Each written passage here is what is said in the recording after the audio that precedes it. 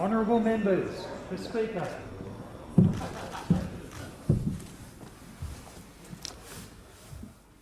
I acknowledge the Ngunnawal and Ngambri peoples who are the traditional custodians of the Canberra area and pay respect to the elders past and present of all Australia's Indigenous peoples.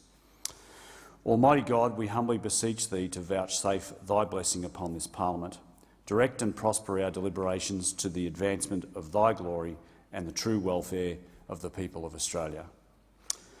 Our Father, who art in heaven, hallowed be Thy name. Thy kingdom come, Thy will be done on earth as it is in heaven. Give us this day our daily bread, and forgive us our trespasses as we forgive those who trespass against us. And lead us not into temptation, but deliver us from evil. For Thine is the kingdom and the power and the glory forever and ever. Amen.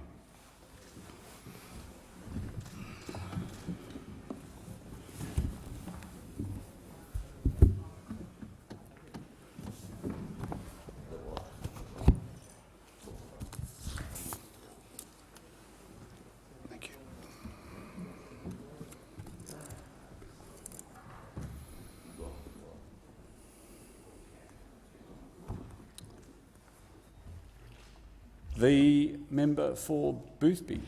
Thank you, Mr Speaker, and I thank you and the Chamber for their indulgence, and good morning, Prime Minister. I wrote two versions of this speech. Thank you, Member for Barker. Here looking after me as always, thank you. And I wouldn't be here without you. I wrote two versions of this speech, and some advice was that the first was a little bit too angry. So, I'm happy to take suggestions as to whether you'd like the angry version or not. But maybe you can buy the book eventually instead. We are a different nation and a different world to when I gave my maiden speech to this place on the 31st of August 2016. I am vastly different too. I rose to give my maiden speech as a person who was a proud Australian, South Australian, Liberal, and the fourth generation of my family to serve our local community in Boothby. Today, I give my valedictory speech not as a person, but as a woman, having been forced time and time again over the past 7 years in this place to confront and defend the fact that I am female. This has been exceptionally challenging for me. Throughout my long and interesting career developing policy in industry associations, as a staff member in politics, as a senior Liberal Party volunteer, and as a deliberately provocative newspaper columnist, at The Age, still not sure how they published me, and then The Advertiser for over 3 years, I was never attacked as a woman. I was never reduced to a woman. As a newspaper columnist, the only vaguely sexist comment was a letter to the editor asking if I was writing for The Advertiser or Dolly magazine. Now, that might be something that my fellow women in the chamber understand because we grew up with Dolly magazine, and perhaps you have to be of a certain vintage to get the reference. And before anyone sort of tries to suggest that perhaps the internet and social media weren't invented when I was writing columns, they were. I'm old, but I'm not quite that old. At The Age and Advertiser, I never had to put up with the repetitive, sickening, sexist and misogynistic abuse and dangerous behaviour that started in the lead-up to the 2019 election and hasn't stopped since. At my lowest point last year, after a series of events in and around this place that you could not dream up if you tried, my whipsy chicks, Jessica Ann Howard and Lani, understand exactly what I mean. It occurred to me that all of these things were happening to me during my time in this place in politics because it's up to me as a woman to try to fix them for all women. So today, I want to suggest a few ways we can fix things for women in public life because, as some other chicks sang after they've been cancelled, I'm not ready to make nice and I'm not ready to back down. First, my first suggestion, the left of politics as a whole need to act. And that action needs to start right in this place with the Leader of the Opposition. Last March, in response to an emotional speech given by me in this place, the Leader of the Opposition told the press gallery and the Australian people that he would act when sexist and misogynist, dangerous behaviour was drawn to his attention. Well, he hasn't, despite the further speeches I've given in this place, the letters I have written to him, and the numerous newspaper reports, especially since last December, when online attacks on me reached a disgusting new low of sexism and misogyny. It's tempting to describe the Leader of the Opposition with a single word, a four-letter word. It begins with L and it ends with R, but that would be unparliamentary, Mr. Speaker, and so I won't. Instead, I call on him again to finally show some leadership on the issue of women's safety in public life, because it's not just me who is copying this behaviour. It's not just me who's being abused by men and some women on the left. It's senior ABC journalists like Lee Sales, Jane Norman, Lisa Miller. It's businesswomen like Sal Grover. I want to be very clear about the sort of behaviour that I'm talking about, Mr. Speaker. Men on the left, some of whom are public figures of influence, have done the following. They've stalked me, suggested I should be strangled, criticised the clothes I wear and the way I look, called me a whiny little bitch repeatedly called me weak, a slut, a dicko, and apologised for the language, and much, much worse over email, online, on YouTube, on Facebook and on Twitter. They've commented that I should be raped, grudge-fucked, that I am doing sexual favours for all my male colleagues, that I should be killed, that I should kill myself, and many, many more things that I will not repeat here. These men have also consistently reminded me that I deserve everything that has happened to me. So, to the left, to Get Up, Labor and the unions, the left-leaning media, you know exactly who you are. You need to finally show some leadership and put a stop to this sort of behaviour by not pretending that you will stop this sort of behaviour because you're on the side of women, allegedly, but by actually stopping the behaviour. They have the power to do so, they have the power to lead, they have the power to stop implying I'm the wrong kind of woman or Senator Holly Hughes is the wrong kind of woman, and that we deserve everything we get because we're Liberals and we stand up for women. If they don't, well, they're not really leaders then, are they? And I say that particularly to the Leader of the Opposition. The second challenge that will allow women in public life to get on with their jobs is social media companies or big tech starting to behave like corporate citizens. I did put some very colourful language in here to describe their approach, but I'm trying to maintain some standards of decency, even if they're not. We know big tech could stop all forms of hateful abuse tomorrow if they wanted to, but we also know that they won't. Just look at their recent evidence to the Select Committee on Social Media and Online Safety, and I again commend the member for Robertson for her incredible leadership of this committee. My submission to the Select Committee documents the abuse they allow on their platforms, and I will have a lot more to say about this later today when I speak on the trolling bill. Now, people like to say that social media is like a sewer. Experiencing the online attacks over multiple platforms, as I have since last December, I think it's more like a festering toxic sewer. But this is where I think the analogy needs to be extended. It's not actually about the sewerage itself so much. It's about the companies that are spreading it. Big tech are the modern-day equivalent of the unregulated, greedy, big business polluters of the Industrial Revolution.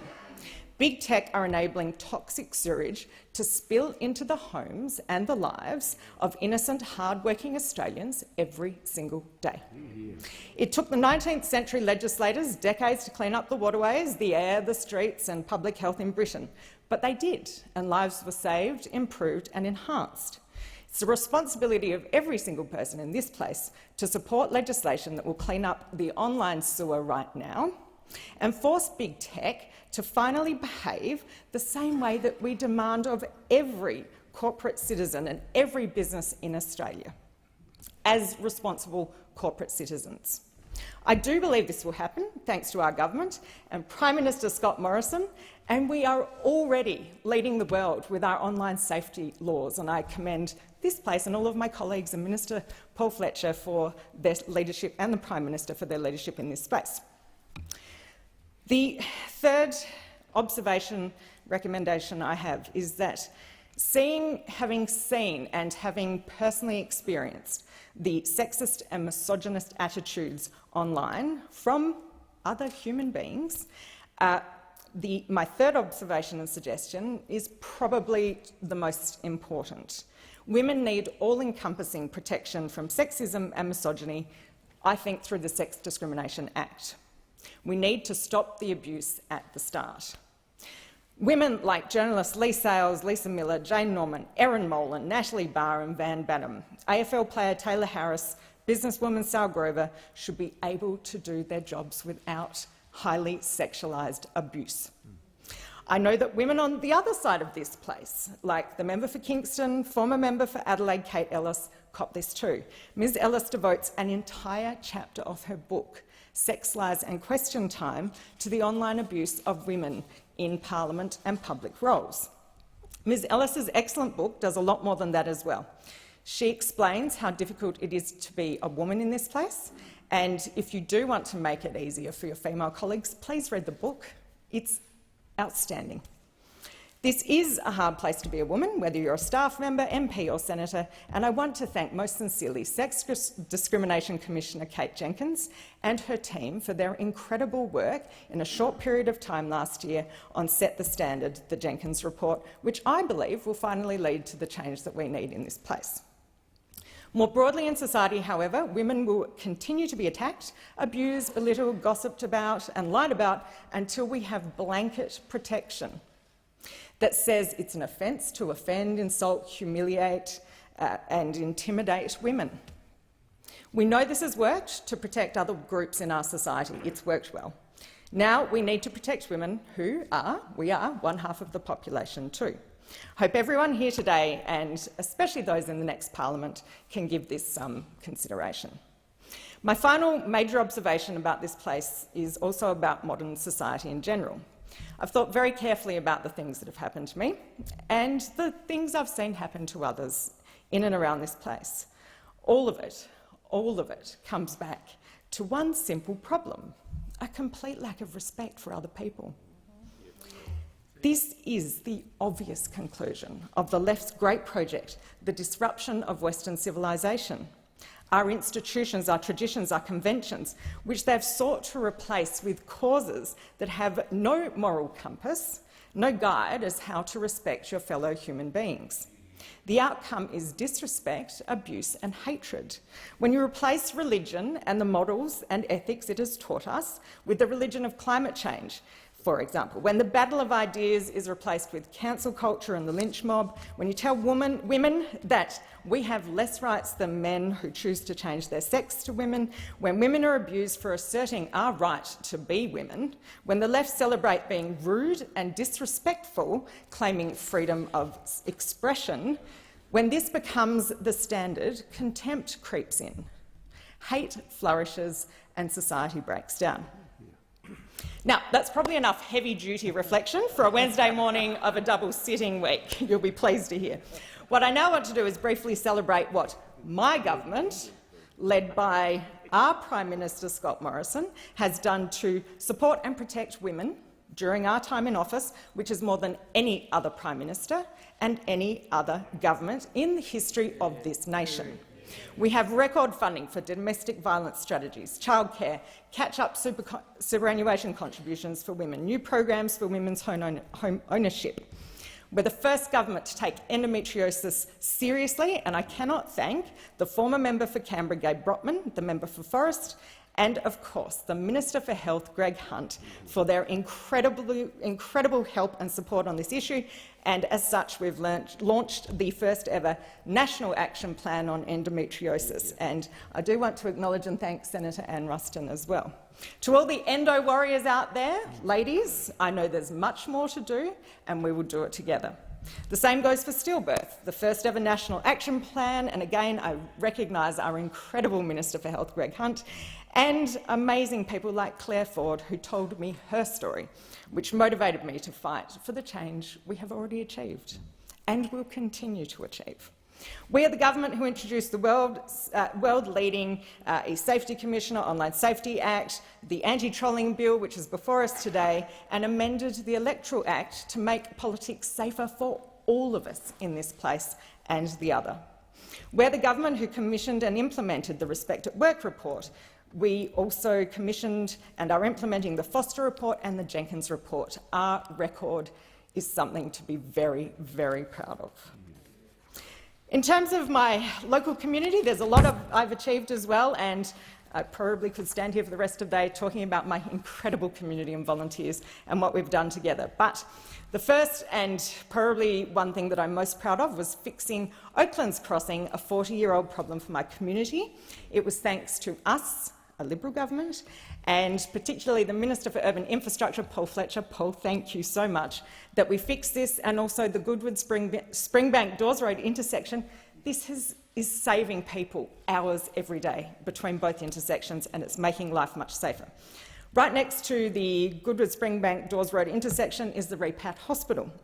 This historic Veterans Hospital, chapel and rehabilitation site is the site that the previous state Labor government cruelly shut down. Thanks to my lobbying, thanks to the Morrison and Marshall Liberal governments, we've reopened it, and the site is once again thriving. I should apologise to the Minister for Health for relentlessly pursuing federal funding for this site. As you can tell, I've been a bit of a serial pest for poor Greg, but he's been very patient. And thanks to the Morrison and Marshall Liberal governments, we now have nation-leading dementia care at the Repat, a brand new brain and spinal unit, rehabilitation unit, and thanks to the immediate past Minister for Veterans, the member for Gippsland, and perhaps some more very persistent lobbying from me, with the support of my incredible veterans community in Boothby, we have one of 6 of the nation's veterans wellbeing units at the Repat.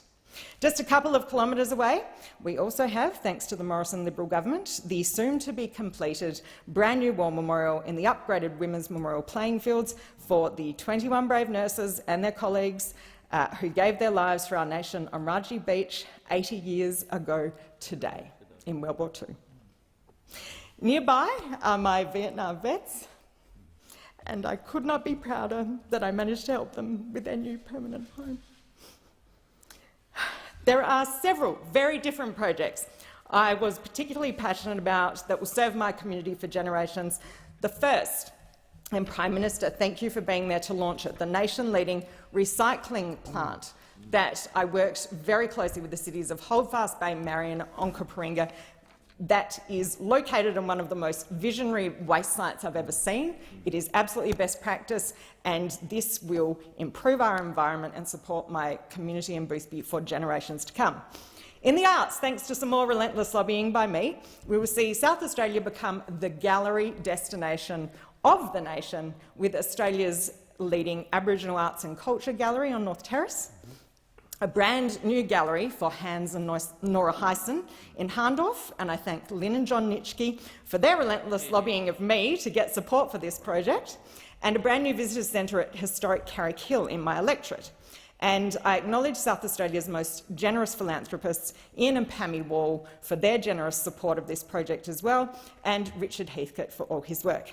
On a very local level, I've worked so closely with my incredible local volunteers at the Sturt CFS group, our 4 surf lifesaving clubs, our local RSLs and veterans groups, Lions and Rotary environmental groups, our First Nations people on sites and volunteers, sports clubs, community groups, mayors and councillors and councillors and council staff, and we have delivered so many upgrades for our local community.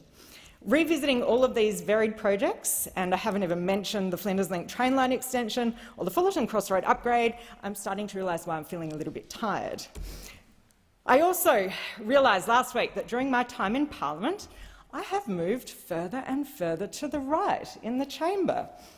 I first sat next to my twin, the member for Robertson, and then right behind the Prime Minister, moved to the right with my wonderful, wonderful whips, Betty, Bert and Rowan, and now find myself here in National Party heartland. Going from good to worse. I've got to say that being a country girl at heart, this is a very comfortable place for me to be. And I want to thank the current Deputy Prime Minister, Barnaby Joyce, the immediate past Deputy Prime Minister, Michael McCormack, for their wonderful support over the years. However, before anyone gets any ideas about a potential defection or future path for me, I'm standing here in double blue today for a reason. I'm a passionate Sturt supporter. Not the seat of Sturt, although I'm very happy to see it in Liberal hands, James, but Sturt Footy Club, and look forward to getting to a lot more games when I achieve my freedom. But more so, I am a Liberal through and through. And I am also a staunch coalitionist, so I am happy to be sitting here with my National Party colleagues. To all my dear friends in the Nats, we can't do it without you, and vice versa, and long may we remain the most successful coalition and parties of government in Australia and the world. Just don't try and re-establish yourselves in South Australia anytime soon, because the member for Barker and Grey and I will stop you at the border. When people ask me why I'm a Liberal, the simplest and easiest answer is because I was born Liberal. I will always continue to do all I can for the party in my voluntary roles, as I've always done, first as the Chairman of Rural and Regional, and I can thank the member for Barker for encouraging me, strongly encouraging me into that position, and now as President of Women's Council, where I'm instilling processes, procedures and traditions that I hope will last for generations. No doubt my dear friend Nick Cater will also start pitching to me to write our 4th edition of Gender and Politics about women in the Liberal Party soon, after the federal election, and I acknowledge the incredible class of 2019, where we achieved 50-50 representation of men and women. Okay, finally, we're almost there. I need to say some specific thank yous. Thank you, of course, to the people of Boothby for giving me this incredible privilege of serving you. I have never worked harder in my life, and we have achieved so much. As I've outlined, thank you. The kindness, generosity, the cards, flowers, emails, gifts that flooded my office when I announced I was retiring were really humbling. To my dear friends and supporters, Honourable Dr Brendan Nelson, Peter Credlin, Peter Jenny, Anna Hurley, Matthew Charmaine and Sue Binns, Tony Franzen, Vicky Franzen, John Lewis, Greg and Marguerite Evans, Nick Cater, Dr Susan Evans, Dr Louise Hull, Dr Jane Woolcock, Dr Graham Trunk, Pembo, David Pemberthy, who, if he hadn't called me and said, "Do you want to tell your story, Nick? I know you had a hard time," I probably never would have. Pembo, Janet Albrechtston, who stand up for women time and time again, thank you.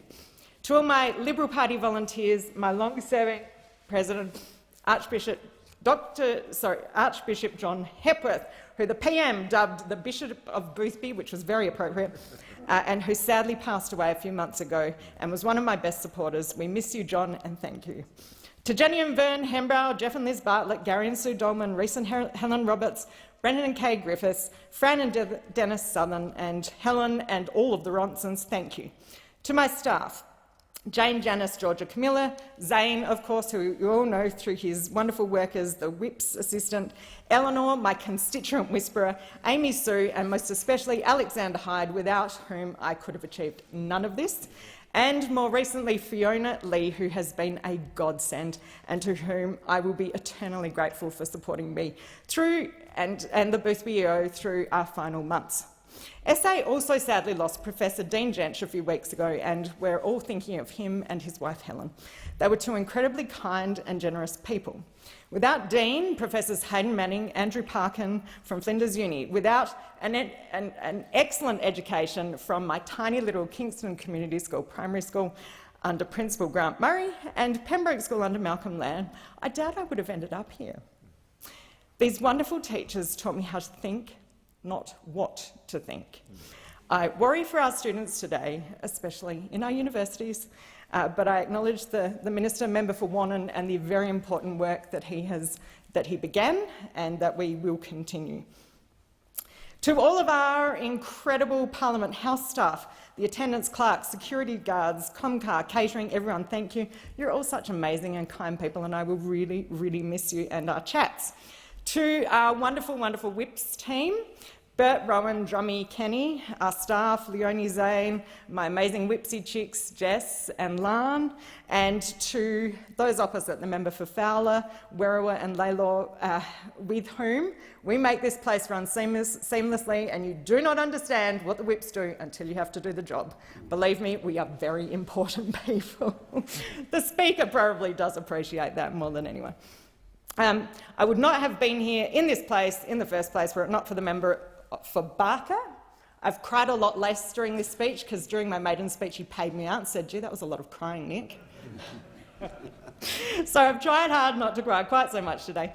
And Tony, thank you for your support, especially during my campaigns. And to everyone from the Barker, FEC, MacKillop, FEC, Mount Gambier, Millicent, Kingston, SE branches, and also to the member for Waite, thank you, couldn't have done this without you. To Senator Alex Antic, who was so kind, supportive and protective during the 2019 campaign, thank you. And congratulations to you and Edwina on the arrival of Oscar.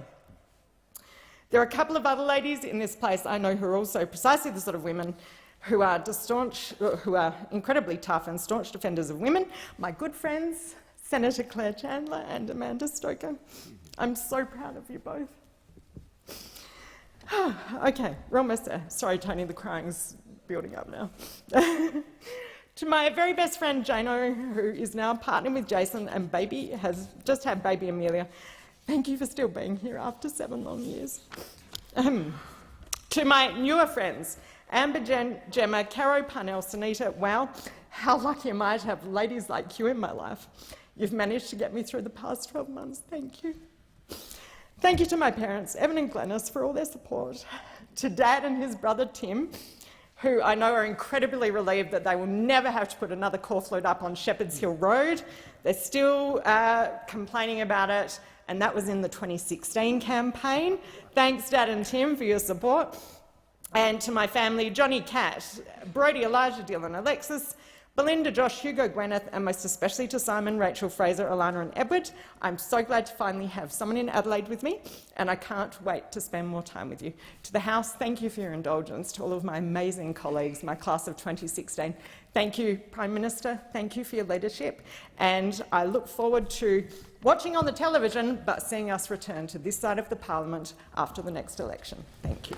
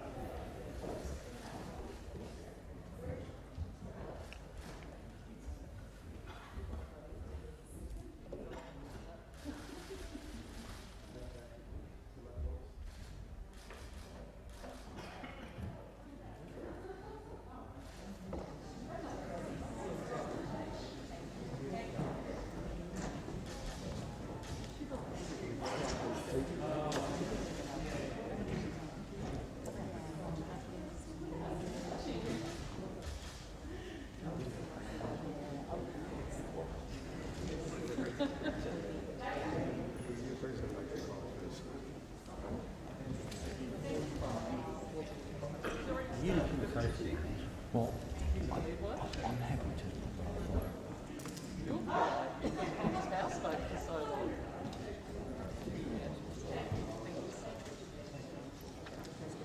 Oh, I'm happy to.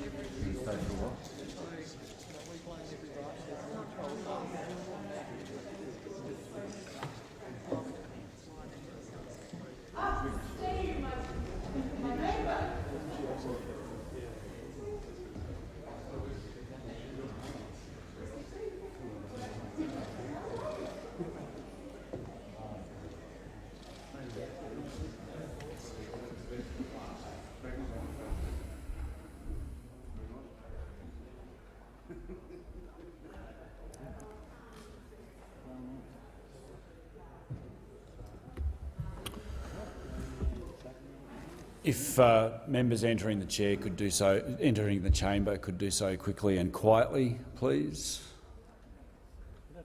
The member for Lingiari. Thank you, Mr Speaker. Firstly, I'd like to acknowledge the traditional owners of this country, the Ngunnawal and the Ngambri people, and traditional owners of where I live in Mbantua country, the Central Arrernte people. Mr Speaker, it's an honour and a great privilege to be here, and it always has been. Just to contextualise what I'm about to say, the Northern Territory first got representation in this parliament 100 years ago in the election of 1922 when Harold Nelson, HG, was elected as a Labor candidate into this parliament. I was first elected in 1987, that's 35 years ago, and have been in the parliament for 32 years. 12 as a member for the Northern Territory and 20 as a member for Lingiari. My good friend in my neighbouring seat is Comrade Gosling, the member for Solomon. Over that period I have been really, really fortunate, and in the context of Labor members of Parliament, extremely fortunate. I've had 15 years in government, 6 years as a parliamentary secretary in the Hawke and Keating years, and 6 years as a minister in the Rudd and Gillard years. But the truth of it is that I wouldn't be here if it weren't for so many others. Yes, I was fortunate enough to be given those opportunities. But it's the good people of the Northern Territory and the Indian Ocean Territories that I owe the most. They are the reason I'm here. And I want to thank them for their ongoing support and friendship. My number one priority since coming to this parliament has been to advocate for and represent them in this place. My number one priority. And just as a reminder, Lingiari is 1.34 million square kilometres. And the Indian Ocean Territories, way off there in the Indian Ocean, they're often forgotten by so many. But they have had the travails and trauma of the Tampa, children overboard, and deaths at sea. My good friends in the Cocos Islands, just such a wonderful community. So it's a very dispersed electorate from the Red Centre, where I live, to the north and the Indian Ocean Territories. It has a wonderfully diverse population, although 42% are Aboriginal people, for whom I am most thankful. The overwhelming support of Aboriginal people has meant I have been here election after election. 11 successful elections, one which I lost. But as an indication, at the last federal election there were 194 mobile polling booths in the Northern Territory. 194. Across those booths I received 80% of the vote. That's an indication and the reason why I'm here. My motivation, well, I should just say, I'm here because I've been so fortunate to be elected. But I actually grew up just down the road in Narrabundah. I never visited this joint when I was a kid. I never had ambitions to be a Member of Parliament. My first visit to the old Parliament House when I was working in the Department of Trade and I was carrying ministerials over to John McEwen's office. That's a while ago. And I'm not the only Snowden ever to seek election. This will be for my mates over there in the rural rump. Sorry, I beg your pardon, to the National Party comrades.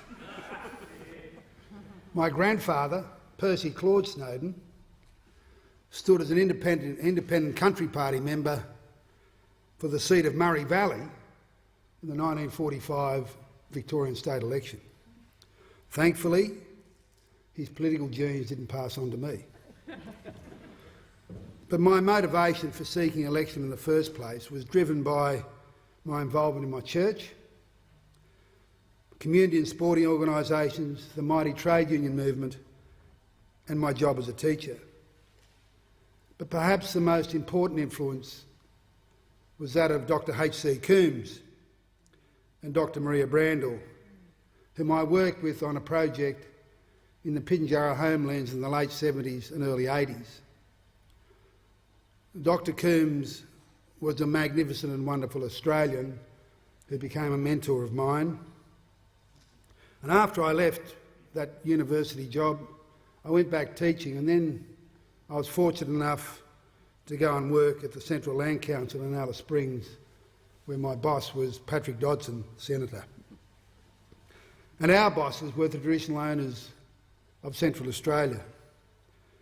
And they taught me such a great deal and motivated me to want to become a member of this parliament.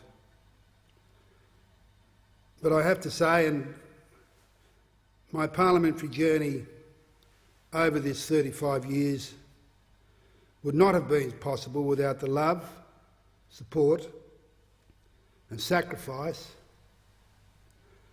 of Elizabeth and our children, Frankie, Tom, Tess and Jack. Elizabeth, my partner now for 40 years, took upon herself the primary responsibility of raising and nurturing our wonderful children and maintaining our household. I simply don't have the words to do you justice, Elizabeth, or that are adequate enough for me to express my love and gratitude. After all, our first child, Frankie, was born a fortnight before the first election. I was on the road in Tennant Creek electioneering, and I rang the midwife this night and said, what's it look like? Is Elizabeth okay? The midwife said, everything's fine, don't worry, don't hurry back. I woke up at about 3 o'clock in the morning and thought, no, that doesn't sound right. And so I woke up the person who was driving me, a good friend, and I said, do you mind going back to Alice Springs? I think there might be something happening. So we arrived in Alice Springs. I turned up to the house in Chewing Street. No one there. I said, God, bugger me dead. What's happened? So I get to the hospital, go to the maternity ward, and there's Frankie with her mum being wheeled out of the birthing suite. So I missed you. I'm sorry. I don't think you've suffered as a result, or at least I hope not. And over the next years, Tom, Tess and Jack came along, and Elizabeth took 12 years out of the paid workforce from her profession as a teacher until young Jack went to school. We're so proud of the four of them. They are wonderful human beings. And I do say that I'm sorry I wasn't around for you. I was home prior to the COVID period. I was only home around 8 nights a month over that 30-odd years journey. And so I missed all those important days, birthdays, school events, all of those things. I also want to thank and acknowledge the sacrifice loyalty and friendship of all those who've supported me over the period. To the members of the Northern Territory Labor Party, my union comrades, the volunteers, all of those who make it possible for us to be here. And I know that all of you understand that you might be the poster boy or girl, but in fact you're only there because of those who are behind you. And I'm ever so grateful. I also want to thank those electorate and ministerial staff that I had the great fortune to work with over many years. They effectively became my second family. Their dedication, friendship, professionalism, loyalty, resilience have been essential for me to be able to carry out my job. My closest comrades were always in my electoral office. And there are two who I'll only mention, Carol Burke and Jack Crosby, two wonderful, wonderful human beings who passed away whilst in the job. They are the truest of comrades, friends, advisors, and of course fearless critics until the end. While I'm giving the thank yous, I'd like to obviously thank all the parliamentary staff, the cleaners, the gym staff, Hansard, security attendants, the clerks, the sergeant's office, Speaker, the nurses, the gardeners, the caterers, the volunteers, the terrific library staff, so vital to what we do, the staff of Aussies, who keep the caffeine up, and of course the Transport Office and the drivers who look after us around Australia, and the airline staff with whom I've become so friendly. I think I spent close to 2 years flying over the period, and I come to know those flight attendants really very, very well. But let's just now talk about the journey. It was a different world in 1987. No mobile phones, no internet. My first office had a computer and a fax machine. I travelled for days around the electorate without any form of communication back to home base. And I recall my first speech down there in the old Parliament House with my mum and dad in the Speaker's Gallery and Elizabeth with Frankie upstairs with a great friend. My first office was in the old Parliament House, a poky little joint on the Senate side, around 9 square metres. Couldn't swing a cat, certainly couldn't have any more than one visitor. And my neighbour at the time, my first neighbour, was John Hewson, who was also elected at that election. So life in the old Parliament House was so far different from what you lucky buggers have got here. Until we arrived here in 1988. There was very scant security. The parliamentary bar was a constant buzz and a meeting place of literally all sorts. But I'd had experience of being in that place for a couple of years prior because with now Patrick, Senator Dodson, we're involved working with the Northern Territory Land Councils and campaigning against changes which the then Hawke government wanted to make over land rights, particularly national land rights. And we were keen to prevent them falling to the trap which had been set by Brian Burke as the Premier of Western Australia, who opposed national land rights. So we were unwilling and campaigned to make sure that no legislation which was passed undermined the existing rights of Aboriginal people in the Northern Territory through the Northern Territory Land Rights Act, and we were successful. Now, over the years, of course, you meet some really wonderful people, and very, very early on, Jerry Hand became a very close friend, along with Nick Balkus, and after the 1990 election, Simon Crean and Darryl Mellom. Over the last 20 years, or thereabouts, I've shared accommodation with now lifelong friends Nick Bolkus for a while, Simon Crane. When Nick retired from this place, we were looking for someone to come and stay, so we auditioned a few. But we interviewed Brendan. He was a successful candidate, poor bugger. That was about the initiation. Yeah, that's right. But that house in Narrabundah has some wonderful memories, and if only the walls could talk. That's right. The dinners, the plotting, the planning, the conniving, the arguments, they all took place there. And some of them had more than a passing impact on events in this place. And at some point, if those walls could talk, you'd hear some stories. Thankfully, you won't hear them from me. Now, the ALP caucus, it's an interesting beast. And over the years there have been some very unique characters, all with a lot to offer. Lively policy debates, leadership ballots, vacancy ballots. I lost one once. Didn't make me happy. A democracy, as my comrade says. And I have to say that over the years it's become a much tamer affair. You need to lift your game.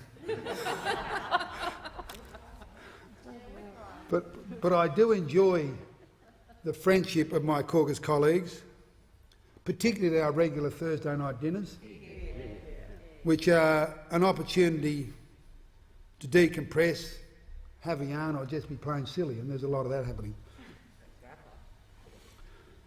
But the one outstanding and positive change that has come to our caucus is the feminisation of our caucus.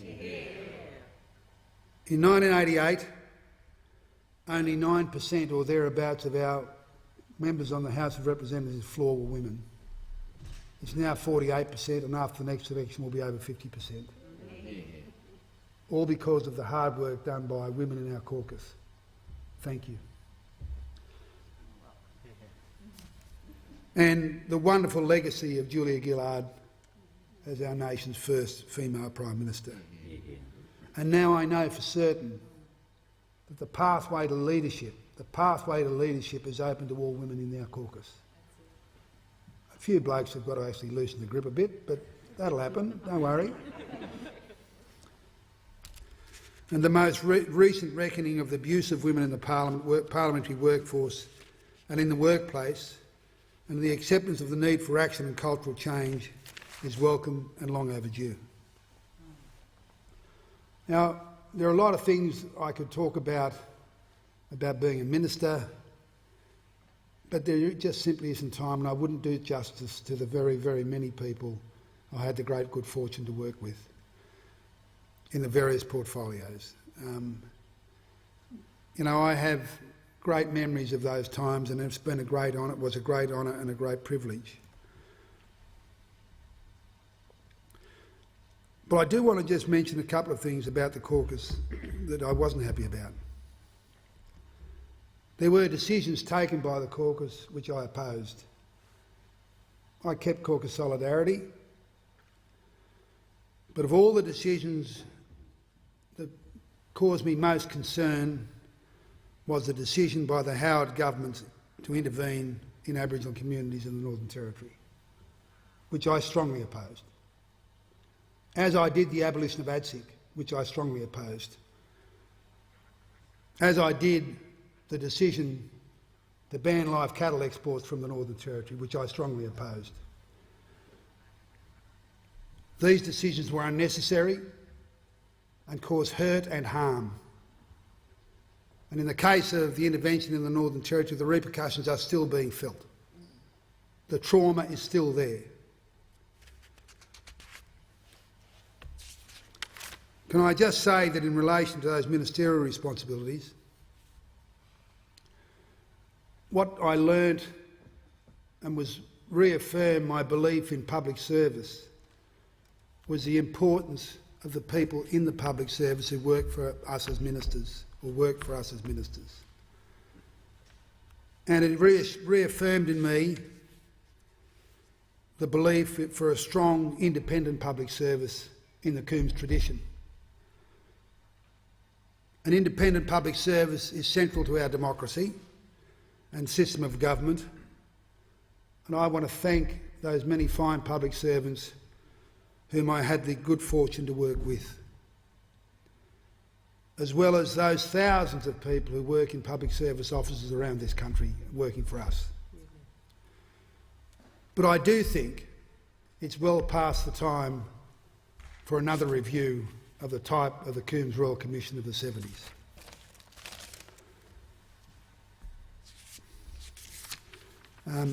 I was going to talk about the Parliament, but I'm aware that time is passing. But I just do want to make the observation that it is such a privilege to be in this Parliament debating, representing the interests of our constituents. There could be no finer job to be done. No finer job. And work as a parliamentarian is the best work, is the best work. And we might throw barbs across the chamber, but the reality is we're all here for a good purpose. We might disagree, but if we do show some respect for one another, as we should, despite the political rhetoric and the barbs that are thrown, we are here for a good purpose. And the people of Australia rely upon us to do that job. I want to just comment on the parliamentary committee process, and I see my Chair of the Aboriginal Affairs Committee, Julian Leeser, is here, and the Chair of the North Australian Committee, Warren Inch, is here. Two committees that I've been involved with for a long time, as well as the Foreign Affairs, Defence and Trade Committee, which I've enjoyed. And I have to say to you that these committees work really, really effectively because of the bipartisan way in which we address the issues and the respect we show to one another and those who appear before us. So I just want to say to people here, and it's just so sad that the recommendations which come from out of those committees are so often shelved, when in fact they should be the guiding light to what happens.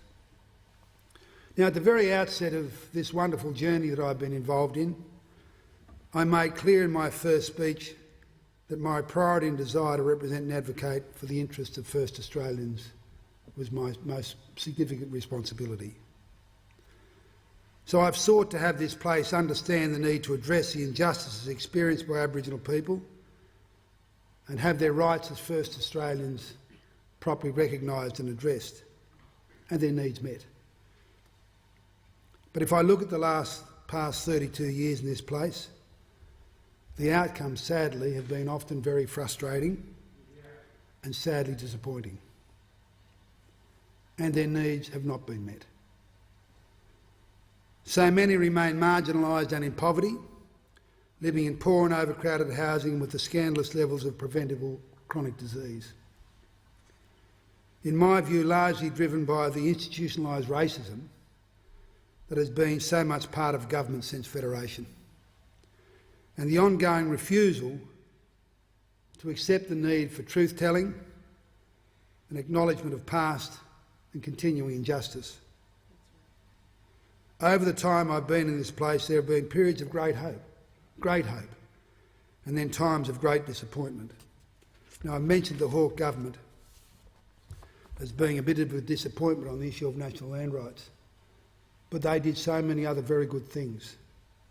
The Barunga Statement and the call for a treaty in June of 1988. Prime Minister Hawke said in a document he signed, and I quote, "We expect and hope and work for the conclusion of such a treaty before the end of the life of this Parliament." Sadly, that was not to be. It was not to be because we couldn't get the support of the then opposition parties. A tangible indication of positive change was the establishment of ATSIC. ATSIC gave First Australians a voice and decision-making responsibilities at a regional and national level. Sadly, it had its demise under the Howard government. A very significant victory and a very important victory for the Jawoyn people of the country adjacent to Kakadu National Park came when the Prime Minister Hawke used his personal authority in Cabinet to prevent mining at Coronation Hill, Gurutba, the home of Bulla. That was in spite of trenchant opposition from sections of the Cabinet and the caucus. I just want to quote from an article by Sid Marr in 2015 in which he quotes Bob Hawke at the time. Mr Hawke said that when the issue came before Cabinet and there was support for the mining proposal, quote, "I was annoyed beyond measure by the attitude of many of my colleagues of their cynical dismissal of the beliefs of the Jawoyn people." He challenged Cabinet that those who opposed the Jawoyn position essentially were saying that traditional owners were talking bullshit. "I think I made probably one of the strongest and bitterest attacks I have ever made on my colleagues in the Cabinet," Mr Hawke said. He said there was no doubt this contributed to his loss of the Prime Ministership by Paul Keating in 1991. Mr Hawke said he attacked the monumental hypocrisy of Cabinet, rejecting the Jawoyn's beliefs about their God, while the same people who denigrated that belief can easily accommodate and embrace the bundle of mysteries which make up their white Christian beliefs. He said that this supercilious supremacist discrimination was abhorrent to everything he held to be important Labor beliefs.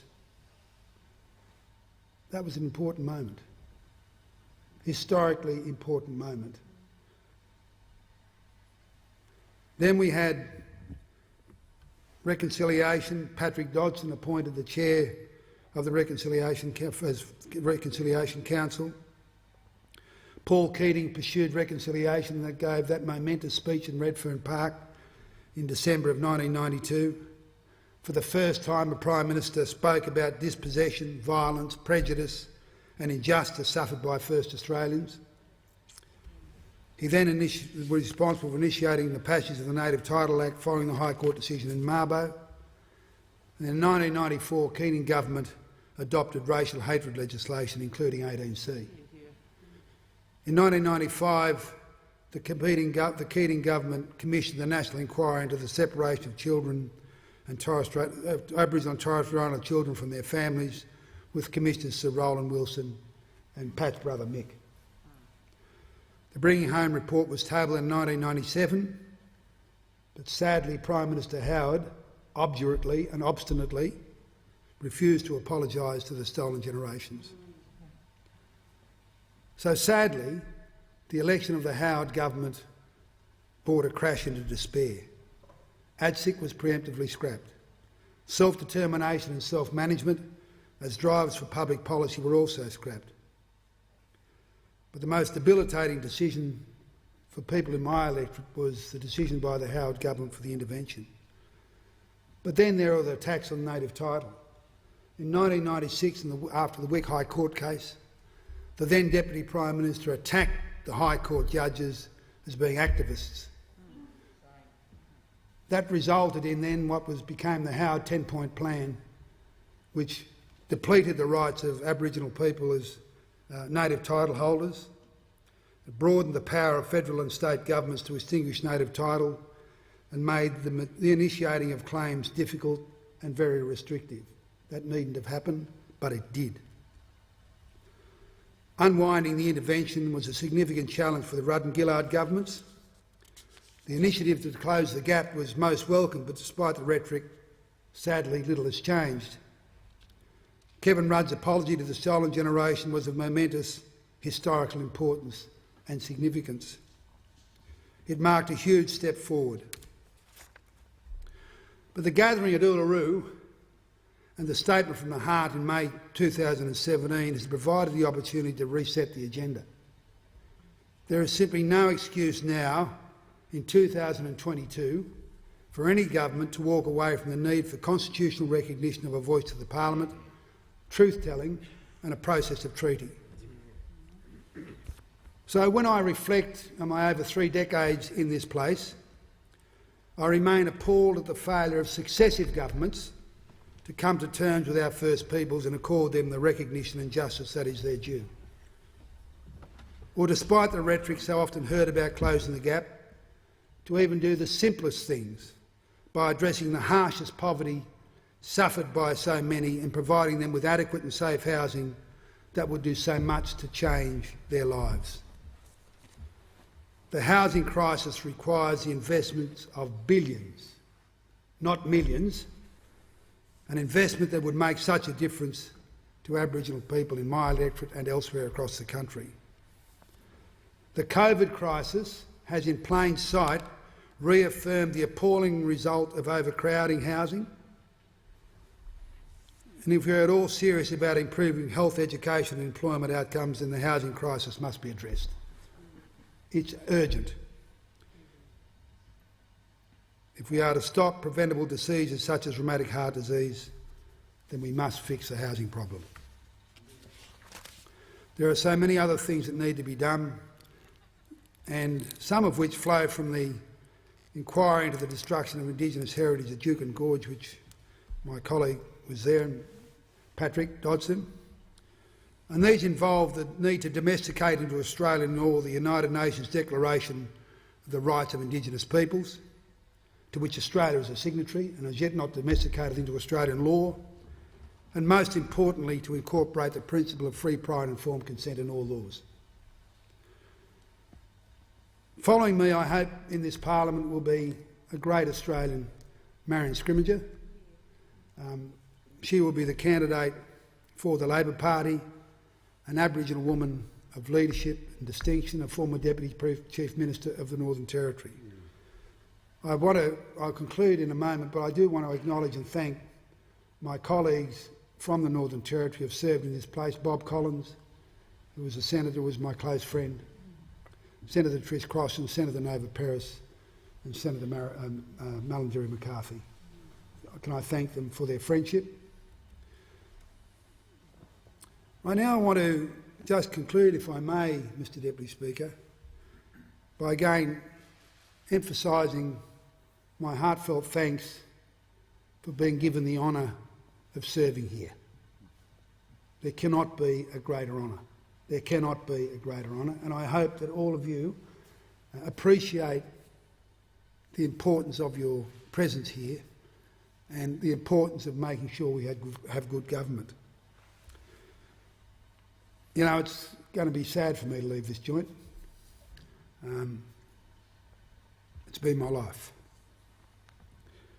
I want to conclude by quoting Patrick Dodson at the National Press Club in 1985. I remember this speech because not only was I working for Patrick at the time, but we had as an editor Mungo McCallum. But I'll just finish by this quote, which I think is as relevant today as it was then.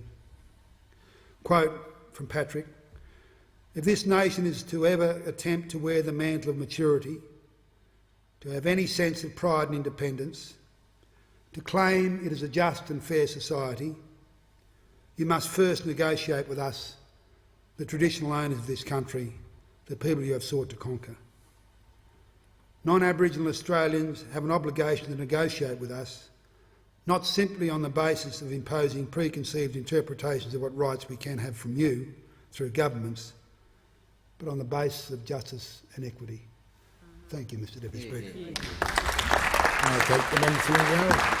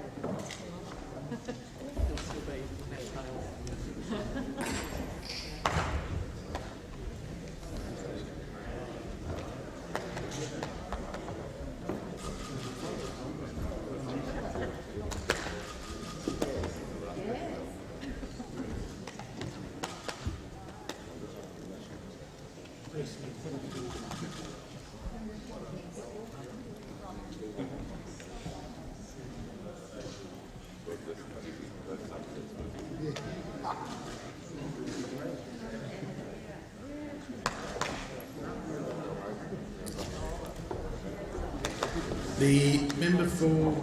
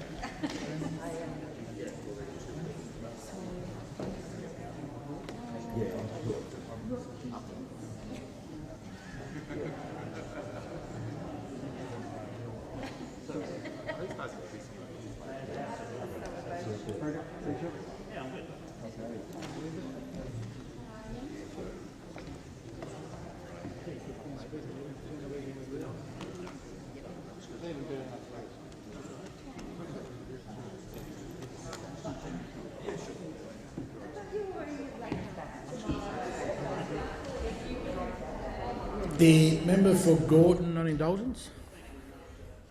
Deputy Speaker, well, I rise to say a few words about the member for Lingiari, my mate, the man with a mo. I'll be very brief, but I think it would be fitting of me to say a few words and reflect upon the remarkable parliamentary career of the member for Lingiari. I mean, it's clear that there was a dedication to public service, more than 3 decades in this place, but a testament to the endurance of the member for Lingiari and his duty to public service, I think, can sometimes be assessed by the fact that out of the 227 members and senators that we have currently, he is the only member of Parliament that sat in the old Parliament House as a member of Parliament. And it's likely, given the estimated time of the election, by the time the election's called, the member for Lingiari will have been the 23rd longest-serving member of the House of Representatives, which, given the fact that there are well over 1,200 House of Representative members, is an extraordinary achievement in that time. And if it wasn't for the fact that he had lost the election in 1996, which unfortunately many of our parliamentary colleagues did, he would be Father of the House, other than the member for Menzies now. The longest-serving member, his spread of parliamentary roles as a member of executive government. He was a member of the Hawke government, Keating government, Gillard government, Rudd government as an executive member. The breadth of his policy went through, of course, to social services, Indigenous rights, employment, health. He had many roles in the area of defence, defence materiel, veterans, defence personnel. As the Shadow Defence Minister, I have the good fortune of seeking his counsel in this portfolio and other portfolios. The true breadth and depth of his experience and expertise as a parliamentarian is almost without parallel, and I just wanted to pay tribute to him. And of course, I've spent 17 years as a co-tenant, and some people would say some people get less for murder. But the fact is, Deputy Speaker, he is a remarkable parliamentarian with an extraordinary history, and he deserves that recognition. I thank the member for Gorton. And I too want to just pay tribute to Wazza. Your guidance and friendship has been sensational, and I don't think La Cantina will ever be the same again. But thanks, brother. The clerk. Government business, notice number 1. Veterans Affairs Legislation Amendment, Enhanced Family Support Bill 2022. The Minister. Deputy Speaker, I present the Veterans Affairs Legislation Amendment, Enhanced Family Support Bill 2022 and the explanatory memorandum.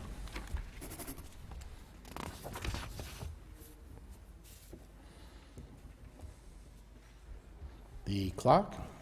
First reading, a bill for an act to amend the law relating to veterans' entitlements and military rehabilitation and compensation and for related purposes. The Minister. I move that this bill be now read a second time. The Minister has a call. Thank you, Deputy Speaker.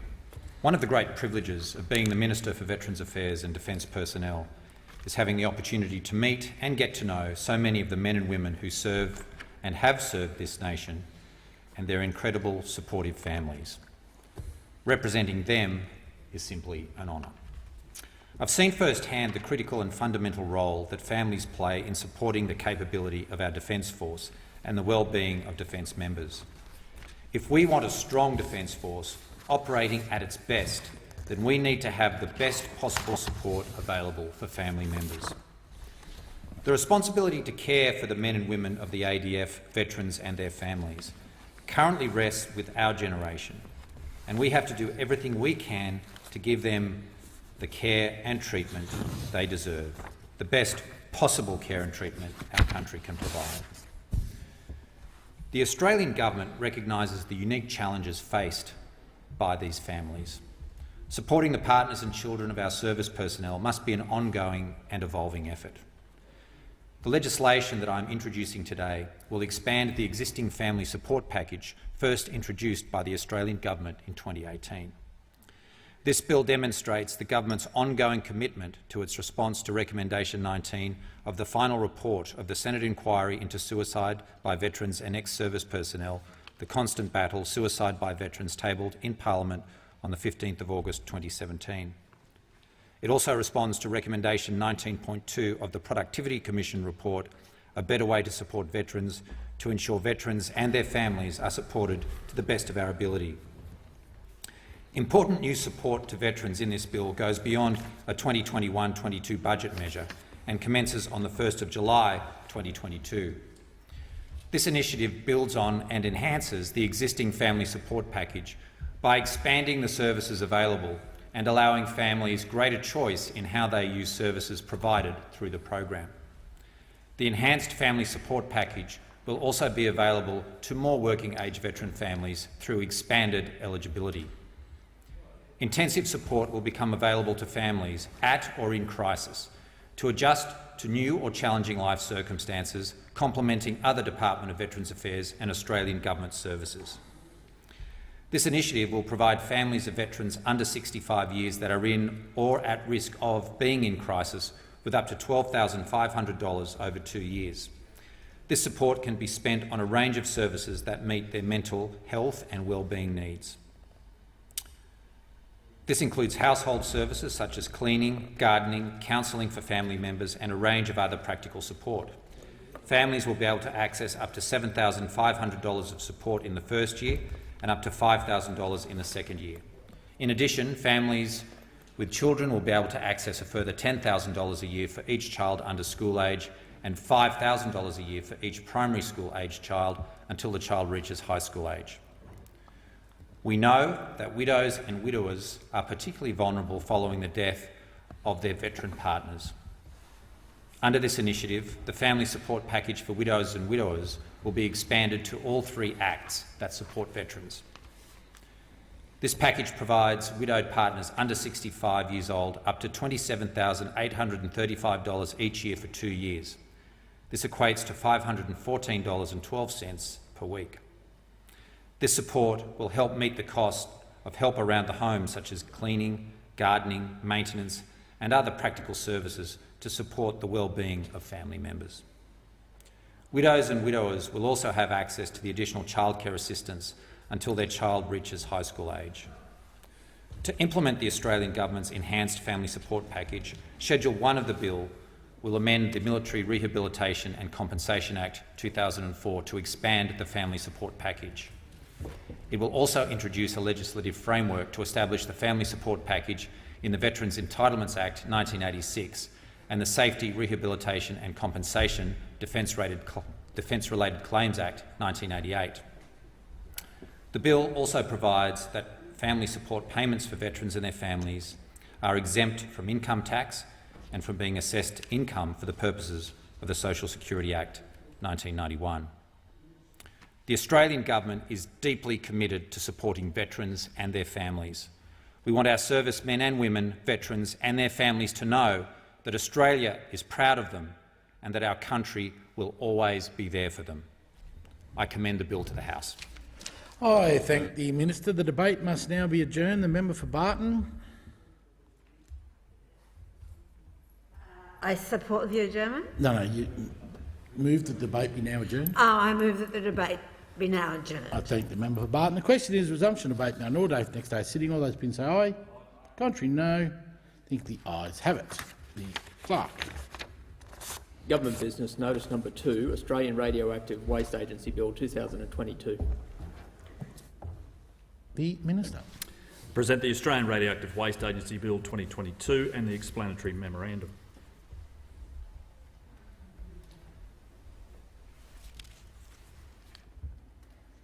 The clerk. First reading, a bill for an act to establish the Australian Radioactive Waste Agency and for related purposes. The Minister. I move that this bill be now read a second time. The Australian Radioactive Waste Agency Bill 2022 gives effect to the government's commitment to transition the Australian Radioactive Waste Agency from a branded function of the Department of Industry, Science, Energy and Resources to a separate, non-corporate Commonwealth entity. Establishing a new agency provides the opportunity to create a fit-for-purpose agency with a clearly defined purpose and scope of work. Radioactive waste is generated by the Commonwealth and other Australian entities and is predominantly a byproduct of nuclear medicine. There are a number of Commonwealth agencies in Australia producing and storing radioactive waste, or that have a role in advising on radiation safety as one of their functions. However, no Commonwealth agency has radioactive waste management as its primary function. Establishing a dedicated, topic-specific agency with highly specialised technical expertise ensures Australia's radioactive waste is managed in accordance with domestic and international conventions. It ensures a committed focus on the continued development of best practice radioactive waste management policy, including research and development of intermediate-level waste solutions. Nuclear industries have long supported Australia's scientific capabilities and enhanced their reputation as a global leader in medical and scientific advances. It is long overdue to establish a dedicated agency that can provide expertise in specialised waste to ensure our scientists and medical researchers will continue vital work enhancing the lives of communities across the world. The new agency will be responsible for all stages of design, construction, licensing applications and operation of the National Radioactive Waste Management Facility. The bill also provides the agency with the functions it needs to manage radioactive waste at the facility. The agency will have specialist technical expertise in the waste management of radioactive material and work with stakeholders, including waste producers, industry, the community and government agencies, to ensure ongoing best practice in the waste management of radioactive material in Australia. The bill establishes the critical office of the Chief Executive Officer, who will lead the Australian Radioactive Waste Agency. The CEO will lead an agency that has operational responsibility for running of the facility, along with strategic responsibility for advice to government and other agencies on material that will become waste. Mr Deputy Speaker, recent advice indicates that every Australian will draw on the benefits of nuclear medicine in their lifetime. Establishing this dedicated agency is an important step to ensuring the waste generated by nuclear medicine is appropriately dealt with for future generations, providing critical security for the industry. This bill continues to demonstrate this government's commitment to improving safety and certainty around waste management of radioactive material in Australia, and I commend the bill to the House. I thank the Minister. The debate must now be adjourned. The member for Barton. I move that the debate be adjourned. I thank the member for Barton. The question is resumption of debate be known all day next day sitting. All those in say aye. Contrary, no. I think the ayes have it. The clerk. A government business notice number 3, Health Insurance Amendment Administrative Actions Bill 2022. The Minister.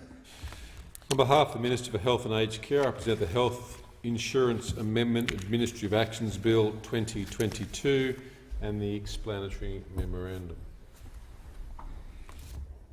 The clerk. First reading, a bill for an act to amend the Health Insurance Act 1973 and for related purposes. The Minister. I move the bill now be read a second time. Mr Deputy Speaker, I'm pleased to introduce the Health Insurance Amendment Administrative Actions Bill 2022. The bill streamlines Medicare administrative processes to reduce the administrative burden on Services Australia.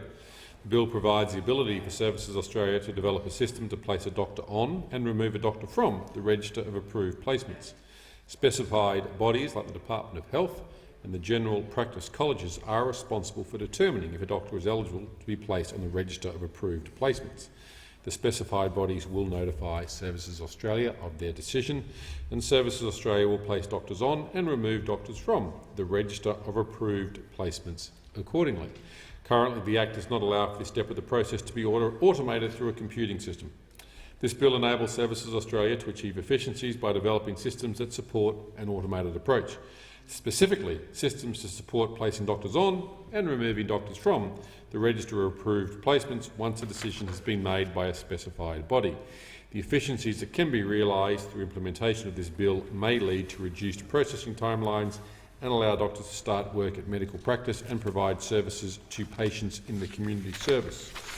And I commend the bill to the House. I thank the Minister. The debate must now be adjourned. The member for Barton. This debate be adjourned. I thank the member for Barton. The question is resumption of debate be made all day for next day sitting. All those opinions say aye. Contrary, no. I think the ayes have it. The clerk. Government Business Notice Number 4, Criminal Code Amendment, Firearms Trafficking Bill 2022. The Minister. On behalf of the Assistant Minister for Customs, Community Safety and Multicultural Affairs, I present the Criminal Code Amendment Firearms Traffic Bill 2022 and the explanatory memorandum. The Clerk. First reading, a bill for an Act to amend the Criminal Code Act 1995 and for related purposes. The Minister. I move the bill now be read a second time. The criminal misuse and trafficking of illegal firearms is a deadly crime and an ongoing threat to the safety of the Australian community. At the 2019 election, the Coalition Government committed to the Australian people to implement tougher criminal penalties for gun-related crime. These reforms fulfil that commitment. We are doing everything in our power to ensure the ongoing safety and security of all Australians. Not only are illegal firearms used regularly to threaten and commit acts of violence, they enable organised crime groups to protect their interests and be more lethal in their activities. One illegal firearm in our community is clearly one too many. The continued supply of firearms, combined with their durability and recirculation throughout the community after having been trafficked, is a growing and serious threat to the safety of our communities. It only takes one illegal firearm in the hands of a person with a malicious intent, whether it be criminal gangs or domestic violence perpetrators, to be of great concern to our community. This bill shows the government's intent towards traffickers and criminal networks. Gun-related crime and violence will not be tolerated. The bill will double the maximum penalty for existing firearms trafficking offences from 10 to 20 years imprisonment under the Criminal Code Act 1995. For those trafficking in large quantities of firearms and firearm parts, the bill introduces aggravated offences to the Criminal Code. These serious crimes would carry a maximum penalty of life imprisonment. The bill will also ensure that offenders cannot use loopholes, such as breaking up trafficking shipments and operations into smaller numbers, to avoid aggravated offences and the resulting higher penalties. As promised at the last election, the bill will also impose a mandatory minimum sentence on these offences of at least 5 years imprisonment, a further reflection on the serious nature of this crime. This will be accompanied by appropriate judicial discretion for cooperation with law enforcement and guilty pleas. The combined effect of these increased penalties and aggravated offences will be to provide a strong deterrent against traffickers, their facilitators and backers in organised crime. Illegal firearms put us all at risk. Any effort to reduce the number of illegal firearms in the community is a positive step forward. The bill appropriately reflects the community's expectations, the serious consequences of gun-related crime and the gravity of the offences. These measures are a further demonstration of the Morrison government's commitment to keeping our community safe and I commend the bill to the House. I thank the Minister. The debate must now be adjourned. The member for Barton. I move that this debate be adjourned. Thank the member for Barton. The question is resumption of debate on order. Next day sitting. All those opinions say aye. Contrary, no. I think the ayes have it. The clerk. A government business, notice number 5, Department of Home Affairs, proposed fit-out of 808 Burke Street, Docklands, Victoria. The Minister. On behalf of the Minister for the Public Service, I move that in accordance with the provisions of the Public Works Committee Act 1969, it is expedient to carry out the following proposed work, which was referred to the Parliamentary Standing Committee on Public Works and on which the committee has duly reported to Parliament. Department of Home Affairs proposed fit-out of 808 Burke Street, Docklands, Victoria. The Department of Home Affairs is proposing fit-out works for new office space at 808 Burke Street. Home Affairs currently occupies 3 buildings in the Melbourne Central Business District and surrounding areas. The leases are due to expire in 2023 with no options to renew.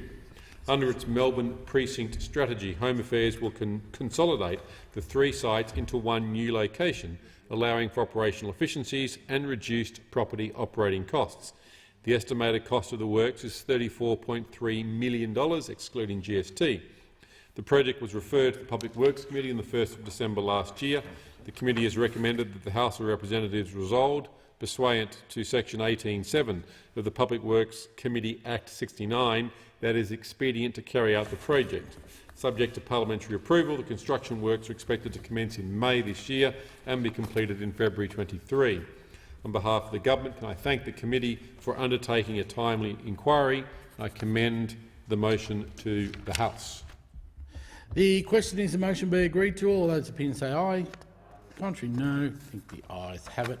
The clerk. Government business, notice number 6, Services Australia, fit-out of new lease premises at 205 North Quay, Brisbane, Queensland. The Minister. On behalf of the Minister for the Public Service, I move that in accordance with the provision of the Public Works Committee Act 1969, it is expedient to carry out the following proposed work, which was referred to the Parliamentary Standing Committee on Public Works and on which the committee has duly reported to Parliament. Services Australia fit out of a new leased premise at 205 North Quay, Brisbane. Services Australia is proposing to undertake fit-out work at the newly leased premises at 205 North Quay, Brisbane, Queensland. Services Australia occupies, or currently occupies, 9 buildings in the Brisbane area, many of which are approaching the end of economic life. Services Australia is proposing to consolidate these sites into fit-for-purpose office accommodation at North Quay, Brisbane. The consolidation of these sites is for office accommodation only and will not involve the relocation of existing shop fronts and services. The estimated cost of the works is $89.4 million, excluding GST. The project was referred to the Public Works Committee on the 1st of December 21. The committee has recommended that the House of Representatives resolve, pursuant to section 18(7) of the Public Works Committee Act 1969, that it is expedient to carry out the project. Subject to parliamentary approval, fit-out works and relocations to the new building are expected to be completed by December 24. On behalf of the government, can I thank the committee for undertaking a timely inquiry, and I commend the motion to the House. The question is the motion be agreed to. All those opinions say aye. Contrary, no. I think the ayes have it. I received a message from the Chief Government Whip nominating Ms Flint to be a member of the Committee of Privileges and Members' Interests. The Minister. I ask leave of the House to move a motion for the appointment of a member to the Committee of Privileges and Members' Interests. Is leave granted? Leave is granted. Thank the member for Barton. The Minister. Thank you, Mr Deputy Speaker. And member for Barton, I move that Ms Flint be appointed a member of the Committee of Privileges and Members' Interests. The question is the motion be agreed to. All those opinions say aye. Contrary, no. I think the ayes have it. The member for Casey. Thank you, Mr Deputy Speaker. On behalf of the Parliamentary Joint Committee on Corporations and Financial Services, I present the committee's report entitled Report on the 2020-2021 Annual Report of Bodies Established under the ASIC Act.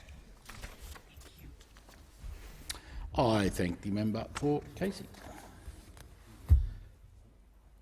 The clerk. Government business, order of the day number 1, Electoral Legislation Amendment, Foreign Influences and Offences Bill 2022, resumption of debate on the second reading. The original question was that this bill be now read a second time. To this, the honourable member for Isaacs has moved an amendment that all words after that be omitted with the view of substituting other words. If it suits the House, I will state the question in the form that the amendment be disagreed to, and I call the member for Barker. So I'm sorry, my understanding was that he'd moved his member, but we needed a seconder. So what have you done? We still need a seconder.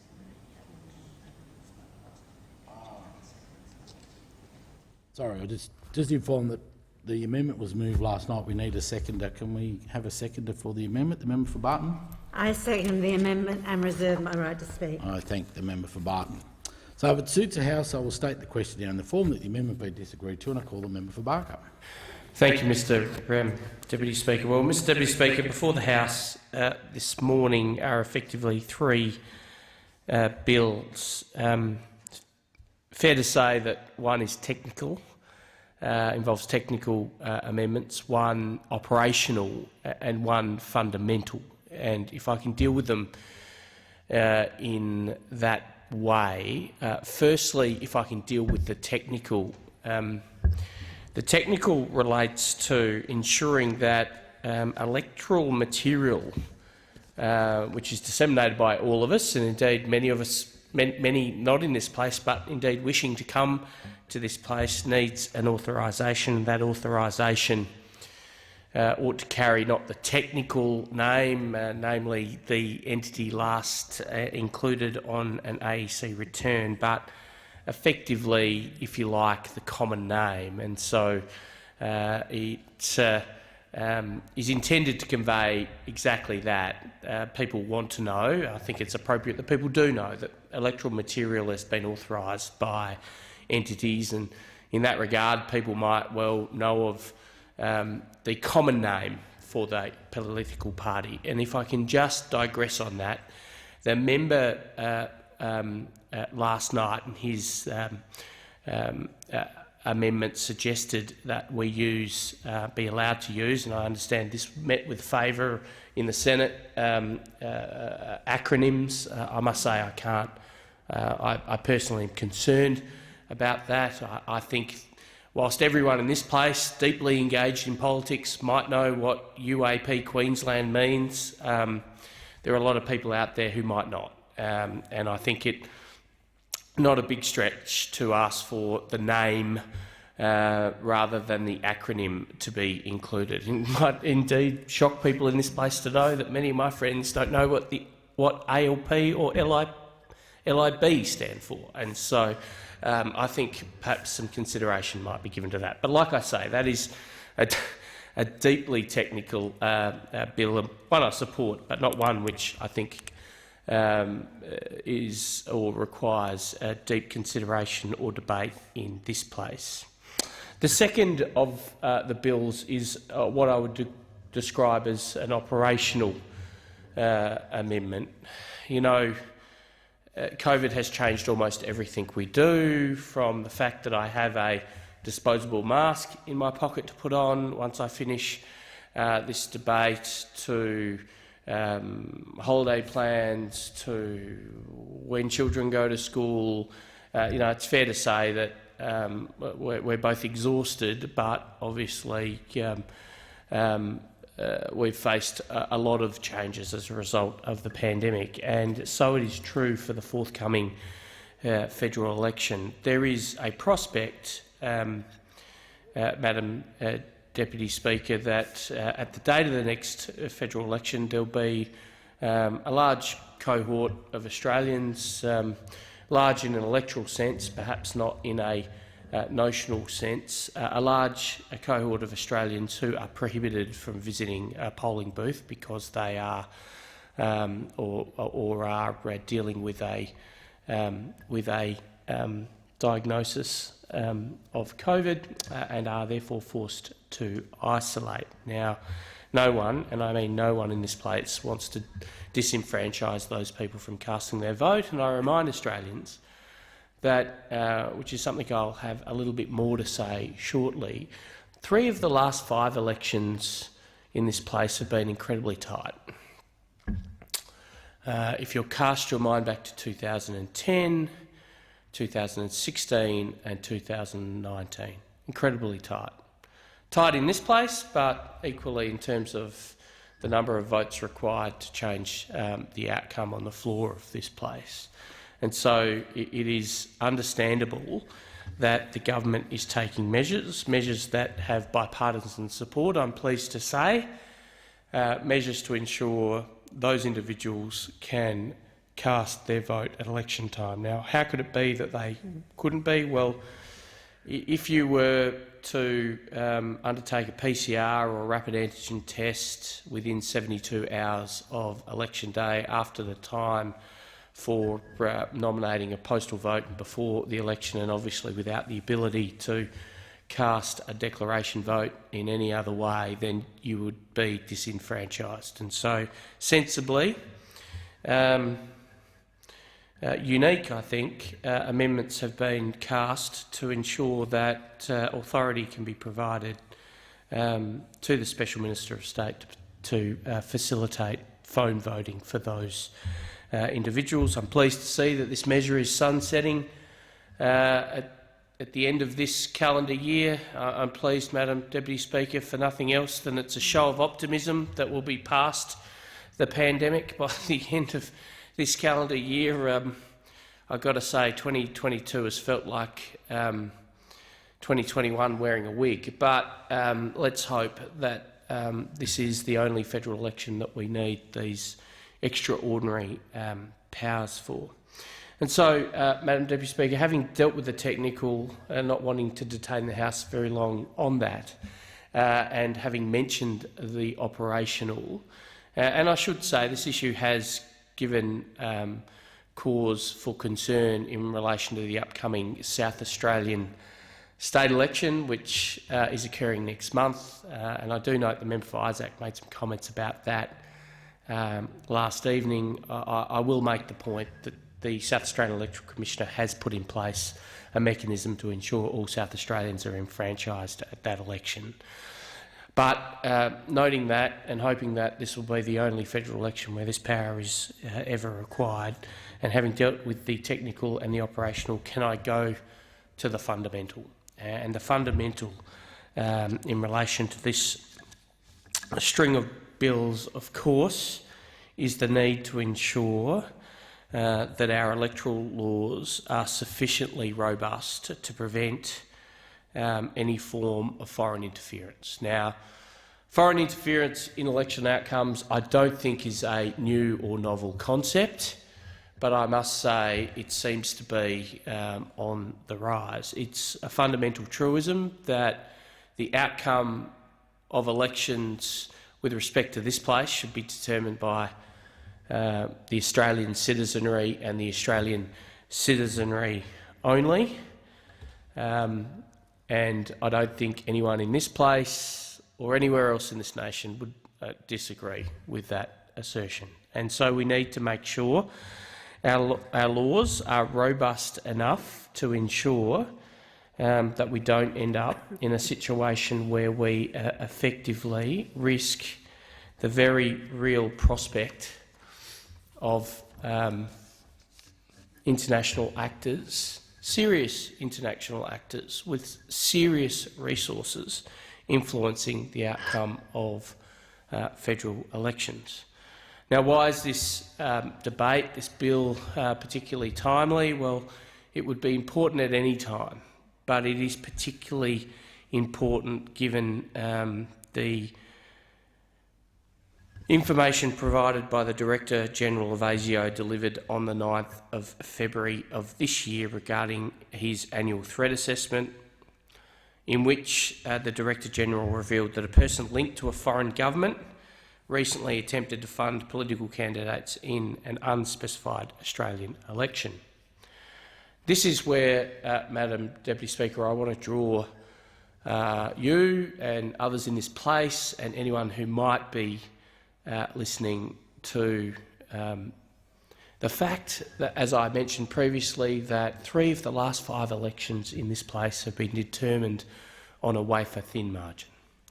I think it's fair to say we can call the 2010 election a dead heat. The 2016 election came down to a handful of votes in the seat of Capricornia, ultimately.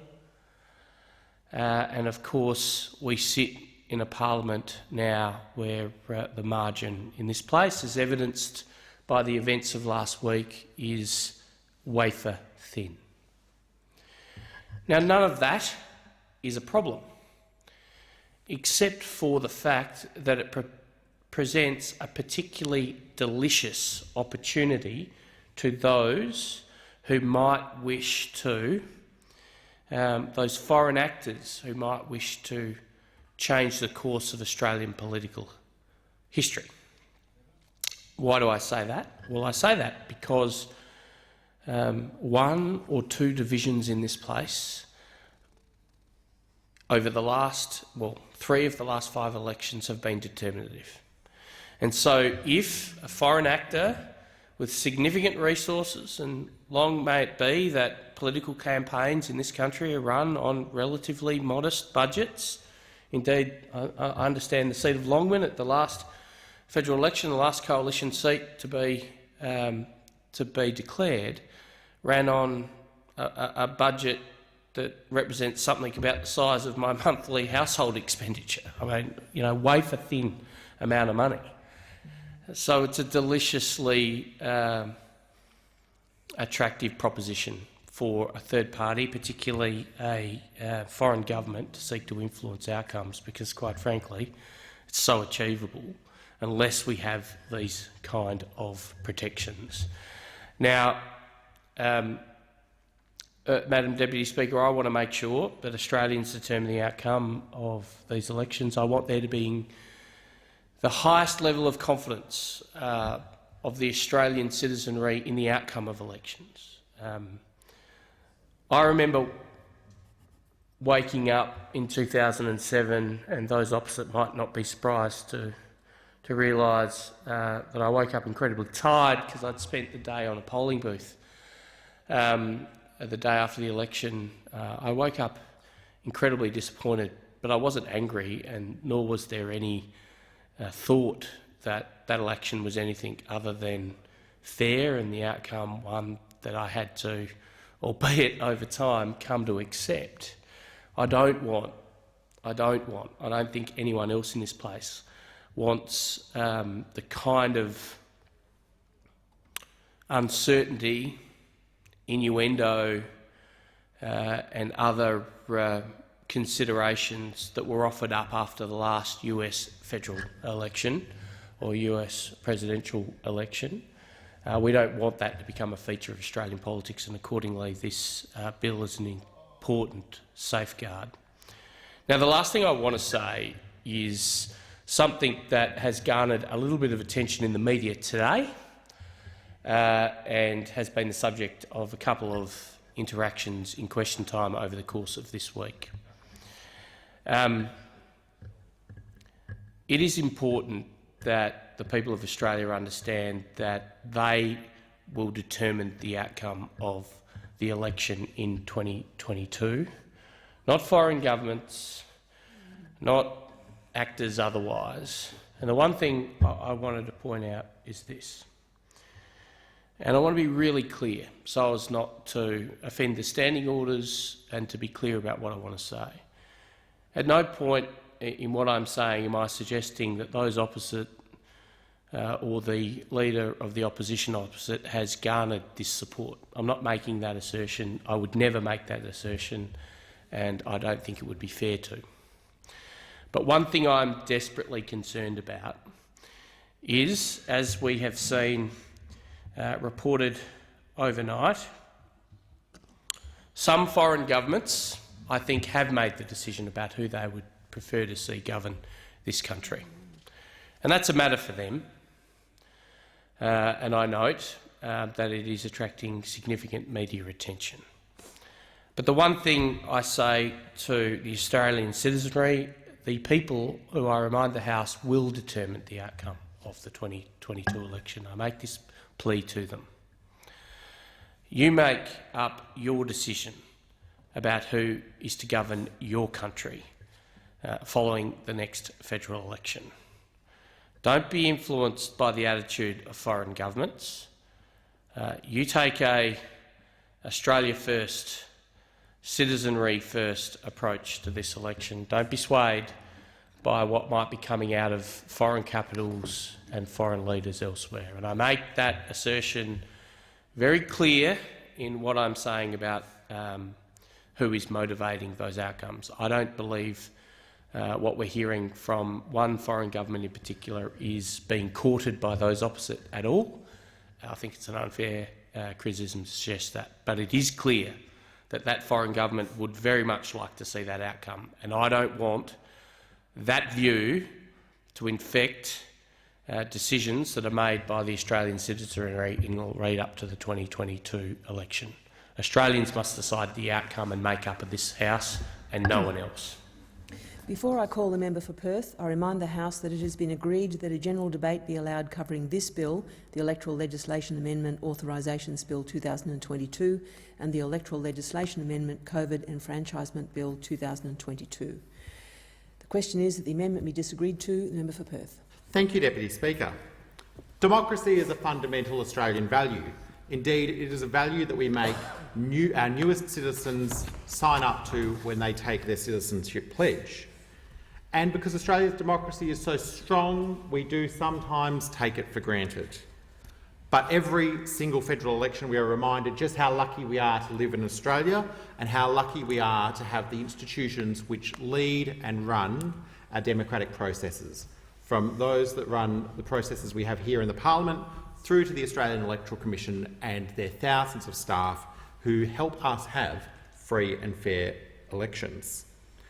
Like many in this place, I've been involved in democratic elections for a long time. And I worry, like many do, about what COVID is doing to our democracy. I have memories of joining my parents at polling booths when I was a primary school student, handing out how to vote, being bored out of my brain, hanging around at Bicton Primary School for hours and hours. But as I got older, I started to enjoy those experiences more and more and more. And it does make me realise that the election we're about to face, not just for policy and other reasons, but because of the particular circumstances of a global pandemic, will be an election like no other. The schools and how they interact. Schools at the moment across the country are telling parents and community members not to come onto school grounds. And we have elections where actually we have thousands of people come onto school grounds, admittedly on a Saturday, but it really is a challenge for all of those school communities. I know a challenge for the school communities in my electorate. We're going to see more and more early voting, which I have experienced where if the early voting location is poorly chosen, can be a real pain for the small businesses that are located next to them. That's before you pile on the challenge of a global pandemic and the potential for infected voters to be attending those voting locations. I worry that voters will be scared of seeing these long socially distanced lines, thinking, oh my God, how many people are in that queue? How long am I going to have to wait to vote? We know that there's the challenges that we've seen around having more postal votes and the logistic challenges that presents. We are all changing the way we communicate with our electors, and we've done that over the last 2 years, but we're going to change that again in the context of an election. Fewer town halls, more outdoor gatherings.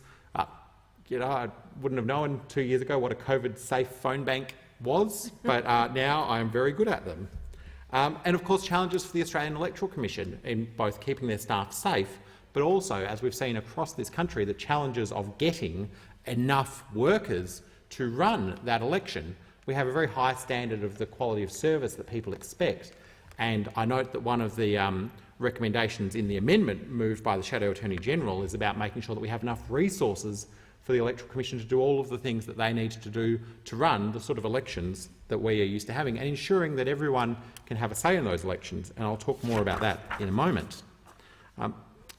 I've worked in elections trying to elect good Labor people across this country, from Brisbane to Melbourne. I helped out in a campaign in Frankston, here in the Australian Capital Territory in a territory election, and I've done a fair few in Western Australia as well. But the most remarkable election experience I've ever had was in 2014 when I went to Afghanistan, to Kabul, to be an election observer for the counting of their presidential election. That was an election like no other. The fights over individual ballot papers and the markings on those ballot papers would make us look too polite in terms of the conversations that we have with our scrutineers on election day. I was lucky to join my friends. They were back then, my friends were known as Luke Gosling and Josh Wilson. They are now known as the member for Fremantle and the member for Solomon on that delegation, doing 3 and a bit weeks of trying to make sure that we helped a country in their transition to democracy. And as we, in this legislation, look at how we strengthen our democracy, it's actually quite heartbreaking to think that there have been democracies that over the last few years have fallen, and indeed Afghanistan and what has happened there to not just their democracy but to the country and the people of Afghanistan is particularly heartbreaking for me and many others in this place. And that's why wherever we can, be it through our aid program or through our leadership in the international community of making sure that we have strong, fair, democratic and open elections, we should do everything we can to strengthen democracy, not just here but everywhere. And one of the challenges that we have, and it's been in the media this week, is the challenge of making sure that we comply with the various laws that are passed in this place to make sure that we do have open elections. I have been a party secretary responsible for filing the forms with the Electoral Commission to make sure that all appropriate matters are disclosed as the Australian people expect, and to ensure that all candidates comply, to make sure that we train volunteers in how they can comply with the relevant electoral laws.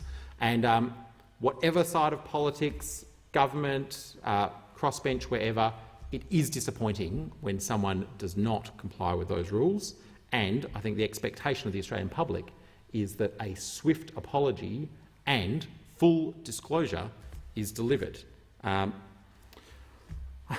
I also think, when I think about the challenges of elections and people putting all of the paperwork and everything, one of the things that scares me most about elections, that's thankfully no longer a challenge I have, but when I was a party secretary, the thing that used to terrify me more than anything was actually lodging candidate nominations. What if a form was wrong? What if you forgot one? What if there wasn't the right number of dollars on the cheque attached to the candidate deposits? And I think that's something that has made people nervous for many, many decades in terms of making sure that people fulfil their obligations. And this week in this place, we pay tribute to another West Australian Party Secretary, Michael Behan, who then went on to an incredibly distinguished career in the other place, in the Senate, but a proud West Australian and a fabulous secretary of the West Australian branch of the great Australian Labor Party. And now if I look at turn to the amendment that has been moved by the Shadow Attorney-General, I think this speaks to really some of the other challenges that need to be addressed in making sure we have that robust democracy. We've seen one particular concern raised by those opposite about foreign interference, a concern I share. There should be no foreign interference in Australian elections. Australian elections should be run by Australian rules, for Australians and decided by Australians. But there are other things we can do to strengthen our democracy. As the amendment notes, we could lower the disclosure threshold. No longer taking $14,500 before a single cent is disclosed. Instead, bring it down to $1,000 and disclose every donation over that $1,000 threshold. Further, let's start talking about real-time disclosure.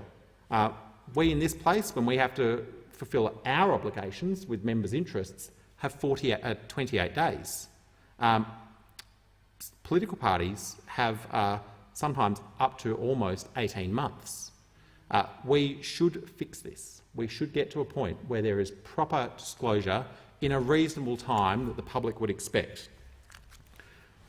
The amendment also recommends that we should provide more resources to the Australian Electoral Commission to increase enrolment and turnout. We know that we still have a problem in Australia where there are by-elections with poor turnout. We know that COVID presents some particular challenges about people feeling comfortable about engaging with their democracy. And we know in my state of Western Australia, we have still, in 2022, a completely unacceptable rate of Indigenous enrolment. First Nations people in Western Australia are enrolled, just 69% of them are understood to be on the electoral roll. That's completely unacceptable. And the only reason that that is the case is because there's not enough resources put into helping people get on the roll, and not just get on the roll, but stay on the roll. And we also can't avoid the fact that the vast bulk of those people who are not on the roll in Western Australia are concentrated in one particular electorate in Durack, which covers the north of Western Australia. This is something that I would call on the minister, himself a Western Australian, himself a former party director in Western Australia, to take further serious action on. Because unless we have every Australian voting, able to vote, fulfilling their obligations to be enrolled and participate in our elections, they are not truly representative of the full spectrum of the Australian people. And it's something that we can find the resources in this place to fix, and we should. And that's one of the reasons I commend and support the amendment. We also need to make sure that people have confidence in their democracy, that they're not being fed all this misinformation and disinformation. There's a lot more that can be done there. Just as there's a lot more that can be done to make sure that when people go to vote, particularly where they're voting for the re-election of a member of the government, they have confidence that those members of the government have been under the oversight of a powerful and independent National Anti-Corruption Commission. If I turn to talk a bit about the Foreign Influences and Offences Bill as part of this debate, I welcome that this is a ban for foreign campaigners, closing a loophole to ensure that foreign entities cannot incur electoral expenditure for the purposes of federal elections in Australia. As other speakers have said, Australian elections are for Australians. In 2018, the Parliament banned foreign governments, citizens and entities from making donations to candidates in federal elections. This was an important measure and had broad support, but we all need to remain vigilant about where other ways that organisations, foreign entities might seek to influence inappropriately our democracy. And what we have seen is that those amendments did not take into account the circumstance where a foreign entity could incur electoral expenditure and communicate electoral matter. This meant that a foreign government or corporation could campaign for a candidate or on an issue in a federal election. And we could all think of the examples. It could be Greensill UK, who have deep connections with the conservative side of politics, both in the UK and here in Australia. It could be Trump Enterprises. And probably one of the few times that I will say anything, at least for all of Clive Palmer's faults, at least most of his companies are based here in Australia. We also need to make sure that we have penalties for those who seek to avoid these laws or circumvent them, and that's why it's good that this legislation has penalties for anti-avoidance measures to close further loopholes. Further, electoral material should be authorised by people here in Australia, and this bill closes that loophole. And what we know is that over the years there have been attempts by foreign actors to undermine our democracy, and all sides of the parliament have been targeted. And with all sides of the parliament having been targeted, it's important that all sides of parliament are vigilant. Labor is committed to ensuring the parliament and our democracy is protected from foreign interference. While the Prime Minister only ever acts on this if it's in his electoral interests, Labor is committed to legislating in the national interest. That's why we welcome that this bill increases the penalty for publishing material that is misleading in relation to the casting of a vote, and gives the Australian Federal Police further powers. If I look at the bill relating to electoral authorisations, this makes some minor but important amendments to make sure that material is authorised. It's important that material that is placed on digital platforms is properly authorised, and that must comply too. And while it allows parties to use a shortened version of their name, I think when we're talking about the names of political parties and what they have done, we can't avoid the fact that the biggest change to a political party from the last election to this election was the change that Clive Palmer made to the registration of his party. It used to be Clive Palmer's United Australia Party, an entirely owned entity of the Clive Palmer machine. Clive Palmer still owns the whole show, runs the whole thing, pulls every single string, but he knew that he needed to take his name off the political party, so he changed it to simply the United Australia Party. But then he couldn't help himself from showing that this is still his machine, still something that he drives every day to help the re-election of the Morrison government. And in doing so, he's come out and announced that he's going to spend the most money ever in an Australian election. $100 million he has announced he's going to spend. And we know, just as he announced after the last election, that is money that he spends because he wants to keep people like his friends, the Minister for Defence, in government. And this huge spending has practically no scrutiny, and a government who doesn't want to scrutinise it. If you want to ask yourself, why don't they want real-time disclosures? Why don't they want to bring the disclosure threshold down to $1,000? I'd say the answer is simply two words: Clive Palmer. The question is that the amendment be disagreed to. I call the member for Sturt. Thank you, Acting Deputy Speaker. I rise to speak in support of the second reading on the three bills that we're debating together this morning. I'd like to start by commending Assistant Minister Morton for the work that he's done on these three matters, but on a whole raft of electoral reform over the last few months. I've spoken on a number of these bills. I'm very proud to serve on the Electoral Matters Committee, and some of the matters that have come before us to be legislated have come from that committee.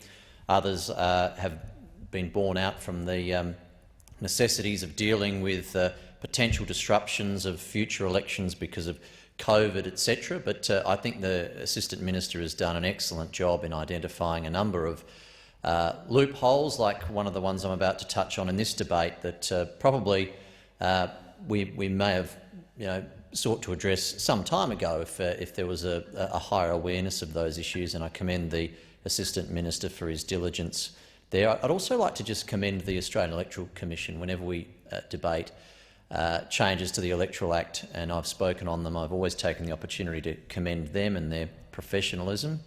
Commissioner Rogers and his entire team, again through serving on electoral matters, we have them in regularly to give evidence to our committee. I think they do a fantastic job, and I've listened to some of the other contributions to this debate, and it's very pleasing to hear the unity of commendation for the integrity of elections that we conduct in this country. Sometimes we don't like the results. That's never because the AEC have ever been questioned from the professionalism and integrity and the due diligence in which they create our elections. I think every election that's ever been held in this country, even though we sometimes do and don't like the results, no one has ever suggested that the actual conduct of the election, the counting of the votes and the returning of the results was anything but to the highest standards, and that reflects very well on the AEC, and I know that they're regarded internationally very highly as well. And so, as we always seek to reform our electoral laws, we're very lucky to know that whatever changes we make, they're going to be implemented effectively, efficiently, and with exceptional impartiality by our Electoral Commission, and we're very lucky to not have any concerns about that. There are three elements to this. There are three bills that we're debating together, and they're all examples of why it's important to continuously update our electoral laws and always look for opportunities to ensure that as technology changes and moves forward, as different tactics may or may not be used in election campaigns, that we're always learning about ways to keep robust defences and protections in place for our democracy, so that the Australian people decide who their government is, and that no one other than the Australian people can influence that, and that when we are out there on the battlefield, the democracy is, it's important that we argue forcefully and that we have these debates about where we want to take the future of our country, and it's healthy that we scrutinise each other, but it's also important that there are some fundamental rules in place so that we're always having fair fights. And even though sometimes we might not like what the other side has to say about a policy that we've got, it's fair enough, and it's part of free speech that they can make criticisms based on their judgment of what we're doing, and we get to do the same in return. That's fair, but we don't want anything unfair, and we don't want any unfair influence. There's three elements that all speakers have mentioned, so I'll just again do the same and perhaps deal with them in three contributions. The first is spectacularly obvious and sensible, and I note that everyone has spoken in favour of it, which is simplifying the authorisation requirements that we have for political materials, political advertisements. My whole life, I'm sure for most of the time since Federation, we've had these requirements that when you've got something to say in an election campaign, you've got to take responsibility for it. You've got to say, hey, look, you know, this billboard or this slogan or this advertisement, this pamphlet that's being handed out, in more recent times television, radio commercials, now of course social media, the digital world, etc., phone calls, text messages. There's a requirement that if someone's saying something in our democracy and seeking to influence the outcome of an election, that they have to identify that they have authored the message and they have to take responsibility for it, so that if, for example, there was something that breached the Electoral Act or something that was defamatory or something that breached other laws in any way, shape or form, that there was a person that was held responsible for that. With political parties, that tends to be our campaign directors. The independents are a bit more opaque, and we've had to look more closely at them in recent times to make sure they comply with the same rules that we do as political parties. But nonetheless, if something is put out to influence an election, to spruik for a candidate, to attack another candidate, etc., that needs to be authorised, and you have to know that if someone's said the wrong thing in an advertisement, they can be found and held to account for that, most often by the Electoral Commissioner, but sometimes potentially through the courts.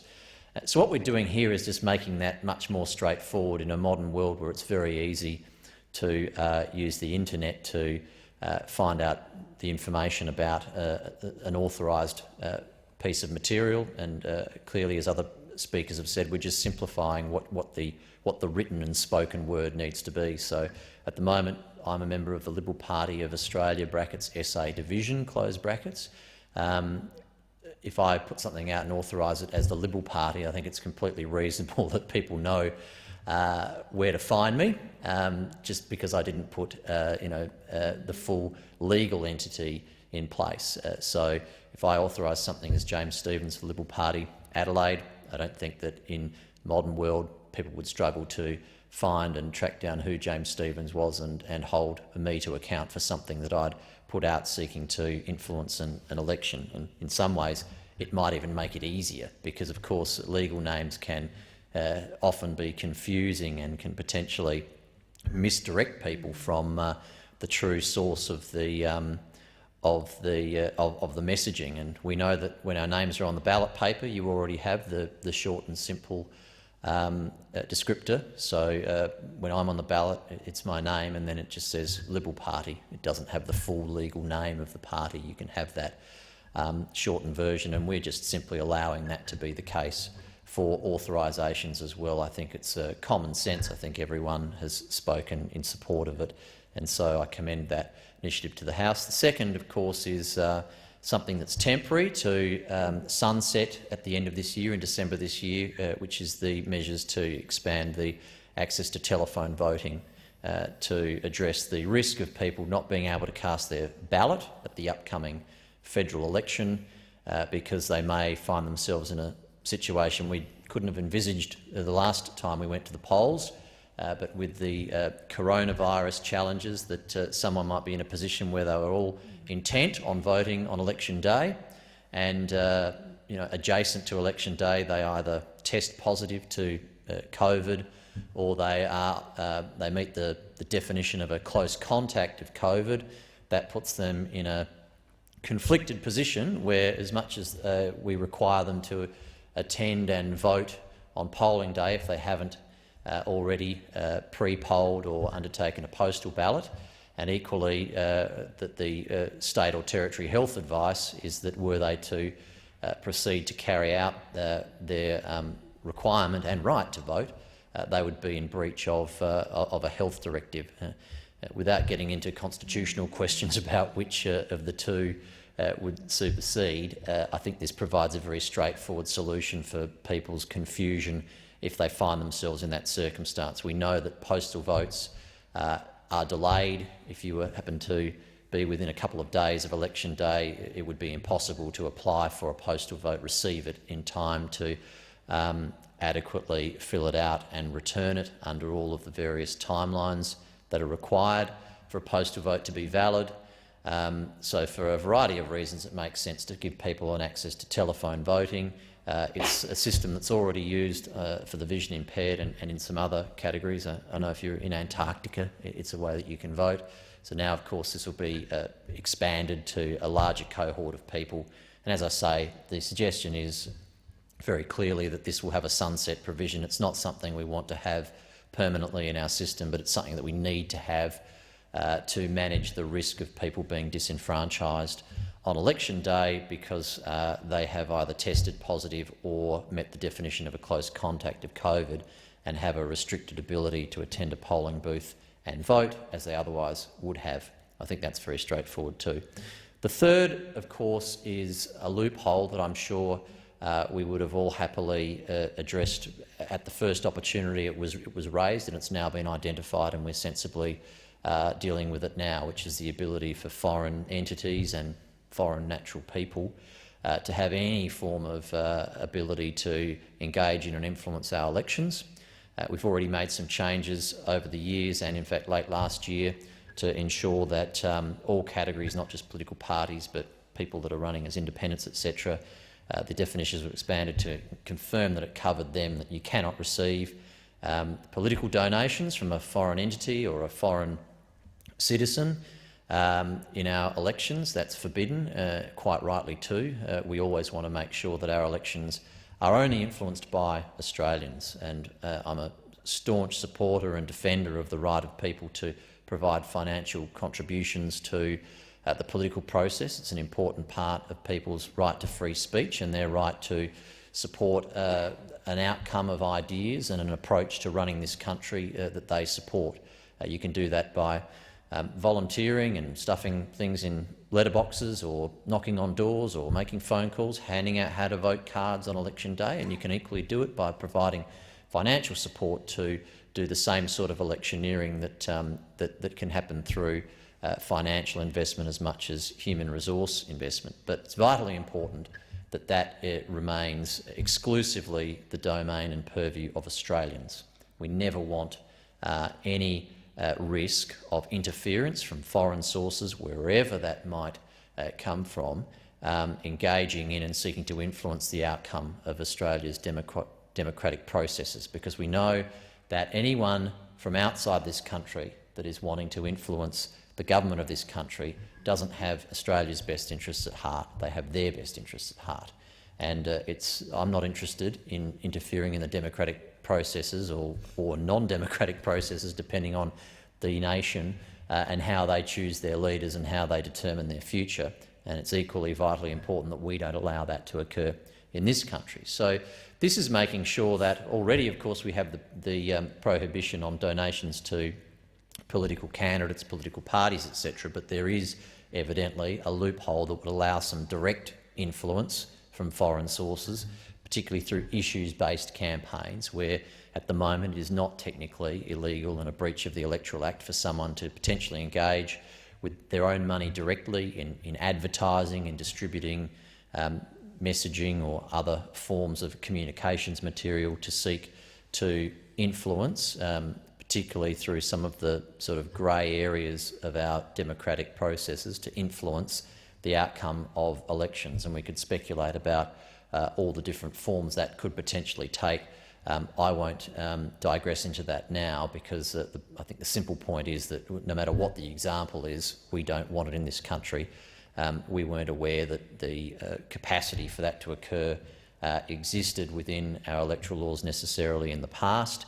But now that we are, we're taking the opportunity to rectify that or provide an enhanced set of protections so that any avenue whatsoever for foreign interference in elections, in perpetuity into the future, will be very clearly a breach of the Electoral Act, a crime in this nation, and that serves to protect our democracy from that influence. I think just in finishing, it's a reminder of how vital it is that every term of parliament we look to opportunities to keep improving the robustness of our democracy. I may or may not have the honour to serve in this chamber in the next term of parliament. We are in the last few sitting weeks of this. This may well be the last suite of electoral amendments that pass through this parliament. But whomever is serving in the next parliament, it is vital that we're always reviewing and looking at the most recent election, as the Electoral Matters Committee does after every election, that we look for how new technologies and new avenues to influence and seek to communicate political messaging and political persuasive material occurs. We know that technology and other things are always going to continue to provide new risk points for that, and we've just got to make sure we're always just as robust in responding. I think we've done that in this term with a whole range of measures that have been legislated through this parliament. I know that we're doing everything to ensure that the upcoming election is going to be just, if not the most robust we've ever had, and it's this sort of reform that makes sure everyone in this chamber is legitimately here, legitimately representing the people of Australia and making decisions in our best interests. I commend the bill to the House. The question is that the amendment be disagreed to. I call the member for Oxley. Thank you, Deputy Speaker. I rise to enter the debate on the Electoral Legislation Amendment Foreign Influences Offences Bill 2022 and also to strongly support the second reading amendment moved by the member for Isaacs, which I will come to a little later in my remarks.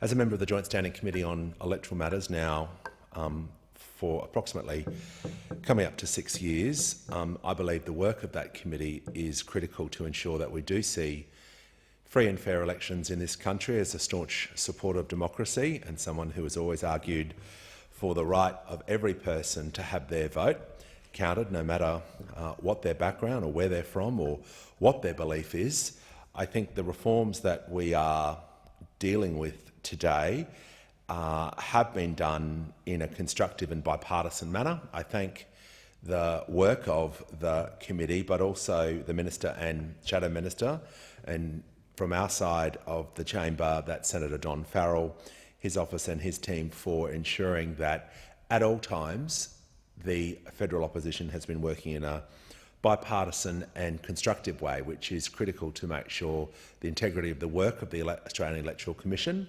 I want to start my remarks by thanking the Commissioner and his leadership team, but also the frontline workers of the Australian Electoral Commission who have diligently been going about their work to ensure that the next general election in Australia will be held with the fairest and clearest intentions, but the work that they do cannot be underestimated to ensure that our elections are free and fair in this country. And I thank them for their impartiality, their independence, but also their hard work. To all the AEC staff, particularly who've been doing the work in preparation for an election which will be different like no others, perhaps a once-in-a-generation election under the spectre of COVID and dealing with the fallout of COVID. And I thank them for their hard work, and I know in anticipation, Madam Deputy Speaker, for the work that they will do in a matter of months. These measures make a number of changes to our electoral laws to ensure the effective functioning of our democracy. In summary, we are introducing an electoral expenditure ban for foreign campaigners, increasing penalties for publishing material that is misleading, simplifying authorisations for electoral material, and ensuring that COVID-19 affected communities are given the opportunity to vote.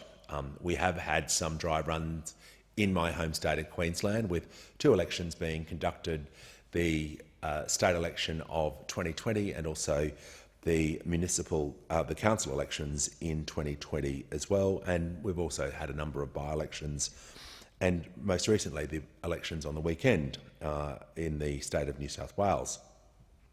So the first of these measures serves to close a loophole, ensuring that foreign entities cannot incur electoral expenditure for the purposes of federal elections and referenda.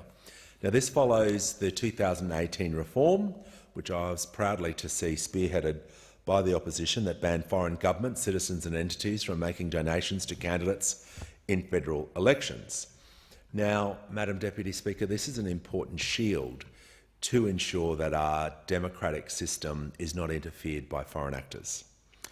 However, those amendments did not account for circumstances where a foreign entity could incur electoral expenses and make political communications. In effect, in short term, this left our democracy open to foreign actors campaigning on behalf of a candidate or an issue during an election period. Now, this is an election loophole that clearly needs to be closed, and that is exactly what this bill will do. Foreign entities will be prevented from incurring electoral expenditure of $1,000 or engaging in fundraising for this purpose. There will be penalties for non-compliance and avoidance similar to those that apply to ban on foreign donations. Additionally, this bill bans foreign actors from authorising electoral material. So what does this mean? This means the Australian elections can only be influenced by communications from people or entities associated with our nation. We know that Australia has been subject to international attempts to undermine democracy. I think that's a fairly open statement, with foreign actors targeting all sides of politics to advance their personal agenda. I want to make it clear, myself and everyone in this chamber is absolutely committed to ensuring that our Australian democratic system is shielded from foreign interference. This is a commitment that transcends personal political motivations and highlights just how seriously we all must take Australia's national interest and security. And there obviously has been some debate. This is the dying days of this term. We're seeing a government using a whole range of, I guess, dry-run messaging that they're trying. We've seen it this week in question time and last week. Now, I want to be very clear, Madam Deputy Speaker. Not only does politicising Australia's national security pose very real risk, in my opinion, it just reeks of desperation. And while I guess we've seen the term national security being bandied around by a government pretty much accepted running out of steam, trying to convince the Australian public to enter in its second decade of office, I don't think the Australian people need that sort of debate, and I don't think it is warranted in any way, shape or form. And while the Prime Minister seems to be talking about national security and the interference of foreign actors, that seems to be about the Prime Minister's political interest.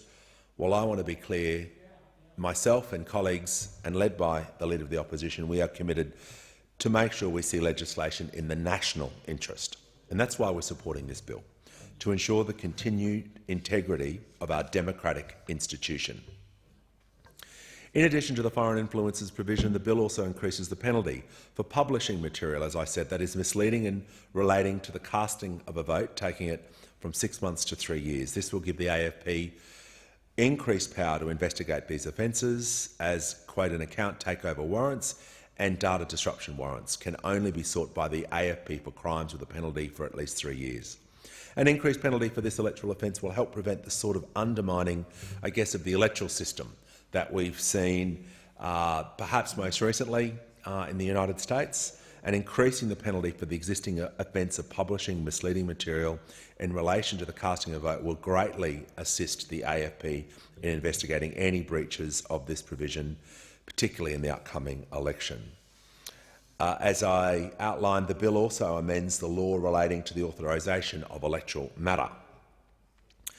Electoral matter or materials that is intended to influence how someone votes in the election must be properly authorised, and this bill introduces measures that will allow a party to use a shortened version of their registered name. This means that names of state branches will not need to be included and extraneous words may be omitted. Additionally, if the name includes the words Australia or has of Australia at the end of the name, those words will be able to be omitted from the authorisation line. I'm happy to see, Madam Deputy Speaker, in the Senate, Labor successfully moved an amendment to allow a party to use their registered abbreviation, in our case on this side of the chamber, ALP. The changes in the bill will simplify and shorten the authorisation line, which will assist where the authorisation is spoken, obviously in video messages, electronic or television commercials. This will allow more broadcast time to be taken up with the message rather than the authorisation line. And as someone over the years who was regularly authorising television ads.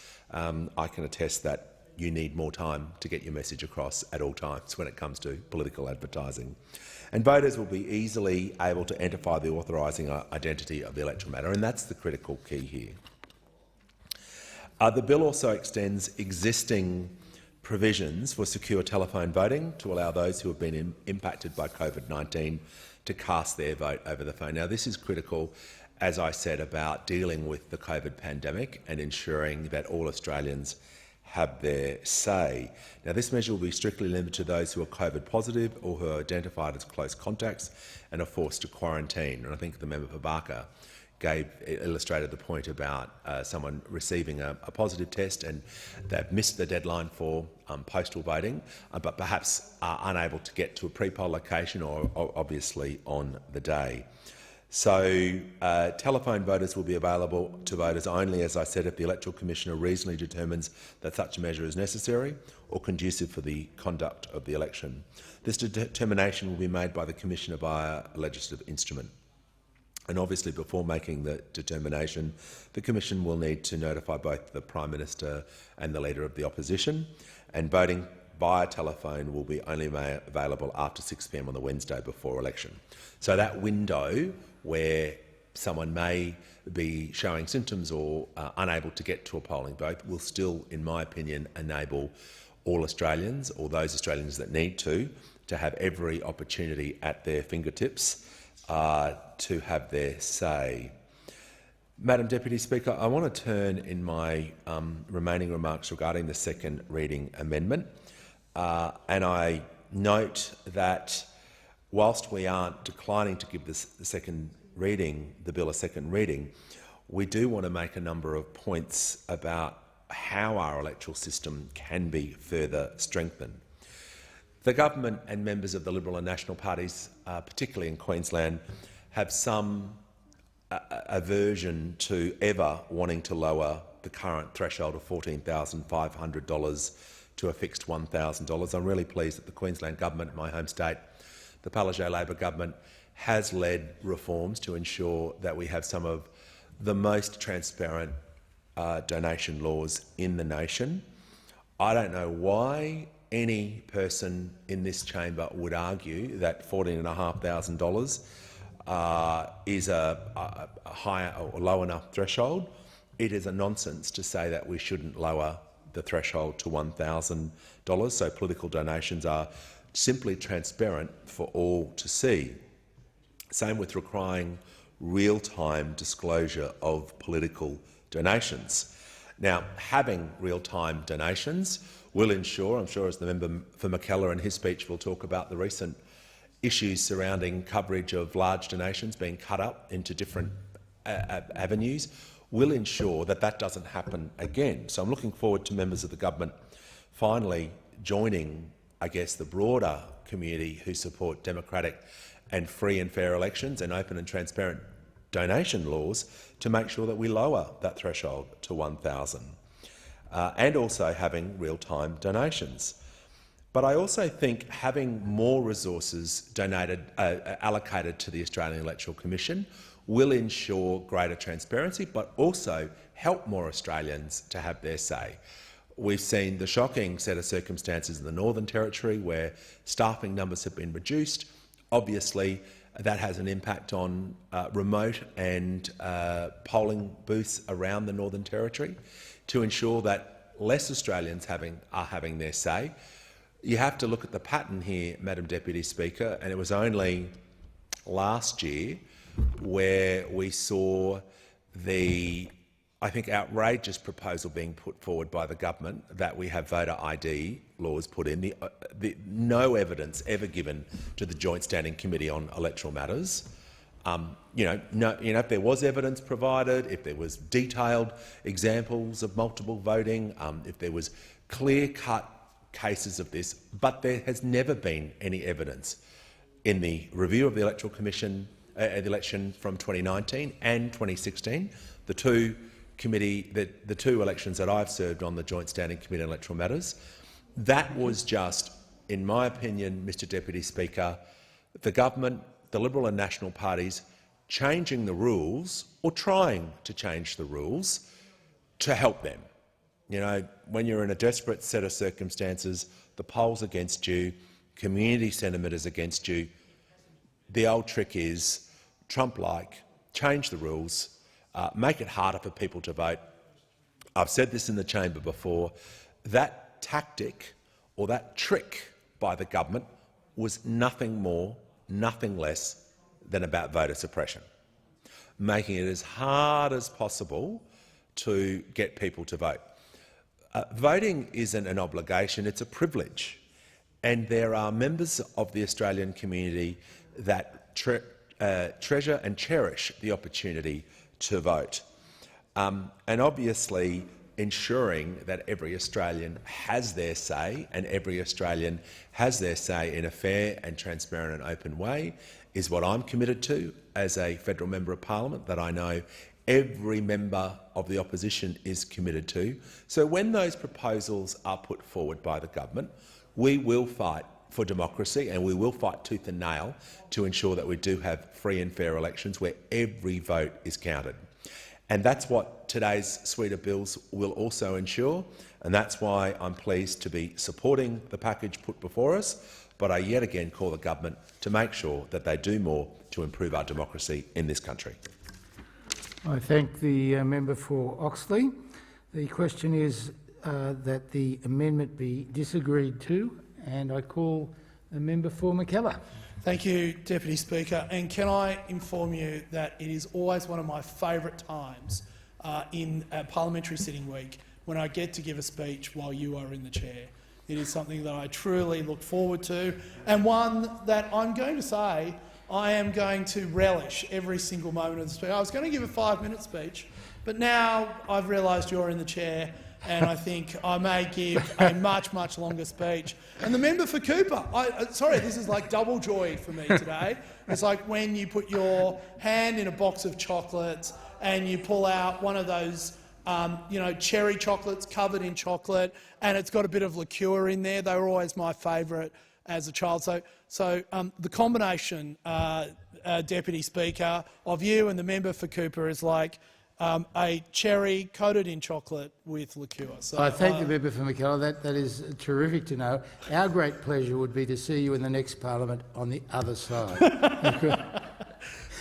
Now, Deputy Speaker, that doesn't sound very impartial from the chair, but in any case, I refuse you to goad me into lowering you down my rankings of Deputy Speakers. Thank you. I mean, discretion does not allow me to actually name the ranking, but I assure you, Deputy Speaker, you are very, very high on that ranking. Deputy Speaker, it is my great pleasure to speak about the Electoral Legislation Amendment Authorisation Bill 2022. The Electoral Legislation Amendment Authorisation Bill 2022 makes minor and, may I say, technical amendments to the notifying requirements for the authorisation of electoral communications. These amendments to the Electoral Act will ensure voters are presented with the current name of registered political parties and disclosure entities in authorisations for electoral communications.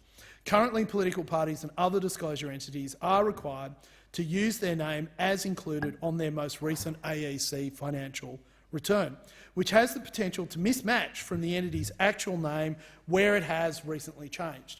The reforms ensure registered political parties authorise their communications in line with how their name, as it appears on the ballot paper, and other disclosure entities appear as they are referred to on the AEC's Transparency Register.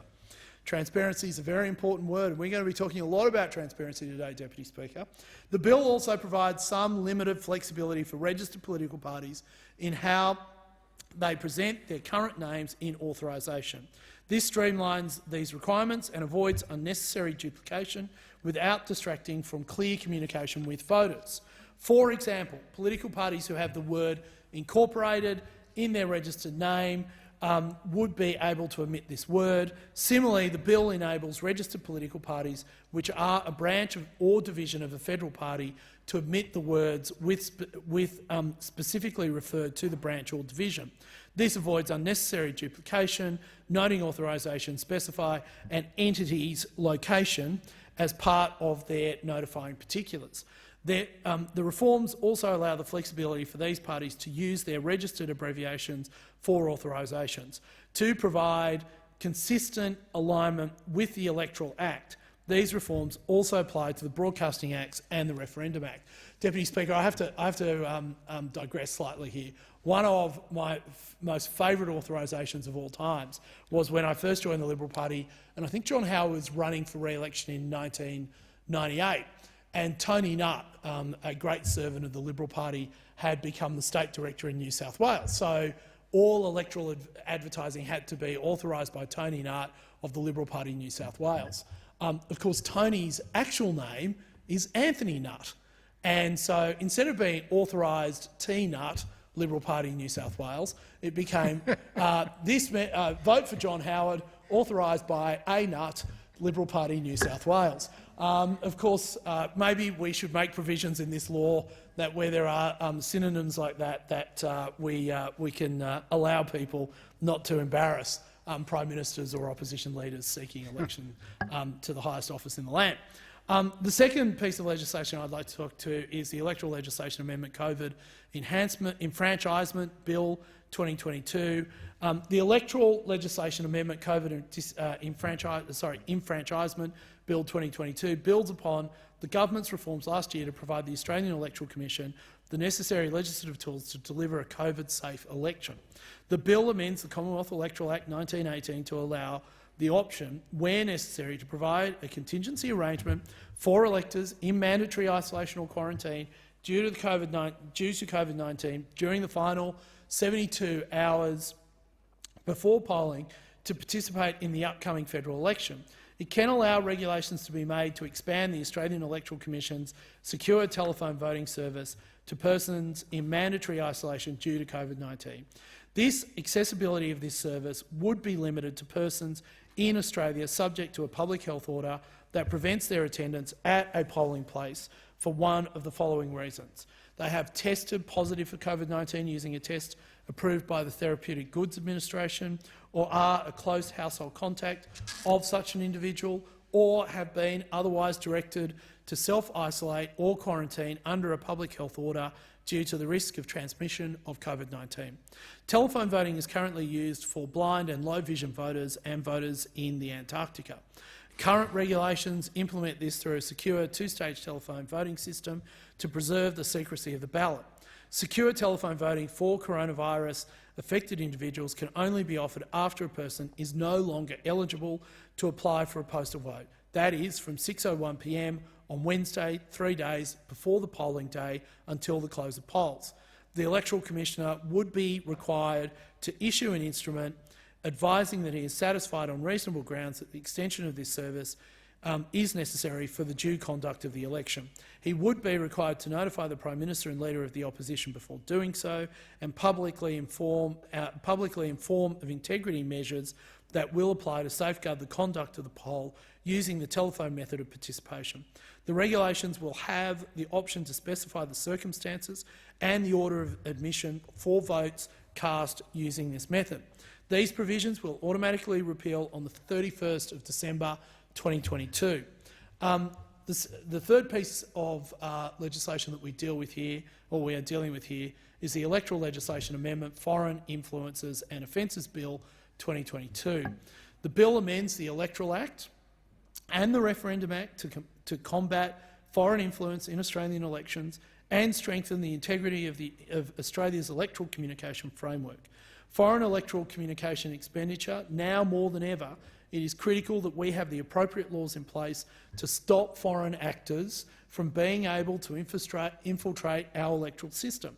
Our national security agencies are warning us of threats to our democracy by malicious foreign actors. Yesterday, the ASIO Director-General unveiled they had disrupted a foreign interference plot in the lead-up to an election in Australia, adding that we are seeing attempts at foreign interference at all levels of government in all states and territories. This bill will prohibit foreign individuals and entities from authorising or directly funding election campaigns. This is implemented by introducing a ban on foreign campaigners from authorising election advertisements. This amendment will support the integrity of Australian electoral processes by ensuring that only those with a legitimate connection to Australia are able to authorise electoral communications. The amendments prohibiting foreign campaigners using the existing definition of foreign donor, making these amendments simple to apply. Further, the bill will prohibit foreign campaigners from incurring electoral expenditure of $1,000 or more in a financial year or fundraising for that purpose. Together, the amendments ban foreign donors from circumventing existing restrictions within the Electoral Act by seeking to influence and conduct electoral campaigns. This builds on past reforms that established prohibitions on the receipt of foreign donations. In 2018, the Morrison government introduced a ban on foreign donations to political parties in passing the Electoral Legislation Amendment, Electoral Funding and Disclosure Reform Act. Last year, the government tightened these laws to further extend the ban on candidates, MPs, senators and associated entities through the Electoral Legislation Amendment, Political Campaigners Act 2021 and the Electoral Legislation Amendment, Annual Disclosure Equality Act 2021, which is already having an impact, Deputy Speaker, as we've seen this week, when I have to say the intrepid Rob Harris of the Sydney Morning Herald and The Age, due to these reforms, where the Australian Electoral Commission was able to undertake an audit of certain electoral funding by certain candidates at the previous election, and he discovered that notwithstanding the fact that some of these candidates said that they were actually in favour of reducing carbon emissions, that they were taking donations from coal miners or coal investors.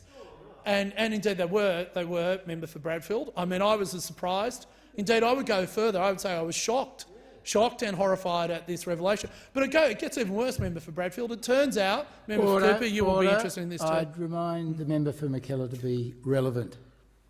Well, I'm being incredibly relevant to disclosure, honesty and transparency in the electoral system, Deputy Speaker. I know you, Deputy Speaker. I know you are equally concerned about these things. I know you would not stand. You of all people, Deputy Speaker, and I know the member for Cooper too, would not stand for anyone in your party taking a donation from Eddie Obeid. Indeed, I know that neither those members opposite, or not that you're opposite, Deputy Speaker, but those members who are members opposite would ever imagine that they would say one thing and then do another. That would never occur to our member of the Labor Party to do, and they certainly would never. This I know for sure. I know that if the tobacco lobby came knocking on your door, Deputy Speaker, and offering you a $100,000 cheque, that you would turn them away politely, I have no doubt. And you would also not only would you not accept the $100,000 cheque, but if you were to accept the $100,000 cheque, which I cannot imagine a scenario under the sun where that would be the case, well, Deputy that's Speaker. good. I'm glad.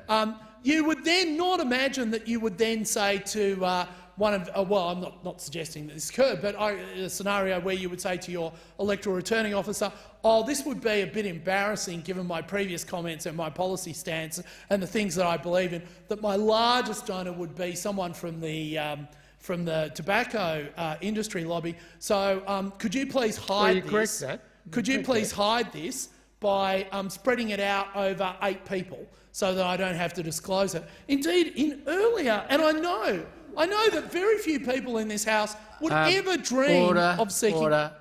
The member for McKellar, could you please get back to the legislation before us?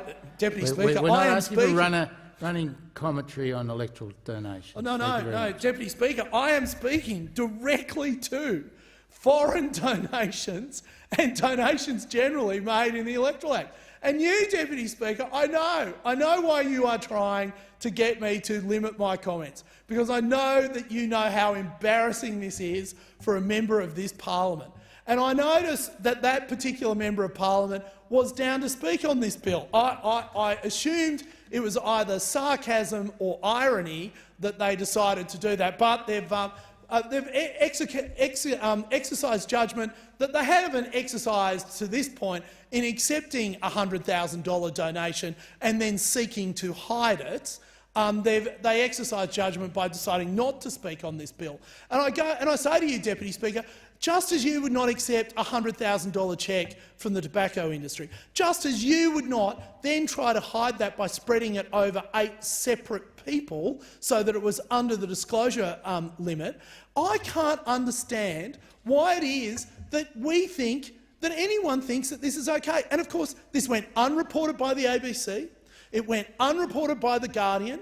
It took the Sydney Morning Herald, a crack team of investigative journalists at the Sydney Morning Herald that has now been, and I say this in, I think, probably dark humour, that has now been described as a pro-government paper.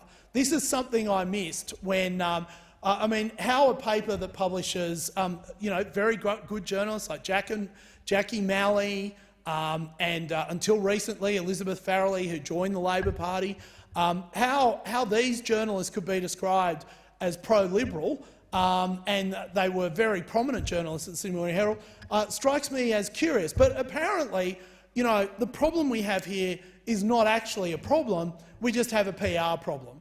Now, I note that Simon Holmes à Court is speaking at the National Press Club in 5 minutes. I wonder if those intrepid journalists, who I know get frightened by people who've inherited a lot of money, I wonder if some of them will stand up at the microphone and ask the tough questions. Like, if you tried to hide a $100,000 donation from a director of a coal company, how can we trust you that you haven't tried to hide other donations? And when it comes to it, we realise, of course, that the member responsible for this, the Climate 200 candidate, is using exactly the same person who is being used by Simon Holmes à Court to run his fundraising entity. Now, oh dear, Order, oh order, dear indeed. The member's time has expired. My time's only just beginning. Yes, well, I've seldom heard a more irrelevant speech. The question is that the amendment be disagreed to, and I call the member for Wills. Thank you, Deputy Speaker. These are important amendments to several bills, and I support them. Deputy Speaker, I've dedicated most of my career to foreign policy and national security of Australia, to keep Australians safe and secure, to ensure stability and security in our region. That should be the job of our government, because beyond partisanship is a collective commitment to Australia's national interests, and this must include protecting our democracy from negative and harmful foreign influences. Our democracy, we all know how important it is, and it's something Australians, I know and deeply feel the importance of their democracy and the history of our democracy as well. And we're proud of it. We're proud that this country is a place where we've really had one of the first genuinely liberal democracies in the modern world and a long-standing democracy amongst democracies. And our democratic institutions and practices are known and hailed for robustness, for adaptability, for functionality and for resilience. And many of the amendments in these bills, such as the access for COVID-affected voters or the amendments around electoral matters and materials, might seem minor in the grander scheme of things, but they all add up. And they ensure that Australia, which has led the world in many respects when it comes to a public conversation about protecting our democratic institutions from subversion and interference, is also doing the little bit of the work that this parliament needs to do, the bits and pieces to keep building and ensuring the robustness of our democracy. And it's these little matters, these little 1%ers, if you like, which add up to give us that total picture. And it allows us to not only strengthen our institutions, but also protect them, make them more resilient from those outside negative influences when they seek to harm our democracy, our principles, our institutions, and attack our values at their core. So I support the amendments for these bills for that reason.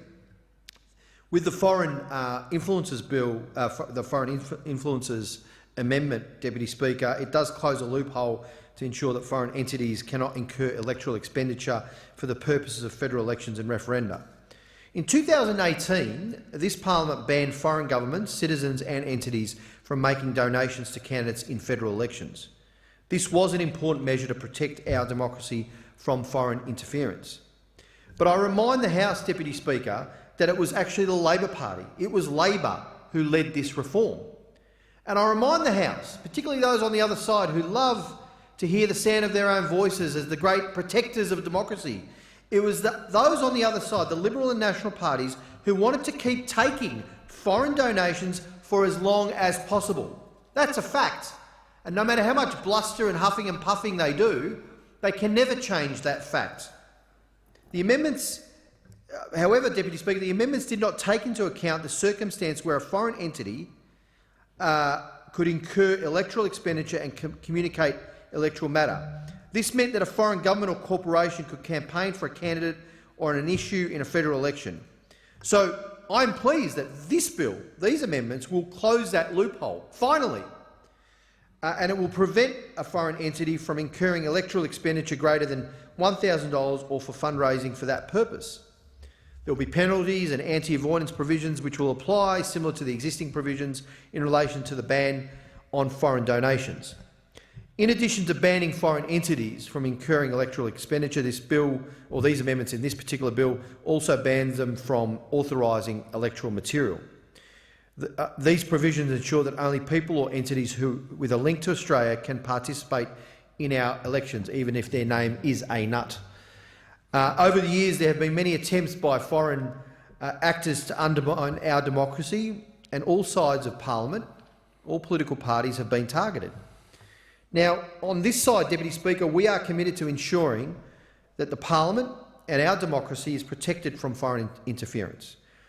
That has shone through in our track record in this place, as I mentioned earlier, with the lead that we took on the reform that was necessary, and now we're finally seeing.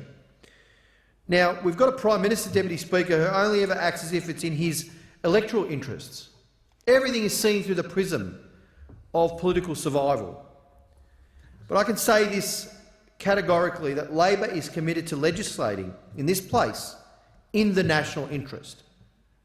We demonstrated that back a couple of years ago. We're demonstrating it again today. That's why we support these bills, to ensure the continued integrity of our democratic institutions. Now, in addition to the foreign influences provisions, there are obviously other amendments that increase the penalty for publishing material that is misleading in relation to the casting of a vote, by increasing the penalty for the existing offence of misleading or deceiving someone in relation to the casting of a vote from 6 months to 3 years. It will give the AFP increased power to investigate these offences as well. That is because account takeover warrants and data disruption warrants can only be sought by the AFP for crimes with a penalty of at least 3 years imprisonment.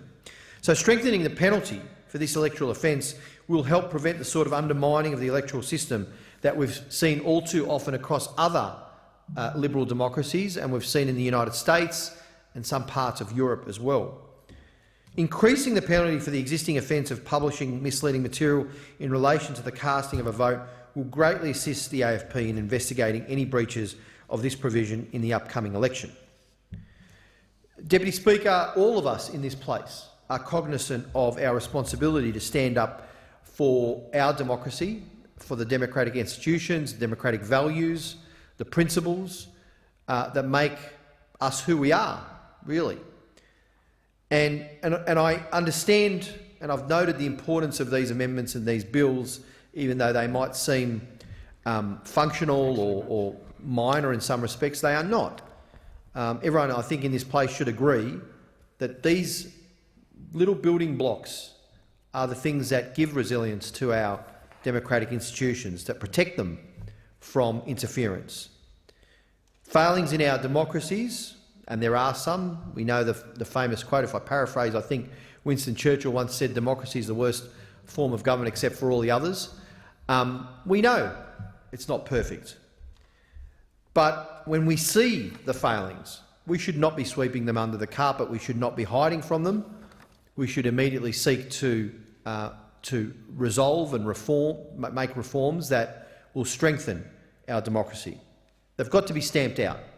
And now, more so than ever, in the period that we live in, with such geostrategic uncertainty, with such volatility globally, with so many authoritarian states that are seeking to disrupt, as state-based actors, to disrupt and influence negatively many democracies around the world, including nascent or new democracies. We've seen this happen at its worst, where the military dictatorships take over that democracy. A nascent democracy like Myanmar is a perfect example. What we're seeing with respect to Ukraine and the pressure being placed on it by the authoritarian regime in Russia. We are at a moment in history, Deputy Speaker, where the contest between democracies, liberal democracies, those of us who value the things sometimes that we take for granted, but who value the rule of law, freedom of expression, freedom of thought, freedom of conscience, who value equality before the law, who value independence of the judiciary and the parliament and the executive, who value all those fundamental principles of democracy. We are now in a contest globally against states, particularly states, but some non-state actors who would seek to disrupt, to deny, to diminish us, to diminish those values and destroy what we have built up over many, many centuries. And that is a real battle. It's a real war, and it's not just fought on battlegrounds with weapons or hardware or military weapons. It's fought on the internet, it's fought in cyberspace, it's in the cyber world, in space, it's fought in the minds and the hearts and minds of billions of people. And I know that sounds a bit grandiose, given that we're talking about some rather minor amendments, but these are important because this is where it starts. You know, plugging some of the failings in our own institutions, in our own system.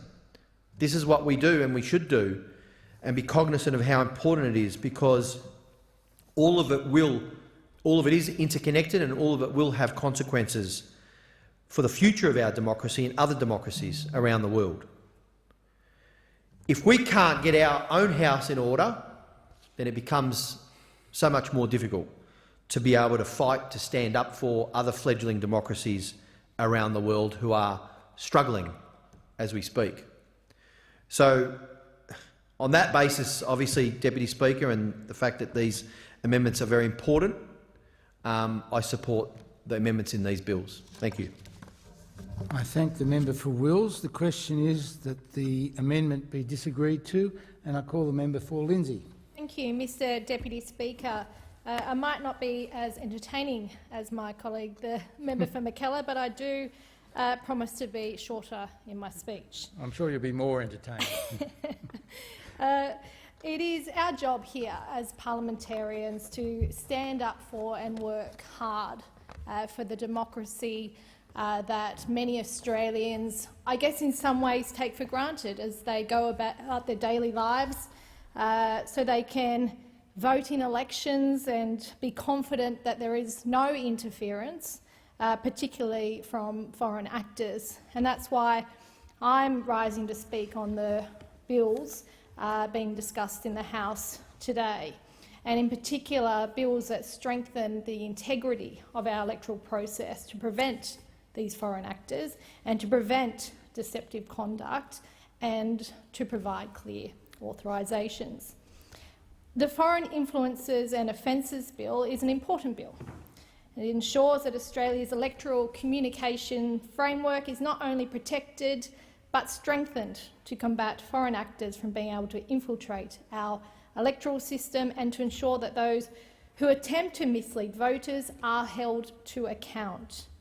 Mr Deputy Speaker, the Morrison government is committed to ensuring that foreign donations are prevented, particularly in a time where we've seen heightened activity of foreign interference. And just this week, the ASIO Director-General unveiled a plot to disrupt an election in Australia. So now more than ever, we need to make sure that our electoral systems are safeguarded from any threats. The Foreign Influences and Offences Bill builds on the government's commitment to prohibiting foreign donations through a foreign donations prohibition framework. Already the government introduced legislation, and the more recent electoral legislation amendment introduced a number of restrictions on foreign donations. Schedule 1 of the bill amends the Commonwealth Electoral Act to prohibit foreign campaigners from authorising electoral communications and also foreign campaigners from fundraising. And these measures are to ensure that only those with a legitimate connection to Australia can not only authorise communications, but it closes existing loopholes in our electoral system. By restraining those who are foreign campaigners from fundraising, it ensures that foreign donors are not circumventing the current restrictions by conducting and funding electoral campaigning directly. In addition to ensuring that our electoral system is clear and transparent, the bill also is aimed at strengthening the offences for misleading or deceiving electors in relation to the casting of a vote. Electoral misleading and deceptive conduct is a serious offence, and currently our laws do not reflect the scale and severity of this offence. In a 21st century digital and telecommunication environment where voter disinformation is a serious and real issue, providing a means to ensure that misleading and deceptive information is prevented from being circulated is of the utmost importance. By introducing this bill, the Morrison government is holding those to account accordingly for the significance of their actions who wish to disrupt elections through misleading communications. The bill displays our government's continued commitment to preserving electoral integrity in Australia by combating the rise of foreign interference and ensuring that those who try to mislead or deceive voters are, in fact, held to account. I turn to the second bill, the Authorisations Bill, and this ensures appropriate disclosure of authorisations to make sure registered political parties authorise their communications with how it appears on the ballot paper, and other disclosure entities appear as they are referred to on the AEC's Transparency Register. Under the current Electoral Act, political parties and other entities use their name based on most recent AEC financial returns, and this has the potential to mismatch from the entity's actual name and recent changes to the location of the entity. These changes minimise any potential voter confusion as to who is authorising electoral communications, and this is important so voters are aware clearly of who is providing electoral information, further supporting our strong stance on electoral integrity and clarity. In addition, the bill ensures unnecessary duplication by allowing political parties to omit specific branches or divisions of their party as authorisations already specify an entity's location as part of the authorisation itself. For example, state divisions of the Liberal Party might include in brackets the New South Wales division. However, when I authorise my content, I still put my address and my materials at High Street, Penrith, signing off with New South Wales. This legislation will also provide alignment with other acts of Parliament, including the Broadcasting Act and the Referendum Act. And overall, this bill ensures greater accuracy in the disclosure of electoral communications by putting them in line with how they will appear on the ballot paper and other disclosure entities. In summary, Mr Deputy Speaker, these two bills that I've spoken about specifically today ensure that our elections are protected and safeguarded. And elections, as we know, are the hallmark of a democracy. The quality of our system is defined by how we ensure that voters are allowed to make an informed choice, free of interference, particularly foreign interference, misleading or deceptive conduct, and that any material received is transparent so that when voters go to the ballot box, they can make an objective decision as to who they want to sit in this House and the other place. Thank you. I thank the honourable member for Lindsay. The question is that the amendment be disagreed to, and I call the honourable member for Hughes. Thank you, Mr Deputy Speaker. I'm pleased to rise this afternoon to speak on the Electoral Legislation Amendment Foreign Influences and Offences Bill, the Electoral Legislation Amendment Authorisations Bill and the Electoral Legislation Amendment COVID Enfranchisement Bill, all of 2022. But before I do, Mr Speaker, during this debate, the member for Perth, specifically when talking about the importance of fair and free elections, had a gratuitous attack on the United Australia Party, which I would like, of course, to respond to. Mr Deputy Speaker, at this next election, this will not just be the two old major parties contesting it. This will be one of the first elections in Australia's history where there will be a real third choice. The Australians at this next election will have a real third choice between two of the major parties. And this is even despite, Mr Speaker, how the system is rigged against the smaller and minor parties.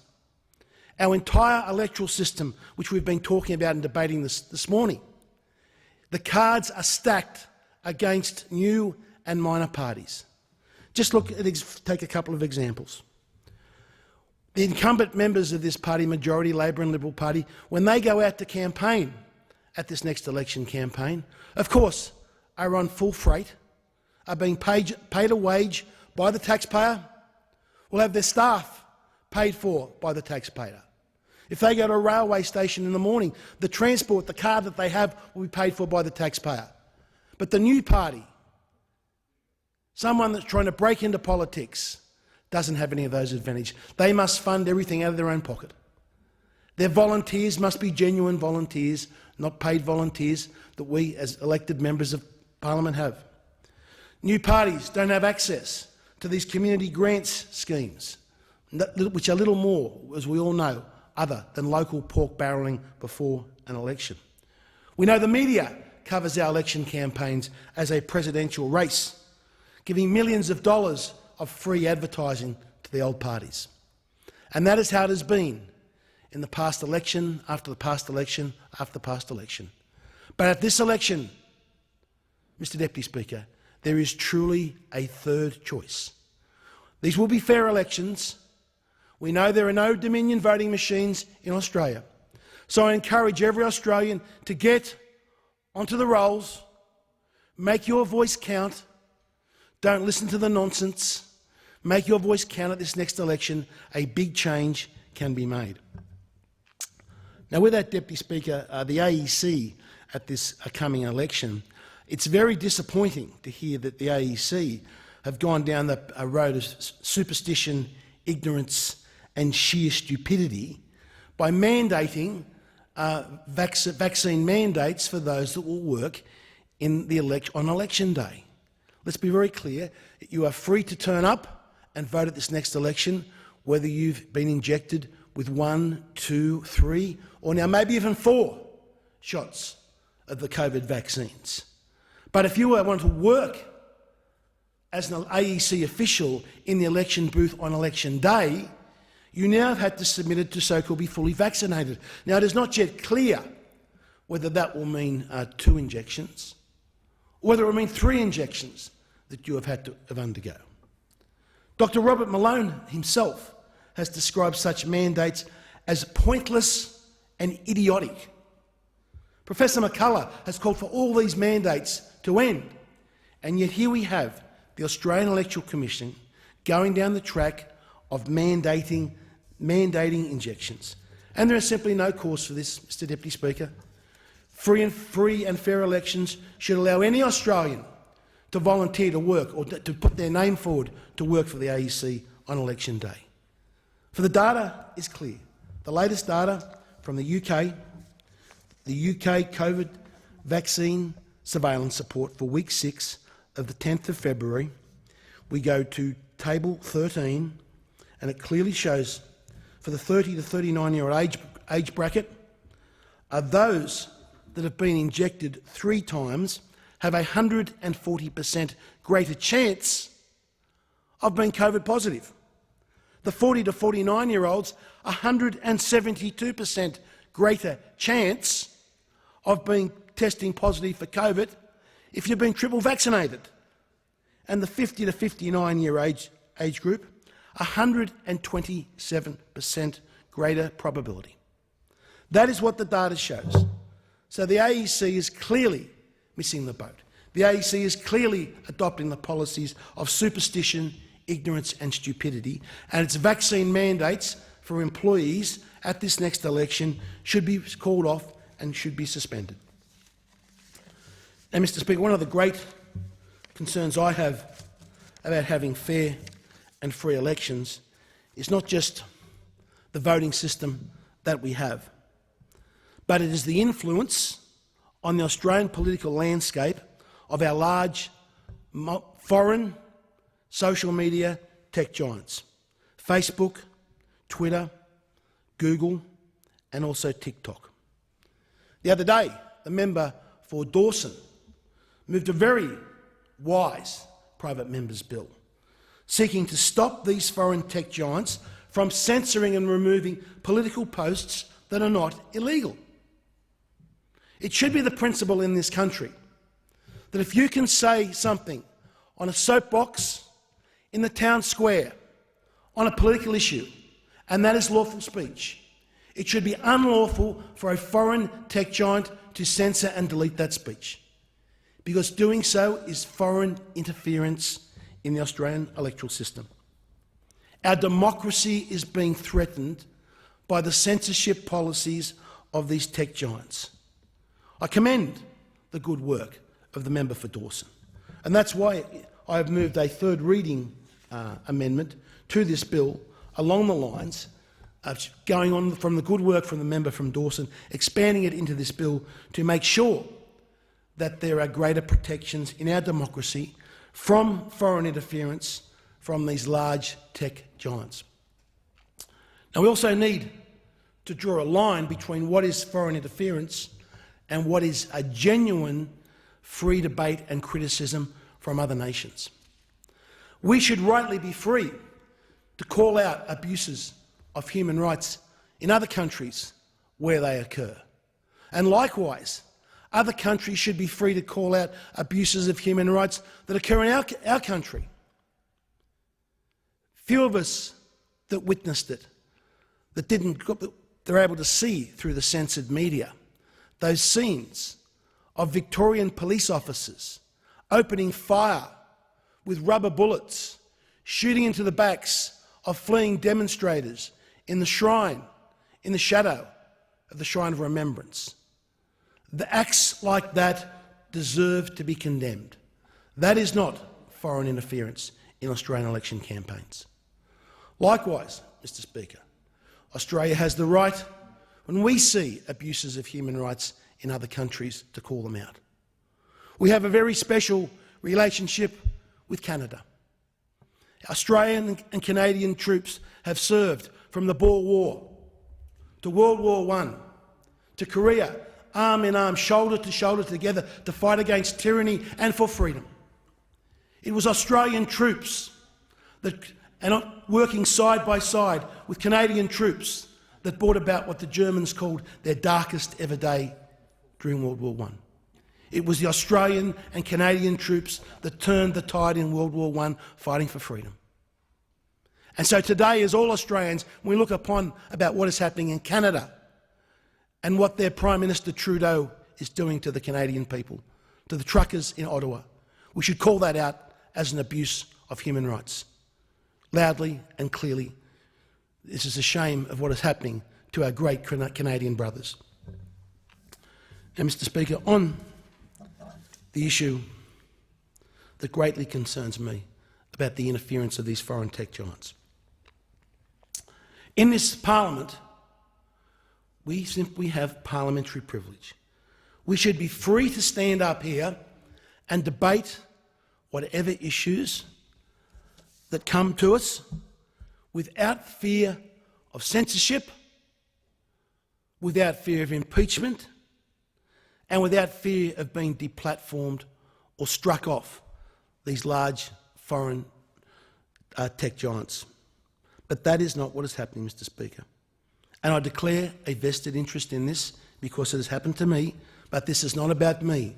This is about this Parliament going forward to enable whoever comes into this Parliament in the years and decades ahead can stand at the dispatch box or raise in their place and speak with their conscience without having to worry that their speech will be questioned and impeached and deplatformed by someone in a foreign country, a large tech giant. But this is exactly what is happening today, Mr. Speaker.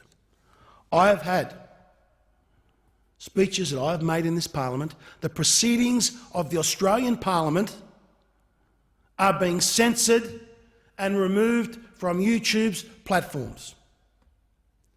That should shock every single Australian. The freedom of speech in this place goes back to the Bill of Rights in 1688.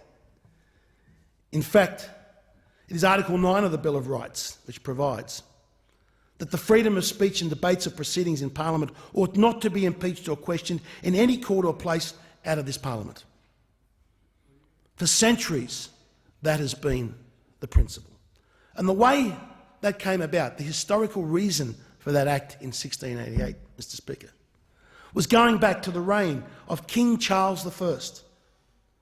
In 1629, 3 members of Parliament, Eliot, Holles and Valentine, 3 members of the UK Parliament, were thrown into the Tower of London for making speeches concerning complaints about allegedly illegal taxation. The monarch of the day imprisoned them in the Tower of London. Sir John Eliot died there in 1632, and the 2 other members of Parliament were detained in the Tower of London for 11 years. In 1668, Eliot's conviction was reversed by the House of Lords. It was regarded as illegal and against the freedom and privilege of Parliament. This was followed by that Bill of Rights of 1688 that simply says that the proceedings of Parliament ought not to be impeached or questioned in any court or place out of this Parliament.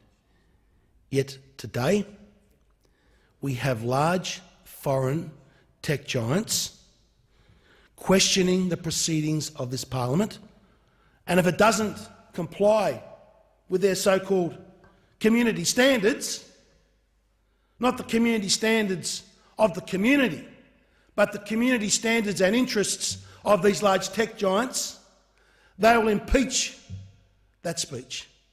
They'll take it off their platform. They'll threaten the Member of Parliament that if he makes another speech such as that, he'll be struck off their platform altogether. Allowing this to happen gives the tech giants of today, the Facebook, Googles, YouTubes and TikToks, greater power to censor this Parliament than the King of England had in the late 1600s. We need to take action against this, and that is what the amendment that I'm moving in the 3rd reading will address.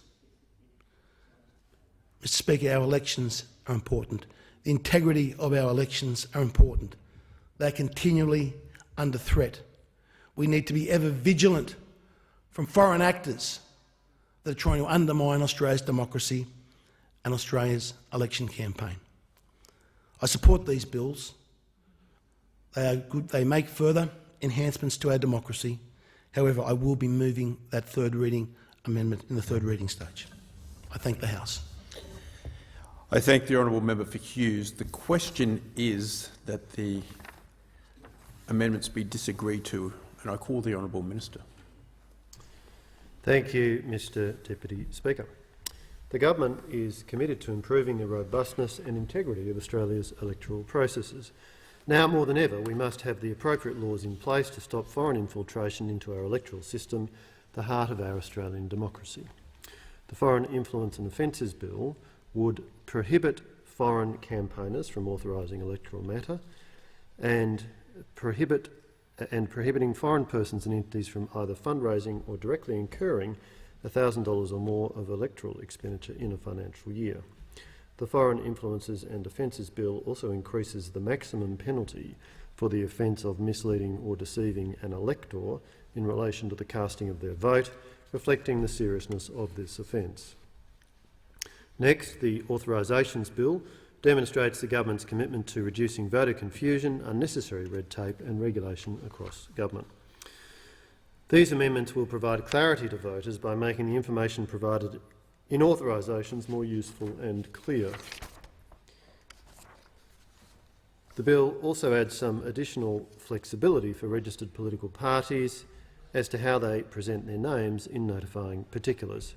This streamlines these requirements without detracting from communication with voters and avoids unnecessary duplication. Finally, the COVID Enfranchisement Bill provides a contingency arrangement to respond to the potential impact of COVID-19 on the upcoming federal election by allowing the Australian Electoral Commission's existing secure telephone voting service to be extended as necessary to persons required to self-isolate or quarantine due to COVID-19. The COVID-19 Enfranchisement Bill proactively responds to the COVID-19 risk environment in advance of the 2022 federal election. The government firmly believes Australians should participate in federal elections utilising in-person or postal voting where these services are available, although this bill provides an additional means when those options are not available due to COVID-19 isolation requirements during the final 72 hours before polling day. The COVID Enfranchisement Bill builds upon the powers granted to the Electoral Commissioner under the Electoral Legislation Amendment Contingency Measures Act 2021 and the measures the Australian Electoral Commission is already taking to deliver a COVID-safe election during 2022. I commend these bills to the House. I thank the Minister. The original question was that this bill be now read a second time. To this, the honourable member for Isaacs has moved as an amendment that all words after that be omitted with a view to substituting other words. The immediate question is that the amendment be disagreed to. All of those of that opinion say aye. Aye. To the contrary, no? I think the ayes have it. The question now is that this bill be now read a second time. All of those of that opinion say aye. Aye. To the contrary, no? I think the ayes have it. Clerk. Second reading, a bill for an act to amend the law relating to elections and referendums in respect of electoral communication and expenditure of foreign campaigners and offences and for related purposes. The House will now consider the bill in detail. I understand it is the wish of the House to take the bill as a whole. The question is that the bill be agreed to, and I call the honourable member for Hughes. I move the amendment circulated in my name.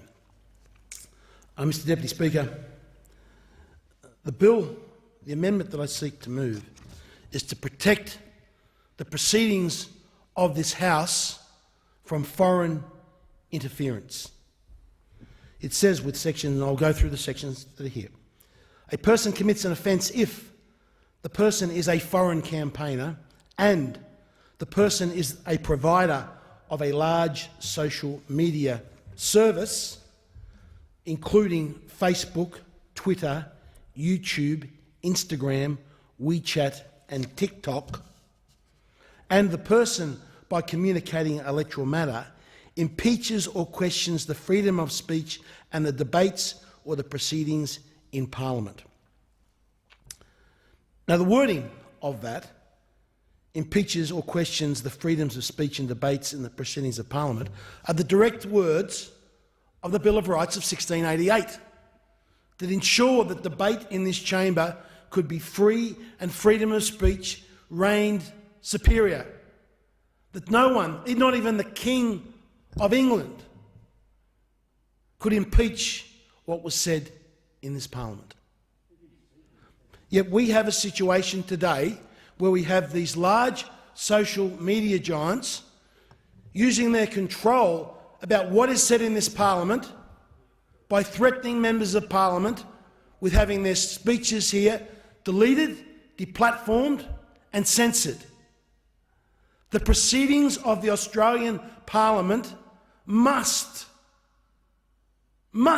have priority over the so-called ideological positions of these large social media giants. Where they have such a position of influence across society, we cannot have these large social media giants with the power to censor the proceedings of the Australian Parliament and to deplatform members of this Parliament, elected members of the Australian Parliament. To allow so undermines our democracy. Yet that is exactly what has happened. And I know I could be accused of self-interest here because of the speeches that I have made. It is bills that I have introduced into this parliament. The No Domestic Vaccine Passport Bill.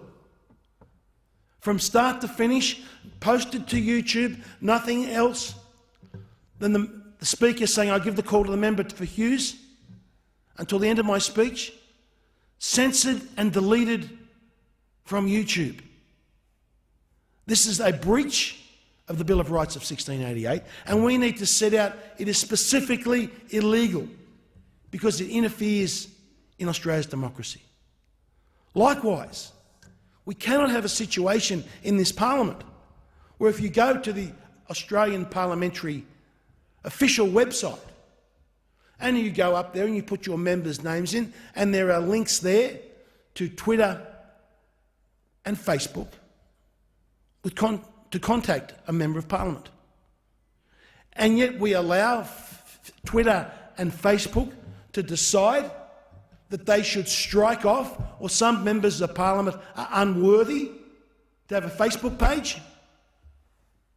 This again is a violation of our democratic principles. It threatens our democracy. It is foreign interference in our electoral campaign. If I, as a member of parliament, am banned from having a Facebook page for saying nothing other than the truth and posting peer-reviewed studies, expert opinion of doctors that is now shown to be correct. And we've even had Facebook's admission in a court case in the US that when they say something is misleading, they don't mean it's misleading. They just now mean it's an alternate opinion. The way that we are slandering people, just saying they are saying something is misleading, is contrary to freedom of speech. It destroys the principles of debate and open discussion. And we've seen the damage that it has done over the last 12 to 18 months, not only in this country, but around the world. The bill also goes on, the section, without limiting when the provider of a social media service impeaches or questions the freedom of speech in debates and proceedings of the parliament. The provider of the social media service does so if he... Order, Member for Hughes, would you like to continue? Would you, Mr Speaker? I seek the call. The question is that the amendment be disagreed to, and I call the honourable member for Hughes. Examples would be prohibiting, restricting or preventing the posting of proceedings by a member, or if a member posts proceedings, removes the post other than the initiative of the member, or restricts access to the post by means of shadow banning, or encourages or requires a member to remove the post, or victimises the member because of the post, including by means of banning, shadow banning, suspending or deplatforming the member or suppressing posts of the member. Prohibits or restricts or prevents the reposting of any post by a person, or if the end user of the service reposts a post which the paragraph applies. Mr Speaker, this bill, this amendment guarantees the freedom of speech in this parliament. It says that this parliament stands supreme above the tech giants. It goes on to the traditions of the UK Parliament back in the 1600s, where they said specifically that is the parliament that has primary place over the King of England. The King of England could not censor the proceedings of the parliament back in the 1600s. YouTube, Facebook, TikTok and Twitter should not be able to do the same thing today. I hope that I have other members see the importance of this. As I've said, this is not just about myself, Mr Speaker. This is about the integrity and the primacy of the Australian Parliament and the Australian people over these social media giants, to prevent them putting undue influence on our Parliament and our Australian elections, and I hope it has support of many members of the House. Order. The question is that the amendment be disagreed to, and I call the honourable Minister. I do thank the Deputy Speaker for the call. I advise the House that the government will not be supporting this amendment. We've not had extensive notice of it, and on a quick perusal, it's unclear exactly what its effect would be. I note that the effect of proposed Section 351A1 would require that the person to be the subject of provision would need to be both the provider of a large social media service and a foreign campaigner. I note that foreign campaigner is not defined in the bill that's been provided in the research I've been able to do in the available time. I note that foreign donor is a defined term in the Electoral Legislation Amendment, Electoral Funding and Disclosure Reform Act of 2018, but I've not been able to identify a statutory meaning for foreign campaigner. In any event, the government will not be supporting this on a range of grounds, but principally because its effect is uncertain. Order. The question is that the amendment be disagreed to. All of those of that opinion say aye. Aye. To the contrary, no. No. I think the ayes have it. There's only one I can hear, so your vote will be duly noted down. But the question is resolved in the affirmative. The question now is that the bill be agreed to. All of those of that opinion say aye. To the contrary, no. I think the ayes have it. This bill has been agreed to, and I call the Honourable Minister. You're going to ask? You do. Did you want to ask? If I want you to granted? ask for the ask leave for the third reading to be moved immediately. Are you going to? I think you need to ask leave, don't you? You're going to ask that. No, I'm going to ask leave. You're going to ask it. I ask leave for the third reading of this bill to be moved immediately. And I call the Honourable Member. Leave is granted. I thank the Honourable Member and I call the Honourable Minister. I move that this bill be now read a third time. I'll put the question. All of those of that opinion say aye. Aye. To the contrary, no. I think the ayes have it. Clerk. Third reading, a bill for an act to amend the law relating to elections and referendums in respect of electoral communication and expenditure of foreign campaigners and offences and for related purposes. Clerk. Government Business, Order of the Day number 2, Electoral Legislation Amendment Authorisations Bill 2022. Resumption of debate on the second reading. The question is that this bill be now read a second time and I call the Honourable Member for Gorton.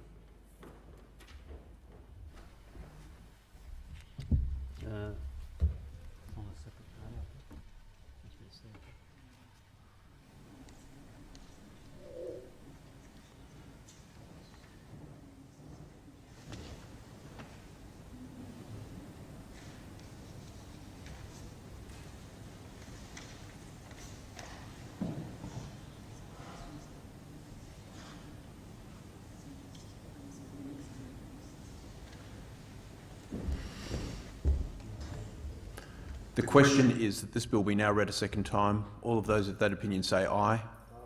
To the contrary, no. I think the ayes have it. Clerk.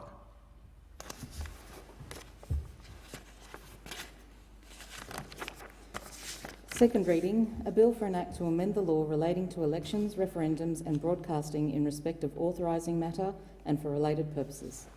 Is leave granted for the third reading to be moved immediately? Leave is granted. I thank the Honourable Member for Scullin. I call the Minister.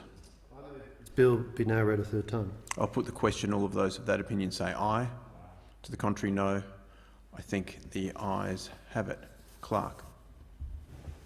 Third reading, a bill for an act to amend the law relating to elections, referendums and broadcasting in respect of authorising matter and for related purposes. Clerk. Government Business, Order of the Day number 3, Electoral Legislation Amendment COVID Enfranchisement Bill 2022. The question is that this bill be now read a second time. All of those of that opinion say aye. Aye. To the contrary, no. I think the ayes have it. Clerk.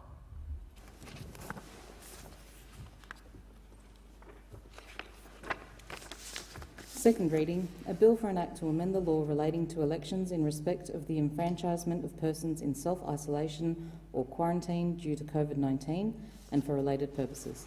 Is leave granted for the third reading to be moved immediately? Call the honourable member for Scullin. Leave is granted. I thank the honourable member for Scullin and I call the honourable minister. I move that this bill be now read a third time. I'll put the question. All of those of that opinion say aye. To the contrary, no. I think the ayes have it. Clerk. Third reading, a bill for an act to amend the law relating to elections in respect of the enfranchisement of persons in self-isolation or quarantine due to COVID-19 and for related purposes. Clerk. Government business, order of the day number 4, Security Legislation Amendment Critical Infrastructure Protection Bill 2022. Resumption of debate on the second reading. The question is that this bill be now read a second time and I call the honourable member for Gorton. Here. Thanks very much, Deputy Speaker. Well, I rise to speak to this bill on the Security Legislation Amendment to the Critical Infrastructure Protection Bill 2022, and in doing so I move a second reading amendment that all words after that be omitted with a view to substituting the following words. Whilst not declining to give the bill a second reading, the House is of the opinion that, in listing the bill for debate before such time as the Parliamentary Joint Committee on Intelligence and Security can conduct its inquiry and table its report, the government has broken long-standing convention on national security legislation and substituted a bipartisan approach in the national interest for its own political expediency. And I move that, and it's seconded by the member for Scullin. Deputy Speaker, the bill we're debating today has its origins in another introduced by the then Home Affairs Minister in December 2020. That bill was referred to the Parliamentary Joint Committee on Intelligence and Security for review, as is customary and proper for national security legislation. The PGCIS Critical Infrastructure Bill review was a significant undertaking throughout 2021, receiving 88 submissions and 66 supplementary submissions and holding public hearings across 4 days. And it's worth reflecting on and emphasising this review because the bipartisan committee unanimously found that, while uplifting the security of Australia's critical infrastructure was an urgent and crucial task, it could not recommend passage of the minister's original bill. The committee arrived at this difficult decision because, quite simply, the bipartisan PJCIS unanimously found that the government had not finished its work on the bill and the work it had done, and it had not done well enough. The original bill sought to uplift security and resilience in all critical infrastructure sectors, promising that the government would work in partnership with responsible entities of critical infrastructure assets to establish a clear, effective, consistent and proportionate approach to the security of critical infrastructure. And the government promised that it would ensure these new requirements did not duplicate existing regulatory frameworks. It proposed 4 major areas of reform. First, to expand the coverage of critical infrastructure from 4 to 11 sectors. Second, to introduce positive security obligations for critical infrastructure assets. Third, enhanced cybersecurity obligations for assets deemed to be systems of national significance. And finally, a provision for a government assistance regime to allow, as a last resort, emergency powers for government to secure Australia's critical infrastructure. Deputy Speaker, in principle, these are sound and indeed crucial policy priorities. But the committee found that, far from being a clear and effective approach, far from being an exemplar of collaboration, far from avoiding regulatory burden, this bill was an irreconcilable mess, and that it simply could not recommend the passage of the bill. I quote from the committee's report: "While the committee strongly supports the aims of this bill, it would need a significant amount of redrafting to pass in its entirety and respond adequately to many of the concerns expressed to it during the review. This would delay significantly the time-critical elements of this bill, so as not to delay urgent provisions that would help secure Australia's critical infrastructure from cyber threats. The committee, working pragmatically in a bipartisan manner, which is the best way for all committees to operate, in the best interest of this nation, recommended the bill be split. Accordingly, the time-critical and most urgently needed elements of the critical infrastructure package were passed as the Security Legislation Amendment Act 2021, receiving royal assent on the 2nd of December last year. And accordingly, the government accepted the committee's findings that the remaining elements of the original 2020 bill be reintroduced in a separate bill. And I quote again from the committee. The committee therefore recommends that the remaining elements of this bill be amended in consultation with industry and reintroduced in a subsequent bill containing the less urgent measures such as risk management programs and declarations of systems of national significance with accompanying enhanced cybersecurity obligations. This second bill can proceed at a more manageable pace for government and industry and ensure that the security of critical infrastructure framework that Australia needs generates broad stakeholder consensus. The committee believes that the elements in Bill 2, following appropriate consultation and amendment where necessary, are essential because they recognise that industry has its own obligations to secure essential services for their customers and the nation. The committee is also recommending that Bill 2 be referred to the committee when it is introduced for further review. The government has now come back to the opposition with this second bill, and it is that which I speak of today. But the government has departed from the intention of PJCIS bipartisan unanimous recommendations in a significant and, Deputy Speaker, in a deeply concerning way. Indeed, in asking the House to allow passage of a bill on which the committee is yet to report, meaning we cannot consider the committee's recommendations and any resultant amendments, the government is departing from a long-standing convention on national security. Now, Labor has worked constructively and cooperatively on national security legislation. It's what we always do. And we seek to find agreement, and as I say, it's a committee that's bipartisan in nature and looks to work through outstanding differences to find, where possible, a unanimous position. But the government has ignored convention, Deputy Speaker, in breach of what I would say are the national security conventions of this parliament by proceeding with the bill today and seeking passage without the proper review being undertaken by the relevant Intelligence Committee. So today Labor is left with two conclusions. Firstly, that this government has utterly failed to manage its legislative program effectively, let alone with the probity important national security legislation demands, and is thus cramming this bill into a rapidly diminishing parliamentary calendar, a problem completely of the government's own making. And the second conclusion, and one indeed of gravest concern, is that this government is so desperate to distract from its infighting, its incompetence, its failure to deliver in response to the pandemic, in response to national security, in response to defence capability, in so many areas of public policy, that it is now stooping to politicise national security. Now, in recent days, you may have seen, Deputy Speaker, very significant, eminent former and current public servants, and former heads of national security agencies, warn the government, absolutely warn this government to not traduce the debate and discourse about national security in a partisan manner, because that in itself will undermine our national security.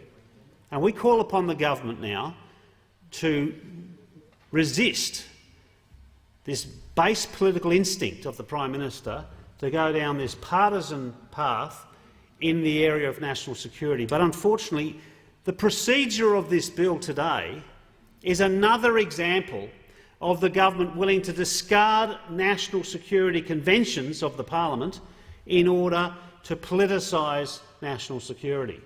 And that has been censured by eminent, independent, current and former heads of intelligence agencies. No less than that. And I would say to the government they really need to rethink this. If there are graver national security concerns, as we agree there are, if the region is less stable than it was some years ago, which that is, the opposition agrees that is the case, then it is not fitting for the government, the Prime Minister or for any minister to seek to politicise these matters. And we say to them that they must desist in the interests of this nation. In question time yesterday, the Minister for Home Affairs said, and I quote, that national security is a very serious task and not one that should be risked to those who would not tackle serious issues in a responsible and resolute way.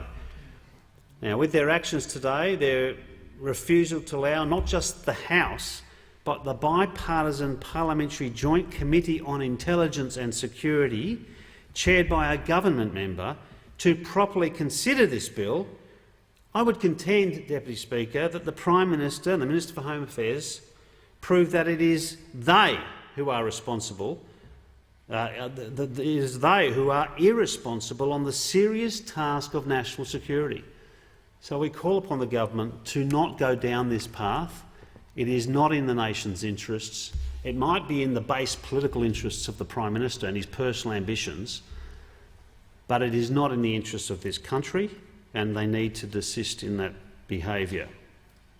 This government has left to the 11th hour the important responsibility of ensuring the protection of Australia's critical infrastructure.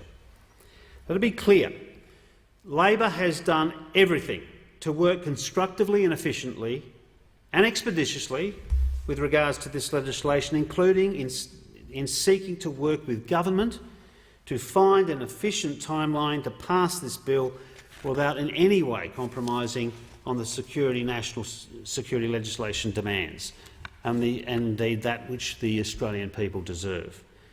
This is so important precisely because of the complex challenges of this threat environment. Critical infrastructure is increasingly interconnected and interdependent, delivering efficiencies and economic benefits to operations.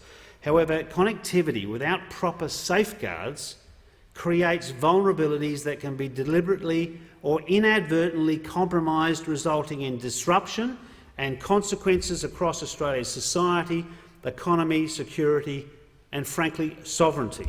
Relying on post-incident management alone is inadequate to truly ensure the protection of Australian critical infrastructure.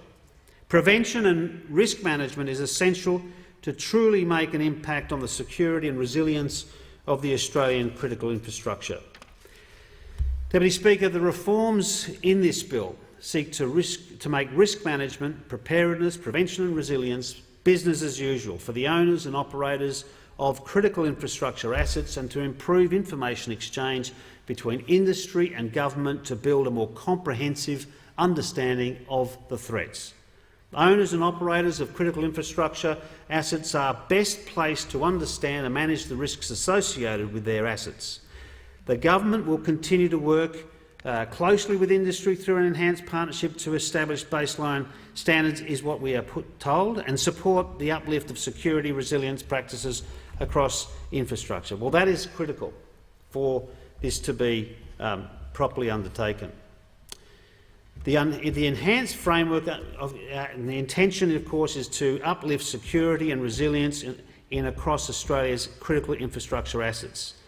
This framework, if improperly implemented, when combined with better identification and sharing of threats, will ensure that Australia's critical infrastructure assets are more resilient and secure. So it is a vital reform that needs not only implementation but ownership, and it needs, I dare say, the bipartisan approach of this parliament.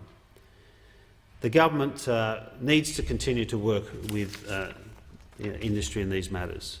The rationale for these efforts is that the Commonwealth needs to establish a clear, effective, consistent and proportionate approach to ensuring these matters are resolved.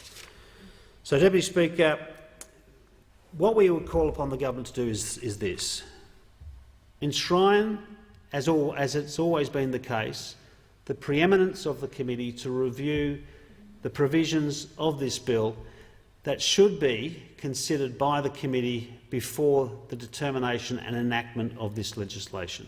That is what is needed today. The government needs to return to the conventions of national security in the parliament, because to rid itself of the normal conventions of considering national security legislation will in fact render this bill, if not ineffective, certainly imperfect, by not being properly considered in that very significant parliamentary committee. Now, in 2019, the Prime Minister called a press conference here at the Parliament House, and of course he did have at the time the media in front of him, and he had accompanying him the Minister for Home Affairs and Defence Minister. And he told Australia that we're under attack, and he said that Australian organisations and Australia's critical infrastructure, including all levels of government, were subject to sophisticated malicious cyber attacks. Well, that is the case. And in fact, the opposition's been warning the government about the deficiencies in our ability to manage those attacks, and indeed, where required, respond to those attacks for some time now. We've been underdone in this area of national security, and we've been calling on the government to actually focus on these issues. The threat of which the Prime Minister spoke is very real, and we, to that extent, we of course agree with the government. It is a threat that demands an equally sophisticated response. Instead, in 2019, Australia just got another announcement by the Prime Minister, another photo opportunity by the Prime Minister, but of course it's taken well over 2 years for the follow-up. As I said earlier in this contribution to this debate, the problems of this bill and the problems that we find ourselves in the dying days of this parliament, and the fact that we are dealing with such significant legislation so much later than the announcement by the Prime Minister, is a testament to the laziness and incompetence of the government. I mean, foreshadowing an emergency, effectively, as the Prime Minister did in 2019, and have us be debating this matter now in early 2022, really does speak to the incompetence and lethargy of this government. And more should have been done earlier. In that time, the government has ignored urgent advice to do even the barest of minimum to uplift Australian cyber security, such as by introducing a mandatory ransomware payment scheme, instead leaving this to Labor to introduce before finally adopting our call for national ransomware strategy. In that time since, of course, we continue to see the Prime Minister talk about these matters but not deliver. And that is not good enough. We need to see, there's no point the government rhetorically talking about national security. You see it with the Defence Minister each and every day. Talks about the potential change to our region and stability in our region, but doesn't deliver the assets that are required for our Australian defence personnel. It's very similar to what we're seeing here now. Cybersecurity was identified as a major threat many years ago, and yet the government has been asleep at the wheel, even though it likes to boast that it has a focus on national security. There is no evidence to suggest that, whether it's failed defence contracts with massive blowouts or massive timeline delays, or whether it's this legislation here, where so many stakeholders, so many sectors of our economy, the federal opposition, national security experts have been calling on the government to respond to these matters. The government leaves it to the last minute and then decides to abrogate its responsibility to ensure that the parliamentary committee responsible for intelligence and security be involved in the final review, says everything about the failure and the yawning gap between announcement and so-called delivery by this government. So we say to the government, we support a proper response to cybersecurity. We support the provisions of that piece of legislation that was enacted recently, and we want to see this area also enacted.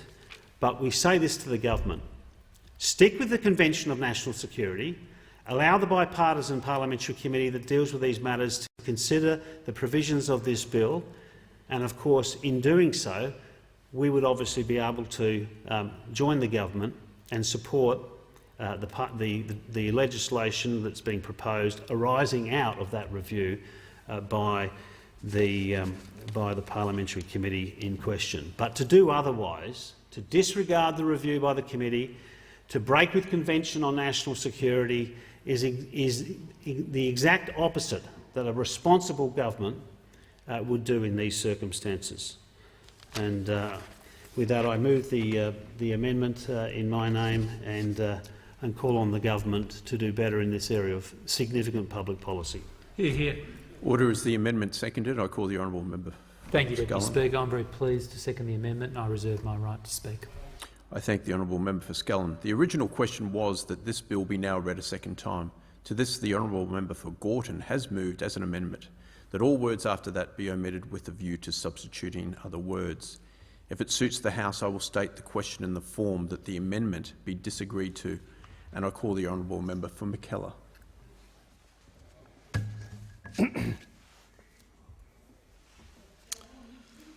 Thank you, Deputy Speaker. Deputy Speaker, once again we have endured a speech from those opposite, and the member for Gorton, about not politicising national security. And so what's the first thing he does? He moves a second reading amendment. And what is the purpose of this second reading amendment? Well, the purpose of it, of course, is so those opposite can talk about anything but the bill in front of the Parliament, anything but the issues to deal with national security. They take it, no doubt, because this week has been a very big week for those opposite. They got a very important endorsement from the Global Times of China, from the mouthpiece of the Chinese Communist Party internationally. I can understand why it is that they want to avoid talking about national security. Not only is it not important to them, they are like Dracula running from the sunlight on this. Because, after all, we wouldn't want those opposite pointing out the uncomfortable truth. I mean, even Senator Kitching in the other place, Deputy Speaker, has been so concerned about national security and the lack of rigour from those opposite that she's been calling it out herself. Obviously, he's given up on trying to get action through the Labor Party, so what she's doing instead is going directly to the Australian people and calling attention to the problems that we have. And I mean, at this very moment, Deputy Speaker, we have at the National Press Club Simon Holmes à Court. And, I say to the Australian people, if ever there is a reason to talk about the need for national security and disclosure, it's that gentleman at the National Press Club. He said, and I quote, Deputy Speaker, at the National Press Club today, that we need to strike at the very roots of democracy. And I'm not entirely sure what that means, but it sounds very threatening.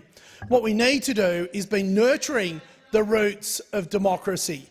And that's what is incredibly important about what we are trying to do here in this place. We are trying to protect and preserve the people of Australia. We are trying to ensure that their national security is protected. We are trying to make sure that they live in a country that they know is safe from foreign influence. And what do we get at the National Press Club? We get the privilege that you can only get from inheriting millions of dollars from your parents, trying to lecture other ordinary Australians, hard-working Australians, hard-working Australians who just want a better life. just want a better life, but not for Simon Holmes of Court. That's not what they want over there. What they want to do is they want to hide donations from coal barons who bought their coal mine from Eddie O'Beed, and of course— Order the member for Scullin on a point of order. On relevance, the member for McKellar started his speech talking about how wide-ranging this debate could be, but none of these matters are before the bill, which is a very important national security bill. He should treat the House with some respect. Order. I call the honourable member for McKellar. Attention to Eddie O'Beed and the fundraising shenanigans of those opposite. They moved the second reading amendment that basically allows everything anyone wants to— The debate is interrupted in accordance with Standing Order 43. The debate may be resumed at a later hour. Are there any statements by honourable members? And I call the honourable member for McEwen.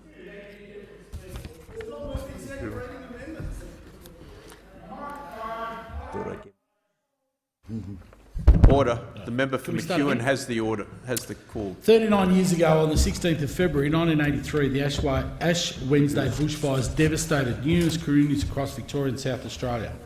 The fires took the lives of 75 people, 14 of those Victorian CFA firefighters, 3 South Australian Country Fire Service members. More than 180 fires across the drought-stricken landscape, combined with ferocious winds, left a path of devastation that we still feel the effects from today. Over 3,700 buildings were destroyed or damaged, and 2,545 individuals and families lost their lives. Before Black Saturday, Ash Wednesday was our deadliest bushfire. The electorate of McEwen has been, over the last 30 to 40 years, has suffered in every major bushfire season there is, with over 70% of the electorate has been burnt between Ash Wednesday and Black Saturday, Kilmore fires and the fires in between. We remember today particularly the 5 Panton Hill CFA Fire Brigade members who lost their lives in the service of their community. Bill Marsden, Peter Singleton, Morris Atkinson, Stuart Duff and Neville Jeffrey. Never will those names be forgotten because of the memorial at Panton Hill, and the timely reminder that when we remember those lives at loss, we also think about those who put their lives on the line every day, which is our CFA volunteers. We thank them for everything that they do in keeping our community safe. Today is a day that is going to be very painful for our CFA members, but a day that has been etched in our memories forever and we will never forget.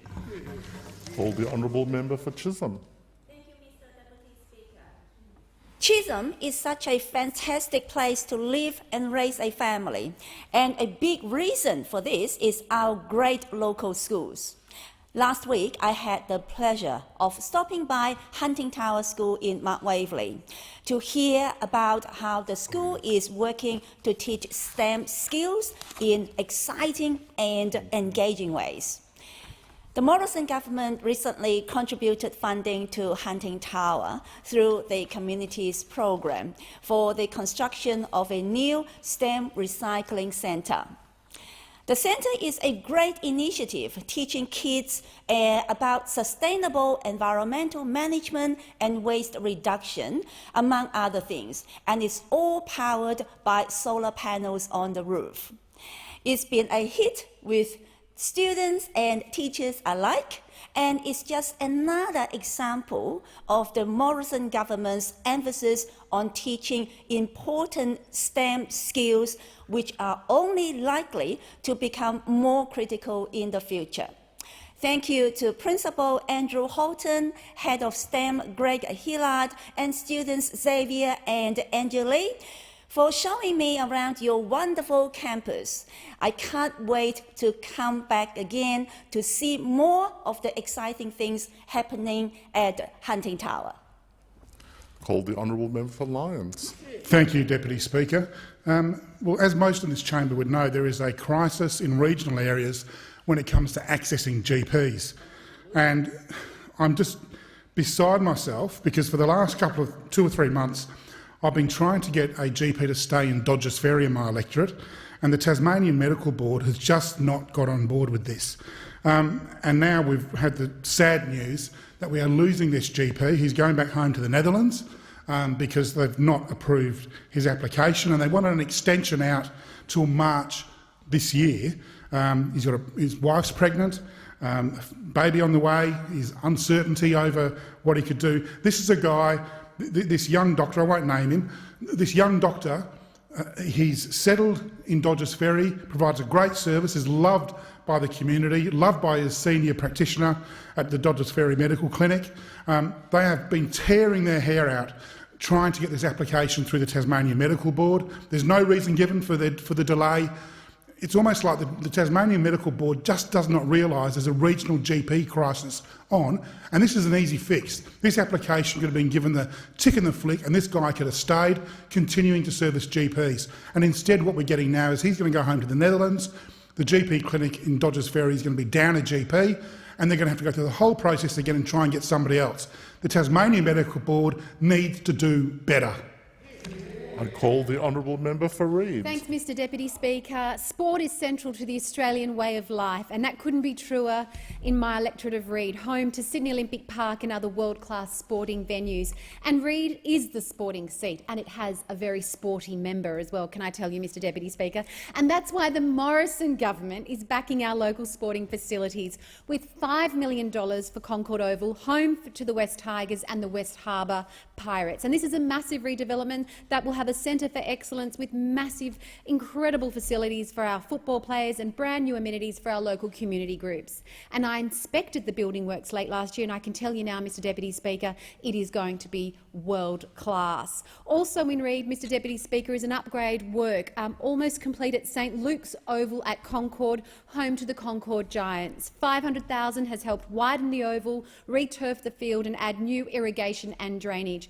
But football's not the only sport in Australia, Mr Deputy Speaker, and it certainly isn't the only sport in Reid. Drummoyne Swimming Centre has produced some of Australia's finest Olympic champions like Dawn Fraser, and $500,000 has been allocated for this training and recreation facility, which has delivered a new multi-purpose clubhouse for community groups, including the Drummoyne Devils Water Polo Club. Goddard Park at Concord is home to Uralla Cricket Club, and it's recently celebrated 130th anniversary, and we have committed $100 million to upgrading the amenities block there too. Order. Thank you, Members' Mr Deputy time. Speaker. I call the honourable member for Solomon. Thanks, Deputy Speaker. Almost 80 years ago, on the 19th of February 1942, the Second World War came to Australia's shores when Darwin was bombed for the first time. It was a chaotic day of suffering, but also acts of heroism, and I've spoken before about Nurse Margaret de Mestre, about Gunnar Hudson, the brave waterside workers and many, many more. Today I want to talk about a United States hero, Lieutenant Robert Ostreicher of the 33rd Pursuit Squadron of the United States Army Air Forces, who was flying among 10 P-40 Kitty Hawk fighters on the morning of the attack.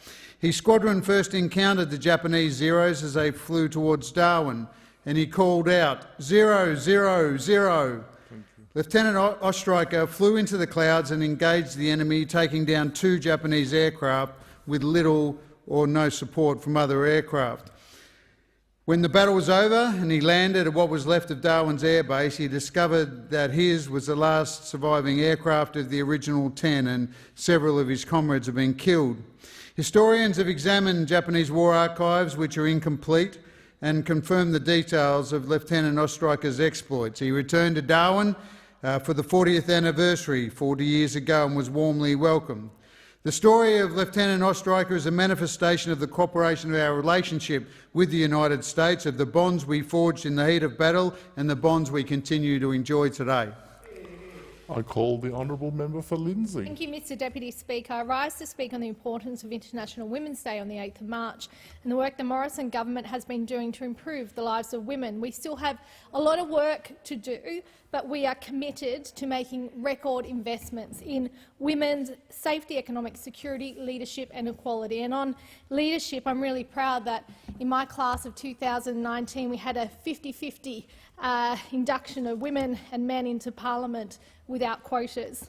Locally, in my community of Lindsay, I'm really committed to supporting issues particularly around domestic violence, and I delivered funding for specialist domestic violence caseworkers for Penrith Women's Health Centre and had that funding extended. Unfortunately, Penrith consistently ranks as one of the top LGAs in New South Wales when it comes to domestic violence, and that is a list that no one wants to be on, and we have so much more work to be done. I've also delivered funding for the PCYC Mums and Bubs program, helping local mothers connect and meet through exercise programs, and lighting along the Nepean River to improve safety. And I particularly had women and families in mind when I committed this funding as part of an election commitment. International Women's Day is a day to celebrate how far women's equality has come, but as Nicole Flink, the member for Boothby, eloquently outlined today in her valedictory speech, the journey surely is not over. I call the honourable member for Greenway. Thank you, Mr Deputy Speaker. Many people in our Greenway community know exactly who Sue Hunter-Lawrence is, whether it is through her role as the head of the Riverstone Schofields Chamber of Commerce or through her ongoing support of many fundraising campaigns, including Dollars for Dignity, or even through her help during the 2021 floods, where Sue coordinated a flood relief furniture and non-perishables drive for those who were affected. But no matter how you know her, I'm sure everyone in our community can agree that Sue is a tireless champion in so many ways. She has rallied for better support for small business and for future planning in one of the fastest-growing areas of Australia, and her advocacy across Sydney's northwest is unmatched. She does it all with an innovative, solutions-based approach.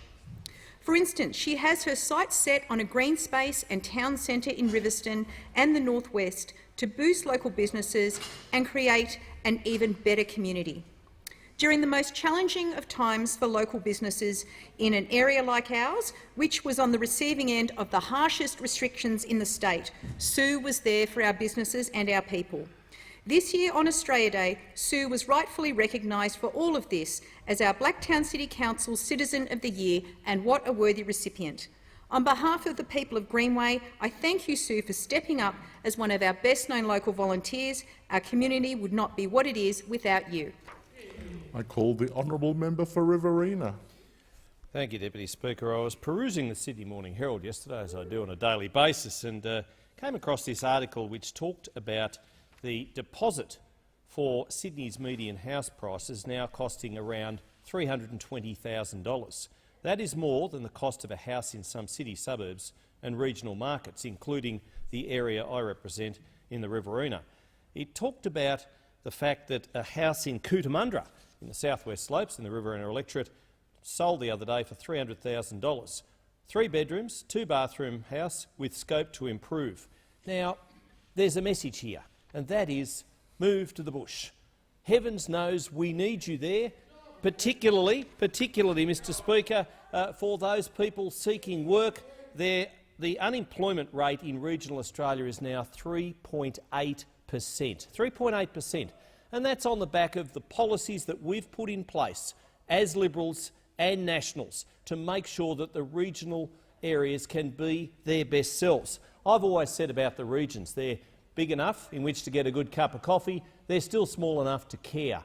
And indeed, we would welcome people to move to country areas, as they have done through the COVID pandemic, knowing that regional areas are the safest and best places to be during this pandemic. Great places to live, affordable housing, friendly people. Why wouldn't you want to move to the bush? Call the honourable member for Melbourne. He was 15 years old when he was put in detention. Now he's 24. He came to Australia seeking a better life, and he committed no crime. But he spent his 16th birthday behind bars, and his 18th, and his 21st.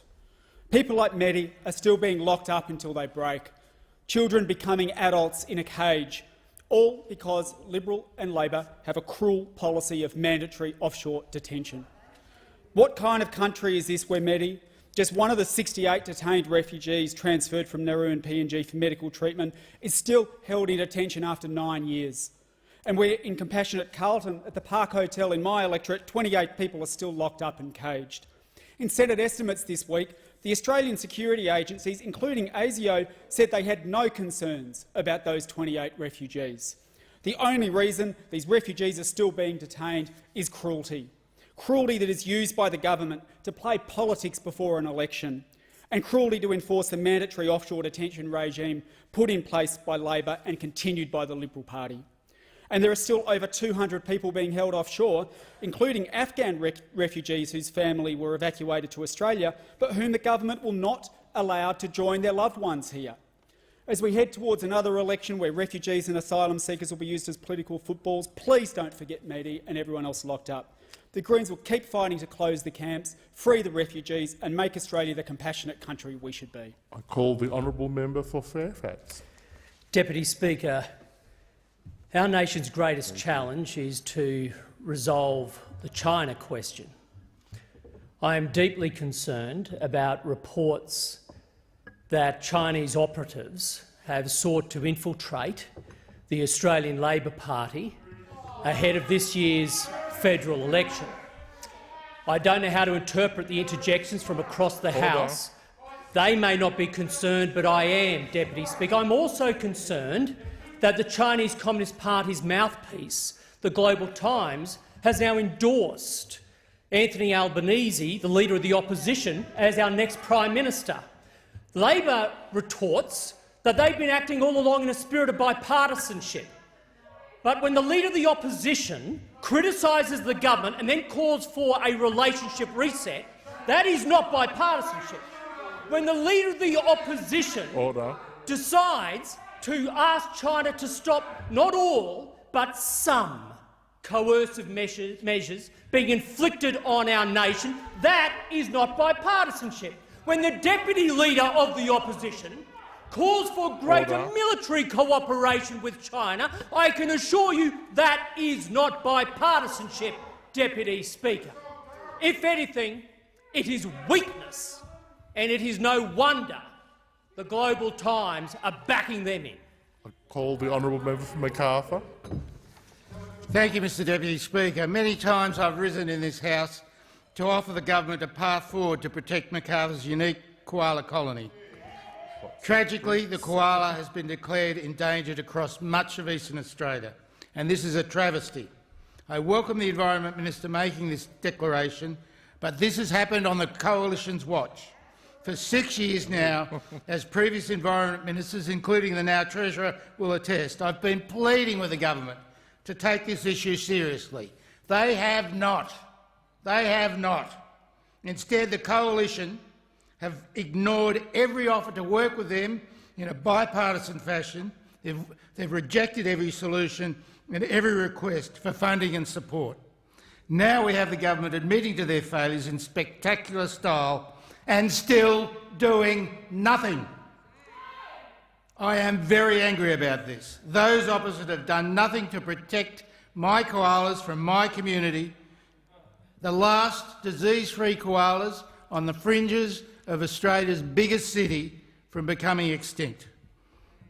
Our vibrant colony is living in the Georges River catchment area, facing huge threats from habitat destruction, have had no support from this government. We needed Twin Rivers National Park. They've done nothing. We need to stop land clearing. They've done nothing.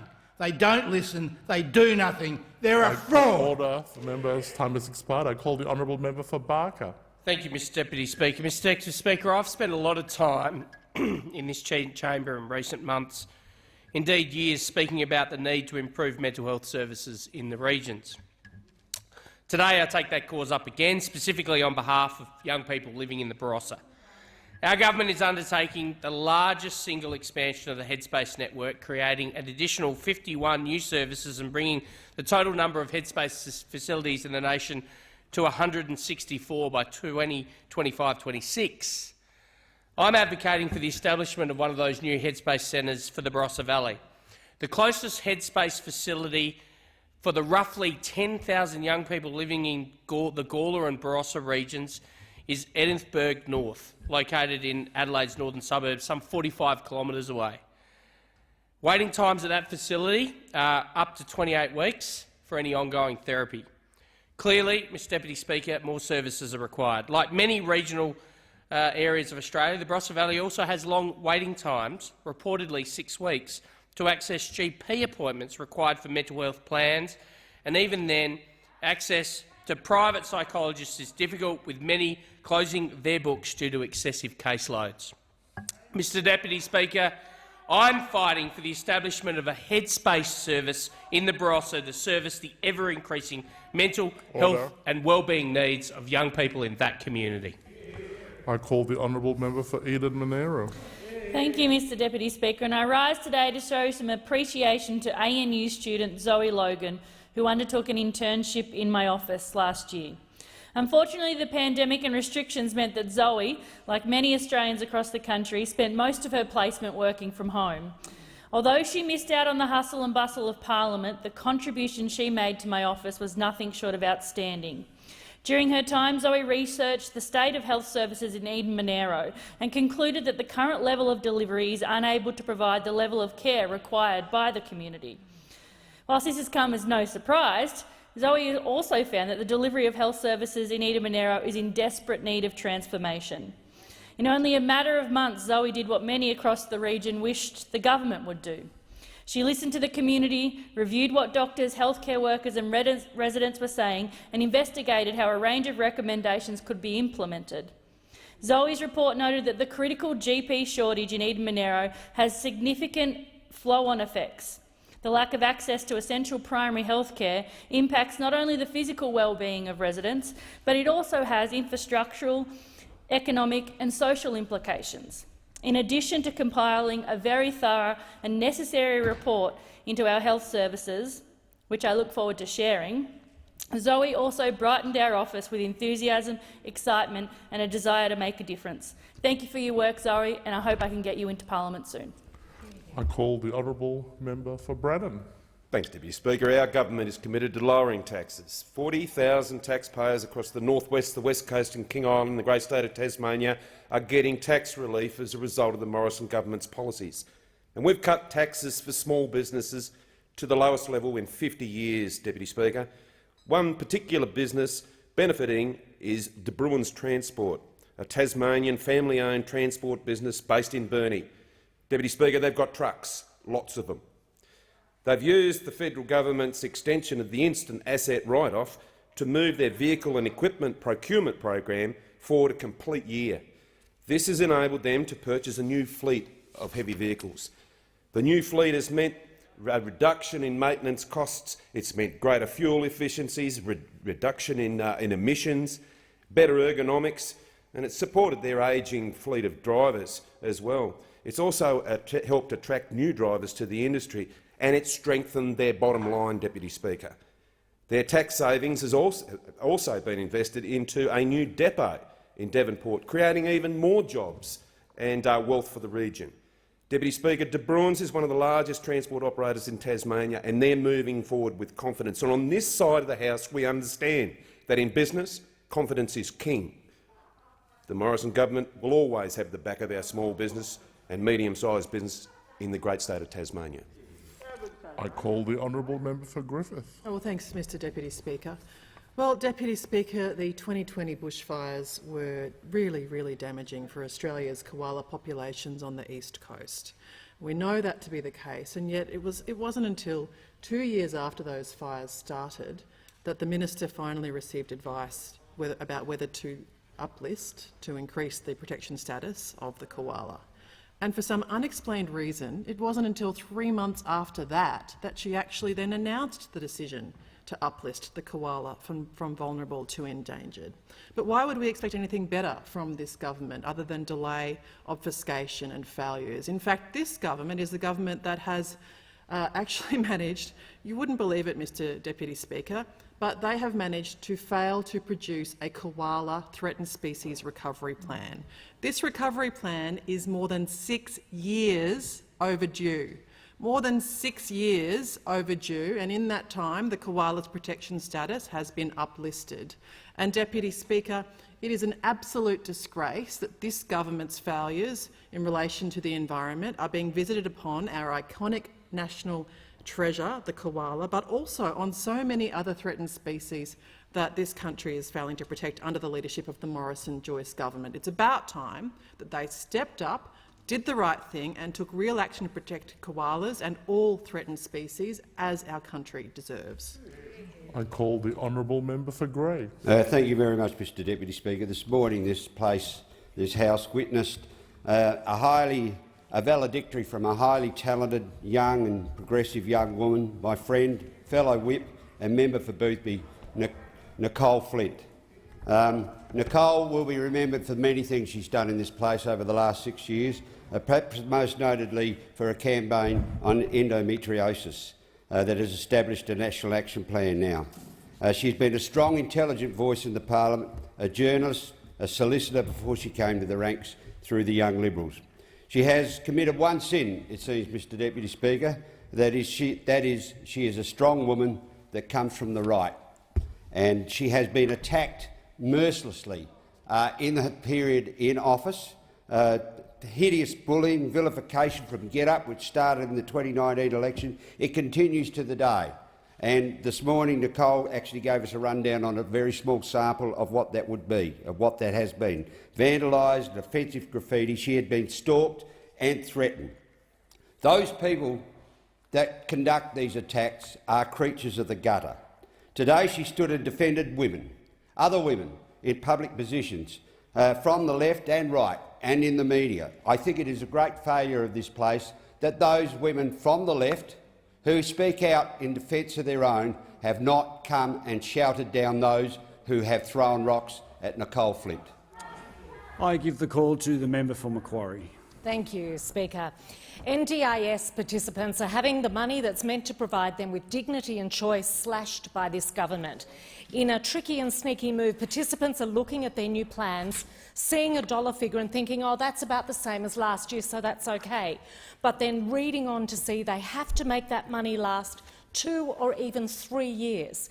Children with autism, cancer survivors and people with cerebral palsy are among the targets. While my team can get a resolution on some cases, too often people are forced to take the legal path, which is a slow and expensive process involving more assessments from therapists, not to mention the cost of legal representation, time and money. It can be 100 days from appealing to having an initial hearing.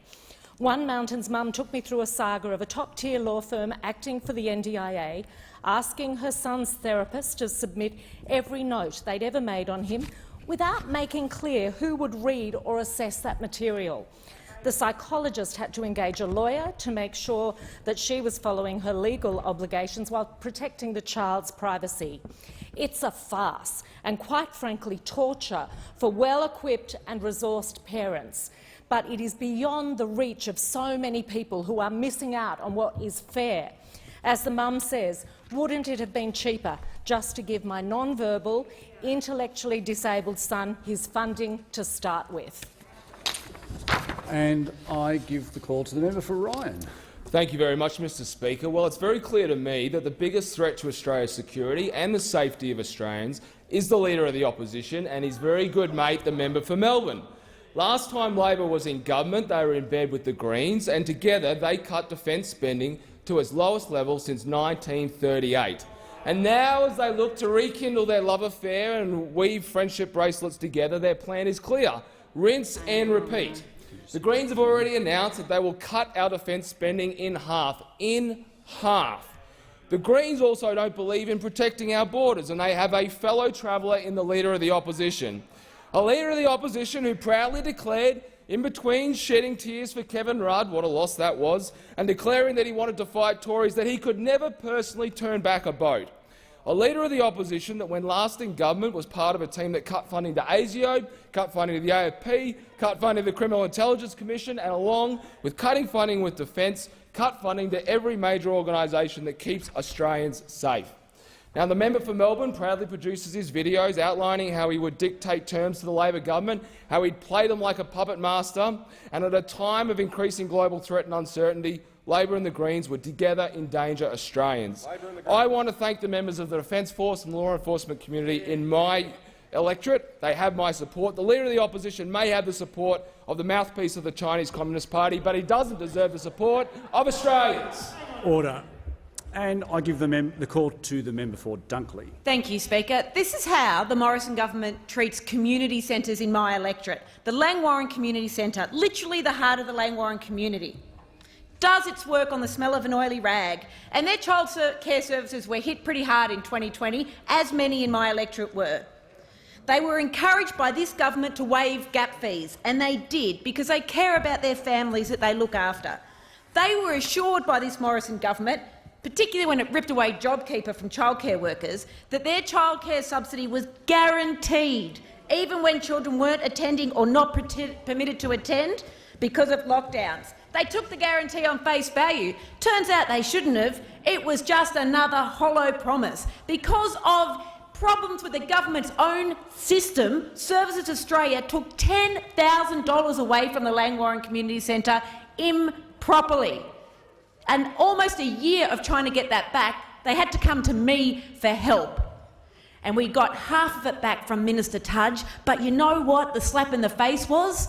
This Morrison government wants my community centre to collect debts from their own struggling families that exist because of Minister Tudge's inadequate supervision of his department. It's outrageous. This community centre serves people who are in need, and this government wants to turn it into a debt collector. Shame. The honourable member's time has expired. I have to report that the order of the day relating to the Prime Minister's motion of condolence in connection with the death of the Honourable Michael Eamon Bean has been debated in the Federation Chamber and is returned to the House. I present a certified copy of the motion. I understand it is the wish of the House to consider the matter immediately. The question is that the motion moved by the Honourable the Prime Minister be agreed to. All those of that opinion say aye. The contrary, no. I think the ayes have it. The Prime Minister. Thank you, Mr Speaker. On indulgence, today marks the 80th anniversary of the Manka Island massacre. Early today, I visited the Australian Service Nurses National Memorial on Anzac Parade. 80 years ago this week, the SS Vinabrook, a 1,670-tonne cargo vessel, fled Singapore a day before the city fell to the Japanese. The Vinabrook had 181 passengers, including 65 Australian nurses. Off Banker Island, in the Banker Strait, the Vinabrook was attacked by Japanese aircraft and was sunk. Over the course of the next 2 days, some 150 people eventually made it ashore to Raji Beach. They were sunburnt, they were dehydrated and they were exhausted. The survivors surrendered to the Japanese, expecting fair treatment, as they were mostly non-combatants. It was not to be. And on this day, 80 years ago, a terrible war crime took place. The men and women were separated. The men were shot and bayoneted. And the women, including 22 Australian nurses, were made to wade into the sea and then machine-gunned from behind. The sole survivor, Sister Vivian Bullwinkle, later said about the brave women who walked into that sea. They all knew what was going to happen to them, but no one panicked. They just marched ahead when their chins were up. We now know of this atrocity because Sister Bullwinkle, though hit by a bullet, played dead and she survived. She hid along with another survivor, a wounded British soldier, Private Patrick Kingsley. After 12 days, Sister Bullwinkle and Private Kingsley surrendered again, choosing the risk of execution over the certainty of starvation. Private Kingsley died from his wounds shortly thereafter. Sister Bullwinkle became a prisoner of war for 3.5 years, and it was during this time that Sister Bullwinkle did something absolutely extraordinarily brave. She kept and hid the blood-stained uniform that had been pierced by a bullet. Had the uniform been found and its significance understood, certainly it would have meant death for her. The uniform she had worn on that day with its bullet hole now stays on display at the Australian War Memorial. It is a national treasure held in trust for all generations. Mr Speaker, it was that very piece of evidence that was presented to the War Crimes Tribunal. Mr Speaker, in the Hall of Memory at the Australian War Memorial there are 15 stained glass windows depicting Defence Force personnel. The window stands watch over the shrine of the tomb of the unknown soldier. One of those windows represents a nurse, and on it there is one word, devotion. And today, on this anniversary, we remember all who were killed, the service personnel, the civilians, and especially the nurses. We call to mind the thousands of Australian nurses who have served Australia in conflicts. We remember their devotion to their patients, to their country and to their duty, and I have no doubt their great example of sacrifice and duty and service and love and care and compassion is exactly what has motivated the thousands upon thousands of nurses who have served the Australian community so faithfully and in such a dedicated way over the course of this pandemic. There could be no greater tribute to Sister Bullwinkle than the service that has been shown by our nurses over these past 2 years of the pandemic. But to all of those who were killed on that dreadful day, and all of those who have served, lest we forget. The Leader of the Opposition on indulgence. Thanks, Mr Speaker. Marched into the water at Benka to be machine-gunned in the back. There are many details in the Sydney Morning Herald's original report of the Benka massacre, but it is perhaps this line, unvarnished, unadorned, that jars the most. The brutal murder of 22 Australian nurses and a civilian woman on Radji Beach 80 years ago still shocks us. They were fleeing the fall of Singapore with British servicemen, only for their ship to be sunk by Japanese bombers. Washed up on the Indonesian island of Bangka, they were at the mercy of a ruthless enemy.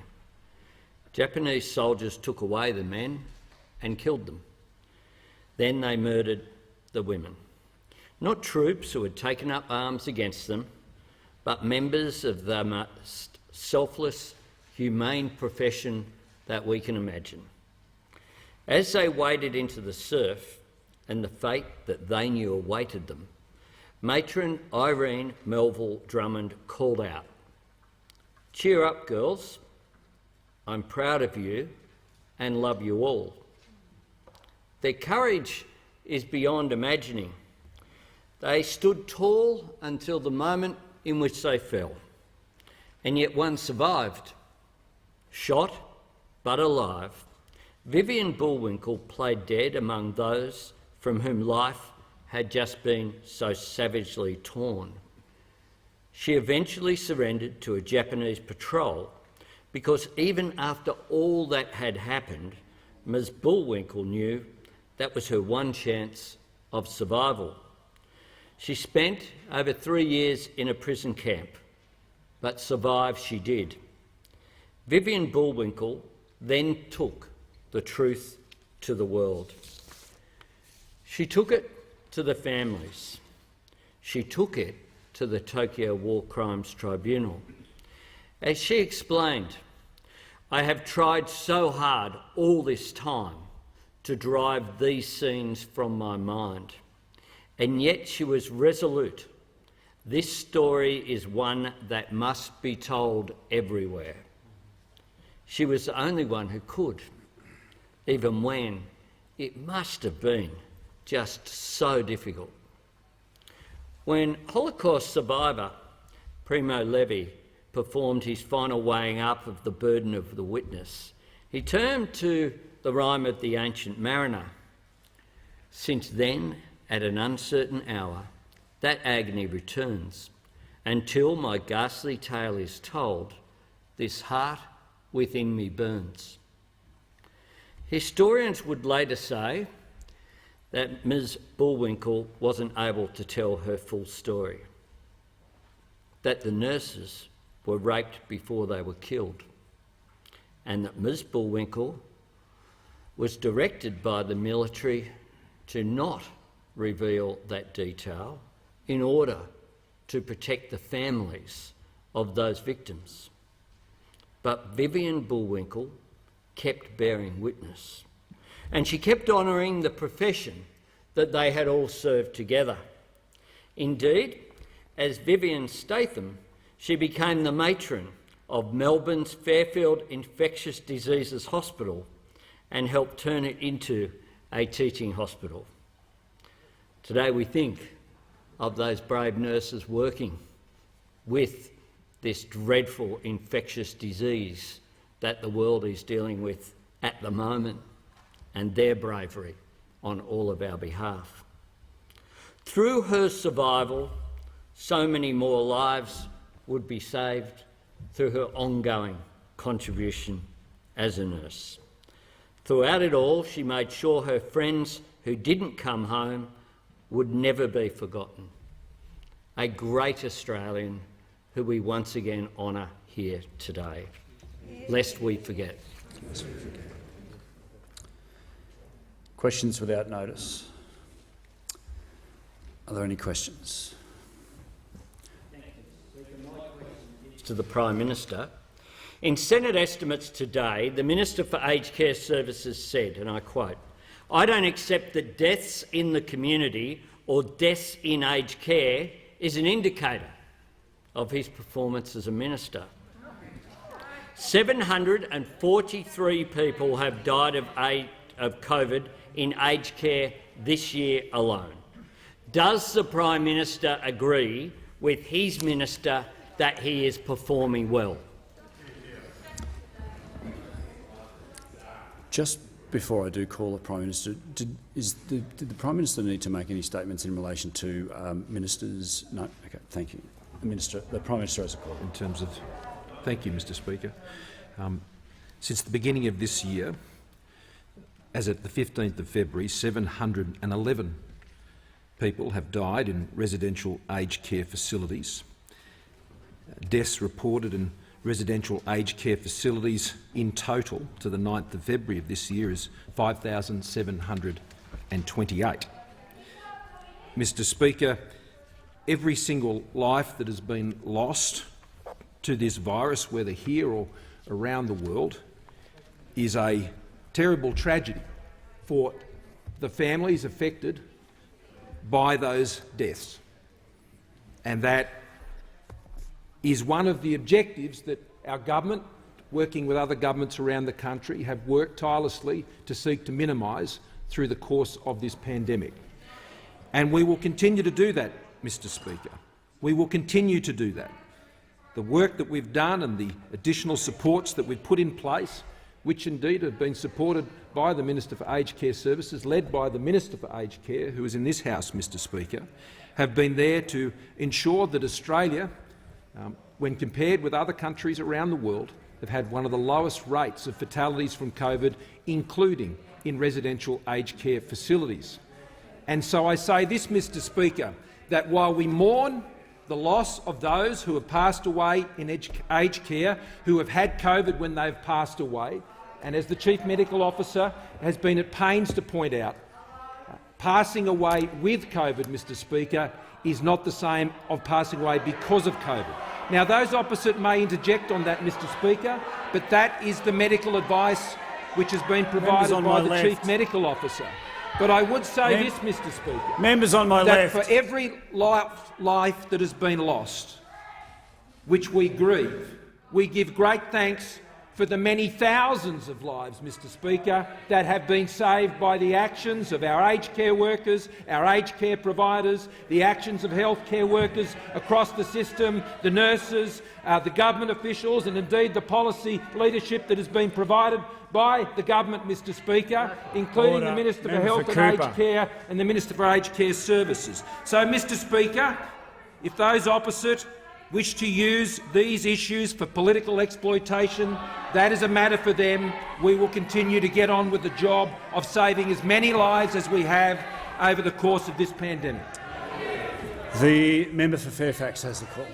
My question goes to the Prime Minister. Will the Prime Minister please outline to the House why it is important not to appease or be intimidated from calling out those countries that seek to coerce and bully others? And how has the Morrison government led the way in not being intimidated by standing up to bullying and coercion, including in our region? And what has been the response to the government's approach? The Prime Minister has the call. Thank you, Mr. Speaker, and I thank the member for his question and his concern on these matters. The Australian government remains deeply concerned about the ongoing threats of terrible violence against the people of Ukraine from Russia, Mr Speaker, a country that faces no threat from Ukraine whatsoever, but yet they face these terrible threats of intimidation and violence. Russia must unconditionally withdraw. There cannot be any dividend or concession provided in the name of appeasement to Russia, Mr Speaker. That is the view of my government. Cyber attacks have been reported to be undertaken on the Ukraine, on its government, on its defence forces and indeed its banks, and those reports run counter to the reports of suggestions of pullback which are unconvincing and unconfirmed. Mr Speaker, President Biden said this: "If Russia attacks Ukraine, it will be met with overwhelming international condemnation. The world will not forget that Russia chose needless death and destruction." Well, Mr Speaker, there is one significant global power that pretends to international leadership that remains silent and even complicit when it comes to condemning the actions and threats of violence and intimidation of Russia, and that is the Chinese government, Mr Speaker, and that is deeply concerning to those who live here in the Indo-Pacific region. Mr Speaker, we have warned about these issues for some time, and as a government we have taken strong action to stand up to any coercion and any threats that have been levelled at Australia. And, Mr Speaker, we have been criticised for doing that as a government, including by those opposite. Mr Speaker, we have been further targeted as a country because of the strong stand that we have made. But, Mr Speaker, we have also earned the great respect of nations around the world, be those in Europe or the United States, Mr Speaker, who have seen what Australia has done, and they have been impressed, Mr Speaker, by our resolve and by our resistance. Mr Speaker, my government will never be the preferred partner of a foreign government, Mr Speaker, that has chosen to intimidate this country and has sought to threaten this country, Mr Speaker. They will not find a fellow traveller when it comes to threats and coercion against Australia in my government, Mr Speaker. I will never be their candidate.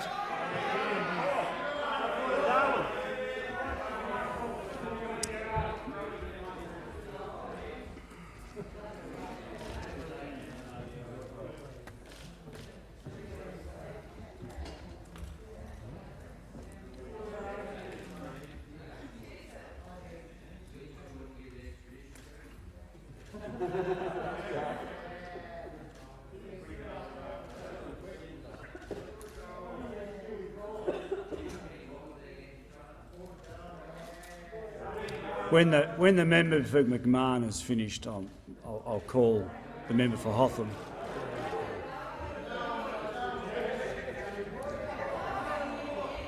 The member for Hotham has the call.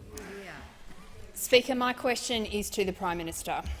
743 residents have died of COVID in aged care this year alone. Tens of thousands are not getting the care they need. This comes 2 years after the release of a Royal Commission report entitled simply Neglect. The aged care system is in crisis. Aren't all these things indicators that the Minister for Aged Care Services should be sacked today? The Minister for Health has the call. Thank you very much, Mr Speaker, and to respectfully correct the member, this year, as the Prime Minister set out, sadly we've lost 711 residents in aged care in Australia, and as the Secretary of the Department has indicated in various discussions before the Senate, each life lost, no matter what the circumstances, anywhere in the country, is one which we grieve deeply, and we are aware that, of course, approximately 58% of those on the very latest data that we have were previously in palliative care, and so we feel for them and we thank the families and we thank all of those who've worked to protect them. In terms of Australia's actions, we are thankful for the work of our nurses and our carers that have helped deliver one of the lowest rates of loss of life in residential aged care in the world. And I think that that is a very important point. On the latest figures I have, Australia's— Yes, the Minister for Health will resume his seat The member for Hotham on the point of order. Speaker, on relevance, the question was to the Prime Minister because it relates to the performance of his completely incompetent Minister for Aged Care, and the Minister answering the question cannot go to this point of who leads this sector for the country.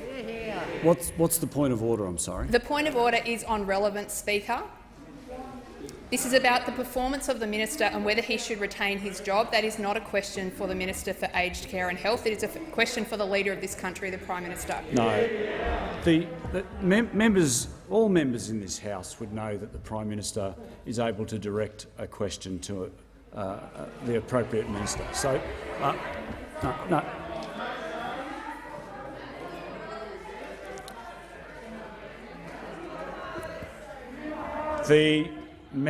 The Minister for Health has the call. Perhaps the most germane of facts during the global pandemic is to understand what has happened in Australia compared with the rest of the world. In Ireland, the rate of loss of life is sadly 331% of that in Australia. In France, 543%. In Canada, 633%. In the USA, 668%. In Spain, 698%. In the UK, 879%. And in Belgium, 1,291%. All of these are fine countries. These are fine countries doing the finest work that they can, compassionately through their work to protect their citizens. They have been. Member for Jaga. They have faced a global pandemic, and each of those countries has saved lives. In Australia, more lives have been saved on that comparative basis than all of those which I set out. And we've done that through a series of actions. Firstly, beginning with the borders, the testing, the tracing, the distancing. But in addition to that, the specific measures within aged care. And these have been difficult measures. Indeed, we have a 99% vaccination rate amongst staff.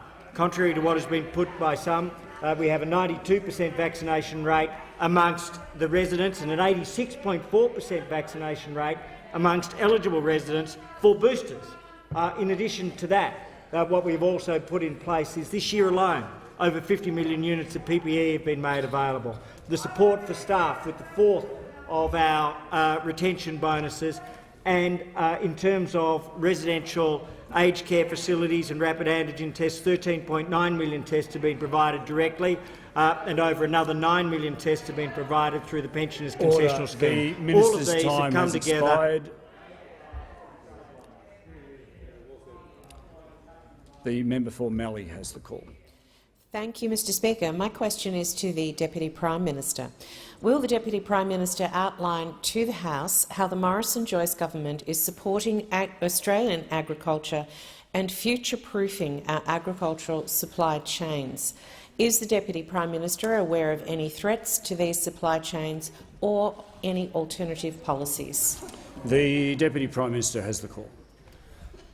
Well, Mr Speaker, I thank the honourable member for a question and note how in the seat of Mallee, with legumes, with canola, with wheat, with so many citrus products, that she and the people of her area have done their part of not only feeding Australia but of assisting in the food task of the world. And a key component of that, Mr Speaker, of course, is urea, which is a vital fertiliser. Mr Speaker, 80% of the urea Australia uses comes from China. But this government has put $255 million on the table for the construction of a urea plant at Karratha. This will provide about 96% of Australia's urea needs. And this is an absolute statement of the preparedness of this side of the House to keep the sovereignty of our agricultural industry in place.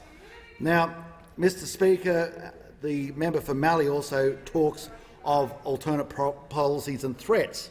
Now, of course, what we are seeing is the alternate government is a Green and Labor alliance, and they mock it. But actually, in this very city,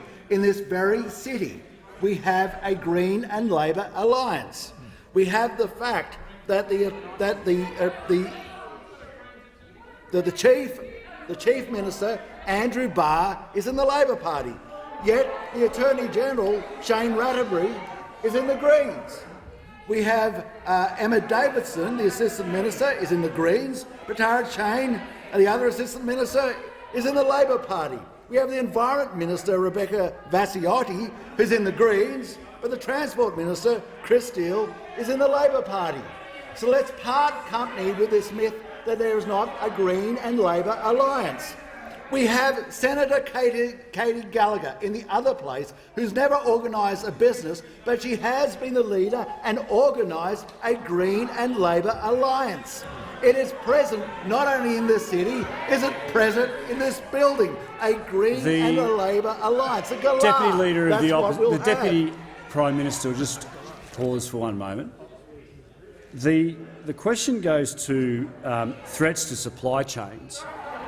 And it does talk about alternative policies, but I think the Deputy Prime Minister is straying somewhat, and I would ask him to return to the question. Well, I thank you, Speaker, and I'd say why. Because the Greens believe in a moratorium in the production of gas. Now, you cannot produce urea with just nitrogen and water. You need gas, nitrogen and water to produce urea. And if you have a Green Labor alliance, as exists in this very city, as existed in Tasmania, then you will have the inability for our nation to not only not feed the world, we won't be able to feed ourselves. The member for, just before I call the member for Gorton,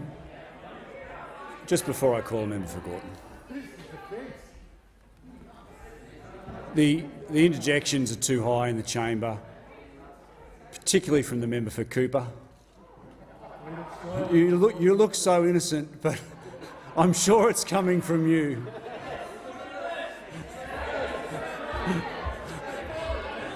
The member for Gorton has the call. Thank you very much, Mr Speaker. My question is to the Prime Minister. 9 days ago, the Prime Minister announced 1,700 defence personnel would be deployed into aged care homes. The Department of Health has admitted that of the 1,700 promised, only 106 personnel have been deployed. When the lives of aged care residents are at stake, why won't the Prime Minister do his job and deliver what he promised? The Minister for Health has the call. Thank you very much, Mr Speaker. At this point in time, as of today, there are 133 defence personnel who are... I can't hear the Minister for Health. 133 defence personnel who have been deployed to assist in aged care. That includes 116 ADF personnel who are supporting the aged care sector and 17 ADF personnel who are deployed as ADF aged care support planning and coordination teams. Of those, 35 are currently providing clinical support, 7 in New South Wales, 10 in Victoria, 8 in South Australia, 10 in Queensland. 81 are currently providing general duty support. 17, as I mentioned, are providing coordination in the ACT. That means that at this stage there have been 25 aged care facilities that have been directly supported on the basis of the very terms which the Prime Minister set out, of those which were facing a significant, clear and present threat to the capacity to carry on operations. 19 are currently being staffed, with 6 of them having had their duties completed. Those include Greens Care Community Murwillumbah, Ron Middleton VC Gardens North Richmond, RSL Life Care Chura Beach, Dorothy Impey Home in Pascoe Vale, Anzac Lodge Private Nursing Home in Coburg, Coptic Hostel in Hallam, McGregor Gardens Pakenham, Mercy Place Avenue Shepparton, Mercy Place Shepparton, Bairnsdale Parklands Care in Community in Bairnsdale, Embracia Moonee Valley in Avondale Heights, Churches of Christ Cardwell, The Good Shepherd in Townsville, Blue Care Alexandra Hill in Brisbane, Cabanata Aged Care in Rosewood, Tanunda Lutheran Home in Tanunda, Ridleyton Greek Home Brompton, Ananda Aged Care Happy Valley South Australia, Juniper Signet Bentley in Bentley in Western Australia. In addition to that, what we see is that the ADF has played a significant role throughout the course of the pandemic. That role includes the work which was done in relation to previous outbreaks and support. We have, over the course of recent weeks, been able to support Victoria with ambulance drivers and support in terms of the transport of passengers. And in addition to that, they have been assisting with the dispatch of deliveries from the National Medical Stockpile. That National Medical Stockpile has seen supplies go to all aged care facilities in Australia to assist, whether it is with the rapid antigen test program. I mentioned before 13.9 million tests have been dispatched, whether it's in relation to the now over 50 million units of PPE, all up which have been provided. It is a well-known matter of fact and record that the government did also offer the Victorian government the use of ADF to assist with their hotel quarantine program. Unfortunately, that was not taken up. The member for Melbourne has the call. My question is to the Prime Minister. This week in estimates, government officials confirmed that projections for emissions from the enormous Beetaloo methane gas basin have increased by a whopping 5,000%, and this is before any of the gas is even burnt. Prime Minister, why are you continuing to push ahead with this giant climate bomb?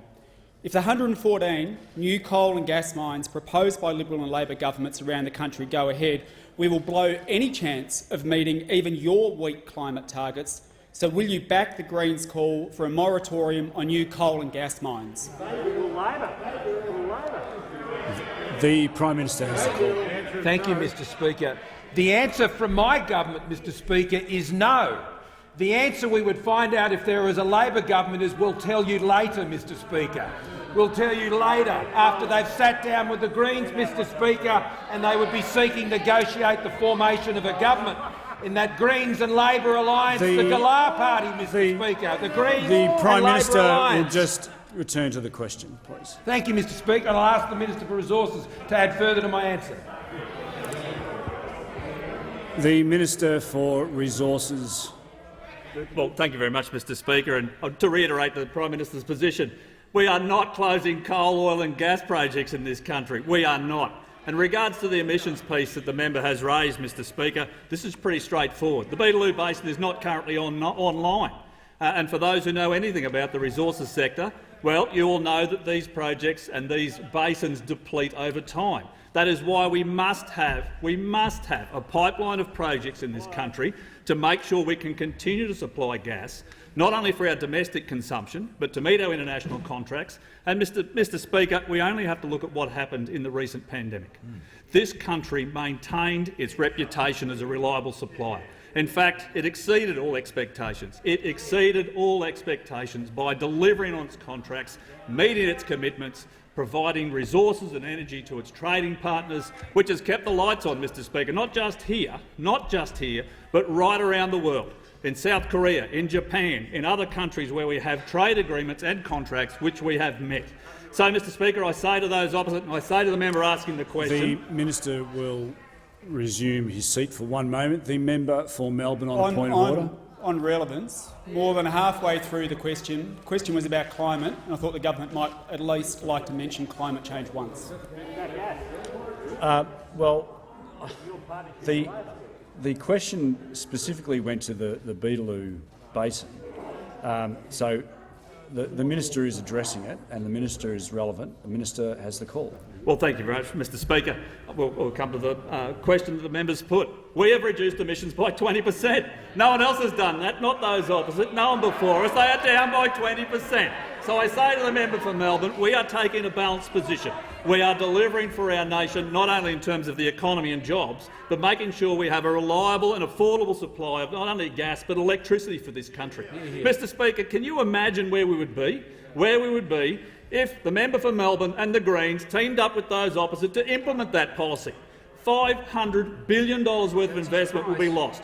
That is the cost, Mr Speaker. This is what's been put forward by the member for Melbourne and the Greens, a policy where they would not allow any future coal, oil or gas production, no new projects in this country, 80,000 jobs, $500 billion worth of investment would be lost, and it would be supported by those. The Minister is entitled to compare and contrast, but there was no part of the question in relation to alternative approaches. So I'd ask the Minister to return to the question. Of course, Mr Speaker. So back to the Beetaloo, Mr Speaker. What we know is that the Beetaloo Basin is one of the biggest gas developments in the world. It will drive billions of dollars of investment for Northern Territory, thousands of jobs for Australians and continue to deliver for our economy, and this is how we pay for roads and schools and hospitals. The minister's time has expired, and I give the call to the member for Herbert. Thank you, Speaker. My question is to the Treasurer. Will the Treasurer remind the House why the Morrison government's proven record of keeping taxes low will always be a priority of the members of this side of the House, and is the Treasurer aware of any alternative approaches? The Treasurer has the call. Well, thank you, Mr Speaker, and I thank the member for Herbert for his question and acknowledge his distinguished service in uniform on behalf of our country, and also his support for lower taxes, which are being used by businesses in Townsville, Fair Dinkum Builds, which has bought a couple of scissor lifts with the benefit of our immediate expensing provisions. Now, we on this side of the House have cut taxes for families. We on this side of the House have cut taxes for small business down to the lowest level in 50 years, and we've put in place record business investment incentives through our tax system. But we have been opposed every step of the way by a Greens-Labor coalition and by a Labor leader who has never delivered a budget, never held a Treasury portfolio, and who thinks tabling his high school essay are good enough credentials to run a $2 trillion economy. The Treasurer will resume his seat. The Deputy Leader of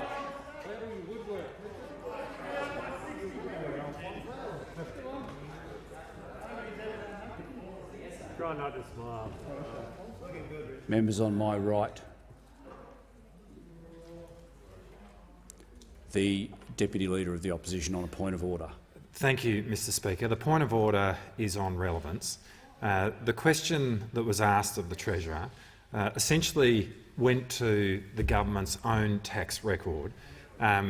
He couldn't sustain an answer on that for more than 45 seconds, which in part is because it's the second highest taxing government in our country.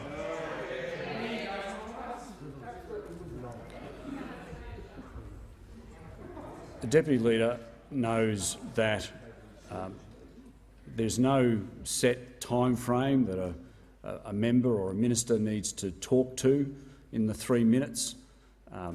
The Treasurer did refer to government tax policy and then was dealing with alternative approaches. The Treasurer has the call. Well, thank you, Mr Speaker. This Leader of the Opposition can't be trusted to implement our legislated tax cuts for families because he described them as tax cuts for the top end of town. This Leader of the Opposition can't be trusted to deliver lower taxes for the Australian people because he supported a carbon tax, a mining tax, a congestion tax, a retirees tax, a housing tax, higher taxes on super, higher taxes on income earners and a family business tax. And of course he has supported death duties, Mr Speaker, and an inheritance tax. But it's not just the Greens who are supporting his call for an inheritance tax. It's also his comrades in the union movement, Mr Speaker. Order. Because less than 6 months ago, the ACTU put out their tax plan. There it is, in all its glory, in page 2, calling for an inheritance tax, Mr Speaker. Now, why is this important? Why is this important? Because this Leader of the Opposition has said The Treasurer will resume. I hope this is a valid point of order. The Manager of Opposition Business on There's a a point requirement that members be referred to by their title, and he's referring to someone who brought in death duties, and he should be referring to the member for Mackellar. He's the only person who's been arguing for it. Manager for Opposition Business will resume his seat.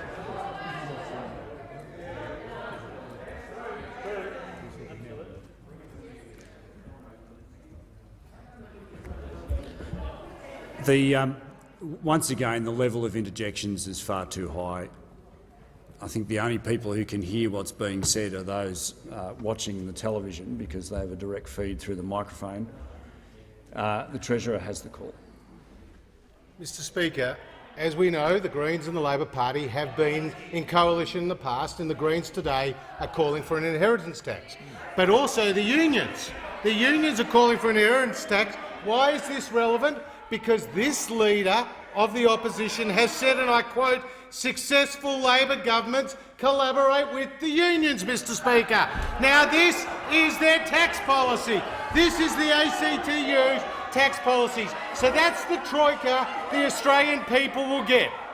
If the Labor Party ever got their chance to sit on the Treasury benches, you get the Labor, the Greens and the ACTU in cahoots, Mr Speaker, promising higher taxes and death duties.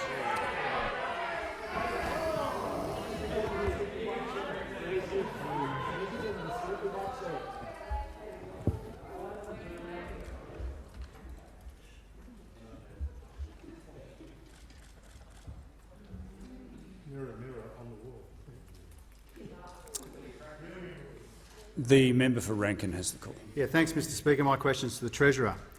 Yesterday, the Treasurer told the House that he was concerned that political donations weren't being disclosed.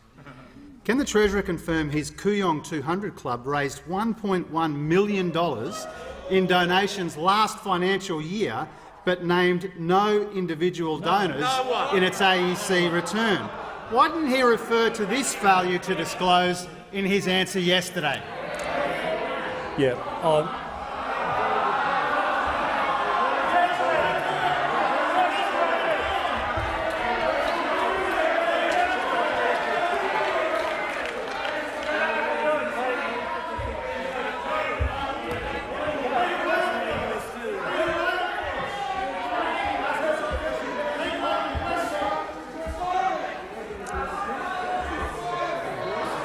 Order. Order. Member for McNamara.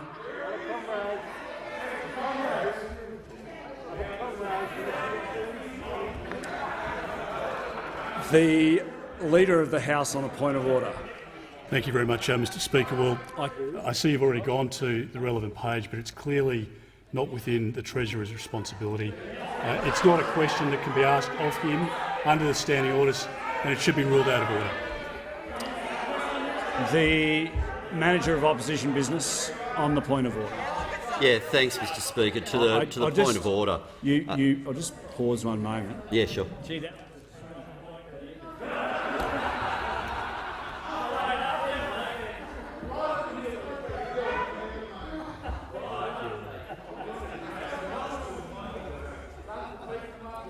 Two more days to go.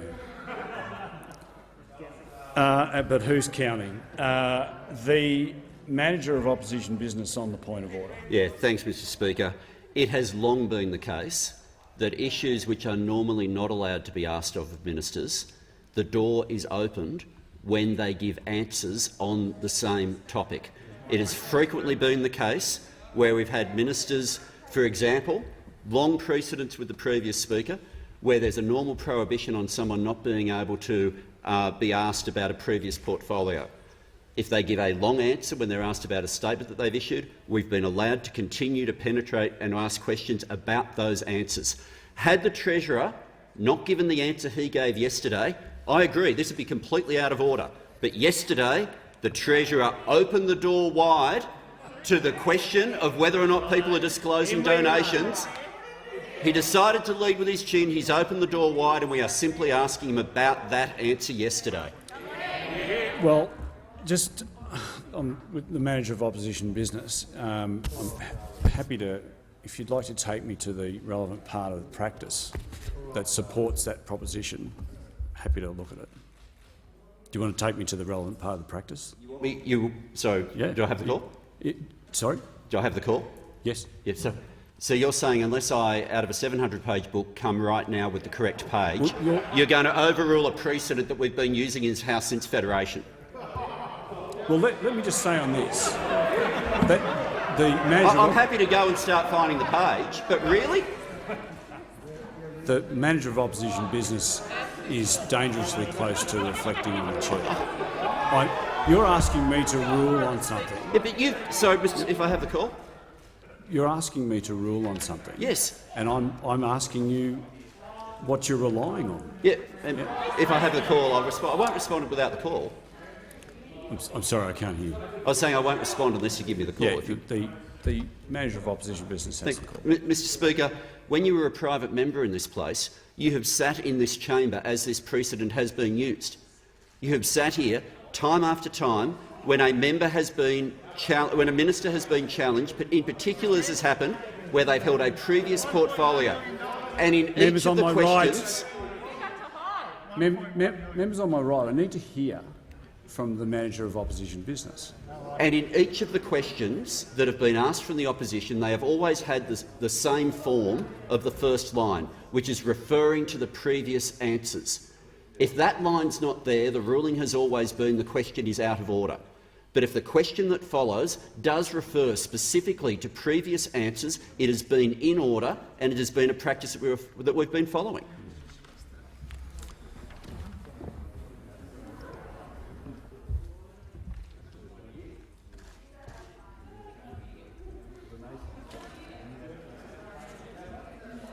I'll allow the question, but I will have a closer look at it overnight. But I will allow the question. The Treasurer has the call. Well, Mr Speaker, we adhere to the relevant rules, but what my comments were yesterday was about the member for Warringah and the $100,000 donation from people linked to coal companies, Mr Speaker, and the absolute hypocrisy of the independents, Mr Speaker, because the reality is a vote for the independents is a vote for the Labor Party, Mr Speaker, and that is because the independents include former members of the Labor Party, including in my electorate the seat of Kooyong. They claim to be a clean skin, but they're former members of the ALP. And when the independents come into this place, they vote for the Labor Party, Mr Speaker. So the fact of the matter is, a vote for the independents is a... The Treasurer has concluded his answer.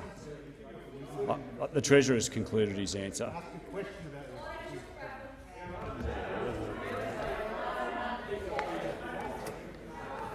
The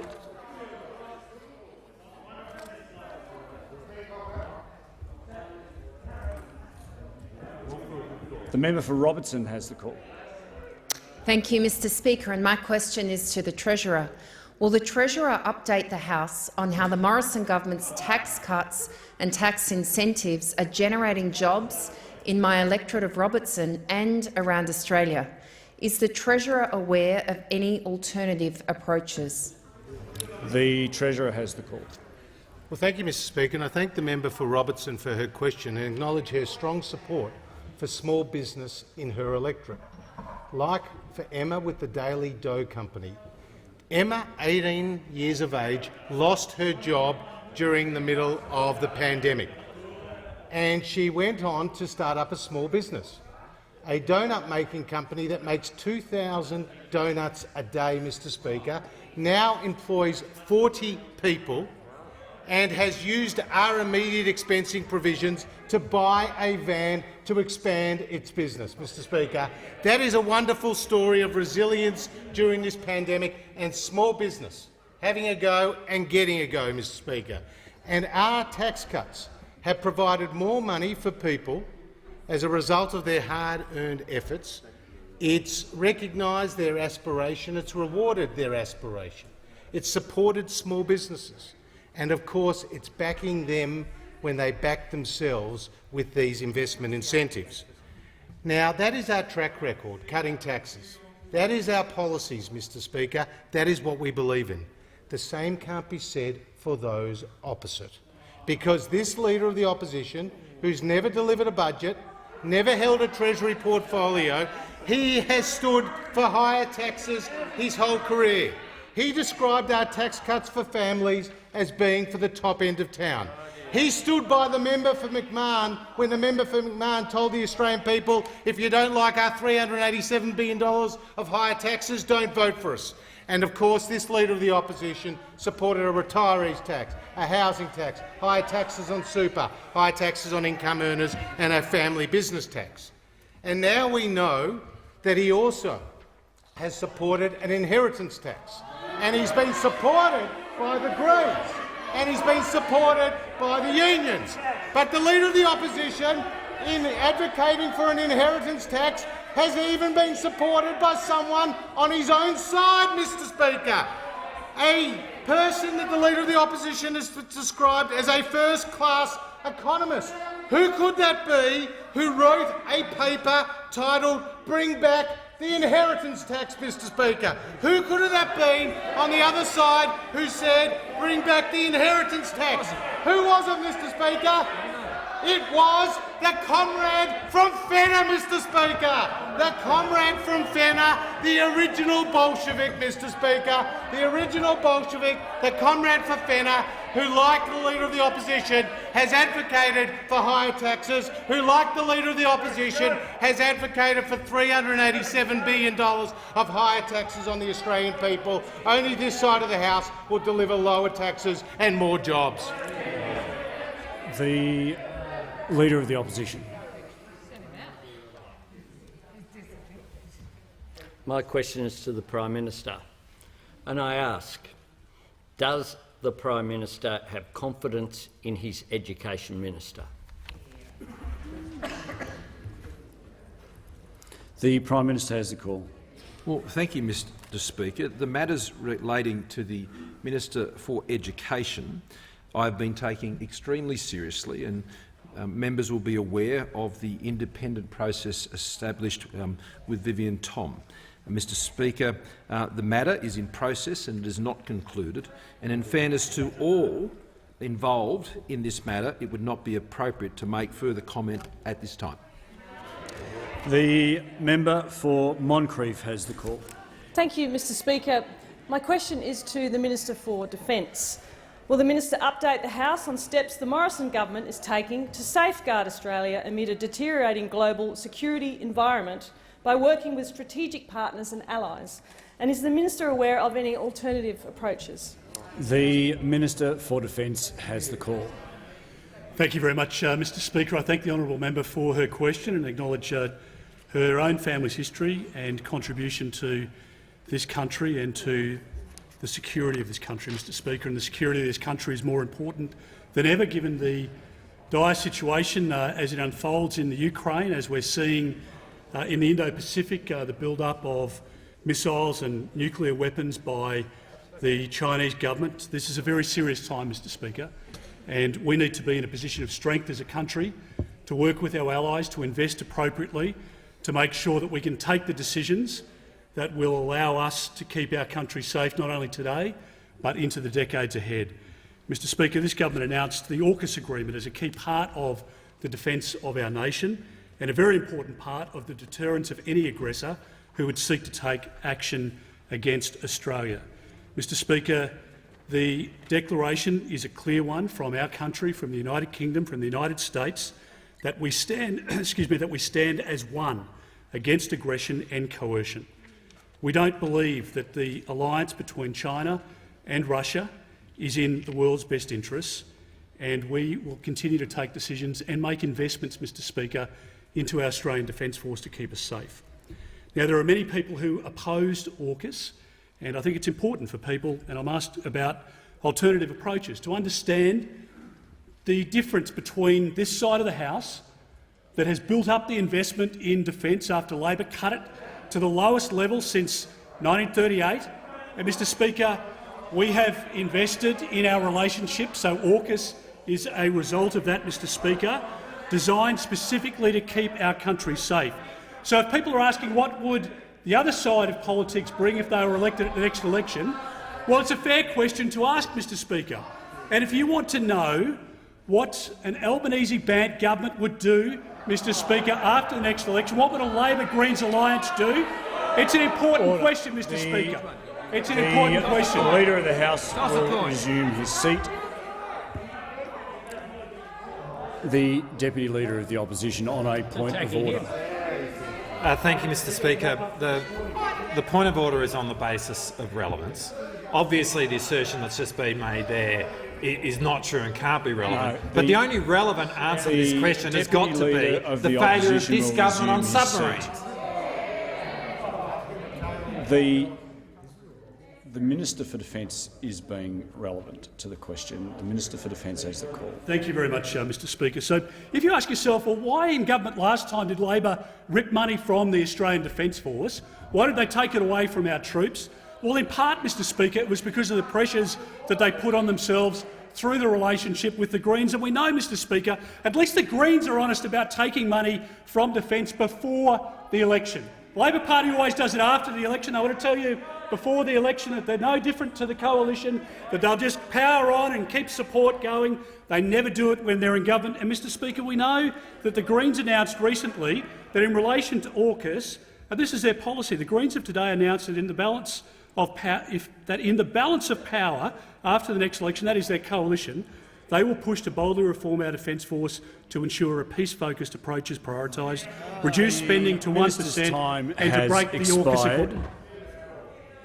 The Leader of the Opposition. Just before, Mr Speaker, I seek leave to table the article by the member for Wentworth, reach out to Russia to manage the rise of China. How's that working out? How's that working out? Leave granted. Leave's not granted. Leave is not granted. The member for Moreton. Just before the member for Moreton starts,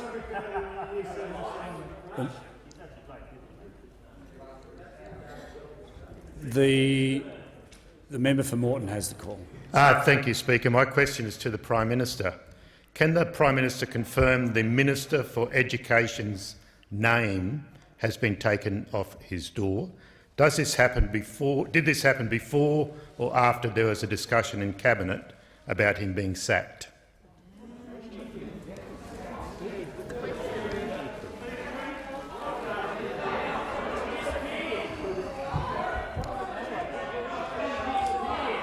The Leader of the House.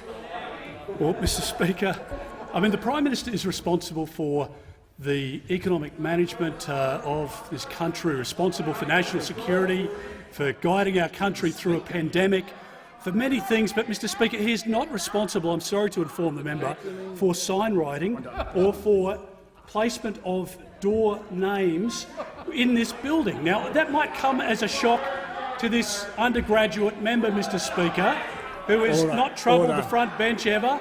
And, Mr Speaker, it cannot be in order, this question. The Minister for Defence, the Leader of the House, to resume his seat.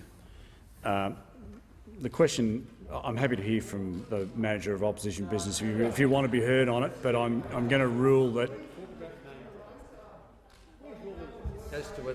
Manager of Opposition Business has the call. Yeah, Mr Speaker, there's only one minister whose name has been removed from their office door. No, if the Prime Minister wants to say in his answer... The Manager of Opposition Business is not making a point of order. He is speaking to the point of order. Yeah. So the Manager of Opposition Business, I'm giving the Manager of Opposition Business an opportunity to respond to what the Leader of the House said. The Manager of Opposition Business has the call. So it is advice from the Prime Minister's office and from the Prime Minister that causes the parliament to put the names of ministers on doors. Now, if it's just a coincidence that of all the ministers, it just happens to be the Minister for Education who's been disappeared in this way, then that can be the answer. I think I've heard the Manager for Opposition Business sufficiently. A valiant effort as it was. The question is out of order. It's not within the Prime Minister's purview, and I will give the call to the member for Braddon. Thank you, Mr Speaker. I have an important question for the Minister for Trade, Tourism and Investment. Will the Minister update the House on how the Morrison government is defending Australia's trade interests and the global rules-based trading system, and is the Minister aware of any alternative arrangements? The Minister for Trade, Tourism and Investment has the call.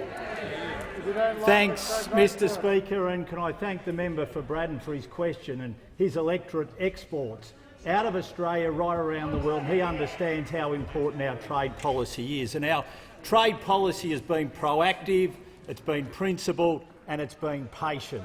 And it's those 3 Ps that we've adopted because they're an important way for us to conduct our trade policy. 9 FTAs concluded since we came to government.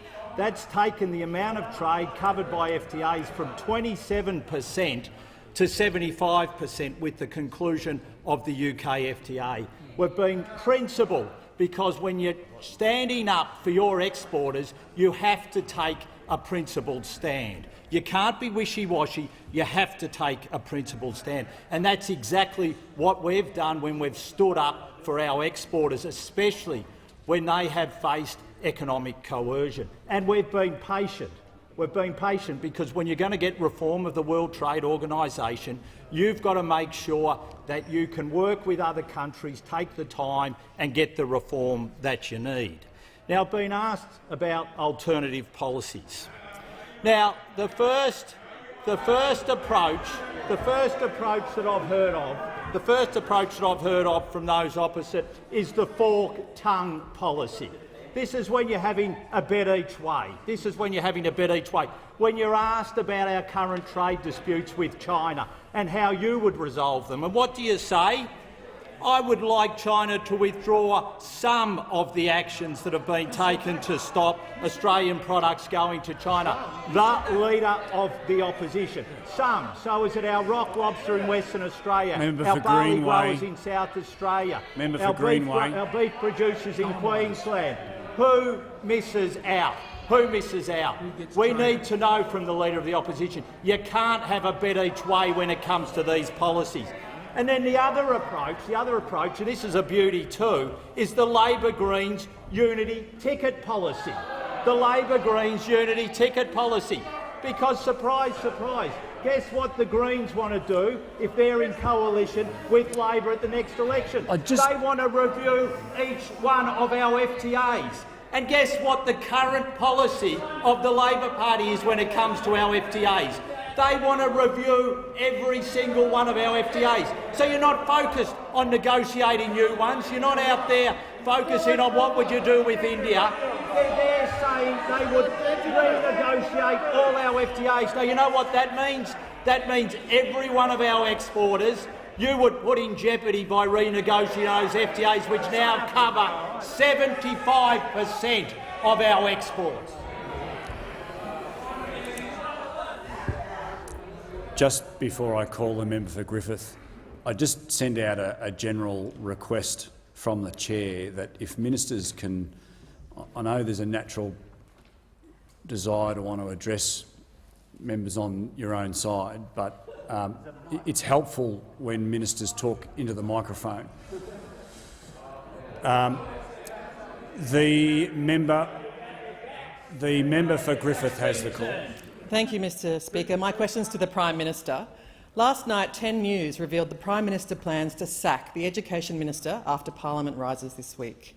Can the Prime Minister confirm his government is falling down around him, with cabinet leaks, damaging text message leaks and even the sacking of ministers now being leaked to undermine the Prime Minister? The Minister has the call. Mr Speaker, I have no intention of responding in relation to inaccurate reports in the media, Mr Speaker. I've been taking the matter that the member refers to extremely seriously, and I don't think it's a matter that should be trivialised in the way that those opposite are seeking to do, Mr Speaker. The matter is in process and it is not included, and I think it is only reasonable, Mr Speaker, and fair to all of those, including the Minister and others who are involved in this matter, that I not make any further comment on that process until it is concluded. But, Mr Speaker, I've been asked more generally about matters, and, Mr Speaker, what our government is focused on is 3 very important things. Firstly, to keep our economy strong in the middle of a 1 in 100-year pandemic. And our economy, Mr Speaker, with the unemployment rate going to below 4% for the first time in 50 years, Mr Speaker, some 1.1 million jobs created since the pandemic hit, some 11.5 million Australians benefiting from tax relief, some 700,000 jobs saved specifically through JobKeeper, Mr Speaker. The Prime Minister will resume his seat. The Leader of the Opposition on a point of order. Thank you, Mr Speaker. It goes to relevance. It did go to a serious issue. The issue of leaking of a cabinet is a really serious issue. It's actually a criminal offence, Mr Speaker. Yes, and there's more like a damn wall burst over there. All right. The Leader of and the that's Opposition what the question went seat. to. There was a part of the question which was extremely broad. I don't write the questions. There was a part of the question that was extremely broad. I can't direct the Prime Minister to just answer one part of the question. It was multi-pronged, and the Prime Minister is able to answer the question. He is relevant, and I ask him to return to the dispatch box. Thank you, Mr Speaker. And in addition to those 700,000 jobs that were saved through JobKeeper, Mr Speaker, as the Minister for Trade has just been pointing out, Mr Speaker, our government has been expanding the borders of our own trade around the world, most recently with the United Kingdom, Mr Speaker, but such that over 70%, some 71.3% of our trade and exports are now covered by free trade agreements. Mr Speaker, when we came to government, there were some 647,000 female business operators in this country, and today there are 815,600 female business operators in this country, and there are 1 million more women in work today than there was when the Labor Party last sat on these benches. There's 220,000 trade apprentices in training today, the highest level we have seen since 1963, Mr Speaker. In addition to that, we're supporting manufacturing businesses to boost our sovereign capability. There's some 5,054 grants worth over $2 billion, which is supporting manufacturing businesses since we came to government, ensuring that manufacturing employment in this country and manufacturing capability is being expanded. Electricity prices have come down by over 5% in the last year and over 8% over the last 2 years. But the other objectives we've had, Mr Speaker, to keep Australians safe through this pandemic, keep Australia safe in one of the most dangerous global times we have seen, Mr Speaker, and standing up for Australia, unlike those opposite, Mr Speaker, who are the preferred choice of a government who has been coercing Australia. The member for Ryan has the call. Thank you very much, Mr Speaker. My question is to the outstanding Minister for Home Affairs.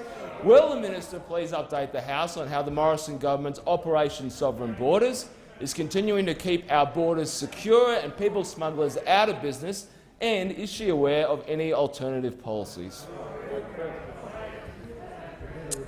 The Minister for Home Affairs has the call. Well, thank you, Mr Speaker, and I thank the outstanding member for Ryan for that fabulous question. Mr Speaker, Australia's borders have always been critical to ensuring the safety and the security of our community.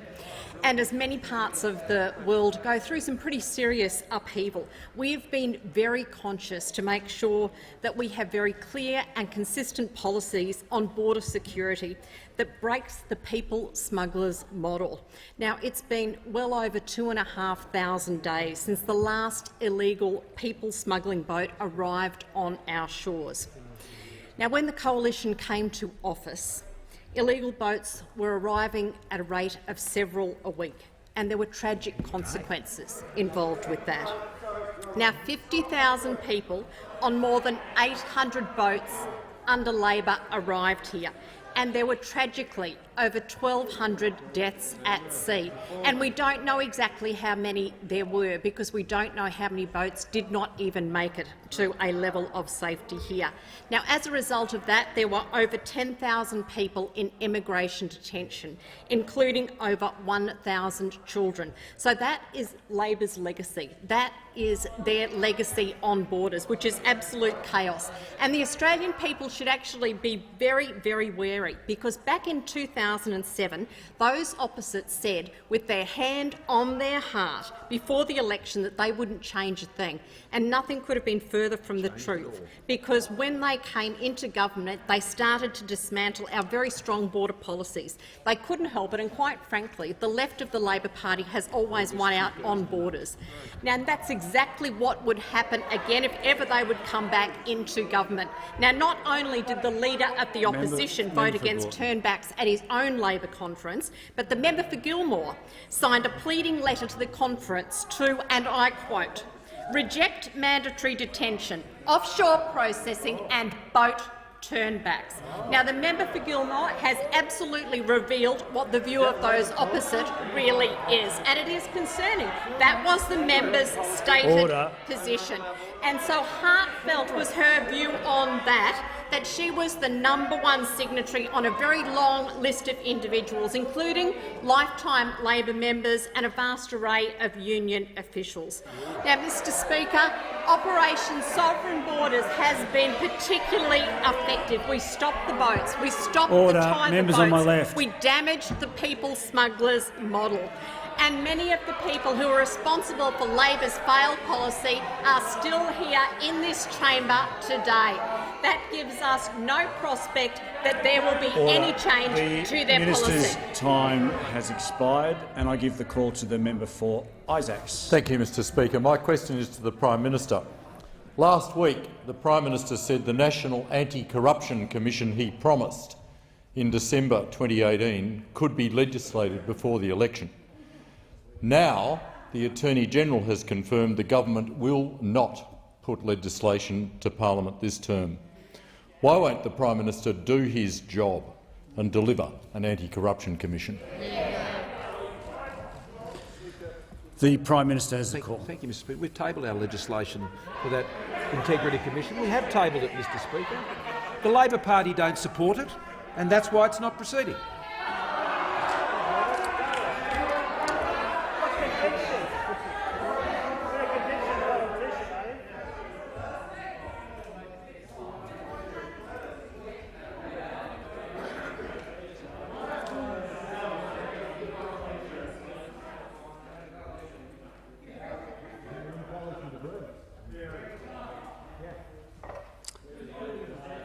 The member for Barara has the call.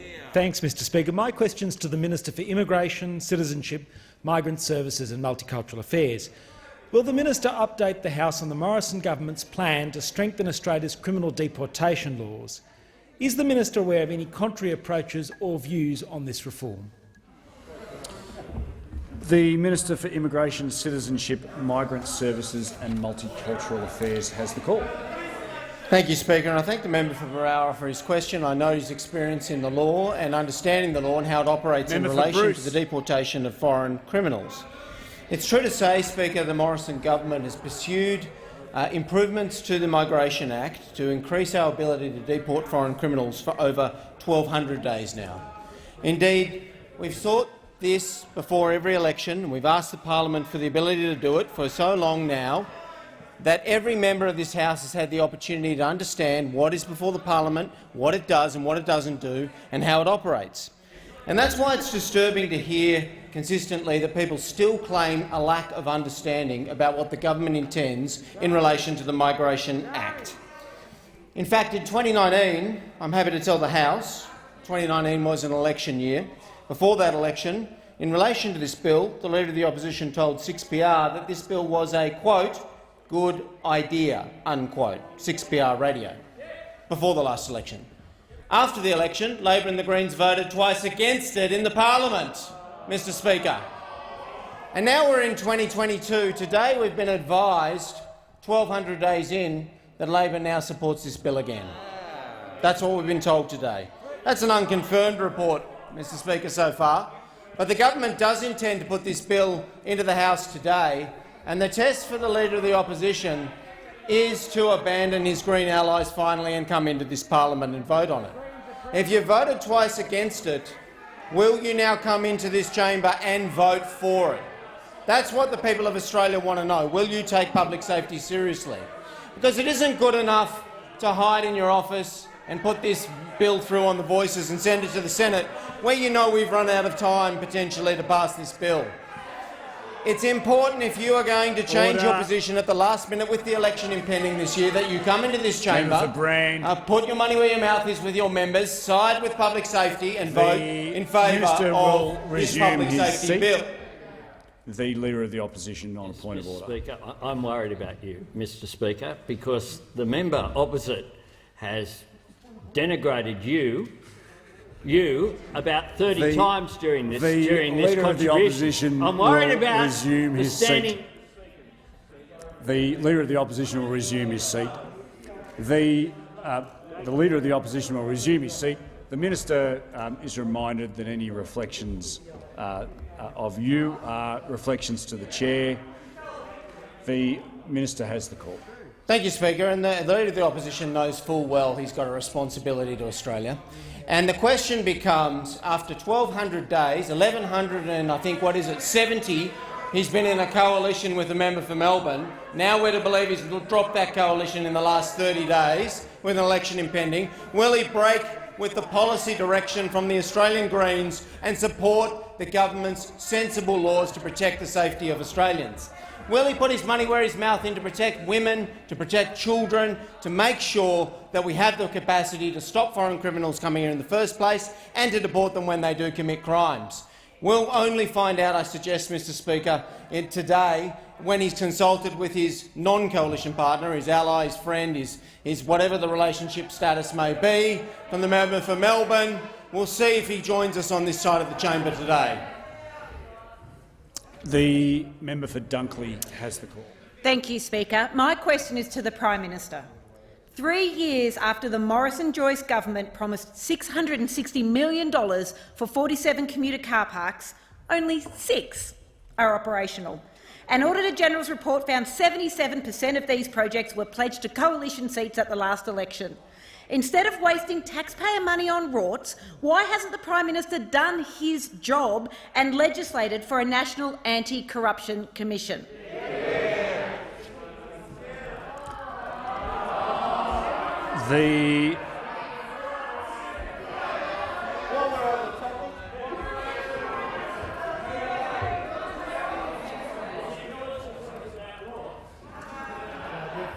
No, you haven't given you the call yet.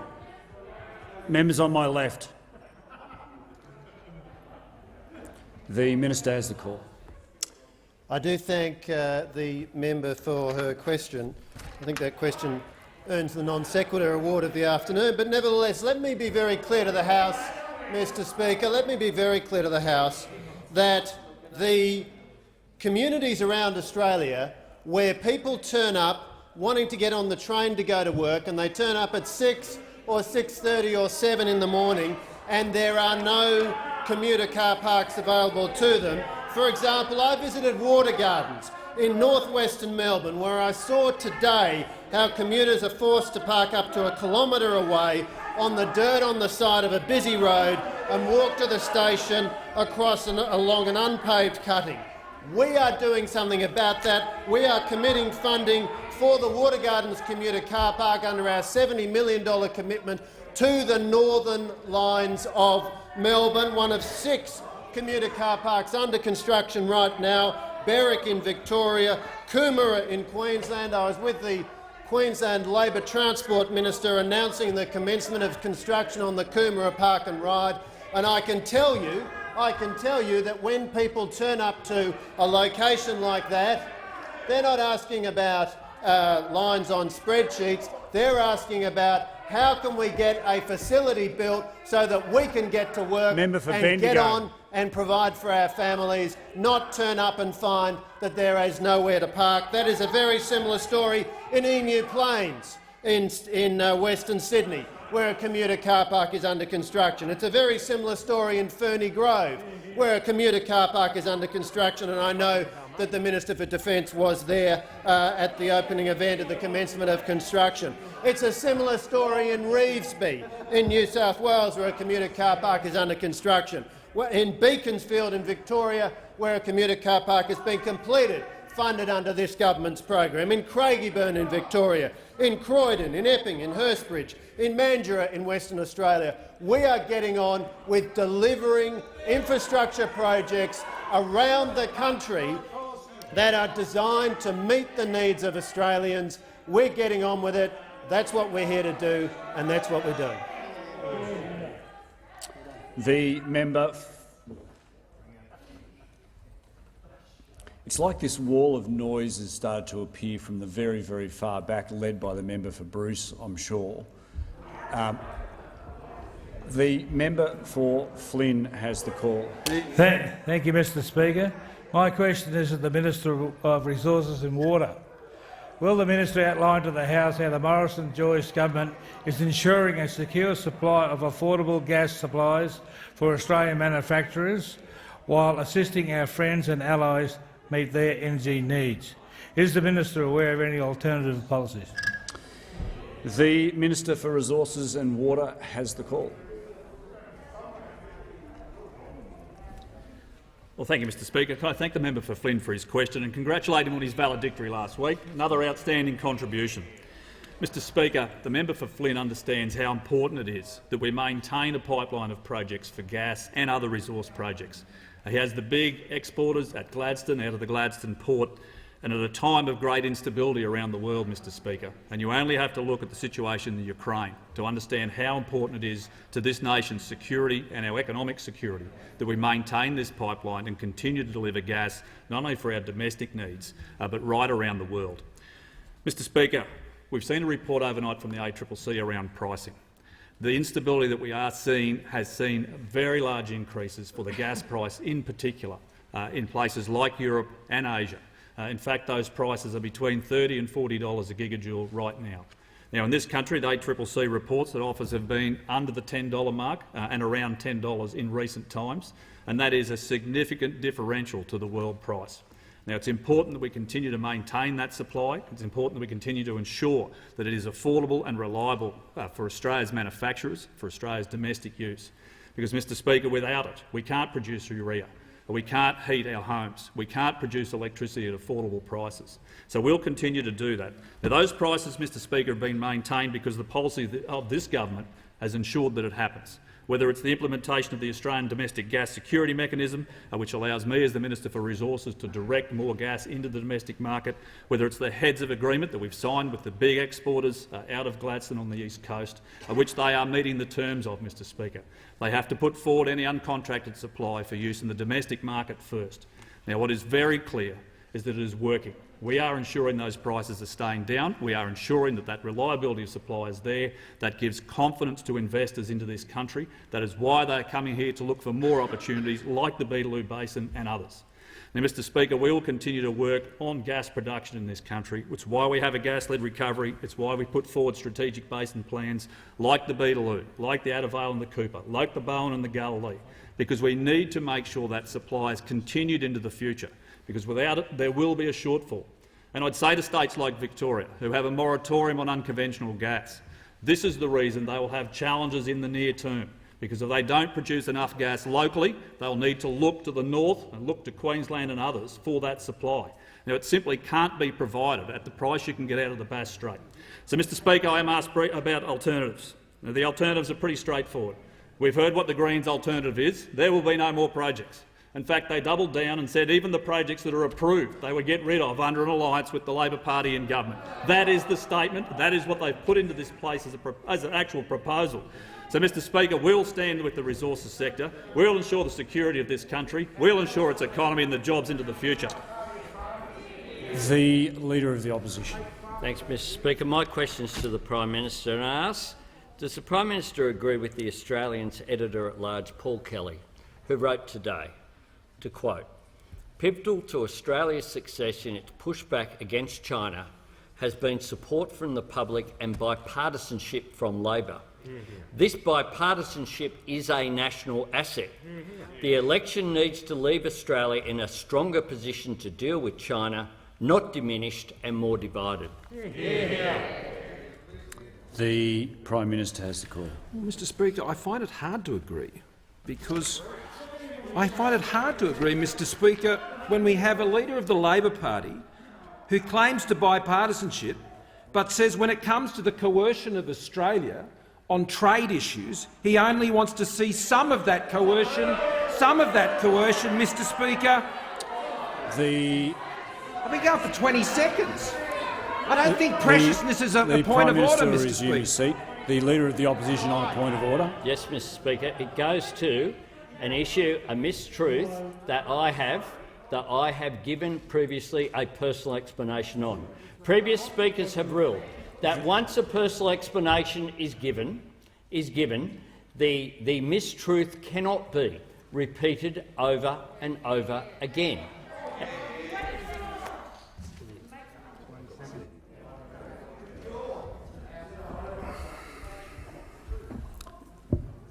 Part of the issue is, part of the issue is I didn't hear what the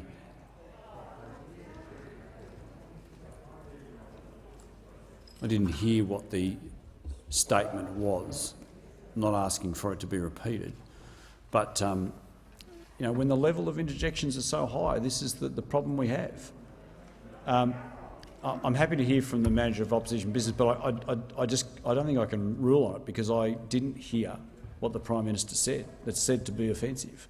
I'm going to ask the Leader of the Opposition to resume his seat, and the Prime Minister has the call.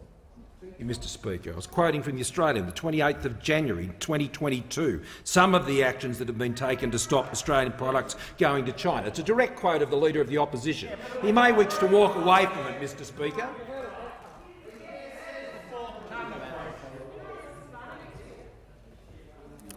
I hope that wasn't directed at me, Deputy Leader of the Opposition.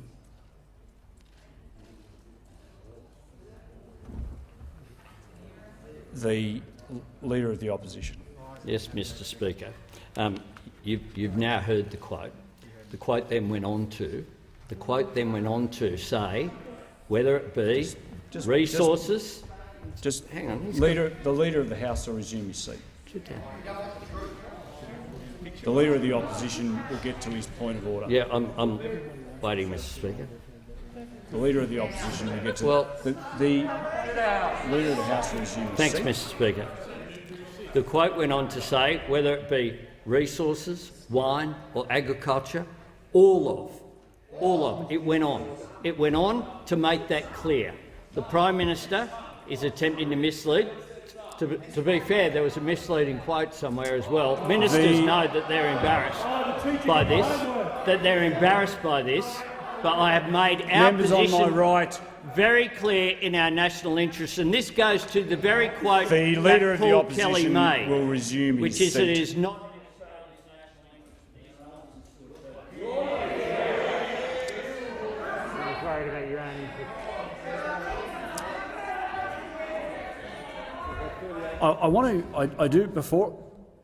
Before I hear from the Prime Minister, the Manager of Opposition Business was going to take me to a standing order. The Manager of Opposition Business has the call. Thanks, Mr Speaker. I refer you to Standing Order number 68, and it's the section that follows C. It's not part of C. It's the part immediately following that, which gives the Speaker the right to intervene when the misrepresentation is made again, and when that's being used, it's often been in cases like this where there is a national interest gravity to it. The Leader of the House. Mr Speaker, on the point of order, the Prime Minister was reading a direct quote given by the Leader of the Opposition. Now, it may be inconvenient for him to hear those words, but it was a direct quote, Mr Speaker. It is not within the spirit of the section on 68, Mr Speaker, which says, if, as the Manager of Opposition Business pointed out, if the member has given a personal explanation to correct misrepresentation and another member subsequently repeats that, and it goes on. But, Mr Speaker, this is not a misrepresentation. This is a direct quote of a comment from the Leader of the Opposition. The Prime Minister is entirely— Just wait one moment.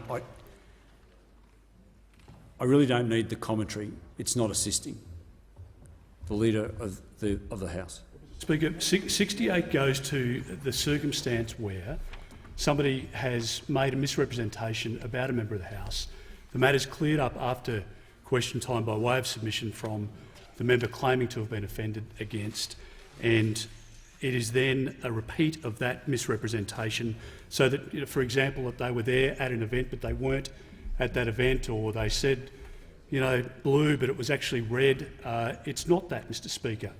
The quote that the Prime Minister is quoting to question time is a direct quote from the Leader of the Opposition. It is quoted in the Australian newspaper. It may be inconvenient to the Leader of the House to hear those questions because it goes to his weakness on China. But, Mr Speaker, the submission clearly says the standing order, Mr Speaker, is very clear. It's in relation to a misrepresentation, and it does not apply in these circumstances. All right. I thank both the Leader of the House and the Manager of Opposition Business. I agree with the Leader of the House. The Prime Minister has the call. And it was again the Leader of the Labor Party when he was asked about Mr Keating's comments criticising AUKUS and said China was not a threat, Mr Speaker. This was his response, the Leader of the Labor Party. Paul Keating always has strong things to say, and it's always important to listen to what he has to say. He is wise counsel. Well, I don't agree with the Leader of the Labor Party that Paul Keating's criticisms of AUKUS and this threat, Mr Speaker, I don't share his view. Nor do I share the view, Mr Speaker, of the member for McMahon, Mr Speaker, who said, and I quote, "If we win the next election with we will keep an open mind as to how Australia and China can best collaborate on the Belt and Road Initiative." Mr. The Speaker. Prime Minister resume his seat.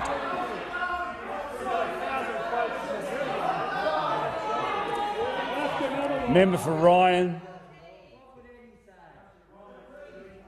Minister for Health. The Manager of Opposition Business on a point of order. Thanks, Mr Speaker. On direct relevance. On direct relevance. Look, the question is pretty broad. It goes and it talks about bipartisanship in relation to the relationship between Australia and China. You were silly enough to ask. Order. The Prime Minister is relevant, and I will ask him to return to the dispatch box. Thank you, Mr Speaker. But that's not enough, because, Mr Speaker, the Shadow Treasurer has said this. The government, that is the Liberal National Government, has been a bit negative about the Belt and Road Initiative, Mr Speaker. That's what he said. And then there was, of course, the Deputy Leader of the Labor Party, when he went up to Beijing, Mr Speaker, and you won't be able to find the speech that he gave to the Beijing Foreign Studies University, Mr Speaker. He's taken it off his website, but I'm pleased Senator Patterson has put it on his website, Mr Speaker. And when he went up there, this is what he said. He said, our starting point, we respect China, deeply value the relationship. Yes, we must seek to build it, and not just in economic terms, he said, Mr Speaker, but through exploiting political cooperation and even defence cooperation, Mr Speaker. And he said that as a shadow defence, Mr Speaker. So I tell you where I do agree, Mr Speaker. The Prime Minister. We got another Manchurian camp. I didn't hear it. What? Just hang on. Just wait. Just everybody calm down for a moment.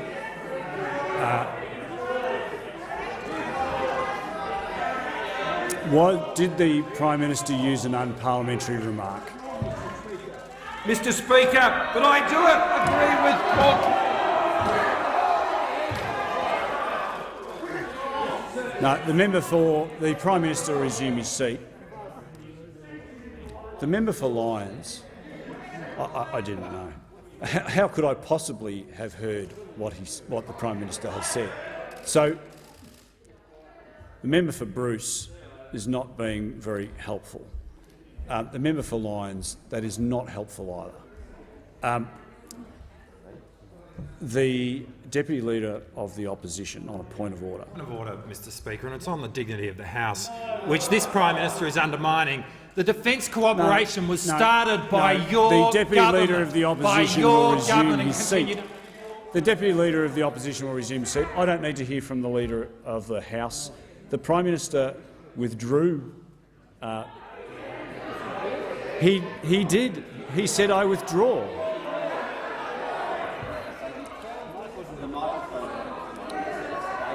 All right. Yeah. Look, for complete, I appreciate the Prime Minister did withdraw it. The microphone didn't pick it up. So if you could just return to the dispatch box. Mr House, I will withdraw again, Mr Speaker. On this, in that article, he said the election needs to leave Australia in a stronger position to deal with China, Mr Speaker. And there is only one side of the House that has demonstrated, Mr Speaker, the resolve on this question. And I can tell you, Mr Speaker, the arbiter of that is the Chinese government themselves, Mr Speaker, who has picked their horse and he's sitting right there. The Leader of the Opposition. Mr Speaker, I seek leave to move the following motion, that so much of standing orders be suspended as would prevent 1. The Prime Minister making a statement of no longer than 10 minutes in relation to the national security of Australia, 2. The Leader of the Opposition speaking in reply for 10 minutes, and 3. Any variation to this arrangement to be made only by a motion moved by the Leader of the Opposition supported by the Prime Minister. Is leave granted? No leave granted for stunts. Leave is not granted. The member for Lindsay. Thank you, Mr Speaker. My question is to the... Just wait for a moment. Member for Lindsay.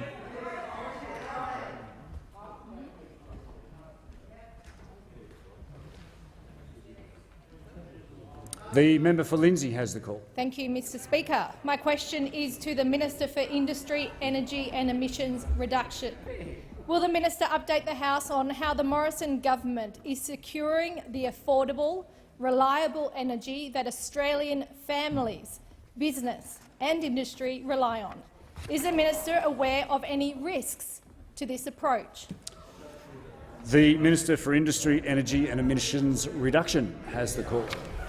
Well, thank you, Mr Speaker. And I member for Lawler.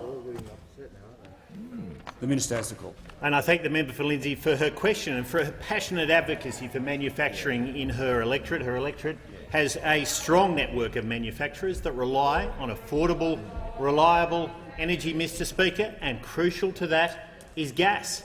Gas provides 42% of the energy requirement for manufacturers in this country, Mr Speaker. It also is a critical industrial feedstock for products like urea, as we heard earlier today, and it also provides the firming necessary for the record level of investment we're seeing in renewables in this country, Mr Speaker. And families, small businesses rely on that gas for hot water, for heating and for cooking, Mr Speaker.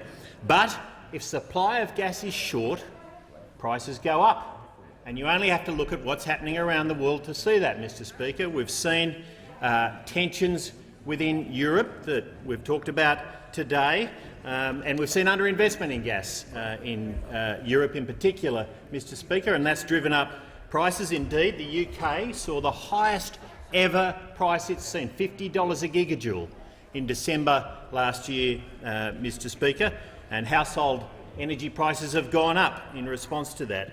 But that's not been our experience in this country, Mr Speaker. That's not been our experience in this country, and as the ACCC has noted in its latest gas inquiry, our gas prices have been sitting as little as 25% of the price that you're seeing in other countries. That's 75% lower than Asia and European prices, Mr Speaker, and central to that is the supply that we've seen coming on, ensuring that our manufacturers and other customers have Australian gas working for all Australians, Mr Speaker. But I am asked about alternative approaches, Mr Speaker, and risks to our approach. And the greatest risk is a Labor-Green partnership, Mr Speaker, because the Greens have made it very clear that they will demand a ban on new gas projects, Mr Speaker, in return for passing Labor's climate legislation. Now, Mr Speaker, Labor can protest as much as it likes about this, but we've heard about this from the member for McMahon, who has described the Greens as, I quote, a party that you can sit down and discuss policies with. We've done that, Mr Speaker, but he goes on. He goes on and says, in the event that the Greens hold the balance of power, then, of course, we'd work in that arrangement, Mr Speaker. And this morning he went further. He went further and he said that supply of gas in the gas-fired recovery is nonsense, Mr Speaker. Further proof that Labor has lost touch with the blue-collar workers in manufacturing in this country. We will always be their supporters. The Prime Minister. Thank you, Mr Speaker. Given it's almost 20 to 4, I ask that further questions be placed on notice. The members leaving the chamber, if they could do so quickly and quietly, please.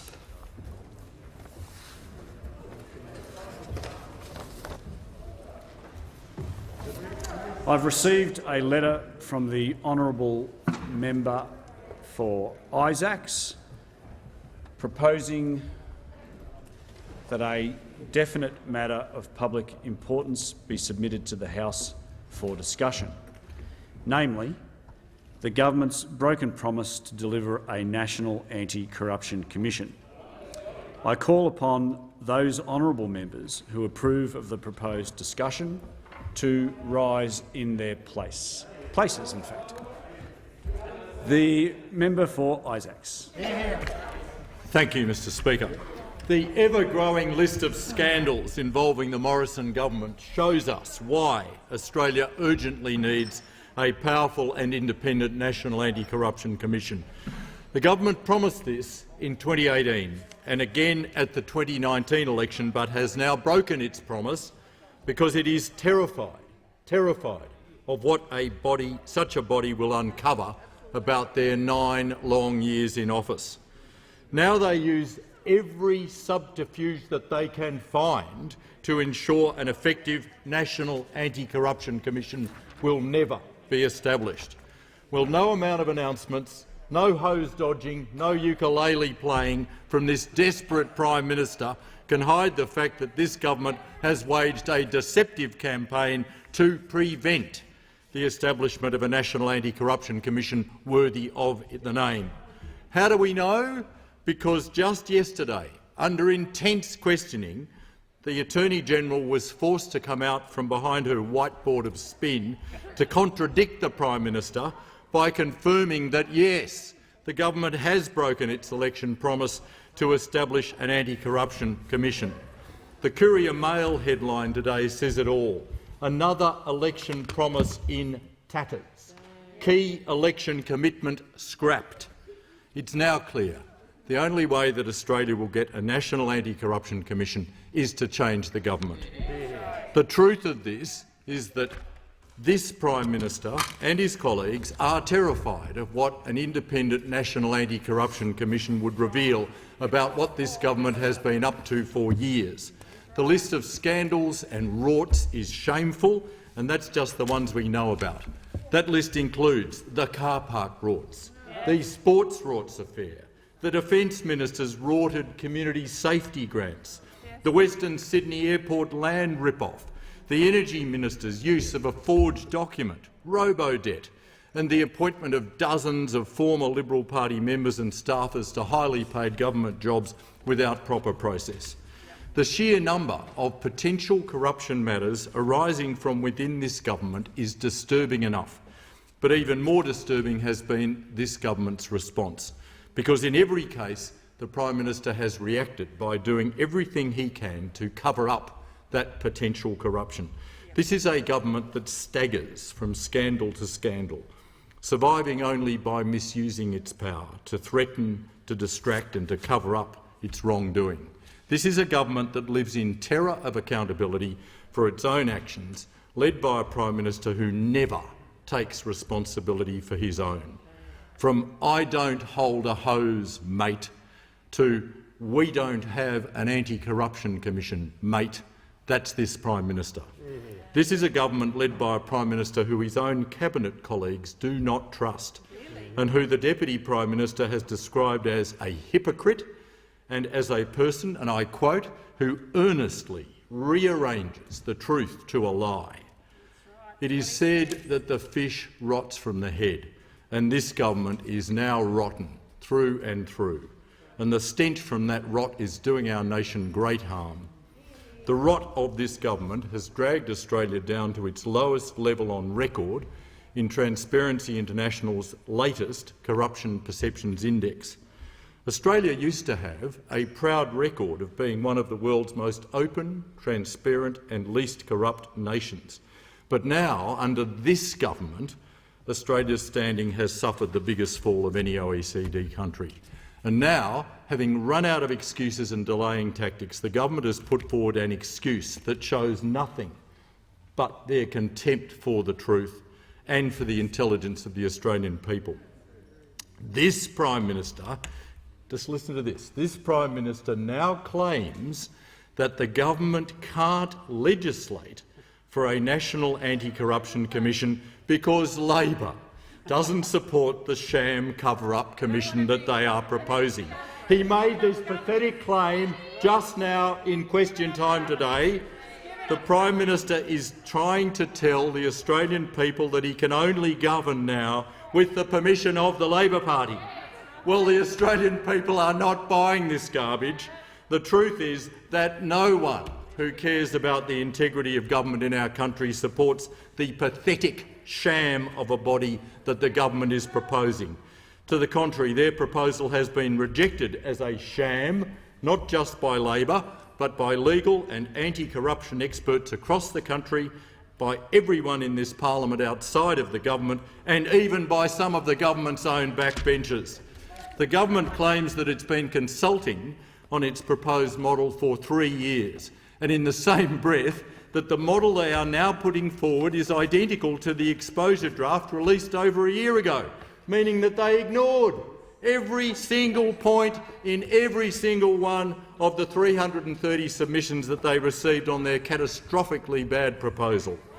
It is now crystal clear that this wasn't so much a consultation process as a deceitful delaying tactic and a contemptuous waste of time of all of the hundreds of experts and members of the public who took the government foolishly at its word and made detailed submissions on how the government's hopelessly flawed proposal could be improved. Confirmation of this sham consultation was the reason for the headline in the Sydney Morning Herald today, and I quote, "A glorious waste of time. Corruption watchdog bill unchanged after years of consultation." We have had a fake consultation from this fake of a Prime Minister. So why doesn't Labor support the government's proposal? Because it is a cynical, disgraceful sham. It is a body deliberately designed by this government not to uncover corruption but to cover it up. We all remember the Getchins inquiry into who in the Prime Minister's office knew about the alleged rape of Brittany Higgins, an inquiry that was announced with great fanfare and never heard from again. Well, that's the driving idea behind this government's sham of an integrity commission. This government wants to have that kind of cover-up operation on an industrial scale, because they need that scale to cover up their own industrial-scale rorting. But don't just take my word for this. The Centre for Public Integrity, comprised primarily of retired senior and eminent Australian judges, says the Morrison model is, quote, "a sham designed to cover up corruption and would be, quote, the weakest watchdog in the country."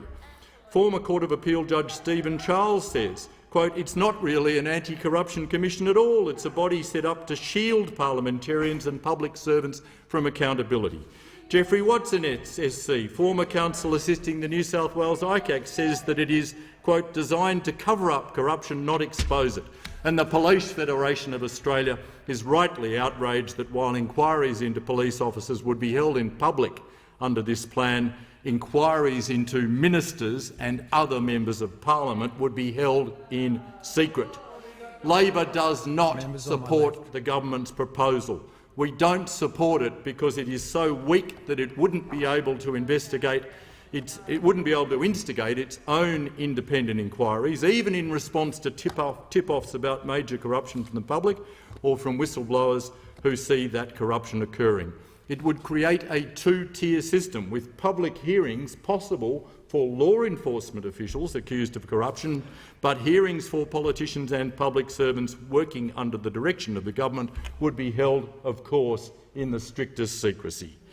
And it would be prevented from investigating any of the succession, the ever-growing succession of past scandals from the Morrison government. Every state and territory now has a dedicated anti-corruption commission. The Commonwealth is the only jurisdiction without such a body, and the only politicians preventing a National Anti-Corruption Commission from being established are the Prime Minister and his colleagues opposite, who are trying to con the Australian people with their weak, secretive and compromised plan which will ensure that they are never held accountable for their rorts and scandals.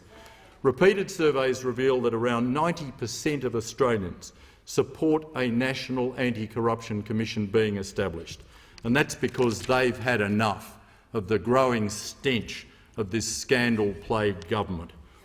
Unlike the Morrison government, Labor is committed to establishing a powerful, transparent and independent National Anti-Corruption Commission. The Morrison government's broken election promise and its increasingly desperate and dishonest excuses for inaction show that the only way Australia will ever get a National Anti-Corruption Commission is by changing the government. I call the Minister for Communications. Well, I do thank the Deputy Speaker for the opportunity to respond to Members the leaving the chamber made will do so quietly. Sorry, by Minister the will continue. Shadow Attorney-General. And I make the point firstly, Mr Speaker, that despite the claims of the Shadow Attorney-General, the Morrison government has a detailed and well-developed model for a Commonwealth Integrity Commission. We've consulted extensively on that model. We've committed funding for it. In fact, in total, almost $150 million of funding have been set aside for the operations of the Commonwealth Integrity Commission, and the principles on which it will be operate have been set out very clearly. It will be able to investigate past conduct and matters that occurred prior to its commencement. Its scope will include some 145 criminal offences which presently exist, including in the Criminal Code Act, including in the Foreign Influence Transparency Scheme Act and the Public Interest Disclosure Act. The government will also create new offences relating to corrupt conduct, including concealing corruption and repeated public sector corruption. And I want to be very clear, Mr Speaker, in response to an endless series of misleading claims made by the Shadow Attorney-General, because the Commonwealth Integrity Commission will have the same powers as a Royal Commission to investigate criminal corruption in the public sector. Now, the Commonwealth Integrity Commission will be able to receive referrals from all of the existing integrity agencies, such as the Australian Federal Police and the Ombudsman, and it is designed so that it will deal with the most serious types of criminal conduct. And that's an important design point, Mr Speaker, because it is very important that we do not set up a body which can become a vehicle for political stunts, for referrals which are made for purely political purposes of the kind we have repeatedly seen from the Shadow Attorney-General. On 9 occasions, the Shadow Attorney-General has pompously stood in front of the cameras and said, "I am referring this matter to the Australian Federal Police." On 9 occasions, Mr Speaker, the Australian Federal Police have said, "There is nothing here." Of course, the Shadow Attorney-General would like nothing better than a giant machine into which he can feed political accusations, but we are taking a much more serious-minded approach to this, because the reality is, in the design of such a scheme, it is critical that we strike a balance between effectively dealing with serious corruption in the public sector while ensuring that appropriate checks and balances are in place. And the simple fact is, Mr Deputy Speaker, we have never heard from Labor or the Shadow Attorney-General what Labor's model would involve. We hear repeatedly from the Shadow Attorney-General, he just used the same formulation in his remarks as he has used in the headings of his media releases. He says that Labor would have a, quotes, powerful, transparent and independent National Anti-Corruption Commission. Well, I've got news for the Shadow Attorney-General. 3 adjectives is not a policy. 3 adjectives is not a policy. There is a very wide range of serious design questions which need to be considered when it comes to what ought to be included in the design of such a scheme, because it is blatantly clear from the experience with state government bodies around the country that there have been manifest examples of severe injustice occurring because of design flaws in the way that the various state anti-corruption bodies work. And that is why, for example, our government has made plain that we have serious reservations with the models that have been put forward from others in this place. For example, the models put forward by both the member for Indi and by the Greens party have serious weaknesses. They do not sufficiently provide procedural fairness to individuals who are being investigated for corrupt conduct.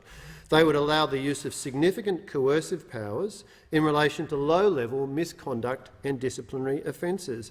They would not safeguard against vexatious, baseless, politically motivated and time-wasting referrals which detract from legitimate investigations. And again, I remind the House that, sadly, the Shadow Attorney-General has a distinctly inglorious record of engaging repeatedly in just such vexatious, baseless, politically motivated and time-wasting referrals. The models that have been put up do not include mechanisms to protect national security information, do not include protections for journalists and their sources, and would compromise the potential prosecutions of corrupt conduct by overly publicising investigations. Now, Mr Speaker, I will say this of the member for Indi and the Australian Greens: they at least have put forward a model.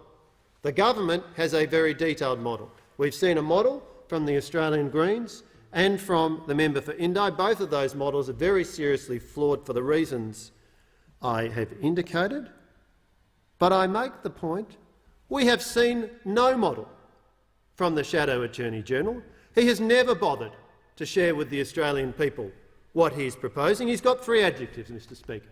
3 adjectives. Government by adjective is apparently what we can expect from the Labor Party. Well, that is not a way to deal with a matter of this serious nature. We have put forward a detailed model, carefully developed, extensively consulted on. The funding is there, and as the Prime Minister and the Attorney-General have made repeatedly clear, if Labor stands ready to support our model, we stand ready to introduce it. But disappointingly,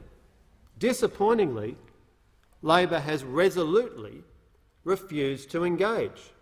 Labor has spent 3 years preferring to engage in political point scoring rather than constructively taking this matter forward. And how the Attorney-General can stand up, a Shadow Attorney-General can stand up with a straight face and claim that he supports progress in this area after his inglorious record on this matter is frankly bemusing. And the other thing that is bemusing, Mr Speaker, the other thing that is bemusing is how a party which features such eminent personalities as Craig Thomson, found guilty of 65 charges of fraud and theft for using Health Services Union funds for personal benefit. How a party which features such personalities as Sam Dastyari, former Senator Dastyari, who is happy to let a Chinese company and a donor pay for his travel and legal expenses, and is known to have provided advice to a Chinese donor, Mr Huang Xiangmo, about how to avoid surveillance from Australian intelligence agencies. The inglorious record, Mr Speaker, of the opposition, of the Labor Party, when it comes to these matters, is really quite extensive. You know, we've got the extraordinary scenario that we've got a Shadow Minister for Government Accountability, Senator Keneally, who, in her time as Premier of New South Wales, cancelled the underground metro project, the Sydney Metro project. She extraordinarily claimed that there was no loss of public money involved in that. The New South Wales Auditor-General, Peter Achterstracht, said in his report on transport projects, of the $412 million spent on the Sydney Metro, $356 million represents expenditure with no apparent benefit to the people of New South Wales. The then Premier, now laughably Labor's spokesperson on government accountability, who took the decision to dump Sydney Metro, was responsible for that extraordinary waste of money. Of course, the Labor Party is the happy home of Adam Somyurek, who's featured in an investigation into the alleged rorting of taxpayer funds. He admitted signing off timesheets that allowed a staff member doing factional work to be paid with taxpayer funds. Mr Speaker, of course the Labor Party is the long-time home of Mr Eddie Obeid, ultimately sentenced to 5 years imprisonment for misconduct in public office. Mr Ian McDonald, who corruptly issued lucrative mining licences at Doyle's Creek in the Hunter Valley. The Supreme Court sentenced him to 10 years. Those charges were later quashed. He's awaiting retrial. He was described by Justice Adamson as devious, and Justice Adamson said Ian McDonald, in the discharge of his ministerial responsibilities, had betrayed the people of New South Wales. Of course, Joe Tripodi, Caesar Mellon. Who can forget Caesar Mellon? And who can forget the inglorious record of the member for Maribyrnong on these matters, Mr Speaker, very extensively ventilated in the Trade Union Royal Commission. So we have, on the other side of the chamber, a party that has not bothered to put forward a model. We, by contrast, have a detailed model, and our position has not changed. If the Labor Party wants to join with us, we can get it done. The member's time has expired, and I call the member for Cowan. Thank you, Deputy Speaker. Deputy Speaker, 1,161 days is just over 3 years. And in the last 1,161 days, around 900,000 children were born in Australia and around 600,000 Australians died.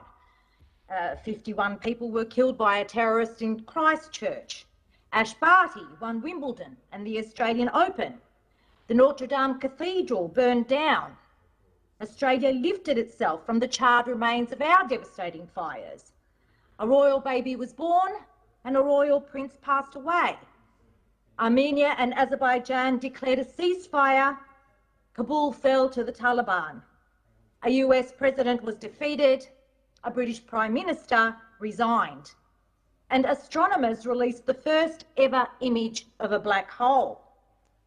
And the Morrison-Joyce government broke its promise of an anti-corruption commission to the Australian people. On December 13th, 2018, this government promised that it would deliver an anti-corruption commission. And yesterday, the Attorney-General now confirmed that that promise has been relegated to the black hole of broken promises by this government. The black hole of broken promises. This year, Australia recorded its worst ever anti-corruption score, according to Transparency International. And since 2012, it has dropped 12 points on the anti-corruption index. Now, let me put that into context, Deputy Speaker. That puts us on par with countries like Cyprus, Lebanon and Syria. On par with countries like Syria. Make no mistake, this is a direct result of the government's failure to bring about a national anti-corruption commission. It is not just a backflip or a change of heart, but a deliberate deception and a deliberate misleading of the Australian people for over 3 years. And all of that is because this Morrison-Joyce government is scared to death of being held to account for their numerous scandals, for car park rorts, for sports rorts, for the Western Sydney Airport land rip-off, $30 million of taxpayer money, for robo-debt, for the appointment of dozens of former Liberal Party members and staffers to highly paid government jobs without due process. for the Minister for Defence's Community Safety Grants program, that rort. Now, those on the other side might shrug their shoulders to all of this and claim that these don't really impact real lives. That, you know, it doesn't affect the price of a loaf of bread, for example. But they do. They do impact real lives. First and foremost, because this kind of behaviour undermines our democracy. And when the Australian public see corruption, they don't attribute it to one party or another. It taints us all. It taints all of us. And secondly, because they do have a direct impact. They have a direct impact when people in Naranda miss out on netball courts because they don't live in a Liberal-held seat. When worshippers at mosques in Labor-held seats don't get the security upgrades they need. When commuters in Cowan can't get a parking spot at the train station because their electorate didn't make it onto the minister's spreadsheet. And when individuals take their own lives because of a cruel and callous robo-debt system that wrongly targeted them. Yes, corruption can mean life or death. And what goes on in this House does have a direct impact on the people we are here to represent. And yes, as the member for Isaac said, the only politicians preventing a national anti-corruption commission is the Prime Minister and the Liberal National Coalition, who instead tried to pretend that they give a hoot with this weak, secretive and ineffective model that's been described as a sham, as a toothless tiger. Even the AFP Association can't support it because members have to refer themselves. Yeah, I can see them all standing in line going, investigate me, I'm corrupt. We are not afraid to bring it on. And Labor will do it because we understand that corruption has real impacts on real people's lives and on our democracies. We listen to our constituents. The only way to get an anti-corruption commission is to vote in an Albanese Labor government at the next election. I call the Minister for Immigration. Thank you, Speaker. It's a privilege to rise and speak on this important issue affecting integrity in Australia, and I want to join where the Minister for Communications left off in examining some of the issues that have pertained in recent years to corruption, public sector corruption in Australia. I think it is true to say, as the Minister said, that it has been more prevalent in recent years from corruption bodies in Australia, corruption on the Labor side of politics. But that doesn't mean, and that's the convictions, that's the conviction rate, that's the record, certainly in New South Wales. In Victoria we're seeing similar issues arise, but that doesn't mean it is confined to any side of politics or to any part of a government, federal, state or local or otherwise. The issue at stake in this debate, and what we've been talking about as a parliament, is the proper construction of an integrity body in 2022 that deals with corruption, that allows for corruption to be dealt with, but also takes into account the mistakes that have been made in public sector corruption bodies over the periods of time.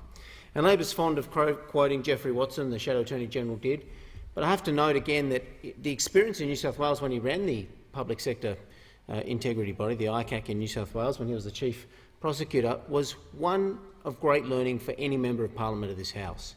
So some of the sanctimony we see from the other side, I think, has to be tempered against the fact that people have been put in front of public sector integrity bodies, had to stand aside from their positions, been accused without right of response, without right to defence, without right to reply, and later been completely cleared and exonerated by those bodies years after those accusations have been made. People without any allegations to answer have had to go through that experience. And I think in the design of these things, the government's model has been put forward. It's true to say Labor doesn't have one yet. I'm sure they're working on it. We'll see how that goes. Maybe they'll produce one, maybe they won't. But in our design, we must take into account the mistakes that have been made in other jurisdictions. And the process of trial by media without response by a person alleged of some sort of corruption to later be exonerated years later of those same corruption claims is, I think, to any fair-minded or reasonable person in this place a concern, something that should be addressed in the design of your body. We've seen even the Victorian government take measures in relation to IBAC to wind back some of the errors that were made in the original legislation of IBAC. We've seen the South Australian government do the same. So it's nonsensical for the Labor Party to get on a high moral horse and pretend that this is about some kind of star chamber where out of this place, they want to refer every political matter of the day, every single political matter of the day. And that was the experience with the New South Wales ICAC when the ICAC legislation first came out. You had every local government area, every councillor in every chamber pathetically throwing the accusation they'd referred every single matter in debate that came in every single council in every part of Sydney to the New South Wales ICAC, which made headlines for the first year or two. It was pathetic, it was a waste of time, nothing was ever investigated, and a lot of copy got written. Mistakes have been made in public integrity bodies. They should be addressed in the model that's put forward by the Commonwealth. The Commonwealth has attempted to do so. The public has also noticed, Mr Speaker, where these public trials have occurred into some public figures have been very unfair, very unbalanced, and haven't produced any result in relation or finding of corruption into people. Again, destroying lives, destroying reputations, but not getting to the bottom of corruption. And we all await with interest the outcome of the accusations in relation to the former Premier Gladys Berejiklian, because there are matters there that have been raised in relation to the ICAC that have been in the public domain over and over, and it is not appropriate for me to go to them. But who polices the ICACs and the integrity bodies is an important question. How they're constructed is an important question. That's why the government's put forward a bill that is sensible and is reasonable. And you can remember that when the investigation into Gladys Berejiklian came out, the ICAC released accidentally information that they'd been taping and recording of a very private and personal nature in relation to Ms Berejiklian. Well, who lost their job in relation to that out of that integrity body? Is that an appropriate use of the powers that were given to them by the state, the unfettered power? These are valid questions to be asked. And when reputations are actually lost, when people are innocent, what right of recourse do people have? So the government's put forward a very balanced model, taking into account the reality of public sector corruption in Australia, and the opposition is critical. But yet the opposition has no policy alternative, no response, nothing but ours is not good enough, but we have nothing in return. Well, I think the public see through that, and we'll keep pursuing our model. I call the member for Solomon. Yeah, thanks, Deputy Speaker. When it comes to trust that Australians put in their government and democratic processes, what we've seen after almost a decade of those opposite, with the coalition holding the reins, has been a really swift decline. We've spent almost 10 years watching those opposite avoid transparency measures at all cost. They've flouted the norms and conventions around ministerial responsibilities over and over again. And as a result, trust in the parliament, in the public service, has also nosedived. We've had to watch rort after rort and scandal after scandal unfold for years amongst those who hold the highest office in this nation. And instead of holding that responsibility in the utmost regard, they've been trashing it. It's a disgrace. We need a proper National Integrity Commission. Now, it's a shame that the minister has left after what was a pretty lacklustre defence of their sham of a model, but there you go.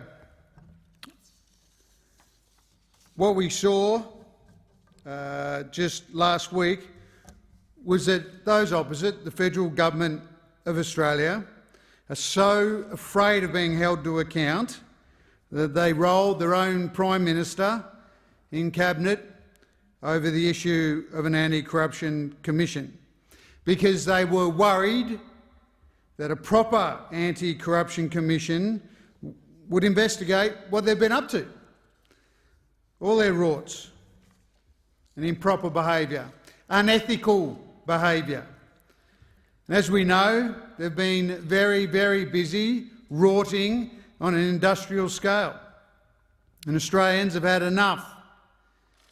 As I've said before in this place, Mr Deputy Speaker, we need to rebuild the ethical infrastructure of our nation, and Federal Labor will do that if we get the confidence of the Australian people at the next election, because we need a powerful, independent, transparent anti-corruption commission with retrospective powers. Every single non-coalition member in this place is united in supporting it. We cannot settle for anything less, least of all the embarrassingly weak and secretive model the government is proposing, which experts such as the Centre for Public Integrity have comprehensively slammed as being, and I quote, a sham designed to cover up corruption, end quote. Deputy Speaker, Australians have a right to know how their hard-earned taxes are being spent, and we all know that this is yet another broken promise from the government for broken promises. We all have a role to play in restoring public confidence in our democracy. Only federal Labor will give this assurance to Australians, that not only are their taxpayer dollars being used appropriately, but also the decisions are being made in the national interest rather than narrow, sectional, political interests, as they are with those opposite. Now, Mr Speaker, it's good that the member for Wentworth is in the chamber, because I remember watching an episode of Q&A, must have been some 18 months ago, and the federal government had put him out there to try and defend the pathetic stance of the federal government when it comes to a National Integrity Commission, and the blame was put onto COVID. Of course, we can't do anything because of COVID. The public service staff couldn't possibly, but luckily Ken Henry and other people were on that panel, as was Tanya Plibersek, the member for Sydney, who stuck holes in that argument pretty quickly. Now, this was on the 26th of October 2020, but as the member for Sydney said, the legislation, the draft legislation, was ready in the December before that, in 2019. So those opposite have deliberately wasted time because they simply do not want a proper National Integrity Commission, but we need one, Mr Deputy Speaker. I call the member for Sturt.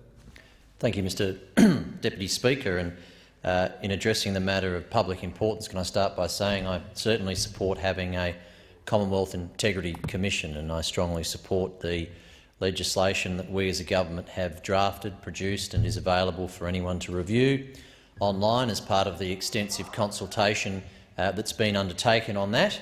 And of course I make the point also that it's been made very clear to us that the opposition in this chamber have said without any sitting down and talking through the issues that they've got no interest in supporting the bill that we have put out for public consultation. So that's the reality of where we are right now. And it's disappointing because it's important that we don't have a Liberal Integrity Commission or a Labor Integrity Commission. We've got to have an institution that is respected, that is endorsed, that everyone supports, that has a robustness, because it should be something of an institution that is enduring well into the future and should not be designed on any particular short-term objectives for political point scoring in the lead-up to an election campaign. It should be something that is true to its objective, which is making sure that genuine issues of corruption have a proper, dedicated channel to be investigated and potentially followed through to prosecution. Of course, corruption is already a crime at the federal level, and of course anyone aware of any corruption can raise that with the Australian Federal Police, but it does make sense to have a dedicated independent body to be focused on looking at serious corruption issues, investigating those issues and then deciding whether they think a credible prosecution brief should be given to the Commonwealth DPP, and potentially that will lead to a prosecution in the courts. And one of the important things in all of that, in my personal opinion, and I know it's the view of our government, is that there is an enormous risk to the reputation of people if, until that point is reached, until that test is met, that these bodies can be used to unfairly destroy reputations permanently because of the mere spectre that someone has had a referral to these bodies, or that even an investigation is commenced within these bodies. If they ultimately lead to finding no evidence for the claims, they still can destroy reputations. It's very easy for us to learn lessons because these bodies exist at state and territory level across the country as we speak. And I don't cast any aspersions on particular integrity bodies that are operating around the country already, but I don't think any of them are perfect, and I don't think anyone would suggest that any one particular model is perfect. They're all different. They've all got some things that some of us would agree more with than others. But I think there's some fundamental propositions we have to defend in this country, and the first is the fundamental principle of innocence until proven guilty. And the mere suggestion that someone may be referred to a body for the initial component of an investigation, that could potentially be something that is in the public domain from that point, and that is something that can be used to cast aspersions on that person and whether or not that person has committed a crime that they've had no chance to defend themselves against, but more importantly, should not be expected to in our society. And if we want to end up in a situation where we're going to use these bodies as political weapons so that people can say, I referred you to an ICAC, or I've sent a letter to this person claiming that you've done these things and I want them investigated, and those sorts of things can be used as political stunts rather than genuinely creating an integrity body that has at its heart a focus on investigating, uncovering where it exists, and then obviously presenting briefs of evidence to the authorities for prosecution, then that's what I think we need to be focused on.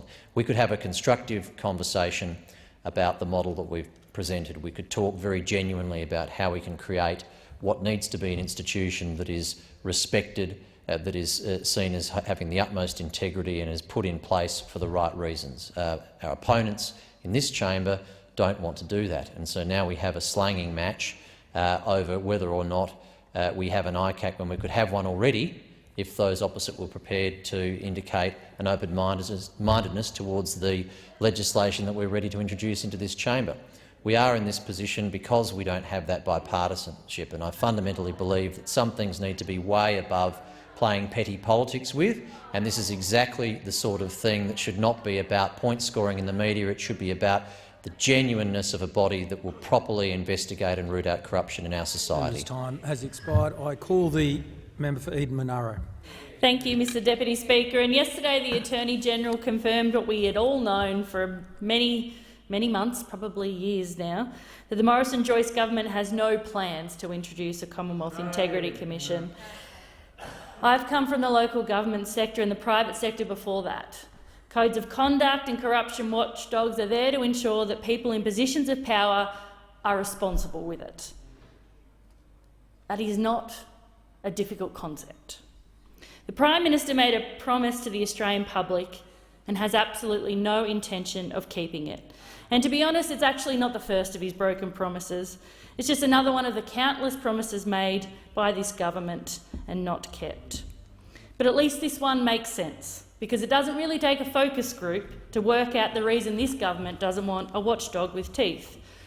They're frightened they might be bitten. And all you have to do is ask yourself, why is this government fighting so hard against corruption being exposed? What are they scared of? Australians want their parliamentarians to be held accountable, and this government should be accountable for its endless rorts and scandals. And here's a list, but by no means is it exhaustive, because it's kind of hard to keep up.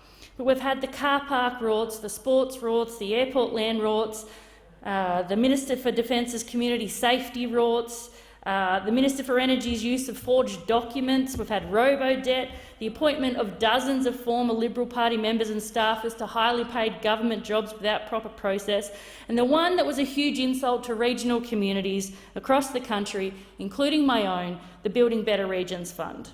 I mean, we've all become accustomed to this government using colour-coded spreadsheets and taxpayer funds being treated as a coalition re-election slush fund. And with an election looming, I wonder if the government will find another $10 million in regional funding to divert to a Sydney pool. I mean, the fact is that the Building Better Regions Fund, which is supposed to build stronger regional communities, has been a pork-barrelling exercise. Since 2018, 90% of the Building Better Regions Fund has gone to coalition-held or targeted seats, when Labor holds a third of the eligible seats. And newsflash, Apparently Eden Monaro is no longer a target seat for the Liberal government. Bizarre. I mean, coalition MPs are constantly given the opportunity to lobby for projects that don't meet grant criteria. $10 million of regional funding went to the North Sydney pool, yet the Bega War Memorial Pool, which is 65 years old, got nothing. A BBR application made, a regional pool that needs updating, a pool well used by our community, but an application knocked back, and I wasn't able to lobby like members of those opposite. Tell me, why does my community deserve less? There needs to be greater transparency in decision-making, and there needs to be greater transparency in grant funding. It takes a lot of time and a lot of effort and sometimes money to comply with grant processes that are becoming more and more complicated. Volunteers, not-for-profit organisations and community groups deserve to know that they are on a level playing field. Our communities deserve to know that grant applications are not in vain purely because the member representing them doesn't sit with the government of the day. The Australian public deserves to know that decisions over grant funding are made based on merit rather than political interests of those in power. And the only way to truly get transparency that our communities want and need is to stop the rorts, is for the government to implement an independent watchdog. Every single non-government member and senator in the parliament is demanding a powerful, independent integrity commission, and the only people preventing this are the Prime Minister and his colleagues. They have the numbers in the House. They could introduce a bill and pass the legislation at any point, yet they won't. Why? Why is this piece of legislation the only one that they want bipartisan? Every community I visit in Eden Monaro says the same thing. The people don't trust the government. The government has undermined people's confidence in our democratic institutions because of the lack of transparency over grant funding and decision-making which impacts our communities. It is time to restore faith in our democratic institutions and in our government. An Albanese Labor government will put an end to this government's shameful tolerance for scandals and rorting and help restore the Australian people's trust in their government. A Labor government will establish the powerful, transparent and independent national anti-corruption body that this country deserves. Member's time has expired, and I call the member for Barker. Well, thank you, Mr Deputy Speaker. Mr Deputy Speaker, I'm grateful that the member for Wentworth is here because I want to refer to the former member for Wentworth, and it might not surprise people in the place that the former member for Wentworth and I didn't agree on much. But I've got to say I agreed with his assessment of the member for Isaacs. I remember he came into this place regularly and he'd say, the member for Isaacs gives weight to the maxim that with the right lawyer anyone can go to jail. And I referred particularly to the, is it 10 or 11 referrals we've had to the AFP? And the member for Isaac comes in here, oh, by the way, all of those referrals have been met with a variation between not today, Charlie, and complete scorn. But in any event, none of them have gone anywhere. But those opposite want me to come into this place and accept the member for Isaac when he says, oh, well, I've got a better model, a better ICAC model than you. Now, while we're on the topic of contrasting and comparing, I'm not going to stand here, Mr Deputy Speaker, and be lectured by those opposite about integrity. Those opposite are the party of Craig Thompson, of Sam Dastyari, of Eddie Obeid. The list keeps going, buddy. Ian McDonald. What about the red shirts affair that's happening right now for those that might want to say these aren't contemporary matters? The reality is those opposite better get their house in order before they come into this House and try and lecture those of us on this side of the chamber about questions of integrity.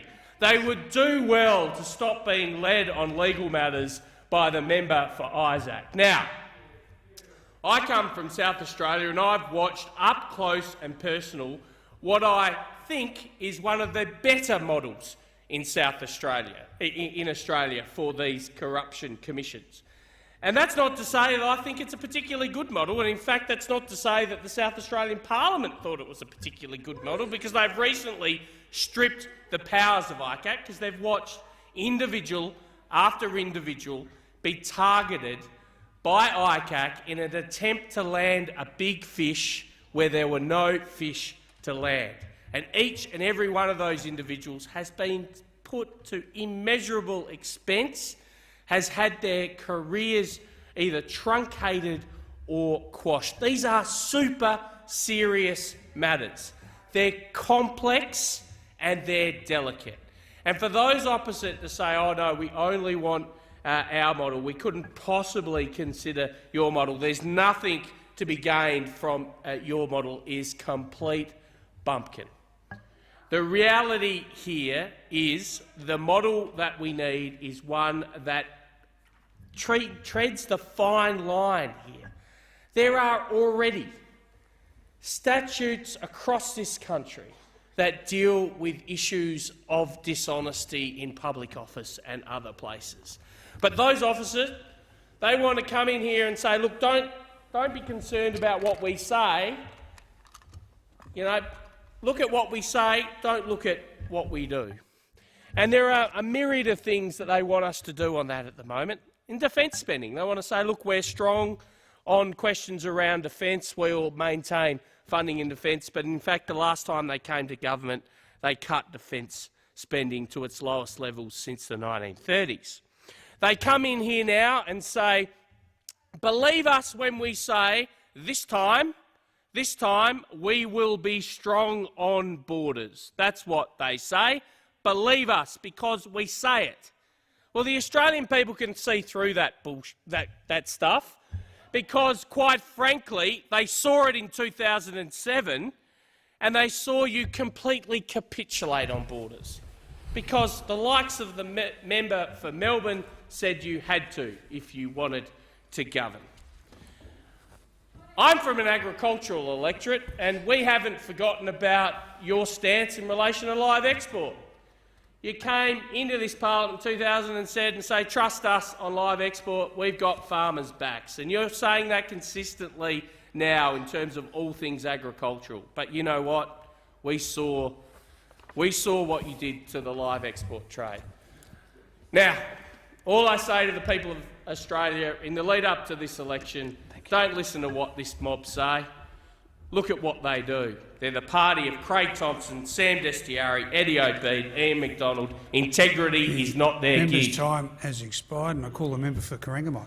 Thank you, Deputy Speaker. The Attorney-General yesterday confirmed that Morrison government will not fulfil its promise to implement a federal anti-corruption watchdog before the election. This is yet another broken promise from the Morrison government, the worst, most scandal-ridden government we've ever seen.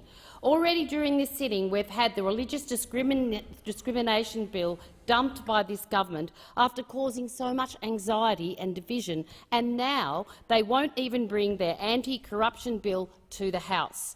As usual, they're blaming everyone else to deflect from their own incompetence. Senator Cash accused Labor of playing politics and said this was the reason the bill is not being introduced. Just laughable. But the real reason they won't introduce it is because the brightest legal minds in the country have labelled their version of an anti-corruption commission as a weak, ineffective and secretive body. Here's what the Centre for Public Integrity has said about the Prime Minister's ICAC. It's a sham designed to cover up corruption and the weakest watchdog in the country. The truth is, the Morrison government is so terrified of the powerful, independent and transparent Anti-Corruption Commission, one with teeth, if we had our way, will reveal about their behaviour. Last week, the Attorney-General said the government didn't have time to legislate a federal ICAC. She said passing religious freedom laws was the government's most pressing priority. Well, we know what a disaster that turned out to be. They didn't even have the support of their own party room to pass that legislation. This is a government in chaos. There is no time for a federal ICAC, what with all the scandals and rorts in the Morrison government. Almost every single day we see report after report in our media about their rorts. Car park rorts, sports rorts, the Western Sydney Airport land rip-off, robo-debt, use of forged papers, the appointment of dozens of former staff and Liberal members to highly paid government jobs without due process. The list goes on and on. There's no end to the scandals and rorts in the Morrison government. But not only is this government too busy defending itself from scandals, it is petrified of what a powerful anti-corruption watchdog will uncover about them and their conduct. Every state and territory now has a dedicated anti-corruption commission. Every single member and senator in this parliament, apart from those on the other side, is united against the Morrison government in demanding an independent anti-corruption watchdog with teeth. The Australian people have made it abundantly clear they want one. The constituents in my electorate of Corangamite tell me this every day. They want a federal ICAC. And the only thing standing between us getting one and is the Liberal government, the Morrison government. There is an absolutely pathetic broken promise here, and Australians have had enough. They're sick and tired of a government that refuses to lead, a government that refuses to be accountable, a government that has no integrity and uses taxpayers' money for its own personal slush fund. No wonder the Australian public is disillusioned with politicians and cynical about government. They are living through the worst, most self-serving, scandal-ridden government Australia's ever had. And the Australian people deserve better than this. The only pathway now for getting rid of this government and having a National Anti-Corruption Committee is to vote the Morrison government out. Only a Labor government will deliver a transparent, independent, powerful anti-corruption body, the National ICAC. It would operate as a standing royal commission, and it would have independent powers to investigate. Unlike the Morrison government, Labor has no tolerance for corruption, and neither have the Australian voters. We need to restore confidence and integrity in our political system, and the only way to do this is to vote in an Albanese Labor government. I call the member for Fairfax. Thank you very much, Deputy Speaker. Few issues expose the rank hypocrisy of the Labor Party more than the Commonwealth Integrity Commission. You know, the Coalition has already furnished detailed legislation for such a commission. And the only reason it's not proceeding is the Labor Party refuses to support it. And we even have the Shadow Attorney-General laughing and scoffing at the proposition of a Commonwealth Integrity Commission. Now, you see, Deputy Speaker, I would have respect for the Labor Party, I truly would, if their opposition to our legislation was based on an alternative legislation. Have they furnished one, Deputy Speaker? No. Does the Shadow Attorney-General wish today to furnish an alternative piece of legislation? No.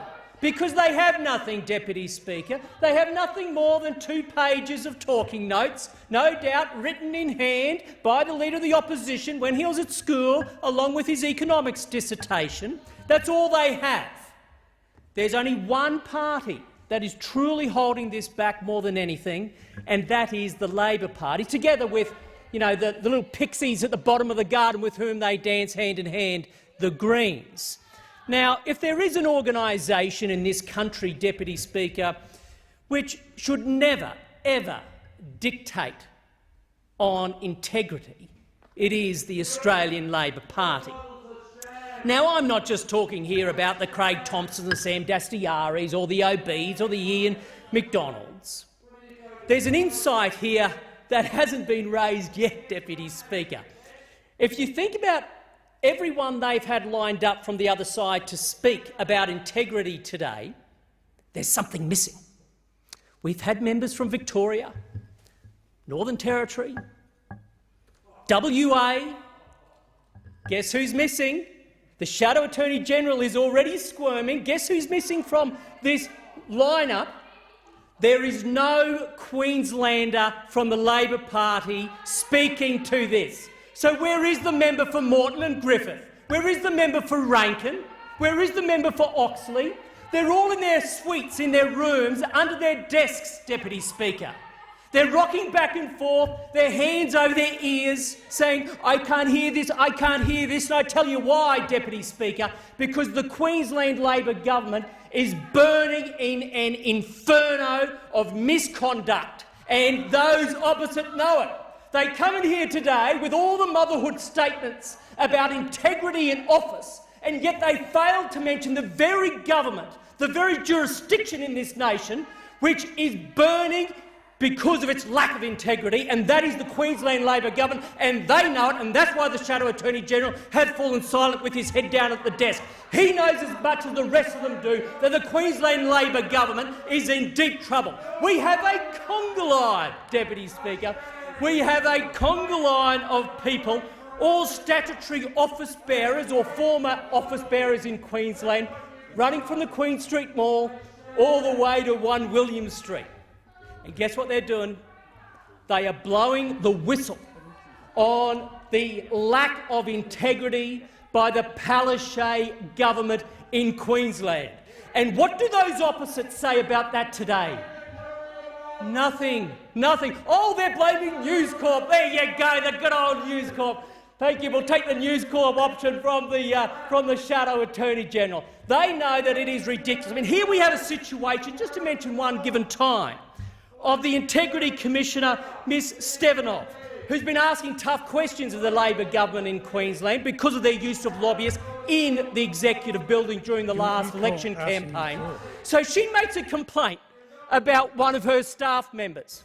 And what happens? Within 2 weeks, her office is raided and a laptop that she had asked to be investigated, asked to be forensically examined, is taken and allegedly wiped. What was on that laptop, I wonder, Premier Palaszczuk?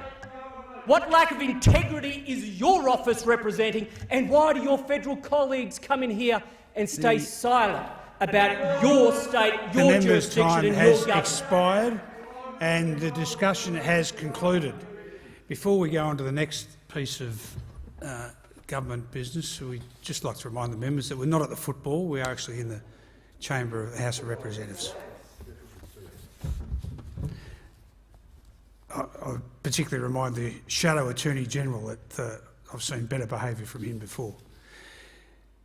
I've received a message from His Excellency the Governor-General notifying assent to the following bills: Appropriation Coronavirus Response Bill No. 1, 2021-2022 and Appropriation Coronavirus Bill No. 2, 21-22. And I call the member for Flynn. Thank you, Speaker. I seek leave of the House to present a correspondence to a report of the Standing Committee on Petitions. Thank you. Is leave granted? Is leave granted? Leave is granted. Leave is granted. Thank you. I call the member for Flynn. On behalf of the Standing Committees on Petitions, I present a correspondence to the Committee's Report 35, Petitions and Ministerial Responses, dated the 14th of February 2022. Thank you. Thank you, member for Flynn. I call the member for Melbourne. Thank you, Speaker. I seek leave to make a personal explanation. Is leave granted? Okay. Do you claim to be misrepresented? Yes, Deputy Speaker. I call the member for Melbourne. Thank you, Deputy Speaker.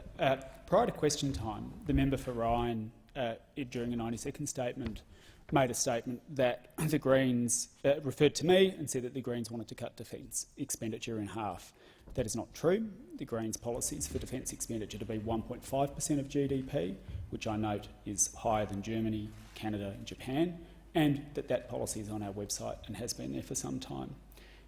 Separately, Mr Speaker, during the course of question time, the Treasurer referred to me and referred to the Greens and said that I and the Greens wanted to impose an inheritance tax.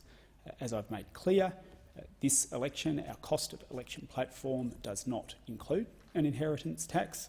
We do want a tax on billionaires and a tax on big corporations making super profits, and I would invite the Treasurer, rather than misleading the House about non-existent taxes, to come in and have a debate about the ones that we are actually taking to the election.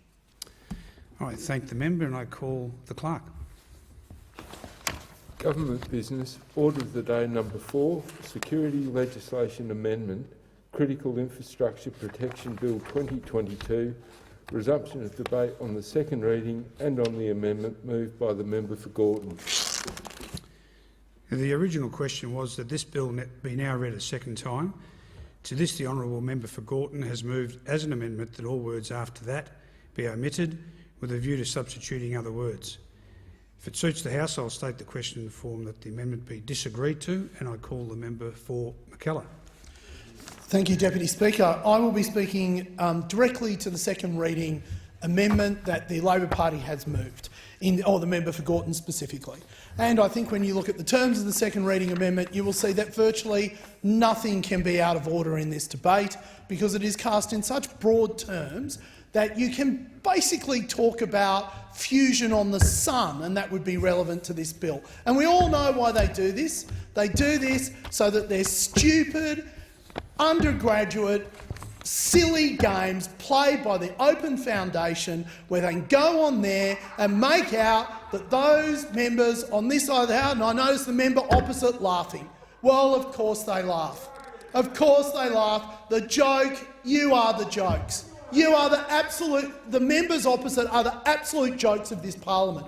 They take votes from crossbenchers who claim to be in favour of climate change action, but tried to or attempted to hide a donation from a coal director of a coal company who bought his coal mine from Eddie Obeid. And those opposite laugh. They are an appalling group of individuals who simply have misled, misinformed the Australian people through their stupid little puerile games conducted by the Open Foundation. They come in here every single day and they move some second reading amendment because they think they're being oh so clever, like none of them ever left the Student Representative Council at Bond University. That's how they operate. That's the sort of government we could expect from them, Deputy Speaker, a government run by puerile undergraduates. And we don't really have to imagine very hard. We don't have to imagine hard. We only have to look back to when they were last in government in 2010. And they were last in government relying on, you guessed it, Deputy Speaker, the votes of the crossbench. But this time we'll have a very special crossbench, paid for by Simon Holmes a Court, who was today at the National Press Club, where he was making all sorts of claims about you can move as many, Order. The member for McKellar will resume his seat. And I call the member for Gellibrand on a point of order. Yes, it's a point of order on relevance. This is a bill about securing Australia's critical infrastructure against the threat of nation-states and criminal actors. And this is just. And I call the member for McKellar. The member for Gellibrand should have spent more time at the SRC at Bond University really honing his craft of how to play silly games in an elected chamber. But you see, what we do here actually really matters. And there is one point that I will take from him, which is that this is about critical infrastructure. Those opposite have opposed a bill to secure Australia's critical infrastructure. And why have they done that? Why do they do that? Because they have no idea how to govern Australia. What they do know, however, is how to misinform the electorate, how to play silly games through their mates at the Open Foundation, and they also know how to accept votes from the crossbench. They know how to accept votes from the crossbench, bought and paid for by Climate 200, that hides their donations from directors of coal companies who bought their mines from Eddie Obeid. And they don't like anyone talking about Eddie Obeid. But of course, this director of a coal company, he also had an adverse finding at the New South Wales Independent Commission Against Corruption. So listening to Simon Holmes a Court, he says today, I mean, by the way, what Kendall Roy is to succession, Simon Holmes a Court is to Australian politics. I haven't quite seen a similarity that stark in a long time.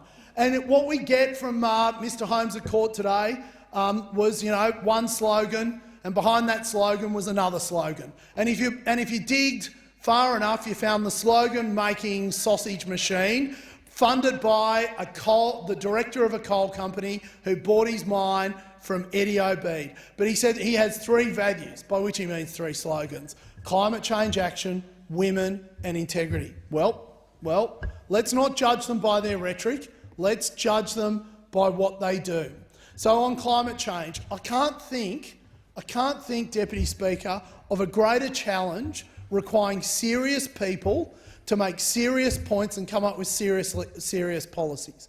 Those on this side of the House came up with net zero by 2050, a fully documented 200-page plan, billions of dollars in investment and funding for renewable energy. Oh, I can't believe those opposite at the moment want to be interrupting, given that they're taking votes from a person funded by a coal investor and a coal director whose money came from Eddie Obeid's coal mine. The member for McKellar will resume his seat, and I call the member for Isaacs on a point of order. Deputy Speaker. The member for McKellar really does need to direct his remarks to the subject matter of the debate, which is a critical infrastructure bill. On no view does the second reading amendment support this spray, which simply reflects the member's fear of losing his seat to an independent. Yeah. I call the manager. Mr Deputy Speaker, the amendment and the debate here has been very, very wide-ranging throughout the debate this afternoon, and just because the member for Isaacs doesn't enjoy what the member is speaking about is not a reason to be confining the debate in a way that hasn't been confined for other speakers. I thank the minister. I just remind members that it is difficult to hear when you're yelling and screaming out like it's at a football match, so I'll call the member for McKellar. Thank you, Deputy Speaker. I will seek to keep my voice at a lower tempo so you can hear the interruptions. And I understand that the member for Isaac has a perennial fear, which is he goes on ad nauseum about integrity. But of course, Eddie Obeid sat in his party for years.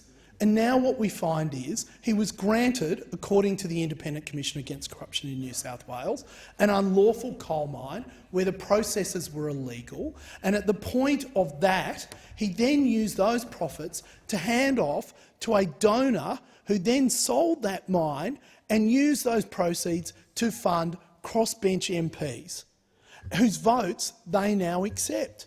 It is incredibly difficult to understand why the member for Isaacs doesn't want to investigate this process. I mean, he has referred something like 10 or 11 items to the federal police. I wonder if he has referred this incident to the federal police, or is it really that he's just not interested in the policy, that he's not actually interested in improving integrity in Australian politics, but is more interested in the politics of it and accepting votes from people who receive tainted donations, who don't make an explanation. And we've heard the explanations, by the way, Deputy Speaker. First it didn't happen, then it did happen but it wasn't serious, then it did happen but it was a rookie mistake, and now it did happen but I didn't know about it, and then it did happen but it was a rookie mistake, I didn't know about it, and the person who did it is now resigned. But of course the problem we have is, of course, this person is the shareholder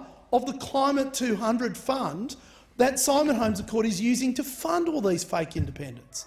Now, I just wonder why those are laughing at the fact that our democracy is being undermined by things like the Open Foundation, and that's why they move these wide-ranging second reading amendments, so they can talk on anything and they can criticise anyone they like, but they don't like it when the tables are turned on them. And what I might suggest to those opposite is that they come in here and they deal with the substance of bills in front of us. Now, I know this works at the Bond University Student Representative Council. I know that this was probably a very clever tactic back in the 90s. But the fact of the matter is we're trying to run a country here. And when people take donations from coal mine executives whose donation is tainted, for whom there was an adverse finding at the New South Wales Independent Against Corruption, you have to wonder why those opposite are not more curious.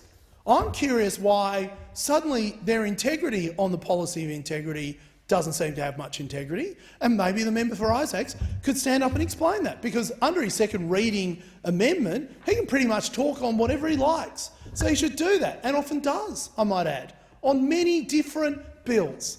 Or we could actually talk about the Security Legislation Amendment Critical Infrastructure Protection Bill 2022. We could talk about that. But those opposite would rather move smart aleck amendments so they can just have a go, while at the same time then referring all of this to their mates at the Open Foundation that run a website designed to misinform the Australian people.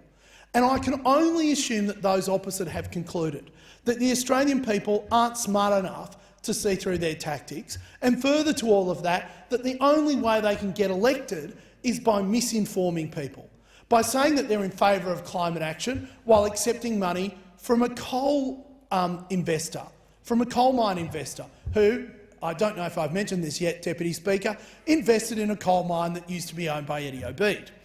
So all these things really do matter when it comes to integrity. All these things really do matter when it comes to running a government and the parliament of this nation. So if those opposite are sincere, which I somehow doubt, but I hope that I'm wrong, they will, instead of actually moving all these Second Amendment reading speeches or amendments, second reading amendments, they'll actually come in and have a debate around ideas and policies that really matter, and stop accepting tainted money and votes from people whose money it was also raised. The member's time has expired. The question is in the form that the amendment be disagreed to, and I call the member for Isaacs. Thank you very much, I'm Deputy sure Speaker. will be relevant to the amendment. I'm sure will be relevant to the amendment. I'm going to begin by making a statement of the obvious. Labor supports effective and rational measures to secure Australia's critical infrastructure. I'm a member of the Intelligence and Security Committee, which reviewed the original version of the Security Legislation Amendment Critical Infrastructure Bill 2020. As other speakers in this debate have noted, the committee's bipartisan report, which was tabled on the 29th of September 2021, recommended that the original bill be split in two and that very significant parts of the bill not proceed at all in their original form. And just to make sure that all members of the House understand the significance of this, this is a committee that consists of 6 government senators and members of this House and 5 senators and members of this House from the Labor Party. And those 11 members unanimously recommended that the original government bill be split in two and that a very significant part of the original bill not proceed at all. The reason why the Intelligence Committee recommended that very significant parts of the original bill not be proceeded with is that they were neither effective nor rational. For example, the original version of the bill included proposed new positive security obligations for workers and businesses who operate and maintain a vast array of infrastructure assets across Australia. But the detail of exactly what those positive security obligations would or could be and who those new obligations would apply to was left entirely to regulation. And the government couldn't provide the Intelligence and Security Committee with any real insight into what those regulations would look like. This meant that the breadth and potential impact of the government's legislation was uncertain. In other words, the government wanted the parliament to hand it a lot of power to do something, but it couldn't tell the parliament exactly what that something was.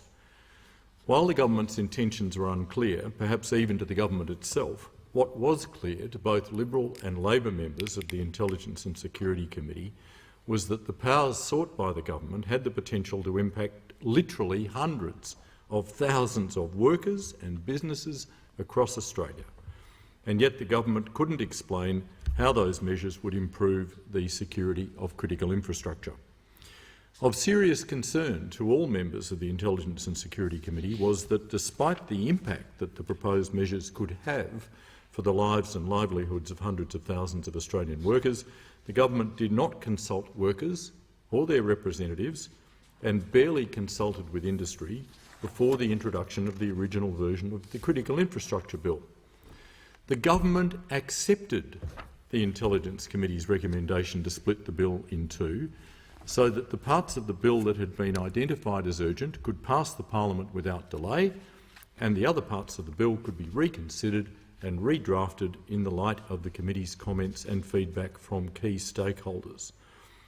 The parts of the Security Legislation Amendment Critical Infrastructure Bill 2020 that the Department of Home Affairs identified as urgent passed the parliament last year with bipartisan support, following a number of amendments being made to implement recommendations of the Intelligence and Security Committee.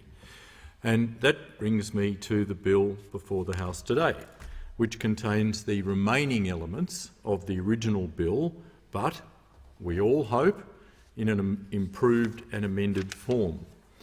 That remains to be seen because this bill has, appropriately, been referred to the Intelligence and Security Committee for inquiry and report. But in a significant breach of convention, the government has insisted that the bill be debated in the House of Representatives before the committee has completed its inquiry. My colleague, the Shadow Minister for Defence, the member for Gorton, has already outlined Labor's concerns about the government's departure from convention.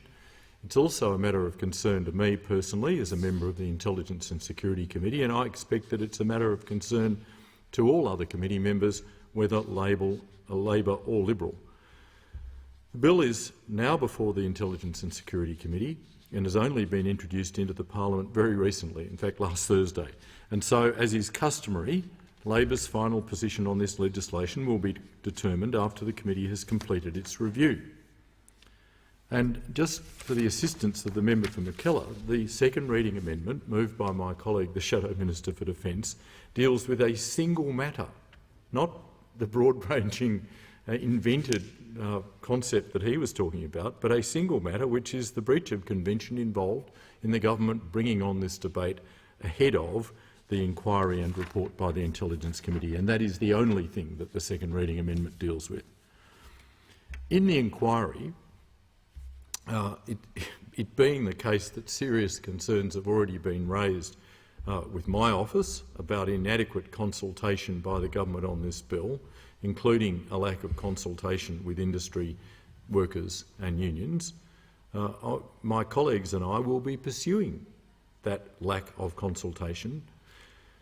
Labor members will also be looking very carefully at the extent to which the various other recommendations set out in the Intelligence Committee's earlier report into the original version of the Critical Infrastructure Bill have been implemented in the development of this legislation. The Intelligence and Security Committee does not make recommendations for fun. They are the product of extensive deliberations between committee members, Labor and Liberal, after careful consideration of the evidence that's brought to the committee. We expect them to be implemented, and if one or more of the committee's recommendations have not been implemented in this case, the Department of Home Affairs and the government had better have a good explanation. I also note that there are a number of recommendations that have been made by the Intelligence and Security Committee in other contexts that go directly to the security of Australia's critical infrastructure and the security of the personal data of Australians that the government still hasn't responded to. In October 2020, for example, the committee recommended that the Telecommunications Interception and Access Act be amended to require service providers to store telecommunications data on servers located in Australia. The government has not responded to, let alone implemented, that recommendation. The Intelligence and Security Committee is an essential bipartisan institution. Until the member for Cook became Prime Minister, the committee's role in the development of national security legislation was invariably respected and sometimes lauded by all sides of politics. In recent months, we've seen an escalation in desperate, divisive and irresponsible rhetoric from the Prime Minister and some of his senior ministers on matters of national security, We saw that desperate, divisive and irresponsible rhetoric being repeated in question time today. No serious and responsible person on either side of politics, or indeed from outside the political arena, thinks that politicisation of national security is in the national interest. I've previously referred in this place to remarks that the former Attorney-General George Brandis made in his 2018 valedictory speech about the importance of bipartisanship on national security issues. In that speech, Senator Brandis listed 3 reasons why our domestic national security policy had been, in his opinion, successful during his time as Attorney-General. The second reason he listed was bipartisanship. Referring to 8 national security bills introduced by the Abbott and Turnbull governments and supported by the Labor Party in both houses, Senator Brandis said this, and I quote, "All 8 tranches of legislation were passed with the opposition's support after scrutiny by the PJCIS. It was a fine example of government and parliament working hand in hand to protect the national interest. I've heard some powerful voices argue that the coalition should open a political front against the Labor Party on the issue of domestic national security. I could not disagree more strongly. One of the main reasons why the government has earned the confidence of the public on national security policy is that there has never been a credible suggestion that political motives have intruded. Were they to do so, confidence not just in the government's handling of national security but in the agencies themselves would be damaged and their capacity to do their work compromised. Nothing could be more irresponsible than to hazard the safety of the public by creating a confected dispute for political advantage." And that's the end of the quotation from the valedictory speech of George Brandis. Senator Brandis's reference to, quote, "powerful voices," quote, in the coalition who were arguing in favour of politicising national security, contrary to the national interest, was widely understood to be a reference to the current Prime Minister and the current Minister for Defence. I disagreed with Senator Brandis on many matters, but on this issue he was absolutely correct. When politicians seek to use national security as a political weapon, it's bad for our country, it's bad for our security agencies, and ultimately it's bad for our national security. We've seen the same characters on the other side of the chamber seek to politicise national security and Australia's security agencies before. When the current government leaked what was said to be ASIO advice to the Australian newspaper to launch a political attack against Labor in February 2019, the then Director-General of ASIO, Duncan Lewis, could not have been clearer. After making it clear that the ASIO advice had been misrepresented and distorted in newspaper reports, Mr Lewis went on to say that, and I quote, "When reporting wrongly attributes advice from ASIO or our classified advice is leaked, it undermines all that we stand for." It undermines all that we stand for. I urge members of the government to reflect on those comments by the former Director-General of ASIO, Mr Lewis, which he made on the 18th of February 2019, and to go back and read Senator Brandis's valedictory speech. And while you're at it, I'd encourage you to read the current Director-General of ASIO's recent comments to Senate estimates when he made a similar point.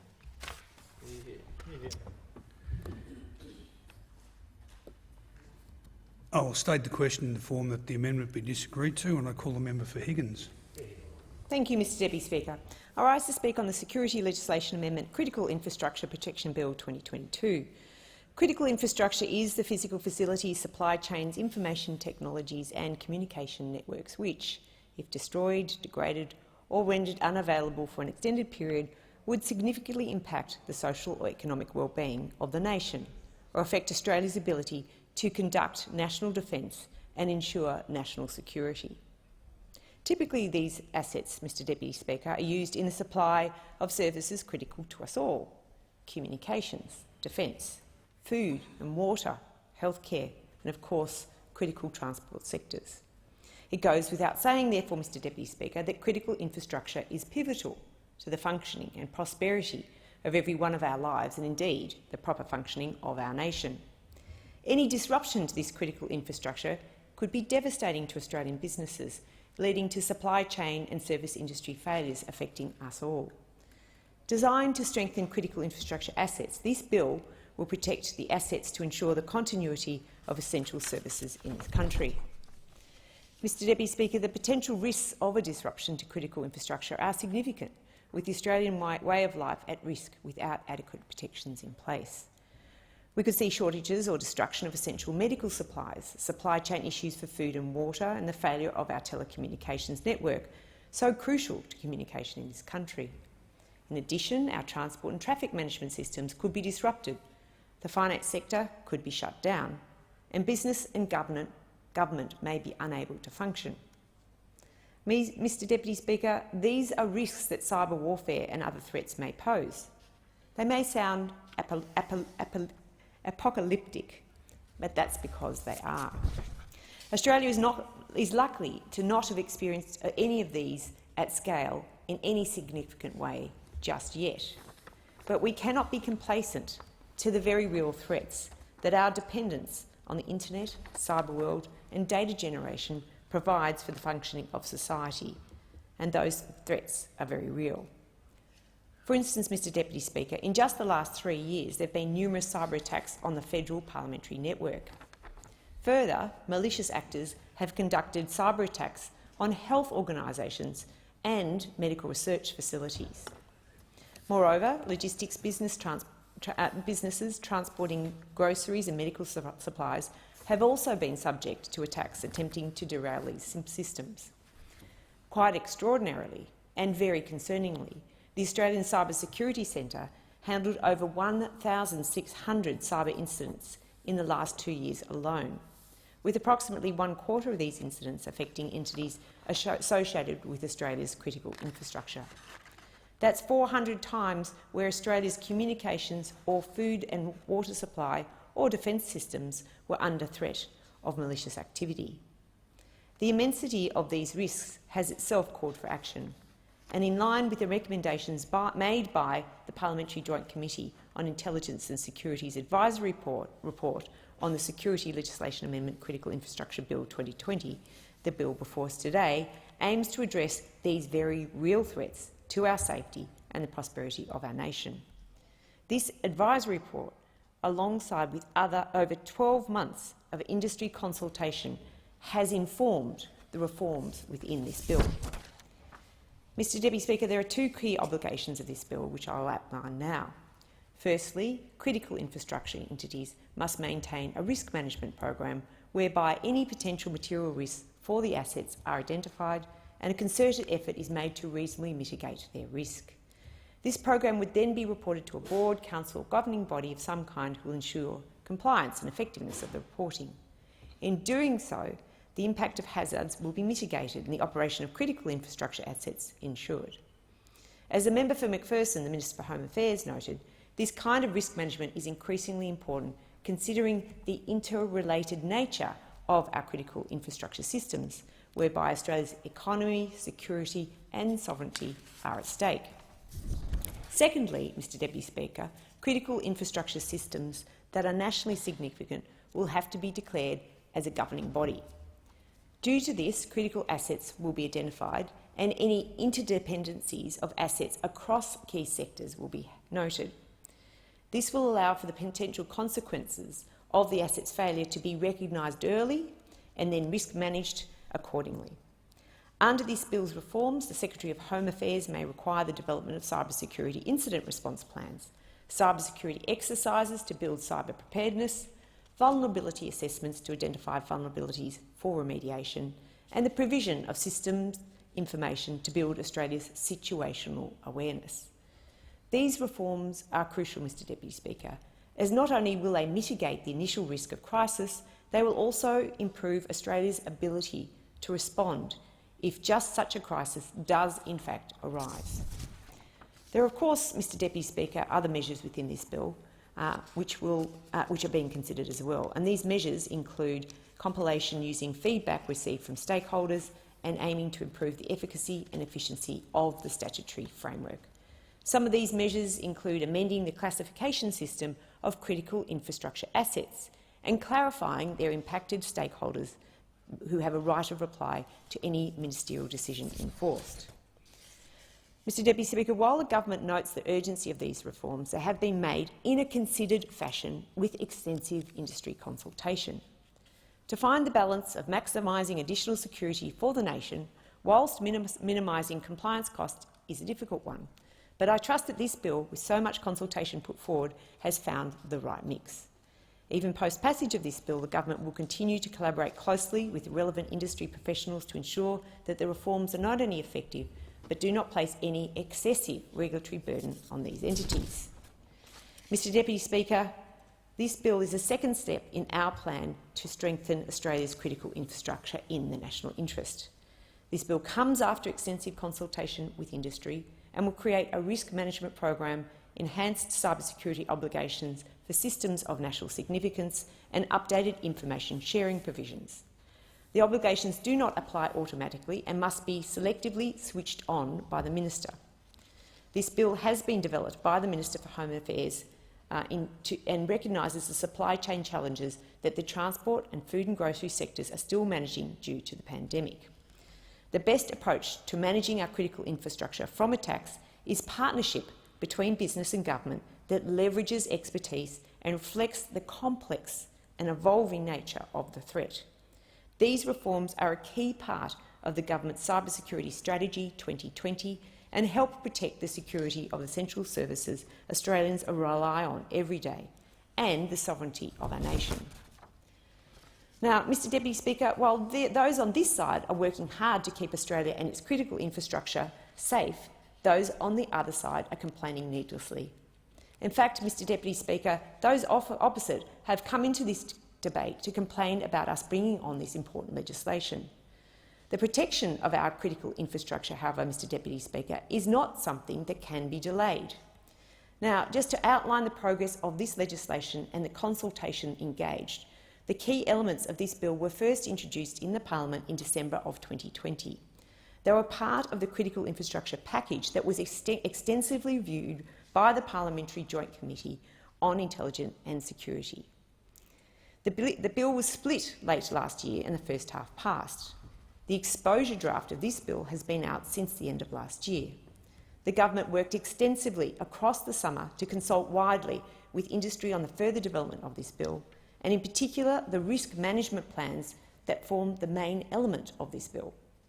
The Minister herself hosted 9 roundtables with the sector to hear their views.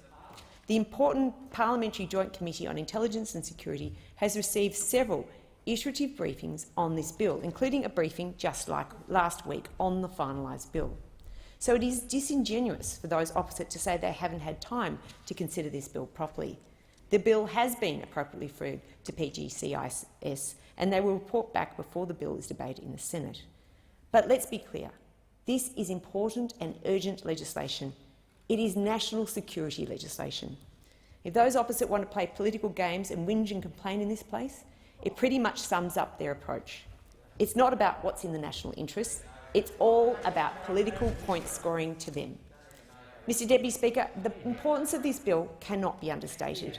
In times of ever-increasing security threats, and we can see the world post-COVID is becoming more unstable, we hear from the North, we hear from the Northern Hemisphere that there is potentially a great deal of security issues that are at foot. Most notably, cybersecurity threats. We might feel the Northern Hemisphere is a long way from here, but indeed the cyber world has brought the world closer to us. As they say, we have had the tyranny of distance, we now have the power of proximity. But with that wonderful connection through the internet comes ever-increasing security threats. And we must make sure that Australian businesses and governments keep up and stay ahead of these risks. The Morrison government is committed to ensuring the security of Australia's critical infrastructure. By securing these assets from any shocks, the availability of vital services will be maintained for all Australians. This bill will ensure the prosperity of Australia by ensuring the assets maintaining our way of life are not at risk of any threats, whether that be malicious actors, natural disasters or other perils. For that reason, Mr Deputy Speaker, I commend this bill to the House. Thank you. I will state the question in the form that the amendment be disagreed to, and I call the member for Jellybrand. Thank you, Deputy Speaker. Well, I am disappointed to be speaking on the bill in the chamber today. It's not because the content of the bill isn't important, despite the bizarre rant that we saw from the member for Mackellar earlier today that really reduced himself and the seriousness of the issues that we're dealing with here. This bill is important. The security of Australia's critical infrastructure in the face of cyber attacks is one of the most important national security challenges that we face in the modern world. And also, it's not because the contents of this bill are not urgent. Amidst a deteriorating cyber threat environment, this government has already wasted far too much time acting on these issues as it is. I'm disappointed to be speaking in this debate today because today's proceedings, this debate, trashes an important convention in the way this parliament has engaged in debates about national security legislation dating back to the Howard government. Labor has always sought to offer constructive bipartisan engagement to this government on defence and national security matters. It's in the national interest to do so, and that's what animates us. Unfortunately, these consistent offers of bipartisanship require a willing partner. In the Morrison government, we see a government that lacks either the competence or the intent to treat bills like this in a bipartisan manner. Now, there are reasons for suspicions on both fronts. On the competence front, this is a government with a growing record of bungling and incompetent mismanagement on defence and national security policy, including on cyber security. On the intent front, this is a government with a growing record of trashing parliamentary conventions and national security legislation, and an increasing and disturbing and damaging practice of deliberately sacrificing the long-term national interests in the pursuit of short-term political gain on defence and national security. It's worth looking at the history of this bill to understand this. The previous Minister for Home Affairs introduced the original bill into the House on the 10th of December 2020. This was designed to better protect Australia's critical infrastructure assets from a growing range of cyber threats. It did this by expanding the coverage of critical infrastructure from 4 to 11 sectors, introduced positive security obligations for critical infrastructure assets, and enhanced cybersecurity obligations for assets deemed to be systems of national significance. Now, this original bill was referred for inquiry and report to the Parliamentary Joint Committee on Intelligence and Security in the usual manner. No one doubted the need for these laws. People just wanted to get it right. And I said so in my second reading speech on the first of these bills when I noted that, quote, addressing this worsening threat environment is both an urgent and difficult task. It required the PJCIS's oversight. And in September last year, the PJCIS issued its bipartisan report on this bill. And it's fair to say the committee was scathing in its assessment of the original bill, following an avalanche of objections by stakeholders who felt they had been ignored in the bill's consultation process. In response to these concerns, the committee, chaired by a government senator with a government majority amongst its members, declared that it couldn't recommend the bill to pass, saying, quote, while the committee strongly supports the aims of this bill, it would need a significant amount of redrafting to pass in its entirety and respond adequately to many of the concerns expressed to it during this review. This would delay significantly the time-critical elements of this bill. So it recommended the bill be split in two, with the most urgent parts of the bill passed immediately and other less urgent and more complex elements of the package deferred to a separate bill. The committee report said that once reintroduced, Bill 2 should be referred to the PJCIS for review, with a concurrent review of the operation to date of the amendments to the Security of Critical Infrastructure Act resulting from Bill 1. It is this Bill 2 that is before us in the chamber today. It was introduced into this place late last week. There is a long-standing bipartisan convention that bills be referred to the PJCIS and reported on before they are brought on for a vote in either chamber. And there's an important reason for this. It's the same reason that we have the PJCIS, to ensure that the parties are able to work together on national security matters in the national interest. It's intended to allow for issues with bills to be scrutinised, for evidence to be weighed, for members to thrash out the issues before they are asked to take a position on them in this parliament. It's an important convention for maintaining constructive bipartisanship on Australian national security in this place, and it's a convention that's worked well since the PJCIS was established under the Howard government.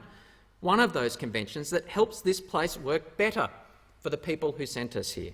It's a convention that helps us uphold the national interest. And the Morrison government will break this convention by asking members of this House to vote on this bill before its consideration by the PJCIS. It will be the first government to break this convention since the PJCIS was established.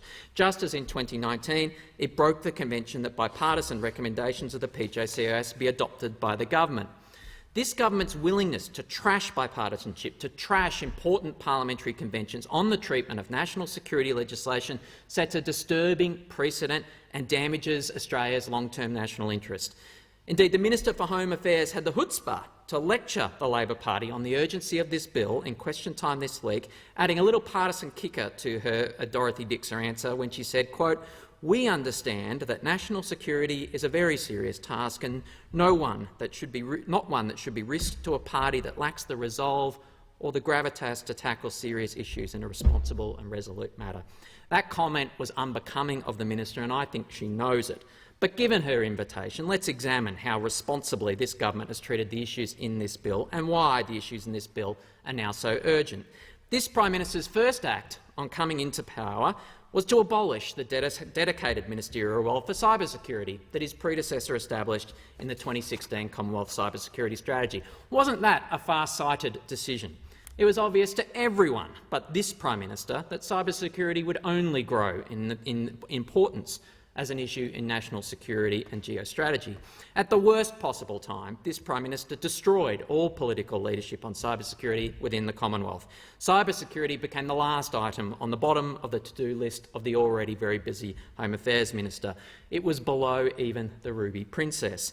This is no exaggeration. This is what happened. Despite ransomware growing to become a $1 billion drag on the Australian economy during his time in the role, the former Home Affairs Minister never once used the word in this chamber. It just wasn't on his radar. It got less attention than the Ruby Princess. It was on my radar, though. I continually spoke in this chamber on the growing threat of ransomware through 2019 and 2020, and I ultimately released a discussion paper calling for a national ransomware strategy in early 2021. The Leader of the Opposition had the foresight to see the ongoing and growing importance of cybersecurity to Australia's national security and kept a position within his executive team to stay focused on it. It wasn't until I had spent nearly 10 months campaigning for a national ransomware strategy that this government adopted its ransomware action plan that picked up on many of the issues that we had championed in our discussion paper. We see the same drift and lack of political leadership on cybersecurity in the treatment of the issues in the bill before the House today. The genesis of this bill was in the 2020 Commonwealth Cybersecurity Strategy. The problem is that this strategy wasn't released until 4 months after the 4-year term of the 2016 cybersecurity strategy had expired. It took the Morrison government 10 months to conclude its 2020 cybersecurity strategy after it had finished its initial consultations with industry. That's why this bill is now so urgent. The issue spent the better part of a year adrift in the vacuum of political leadership created by this Prime Minister before the process for developing this bill even began. That's why this government is now desperately trying to cram the passage of this bill into the limited sitting days this Prime Minister has scheduled before the next election. It's a story of bungling followed by petty politicisation, a pattern we're becoming all too familiar with the Morrison government. This government bungles defence and national security policy because it's out of its depth and it lacks the competence to do otherwise. And this government plays politics on defence and national security because it's out of its depth and doesn't understand the consequences of doing so. Given that the current Defence Minister is the 6th Defence Minister in 8 years under the Abbott-Turnbull-Morrison government, you might forgive him for still being on his training wheels. Any sensible Defence Minister who is still learning on the job would welcome offers of bipartisan support. Instead, Defence Minister number 6's ignorance and this Prime Minister's political desperation has led them to trash the national interest on these issues in pursuit of short-term political gain. Unfortunately for them, they lack the record to be credible. This is a coalition government that has announced more submarine deals than it has delivered commissioned submarines. In fact, it's cancelled more submarine deals than it's commissioned submarines. The 6 bungling defence ministers of the Abbott-Turnbull-Morrison government have wasted 8 years on a failed submarine procurements, only to have to start again from scratch. Again. The first submarine commissioned by this government won't be commissioned until the 2040s. The Collins class will be 50 years old by then. As a result, this government's defence bungling has left Australia with a serious, decades-long capability gap at the worst possible time. Under the bungling mismanagement of the 6 defence ministers of the Abbott-Turnbull-Morrison government, the Future Frigates program, the second most expensive defence project in our history, is similarly over-budget, massively delayed and plagued with problems. In fact, the Navy will have to choose between running them at full power or turning the radar on. There's an echo here of the $3.8 billion Taipan helicopters procured by these 6 bungling defence ministers of the Abbott-Turnbull-Morrison government, with doors that don't work and that you can't safely exit while the guns are firing. A bit of a problem if you're dropping into a battle zone. This Senate estimates we've heard that the 6 bungling defence ministers of the Abbott-Turnbull-Morrison government have similarly presided over yet another downgrade in the flying hour availability of the F-35s. 25% down this financial year in double-digit reductions across the forward estimates. This is the defence record of the Morrison government that is so shameless that it now seeks to play politics with Australia's national security. The bungling of this Prime Minister and his defence ministers extends beyond procurement and into foreign policy. This is the Prime Minister who mistakenly adopted Beijing's position on Taiwan as our own in a radio interview. He then doubled down and covered up this mistake, this basic fundamental mistake, with dissembling when he was called out on it by the foreign policy establishment, by geostrategic experts, by anyone who takes this issue seriously. Instead of acting in the national interest and copying his own mistake, he damaged our credibility by asking Australian diplomats to assert that black is white in one of the most sensitive and serious issues imaginable. Defence Minister No. 6 is no better. In the most difficult of circumstances, he has repeatedly referred to Ukraine incorrectly and insultingly as the Ukraine, including again in question time yesterday. As Ukrainian journalist Elena Goncharova has noted, saying the Ukraine is more than a grammatical mistake. It's inappropriate and disrespectful for Ukraine and Ukrainians. It implies that Ukraine is a sub-region of Russia. Russia's menacing of Ukraine could not be more serious and demands the full attention of our Defence Minister, and in this week of all weeks the Defence Minister should not be ignorantly adopting the language of the aggressors in this standoff. All of this bungling reveals a Prime Minister and a series of Defence Ministers who are hopelessly out of their depth on defence, national security and foreign policy. We need strength in the face of the very serious security challenges our nation faces, but underlying this strength we also need competence. These issues are not easy, and constructive bipartisanship often means giving those doing a difficult job the benefit of the doubt. But we cannot give this government the benefit of the doubt on the politicisation of these issues. Their ignorance is no excuse for this. There's a reason that our country has never had a Prime Minister so desperate and shallow as to play politics on issues this fundamental to our nation's security. These actions damage the national interest, whether this Prime Minister grasps it or not. As Dennis Richardson, the former DG of ASIO under the Howard government and a former Secretary of the Department of Defence and Australian Ambassador to the US, said today, quote, "Traditionally, Australian governments had seen it to be in the national interest to have a bipartisan approach to critical national security issues. It is a long time since an Australian government has actively sought to create a partisan divide on national security." These comments came after the Prime Minister and the Defence Minister sunk to a new low of political desperation when they sought to politicise ASIO's annual threat assessment for partisan gain. Former Liberal Prime Minister Malcolm Turnbull was right when he described this behaviour as reckless because it, quote, undermines Australian national security and, quote, uses matters of grave national security purely for crass political advantage. Malcolm Turnbull belled the cat when he noted that, quote, it's just a sign of desperation. Despite the warnings from those who know better, the Prime Minister and Defence Minister No. 6 have continued to debase themselves on these issues in question time. They should listen to the people whose job it is to keep this country safe.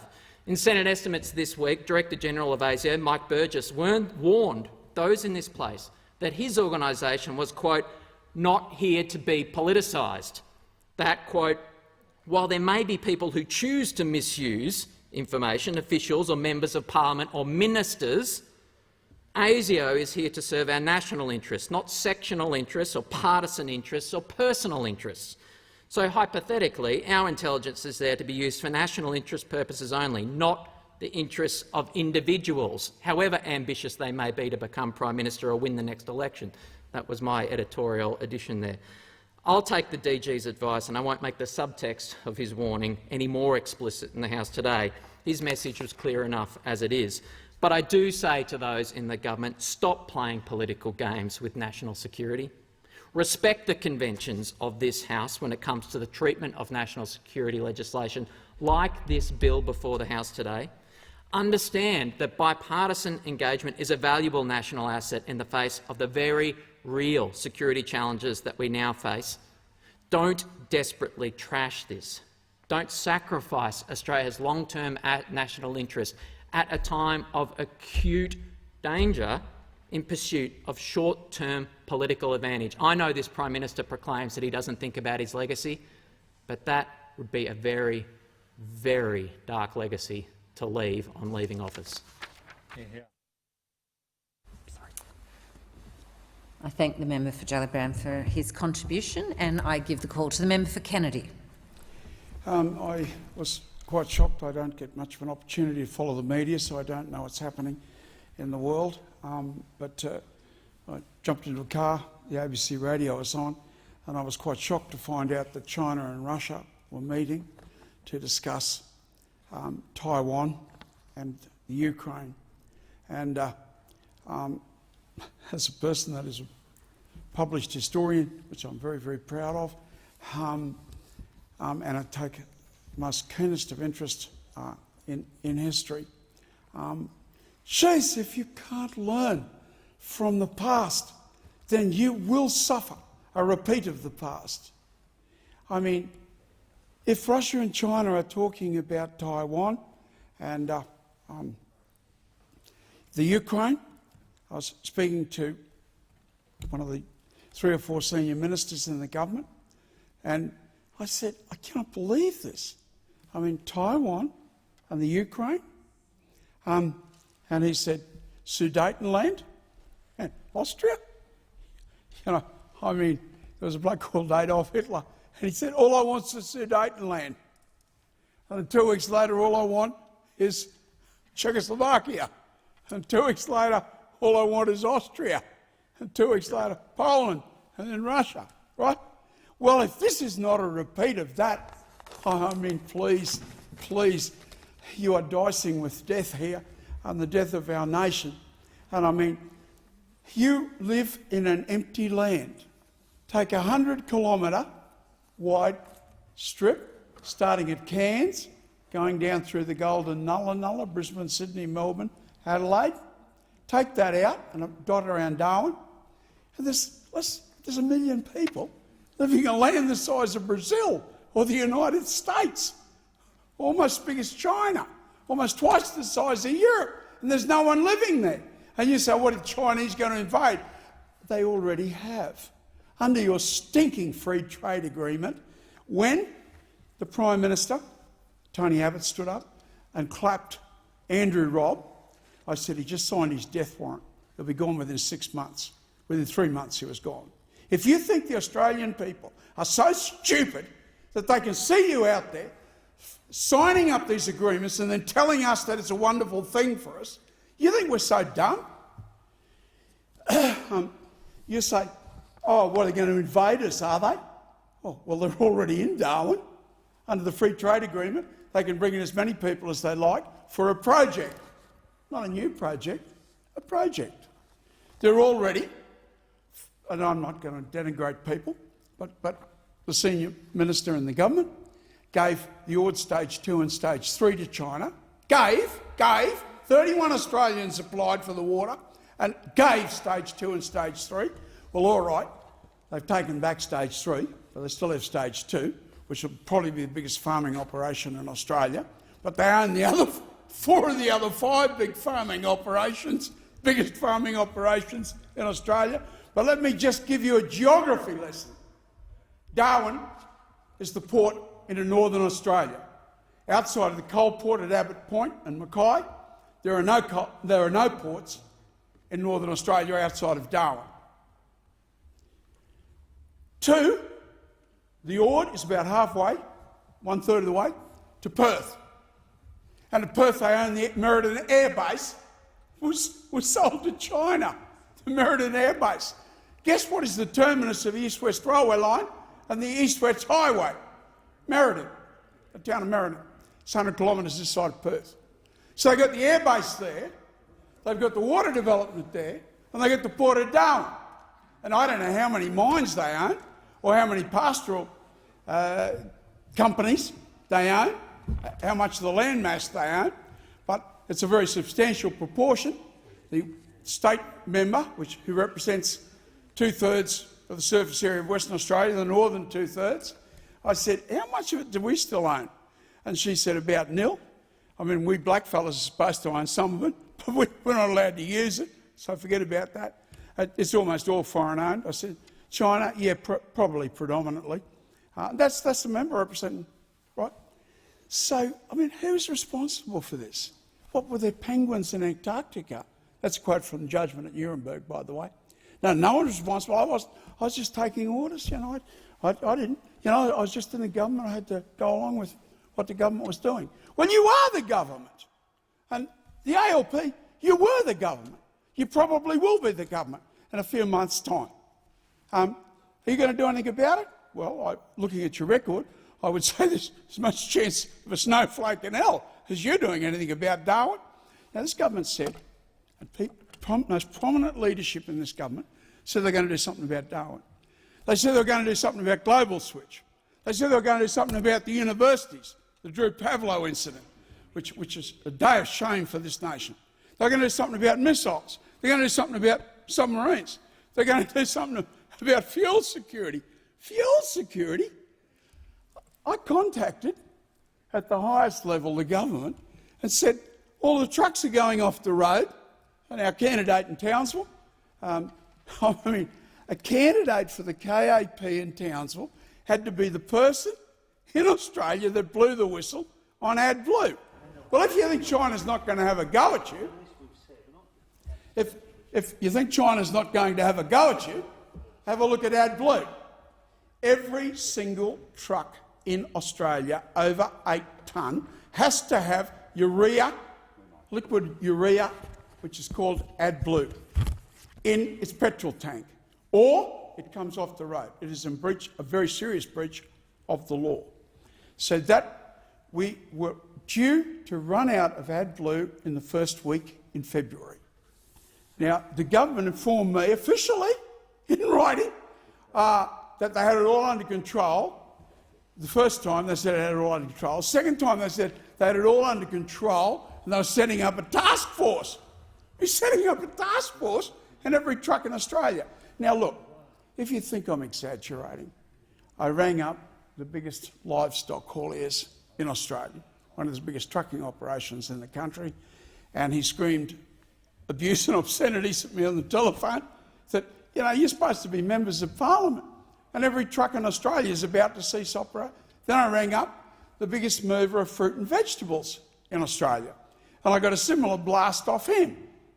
Now, how could a government know that every truck, or how could a government not know that every truck in Australia was about to cease operations? And if you think China is harmless, well, they were just going to give us a little touch-up and let us know who's the boss, because they control the supply of urea, liquid urea, into Australia. Now, Madam Speaker, I will be moving amendment to the bill, seconded by my very excellent colleague from Tasmania. But I want to say, you talked about Darwin, you, the government, talked about Darwin, and you're going to fix it up. It's owned by China. You talked about Global Switch, you're going to fix that up. You know, you talked about the Queensland University and Drew Pavlo incident, Chinese influence, and had an inquiry. That's what you do when you don't want to do. Missiles, you're going to do something about missiles, you're going to do something about submarines, you're going to do something about fuel security, you're going to do something about AdBlue. Let me go to fuel security, because we on the crossbenchers, we might disagree violently on a lot of things, but at least we can come together for the good of the country. We're not here for shouting matches and proving the other bloke are the bad guys and I'm the good guys, right? We can work together, and we have formulated legislation. Now, how could you possibly live in a country that is the most perilous situation?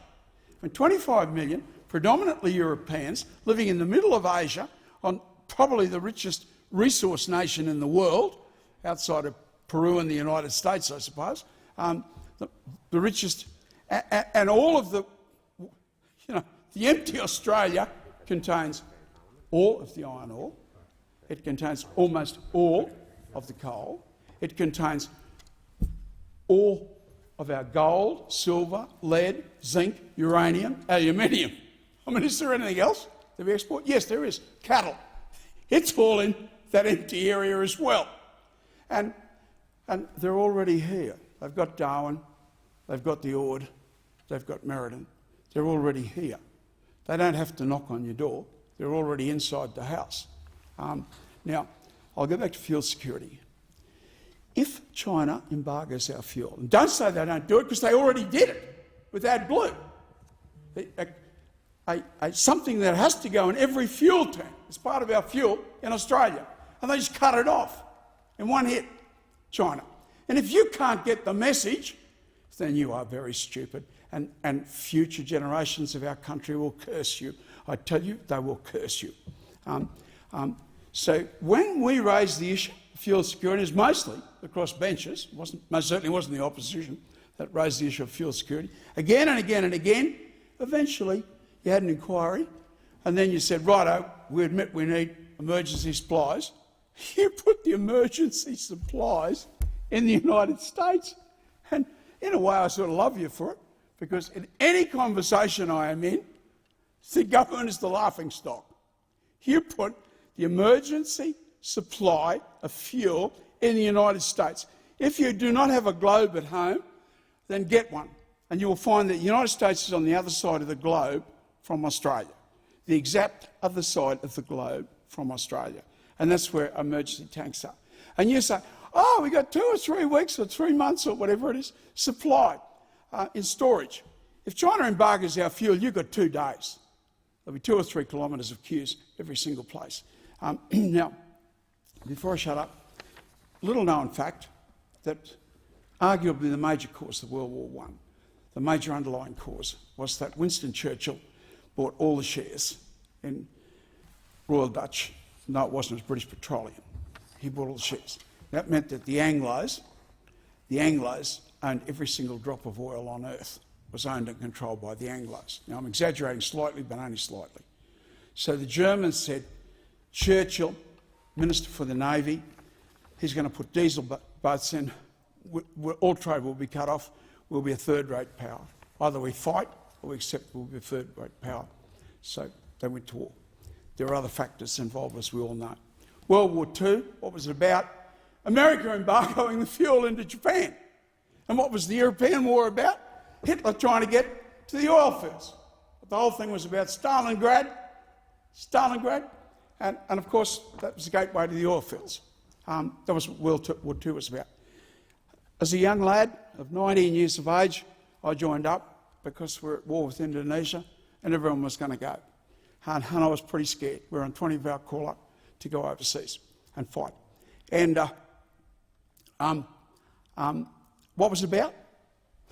Indonesia had invaded the oil fields of Borneo. We're once again fighting a war in the interests of Royal Dutch Shell.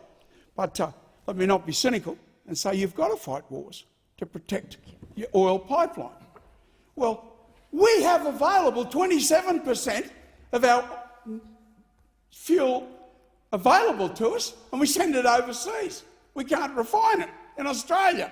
So 27% self-sufficiency, but no, we send it overseas.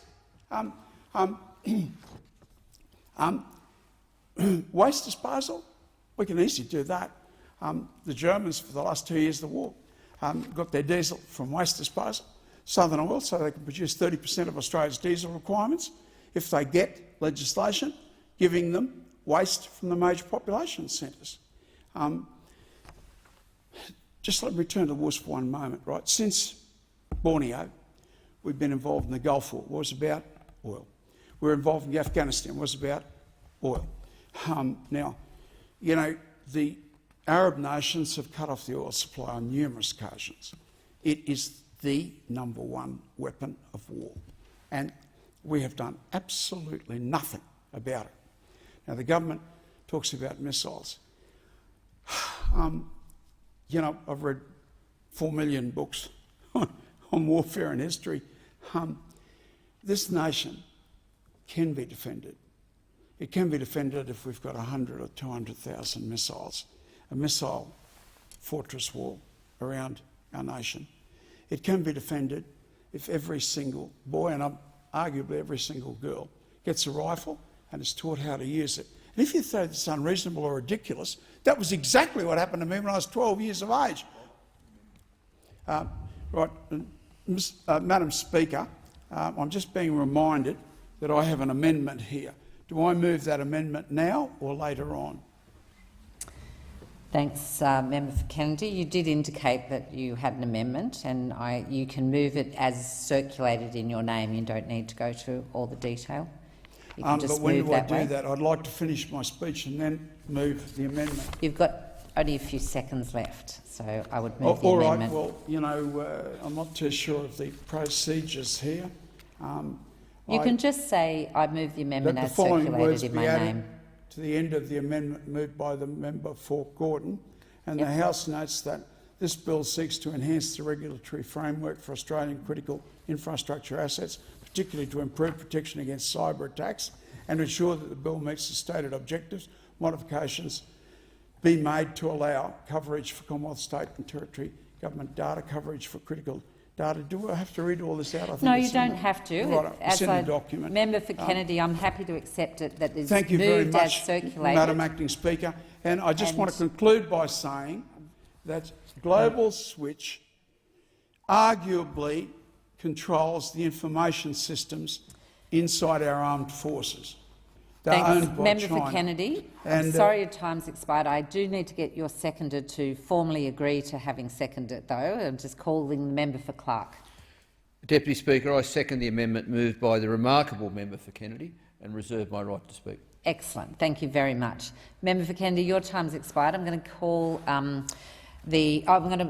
just move some formal wording so that we have all our house in order here. So the original question was that this bill be now read a second time, and to this the honourable member for Gorton moved as an amendment that all words after that be omitted with a view to substituting other words. Now the honourable member for Kennedy has also moved an amendment to that amendment, adding other words. The question now is that the amendment moved by the honourable member for Kennedy to the amendment moved by the honourable member for Gorton be disagreed to, and I'm giving the call to the minister. Thank you, Deputy Speaker. Well, Deputy Speaker, the Australian government is committed to working in close collaboration with industry to create an uplift in the resilience of critical infrastructure and the essential services that infrastructure provides for all Australians. Threats ranging from natural hazards to human-induced threats, such as cyber attacks or from malicious trusted insiders, all have the potential to significantly disrupt Australia's critical infrastructure. The interconnected nature of our critical infrastructure means that the compromise of one essential function could have cascading consequences that could affect the essential services that all Australians rely on and lead to severe economic impacts. As these threats and risks continue to evolve in an increasingly interconnected world, so too must our approach to ensuring the ongoing security and resilience of these assets and the essential services they deliver, protecting our economy and our sovereignty. Where the Security Legislation Amendment Critical Infrastructure Act 2021 enhanced the government's ability to respond to cyber threats, the Security Legislation Amendment Critical Infrastructure Protection Bill 2022, the bill, introduces preventative measures to ensure the continued protection of Australian critical infrastructure. This bill sets out two key obligations: the Risk Management Program and the enhanced cyber security obligations for those critical infrastructure assets deemed to be Australia's systems of national significance.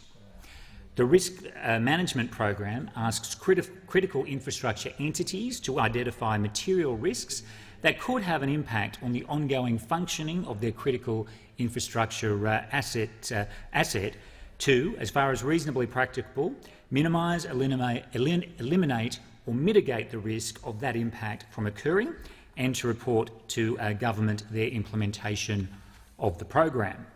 The set of proposed rules that will underpin the risk management program, presented within the explanatory framework and material of this bill, create a principles-based framework that recognises both domestic and international standards. A principles-based, rather than prescriptive approach, empowers the experts within each critical infrastructure entity to identify the best and most efficient way to uplift resilience in their sector, while providing the necessary framework to ensure an economy-wide critical infrastructure uplift in resilience. There are some critical infrastructure assets that are so vital, interconnected and of national significance that if they were impacted by a cyber attack, it would cause disproportionate, cascading consequences. The bill sets out criteria for the declaration of these assets as systems of national significance. These systems may be required to comply with enhanced security obligations. These obligations will support a bespoke, outcomes-focused partnership between government and operators of these systems to enhance cybersecurity and build an aggregated threat picture of cybersecurity risks to critical infrastructure in a way that is mutually beneficial to government and industry. A key focus of the government moving forward will be a comprehensive program of engagement and education for critical infrastructure entities to assist them to meet these new obligations through the reinvigorated Trusted Information Sharing Network, or TISN. The government is committed to partnership with and education of industry through the TISN to be the primary engagement mechanism to enhance the security and resilience of critical infrastructure, rather than a heavy-handed regulatory approach. This bill demonstrates the government's continued commitment to collaborating with and empowering operators of Australia's critical infrastructure to create the necessary uplift in resilience that will ensure Australia continues to be a safe and prosperous nation. I thank members for their contributions and call on them to support this very important bill. Thank you, Minister. The original question was that this bill be now read a second time, to which the honourable member for Gorton moved as an amendment that all words after that be omitted with a view to substituting other words. The honourable member for Kennedy has moved as an amendment to that amendment, adding words. So the immediate question before the House now is that the amendment moved by the honourable member for Kennedy be disagreed to. You're seeking the call? Member for Kennedy.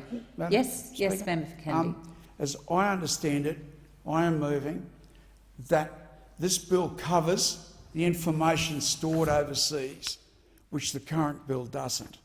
So I'd like the Minister to give clarification to the House on this point, because everyone's reading on this side of the House and on the crossbenchers says that no, it doesn't cover the information stored overseas. Look, that's a question that you've asked of the Minister. I'm not sure if he wishes to respond at this point. No? Then we're going to— the amendment that you have provided in writing is what we are putting to the House now, Member for Kennedy, and that amendment moved by you, as I'm going to put that question now, which is that the amendment moved by the honourable member for Kennedy be disagreed to. That's what we're voting on now. All those of that opinion say aye. Against, no? No. The ayes have it. Is a division required?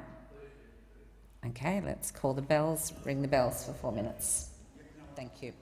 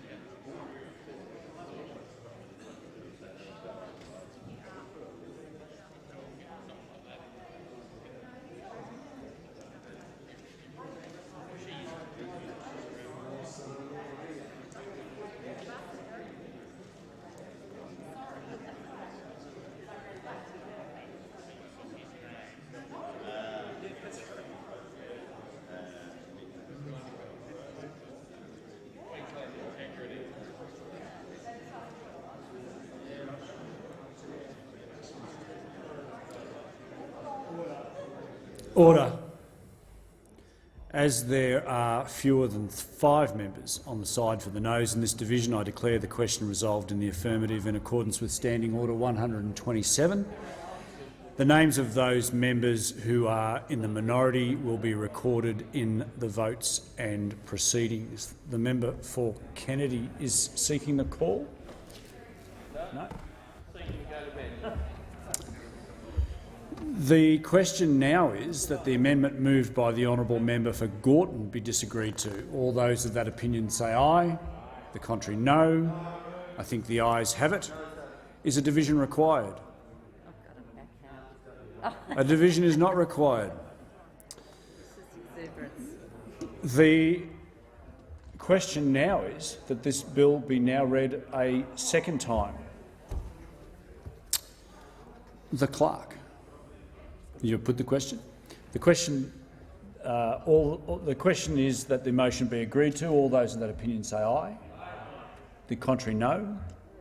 I think the ayes have it. The clerk. Second reading.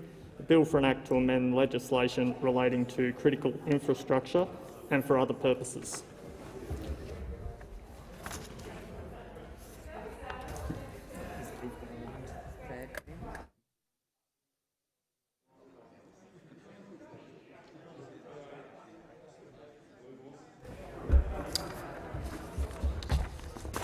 Is leave granted for the third reading to be moved immediately? Leave is granted. The Minister. Thank you, Mr Speaker. I move that this bill be now read a third time. The question is that this bill be now read a third time. All those of that opinion say aye. The contrary, no. I think the ayes have it. The clerk. Third reading. The bill for an act to amend legislation relating to critical infrastructure and for other purposes.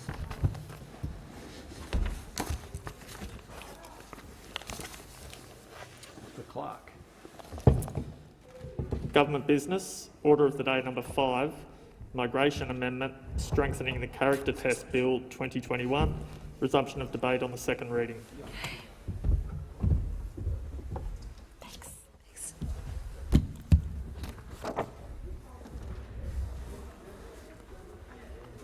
Thank you. The question is that this bill be now read a second time, and I give the call to the member for Scullin. Thank you, Deputy Speaker. I rise to restate Labor's long-standing position on this bill. Labor has consistently engaged in good faith with the government to amend this bill and its predecessors. In 2014, Labor supported changes to the Migration Act moved by the Abbott government to strengthen the character test, introduce mandatory visa cancellations for foreign nationals who served a custodial sentence of 12 months or more, and provide further discretionary powers to the minister to cancel a visa. These measures brought Australia into line with other countries. Subsequently, since 2018, the government has proposed further changes which are contained in this bill. For the past 4 years, with 3 immigration ministers and through 3 Senate inquiries, we have raised our concerns time and time again. To be clear, we have 3 main concerns with this bill: the risk of low-level offending being captured by the cancellation regime, the retrospectivity in cancellation, and the significant and corrosive impact this bill has on our relationship with New Zealand. As the bill stands, it does not adequately address these concerns, and we will be seeking to deal with these matters by way of amendments in the Senate. This bill and its prior iterations have sat on the notice paper for almost 1,200 days. The government has had ample time to get this right. The Shadow Minister, Senator Keneally, has written to the many ministers. The Shadow Minister has met with the current minister. They even reached an agreement, only for him to tear up the deal. The minister is yet to explain what it is that he wishes to be able to do that he cannot do already. And, as the Novak Djokovic debacle shows, the Migration Act already gives the Immigration Minister godlike powers, where the minister can cancel the visa of anyone who is, or might be, a risk to Australians and to our society. Deputy Speaker, I want to briefly set out Labor's concerns on those 3 areas. Firstly, turning to retrospectivity. The imposition of a mandatory failure of the character test would apply to people who have been convicted at any point in the past. Some of these individuals will have lived in Australia for decades with no recent criminal history. A number will previously have been considered by the minister or the department and have been determined through that process to pass the character test. The bill introduces a form of double jeopardy in relation to visa cancellation. In raising this retrospectivity concern, Labor notes a recommendation regarding retrospectivity in a December 2017 report issued by the Joint Standing Committee on Migration, then chaired by now Assistant Minister Jason Wood, recommending that any changes to the mandatory visa cancellation regime should be, and I quote, should be accompanied by a caveat that no retrospective liability is thereby created. There's also the issue of the treatment of low-level offending. And a person could be subject to discretionary visa cancellation under this bill, but not under existing law, where they've been convicted of a designated offence, but the conduct is such that it could not reasonably support a suspicion that the person is not of good character. This could include, for example, a conviction for assault for grasping a person by the sleeve. Now, the minister did come some way with his amendments to the last bill, which I acknowledge, and I do note that these have been incorporated into this bill. But, unlike the existing definition of substantial criminal record in section 501 of the Migration Act, a person sentenced to a term of imprisonment of 12 months or more, the test this bill applies is not the actual sentence served. To ensure consistency across the Act and to address issues identified by various stakeholders regarding low-level offending, Labor requests that the government agree to amend the bill to use the existing substantial criminal record definition within section 501. And I want to turn to the issues that go to our relationship with our friends, our good friends in New Zealand. The New Zealand government has said that this bill would make a bad situation worse for New Zealanders and therefore New Zealand. Prime Minister Jacinda Ardern has publicly described the impact of cancellations as corrosive. High Commissioner King wrote to the Senate inquiry expressing her serious concerns about the bill and rushed inquiry process and the disproportionate impact these amendments may have on the hundreds of thousands of New Zealand citizens living and working in Australia. Previously, the Government of New Zealand raised concerns with the retrospectivity provisions of the bill and the deportation of people who arrived in Australia as young children. Critically, they have repeatedly pointed to the corrosive effect that Australia's visa cancellation and deportation policies have had on bilateral relations. Nothing in this bill attempts to address the valid concerns raised by the New Zealand government, nor has the government taken steps to repair strained relations with one of our closest neighbours. These are priorities for Labor, which is why we have requested a detailed review of the ministerial directions with regard given to the impact of visa cancellations on New Zealanders.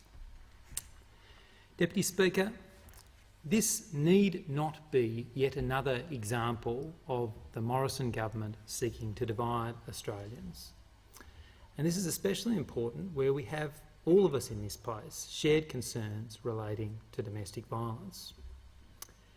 If the Parliament can speak as one on this issue, recognising and advancing our shared concerns, this is important.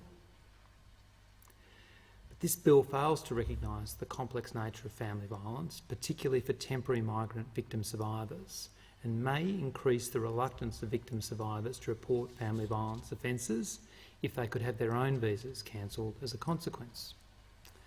This issue was raised by many submissions to the Senate inquiry, including by the Law Council of Australia, and the potential unintended consequences of the bill as drafted must be addressed.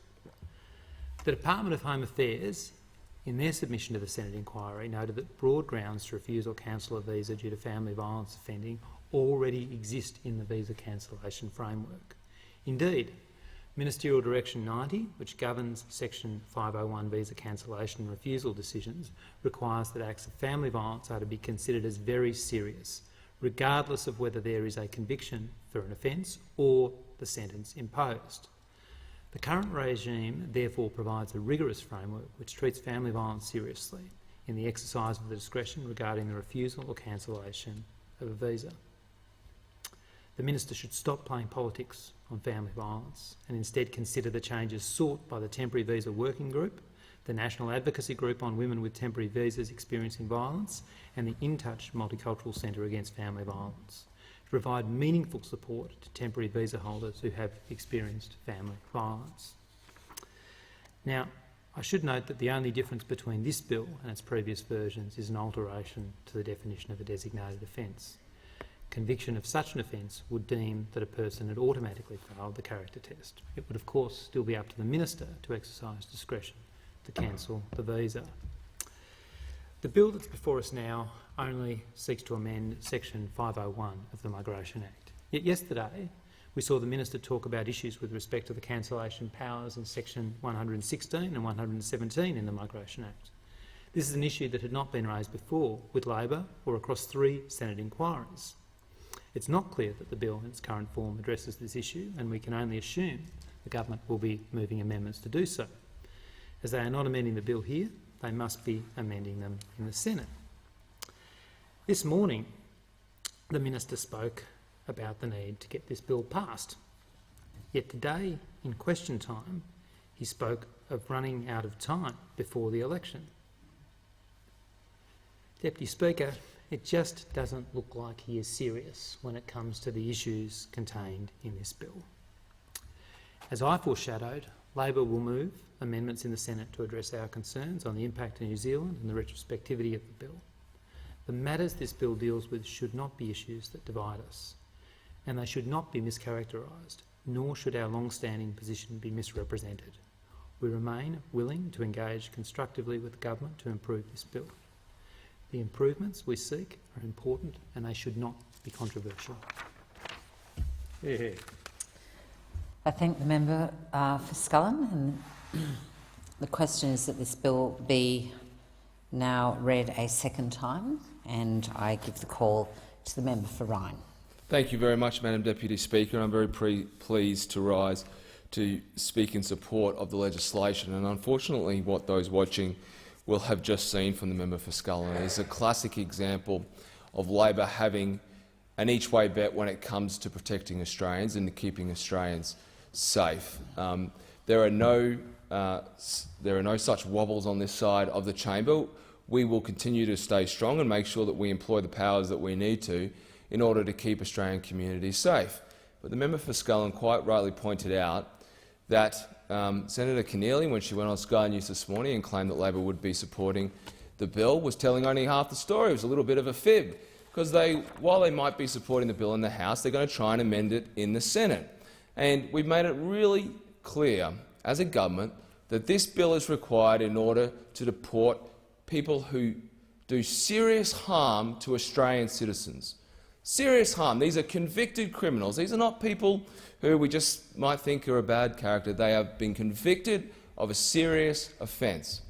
And yet the Labor Party, in the amendments that they're flagging, that they're going to put into the Senate, are saying, well, no, we think it goes too far. I think Labor's saying, well, we think somebody can be convicted of a serious offence but still not meet the threshold for deportation. And it just goes to show that they simply can't be trusted to make the hard decisions required to keep Australians safe. And we heard from the member for Scullin a couple of examples where Labor take issue with this bill and think the powers are out of step with what is required. So let's deal with them. First of all, he was worried, or he said that Labor was worried, the member for Scullin, that this bill would catch up low-level offenders. Well, let's just think about which offences this bill deals with. These are people who have been convicted, mind you. Convicted? They've been people who have been convicted of an offence punishable by time in jail of over 2 years. So these are they have been convicted of offences like stalking, domestic violence, assaulting police officers, breaching AVOs, possessing weapons, concealing child abuse offences, date rape offences. Which of these would the Labor Party nominate as too low level against Australian citizens in order to justify that these people remain in the country?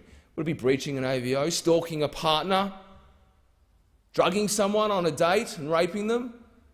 I mean, this is ridiculous. These are people who have been convicted of these offences. These are not low-level offences by any means. The member for Scullin claimed that we didn't understand the nature of family violence, that this might stop people from coming forward. But this isn't about people coming forward. You don't just get to make a report and have a partner's visa cancelled. They have to be convicted of an offence. And then the government, even if they don't get the full sentence of over 2 years, the government can say this person is not of good character and is deemed at risk to Australian citizens. So when it comes to domestic violence, does the member for Scullin really think that somebody is not going to come forward in a case where somebody has committed domestic violence to the extent that they can be convicted of an offence that warrants more than 2 years in jail, and simply because they don't get the full 2 years in jail from a judge, that they should stay? Because that's the loophole we're trying to close. People have been convicted of these serious offences, punishable in jail of more than 2 years, but activist judges are not giving them 2 years jail. They're giving them less. Because it's actually, and I know the imputation it carries, Madam Deputy Chairman, when I say the words activist judges, but there is a level of activism involved in this, because it's actually, in Queensland, I can only speak for my jurisdiction, that's the jurisdiction that I know. But in Queensland, judges can take into account as part of sentencing the fact that a person may be deported.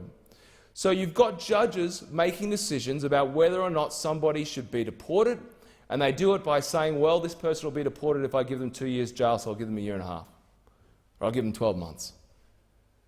Well, that's not in keeping with the community's expectations. The community's expectation is that they elect a government to keep them safe. They elect a government to set rules that somebody should be deported if they're convicted of a criminal offence, particularly against Australian citizens. It's not in the hands of judges to decide that they can circumvent that law by giving them a lesser sentence, so that under the understanding that that will prevent the government from deporting that person. That's the loophole we're trying to close. And then finally, the member for Scullin used the example of New Zealand. Well, New Zealand might be upset that their criminal citizens are being deported back to New Zealand. So what? So what? Why is Labor expecting this government elected on behalf of Australian citizens to care more about the feelings of the New Zealand government than they do about Australian citizens of whom violent and heinous crimes are being committed against by visa holders, who we can't deport because Labor won't support us in closing this loophole. I see it time and time again. Labor opposition wanting to side with foreign governments, wanting to side with the feelings of foreign diplomats and foreign government officials over what's in the best interests of Australians. We won't do it. We will not do it on this side of the chamber. We will take the side of Australians every single time in their best interests. And how can Labor argue that it's not in the best interest of Australian citizens to have people, visa holders, who are committing serious crimes, being convicted of it, not being deported, not having their visa cancelled? And we're serious about it. We've shown that we're serious about it. We've cancelled over 10,000 visas during our time in government. These are 10,000 individuals convicted of serious offences who, if their visa wasn't cancelled, they could have gone on to commit more harm against Australian citizens. And the average citizen, the average person, and certainly in my electorate, I know, certainly, you know, if I'm walking down the street, if I said that to someone, they'd say, well, of course, that's just your job, to get rid of these people who are convicted of crimes and might undertake further crimes against Australian citizens, except it contrasts so starkly with the Labor Party, who didn't do their job of protecting Australians. During their last government, the Rudd-Gillard government, they refused or cancelled a total of 1,128 visas, a tenth less. Now, does anybody on the street think that we only had 10% of the crime that we have today committed under the Rudd-Gillard government, that it was some kind of utopian period where people didn't commit crimes and violent crimes? Of course not. These people were they were committing crimes, they were being convicted, and the Gillard-Rudd government, of which many, many members still sit as Labor Party members in this chamber who were involved in that cabinet, didn't have the ticker to cancel their visas, and as a result, Australians were put at risk. Now, we've cancelled over 10,000 visas. And, you know, just to give people an idea of what we're talking about, in Queensland, again, my jurisdiction, the jurisdiction that I know best, so that's where I'm going to talk to, we've cancelled 1,800 visas in Queensland alone. Let me give you an idea of some of the offences. 154 visas cancelled from child sex offenders. Child sex offenders, including those who hold child pornography. 46 murderers. 88 rapists. 119 armed robbers. 316 drug offenders. And 633 other violent offenders. Now, those are the visas that we've cancelled because we've got the ticket to do it, unlike the Labor Party when they were in government. Now, the government that's got the ticker to do it, to cancel these visas, is coming to this chamber, coming to the parliament and saying, we'd like to close a loophole. It's not good enough that somebody who is holding child exploitation material, child pornography, is allowed to stay in this country as a visa holder just because they don't get 2 years in jail. Because an activist judge goes, well, I could give him 2 years in jail, but then they deport him, so I'll give him a year and a half. How is that fair on Australian citizens? For the largesse that they provide to visa holders, because they know that the vast majority of visa holders come in and contribute something to Australian society and contribute exceptionally positively, to have an activist judge who decides to try and circumvent the law because they don't want somebody to be deported, even though they've been convicted of a serious offence punishable by over 2 years in jail. So that's what this bill does. That's what this bill does, Madam Deputy Speaker. It changes the test from being based on the actual jail sentence somebody has received when they've been convicted, changing it to anybody convicted of an offence punishable by at least 2 years imprisonment. Now, just because they are convicted of these offences doesn't mean they automatically get their visa cancelled. The government still has to look at it. There's still a certain period of appraisal, as you would expect. Every case is different and all of that. You know, we'll hear all of that from the Law Society and we'll hear it regurgitated from Labor, lots of excuses.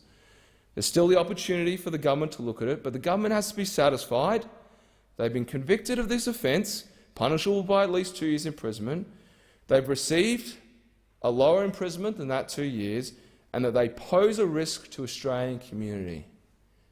And who would argue? Which of these Labor politicians who are going to try and amend this bill would have the guts to stand up and say that somebody possessing child sex material, child exploitation material, and didn't get 2 years should deserve to stay, when that material might be of an Australian child, or that might lead to further offending, a reasonable effect of further offending, or that material is possessed by any child. Quite right, Member for Herbert.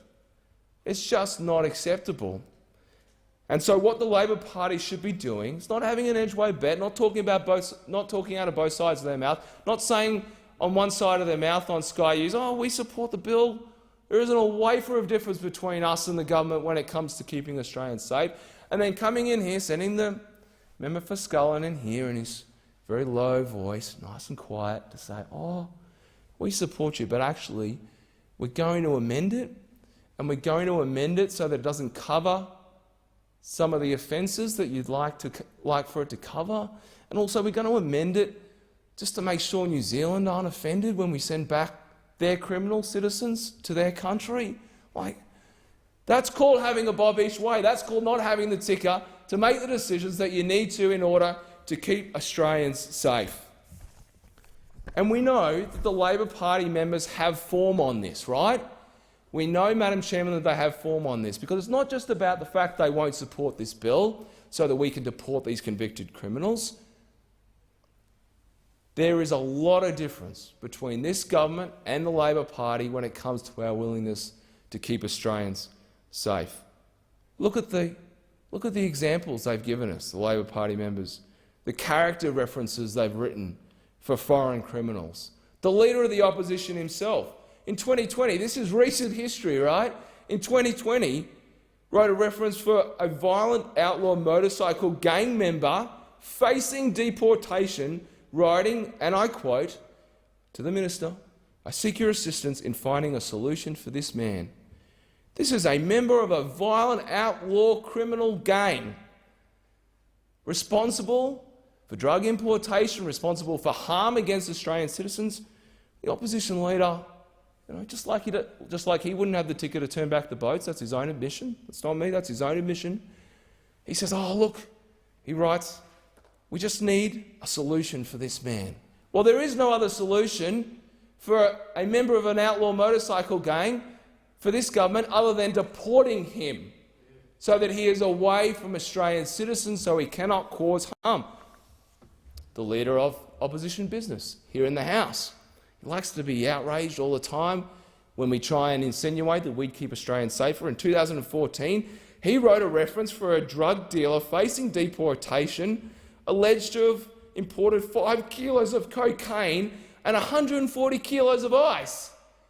This is a person the manager for Opposition Business felt fit to write a reference for, to implore the government, when he had been convicted of importing 5 kilos of cocaine and 140 kilos of ice. Just think of the damage that that would do on the street to Australian citizens who are partaking in that.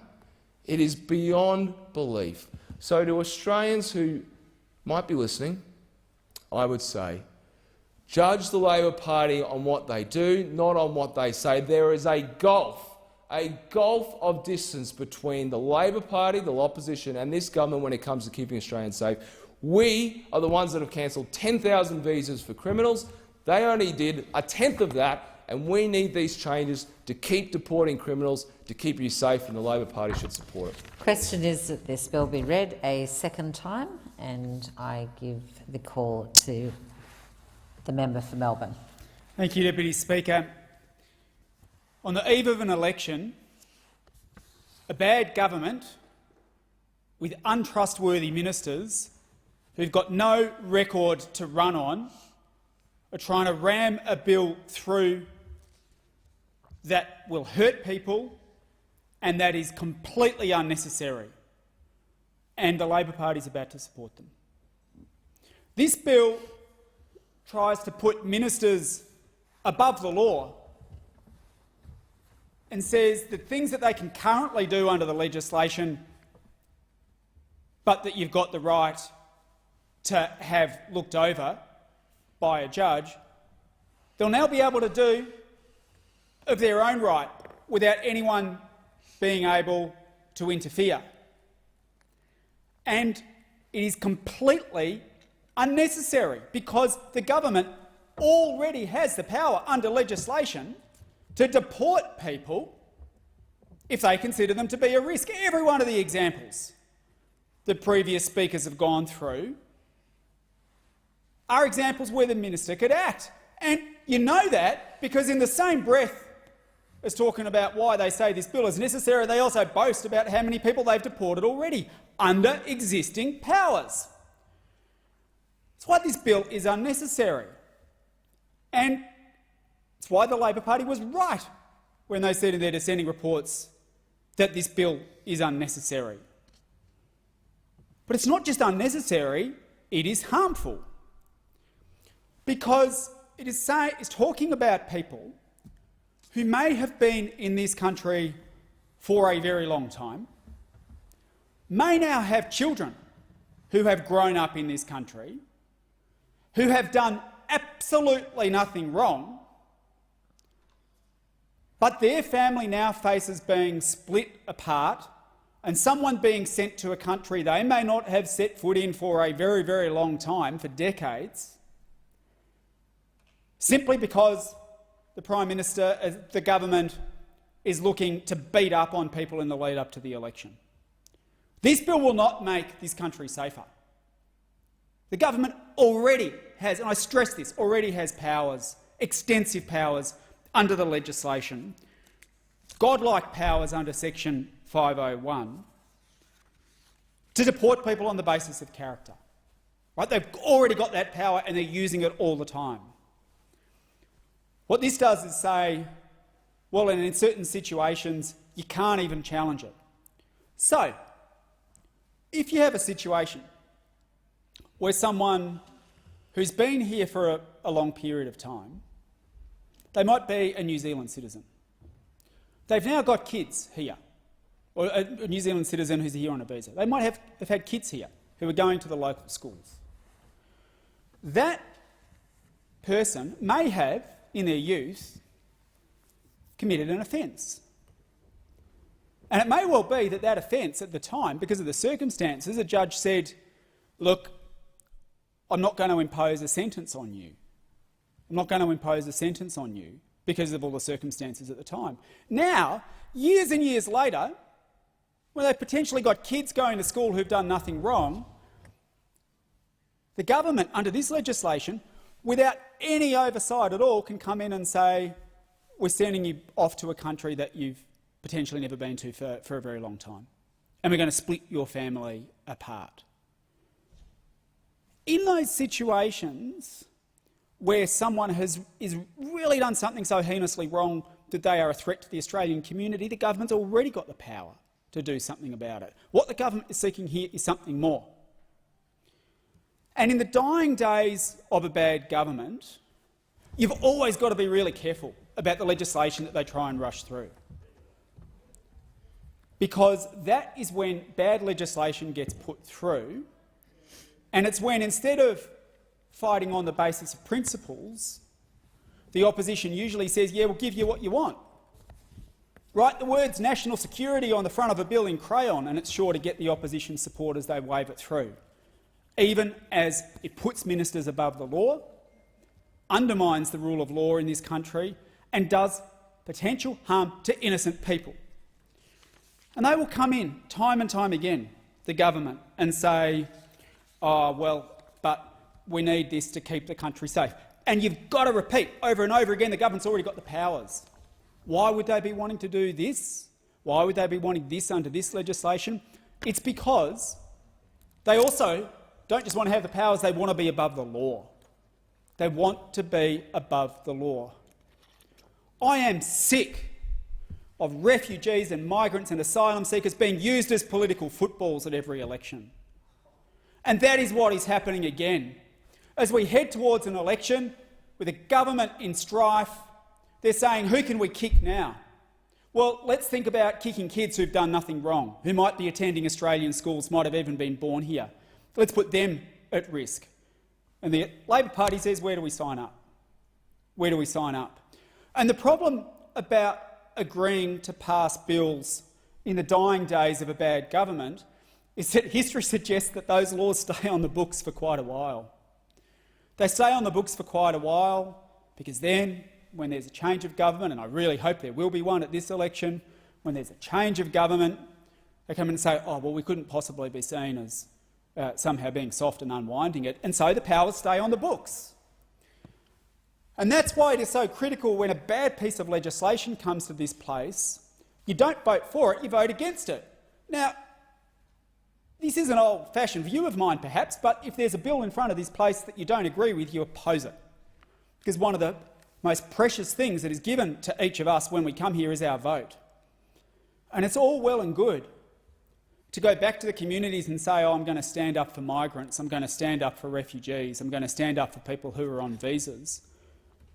But you can't say that in your community and then come to this place and vote for a bad bill that has the potential to hurt people who've done nothing wrong. Has the potential to hurt people who've done nothing wrong. And the problem is, and can I say, just in narrow political terms, why give a terrible Prime Minister a win on an eve of an election? Why give him a win? So Labor did this with the Religious Discrimination Bill as well. Instead of voting against it, they voted for it, thinking that somehow that would help. Like, if there's a bad bill, especially on the eve of an election where we might be about to change the government, and fingers crossed that that happens, let's stop them doing bad things before the clock runs out. There's one thing we need to put to bed. This idea that somehow the bill has been amended by the government and that's the reason the opposition can vote for it. The technical amendments that the government is moving were already out there when the opposition said previously that the bill is unnecessary and it's bad and they were going to oppose it. So these aren't new amendments that have been moved to take account of opposition concerns. The bill's in exactly the same position as it was before. So what we just have here is a decision on the eve of an election to allow a government, a bad government, to do more bad things. And we'll oppose it. We'll oppose it because bad legislation should be opposed. And one thing that was mentioned in the speech from the opposition is going to vote for this bill, is that it will affect our relationships with other countries. And the government comes in here hairy-chested and says, oh, why should we care about what those other countries are saying? Well, it's an easy point to make superficially, but when you delve into the detail and you think about who this is going to apply to, this isn't someone who's come here from another country, who's been here for 6 months and does something wrong while they're here, and so the government says send them back. The sole reason the government wants this bill is that it's retrospective.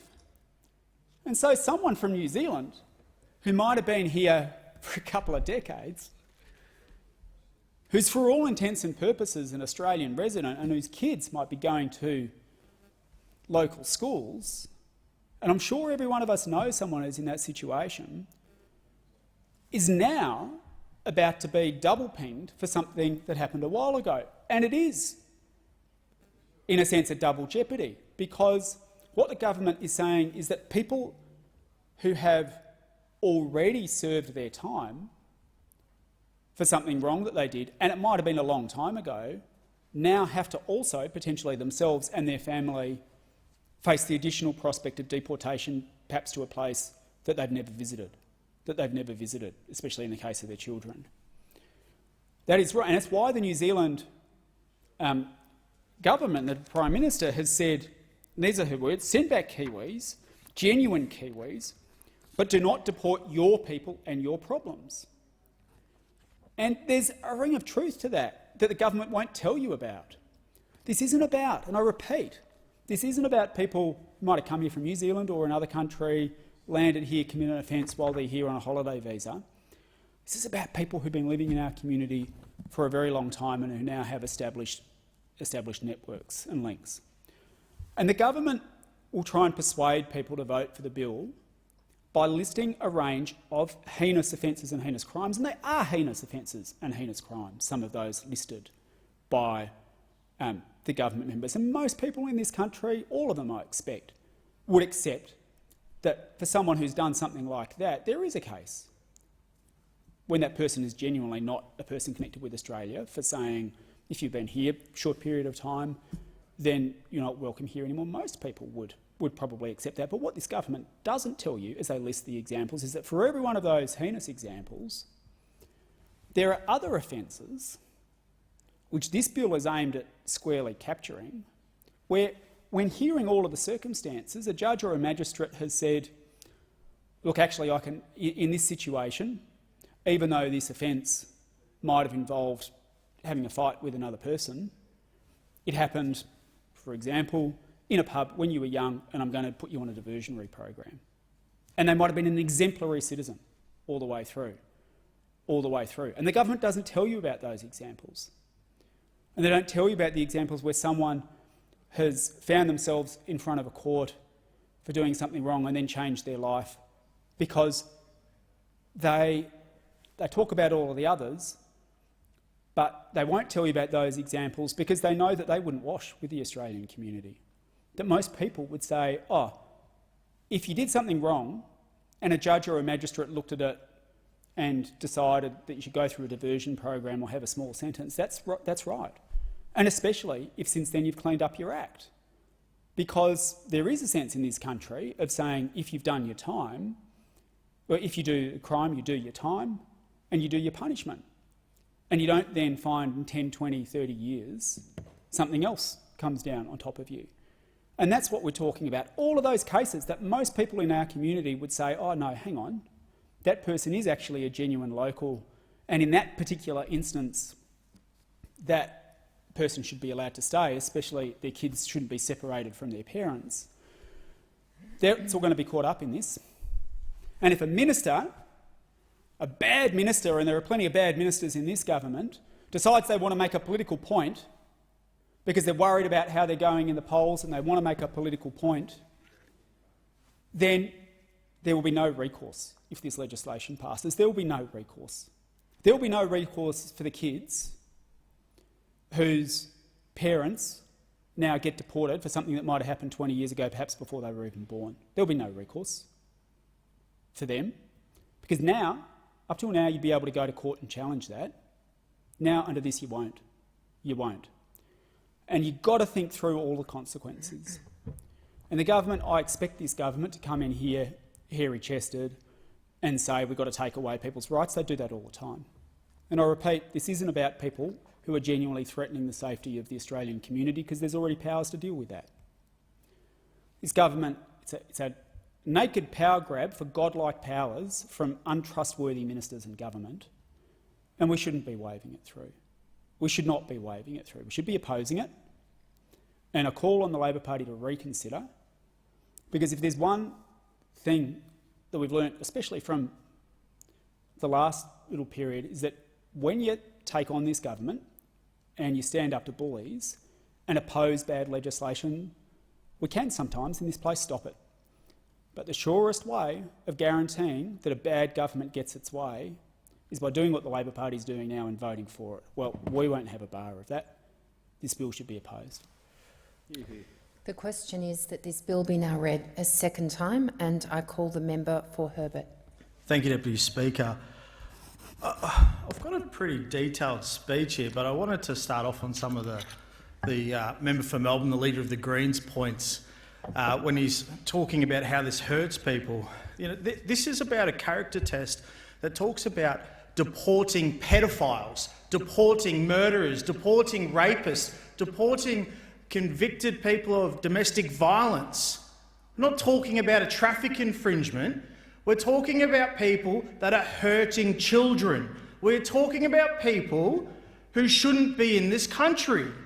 Now, for anyone to stand up in this place and back in pedophiles back in murderers, to back in... Order. Order. The member for Melbourne on a point of order. And that should be withdrawn. I thank the member for Melbourne who will take his seat. The member for Herbert, it would assist the House if you would withdraw that, please. To assist the House, I'll withdraw. Thank you. For any political party to not see the benefit in this bill, in this character assessment, that is talking about deporting pedophiles, deporting rapists, deporting people that have done the most heinous things in this country, is disgraceful. Absolutely disgraceful. And the member for Melbourne, the leader of the Greens, who should absolutely hang his head in shame, talks about this being harmful. Well, I'll tell you what, if we don't do what the harm will be, it'll be to the Australian children, to Australian people who have been hurt, victimised, people that have had their rights stripped away from people, and they shouldn't be in this country. They should be deported. And I just, for the life of me, couldn't think of anyone in this place that would oppose it. But the leader of the Greens, the member for Melbourne, surprises me most days. And he also, the leader of the Greens, stated that he's sick and tired of migrants and immigrants being targeted. This isn't targeting people that are doing the right thing. This is targeting people that are committing crimes. This is targeting people who are doing the most heinous things to our children throughout this country, and they should be deported. We've seen time and time again where judges have given lenient sentences. We saw in Cairns recently a lenient sentence gave to someone who was convicted of rape and they didn't do time in jail. They were convicted, but they didn't do any time. Now, if that person was a foreign national, guess what? You're out. You do not stay in this country.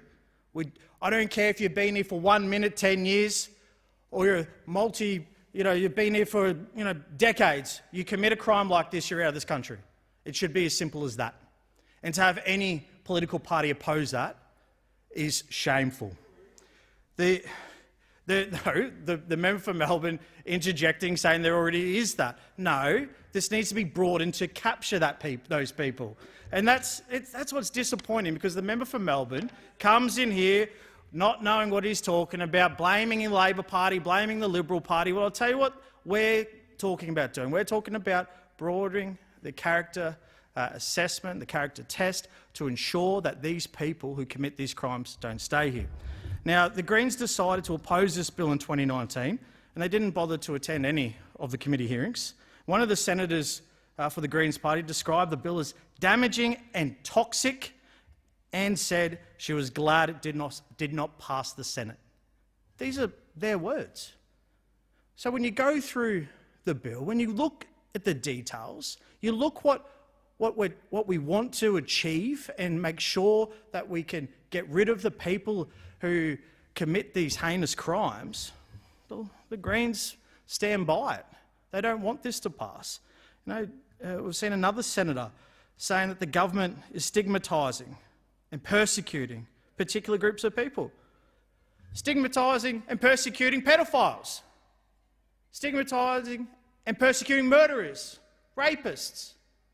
Yes, that is true. Get out. You shouldn't be in this country. And I don't think it is fair to hear the Labor Party or the Greens go, we're really worried about the reputation.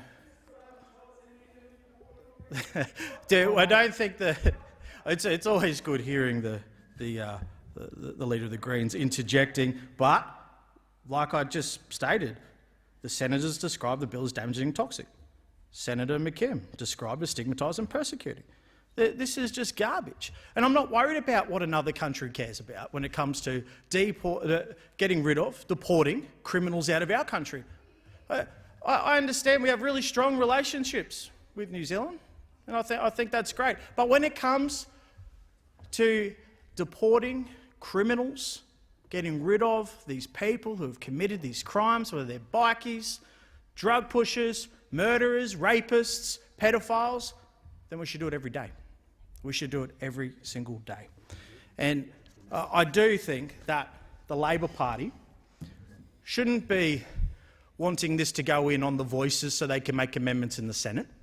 The Labor Party should bring this to a vote so the people of Australia will know where you stand. Do you support this bill in its entirety? Do you stand with us with expanding and strengthening the character test to ensure that these people, these pedophiles, are kicked out? Or do you want it on the Voices so you can make amendments in the Senate? Let's be clear, no one watches the Senate, no one is paying attention there. They're paying attention where the Prime Minister sits and the Leader of the Opposition sits. They want to see a government and the opposition state what their intentions are. And I think it's clear what our intentions are. I think it's very clear about what we want to achieve with strengthening this character test, and we should be standing as a parliament together, minus the one Green we have here who is more interested in politicking and throwing mud at the government. We've heard the slander that he has on the ministers here. But at the end of the day, this government that I'm in, this government on this side of the House, wants to deport these people who commit these serious crimes. We should not have foreign nationals who have been convicted of being pedophiles, sexually abusing children, murder, rape, domestic violence. We should not have them in this country. And I read an endorsement just before from a sister. She wrote to the Senate Legal and Constitutional Affairs Committee in 2019, saying that her sister was murdered, her sister's partner was murdered. Their deaths and impact on their family, their 3 children and their close family would not have occurred if this proposed legislation was in place. So taking away the politicking, taking away the grubby antics of the Leader of the Greens, taking away all commentary in this place, we should be listening to the people that it affects. We should be listening to the people who would still have their loved ones here if this was in place. The Police Federation of Australia, who also had a submission to the same committee. Anyone convicted of a crime or violence, regardless of their length of sentence, and who is a non-citizen of Australia, should have their status to remain here immediately reviewed. I agree. I couldn't think of a more fitting statement from the police. Now, once again, there's many countries, not just New Zealand, that people get deported to. And I do think that whilst having strong relationships with other nations is very important, we should never, never put that country before our own people. We should always put Australians and the future of Australians before them. And I did hear the member for Ryan mention Senator Keneally. And Senator Keneally has written to the government suggesting that this bill is designed to capture trivial offences. Senator Keneally wrote to Minister Hawke saying that this bill is designed to capture trivial offences. Well, I don't think rape, sexual assault, child abuse, pedophilia is a trivial offence. I think they're some of the most heinous crimes that this nation has ever seen. And I think Senator Keneally should explain why she considers domestic violence and the other offences captured in this bill as trivial. And I disagree with her statements, and I think that most people around the country would disagree with her statement as well. And we heard the member for Bruce, Julian Hill. He claims the punishment does not match the crime. Punishment does not match the crime. This is what Labor members have stated. Now, I don't know how many times to reiterate it. The punishment does not match the crime. If you commit these serious offences, if you are sentenced to jail or have your time where you should be in prison, you should be deported. How can we have foreign nationals here, regardless of their time spent here, committing such heinous offences and having people like the member for Bruce say the punishment does not fit the crime if there is a murder, if there is a rape? Those people who commit these crimes should be deported. Well, quite frankly, they should be locked up for good. I don't think that pedophiles should be released, let alone having non-Australian citizens be given this free pass to not, because they might have been here some time, as the Leader of the Greens has stated. That's not good enough. Bad behaviour should be punished, regardless of time in country. But I think the Greens have made their position pretty clear. And I think the Labor Party has made their position murky and no one really knows where they sit. But I would urge the Labor Party to not let this go through on the voices, not bring this to a vote where you have to stand for something. This is a time where the Australian people will look to you and want you to have a decision. Make the strong decision. Because it's my view that you'll let it flow through here on the voices and then make amendments in the Senate. Well, we want to see what the Leader of the Opposition has to say on this.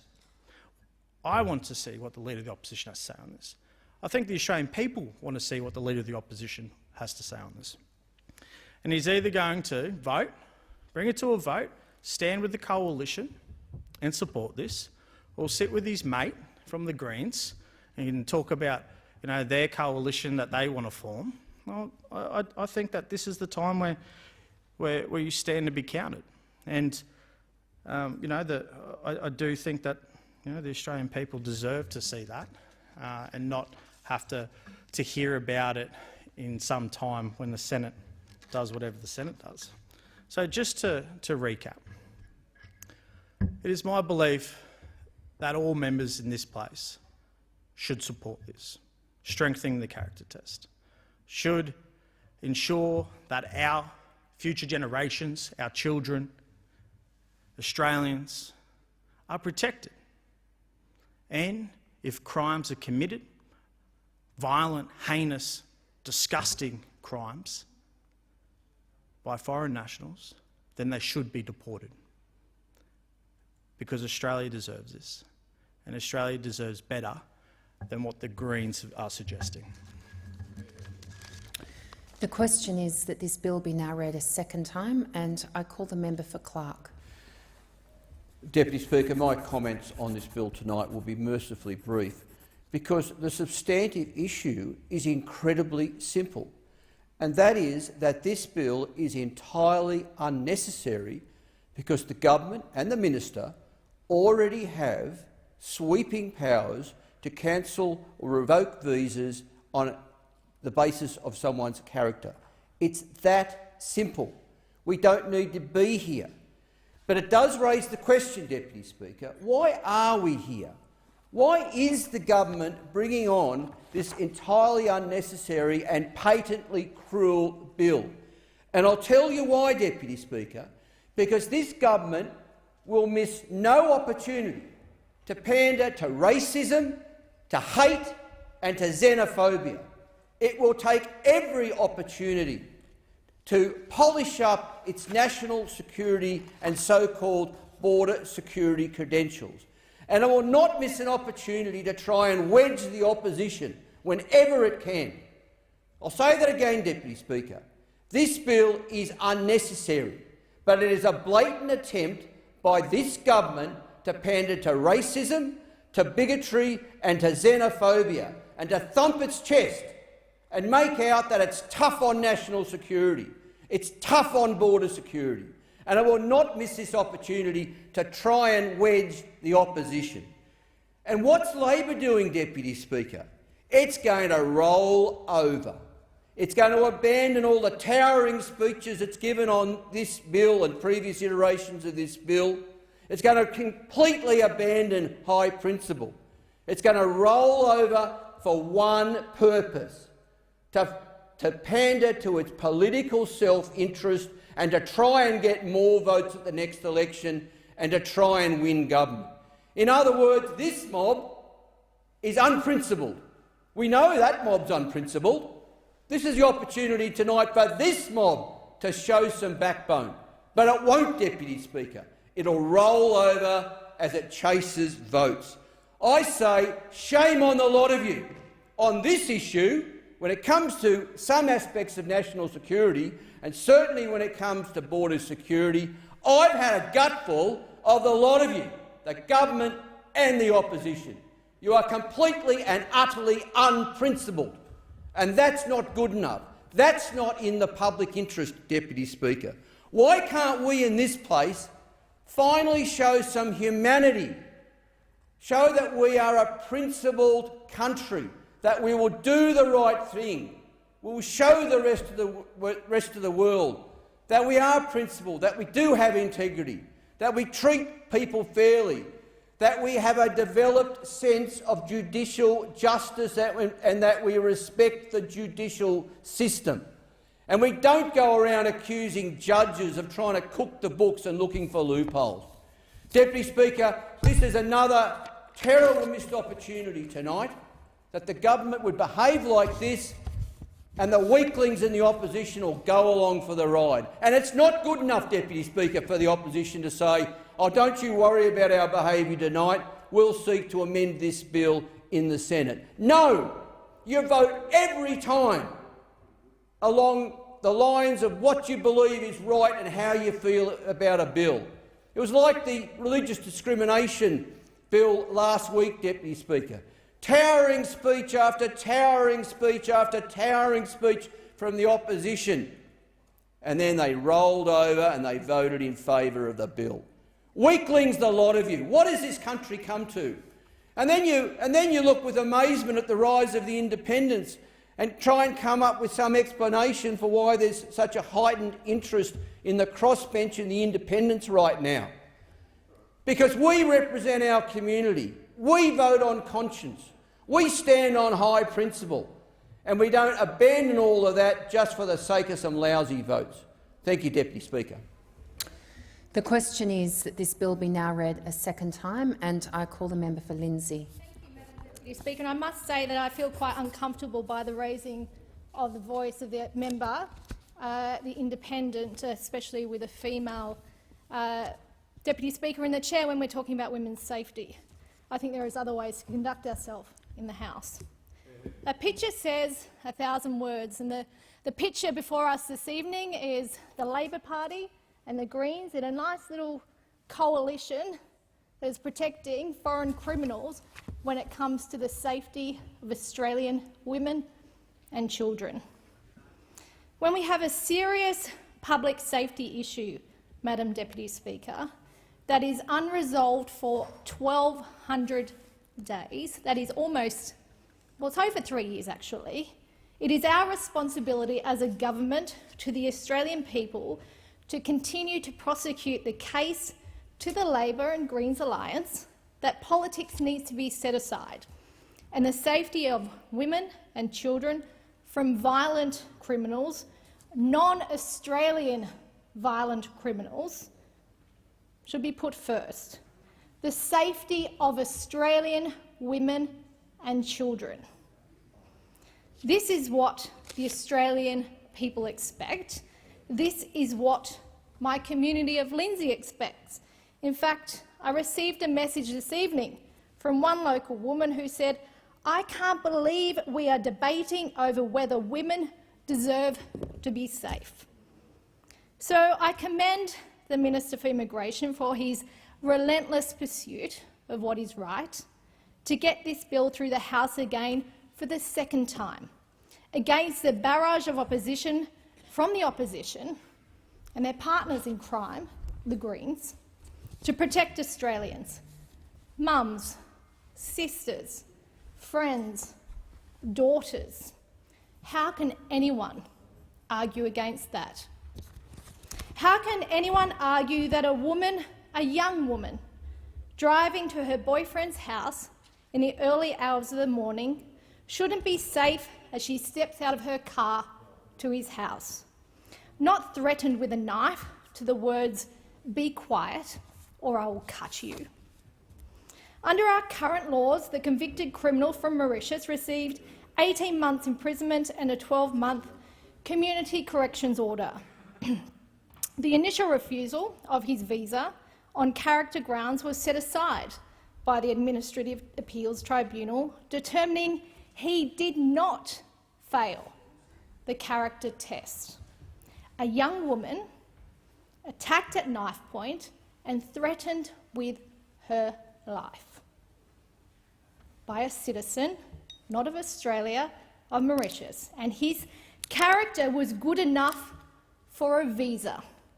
Hard to believe, but very true. This is why we need change, and this is why Labor needs to stop mucking about and to support this bill. We don't accept violence against women by our Australian citizens. As someone whose LGA of Penrith has one of the worst records of domestic violence in the state of New South Wales, along with the Central Coast, which I know Madam Deputy Speaker knows well, being her home LGA, there is no way I could stand to let non-citizens get away with serious violence against women because of a loophole in our laws. I don't understand why Labor is so opposed to protecting our women for so long. I don't know why Labor is putting the feelings of the New Zealand government above the protection of our women. Labor needs to support this bill, not just wave it through to the Senate for them to weaken it there, but I guess being weak is a core strength of Labor. So here I stand to support the Strengthening the Character Test bill in the strongest of ways. A bill that aims to protect Australia's national security interests by cracking down on convicted criminals who have committed violence or sexual offences. A bill that aims to protect Australian women. Since I came into this place in 2019, 4,000 visas have been cancelled.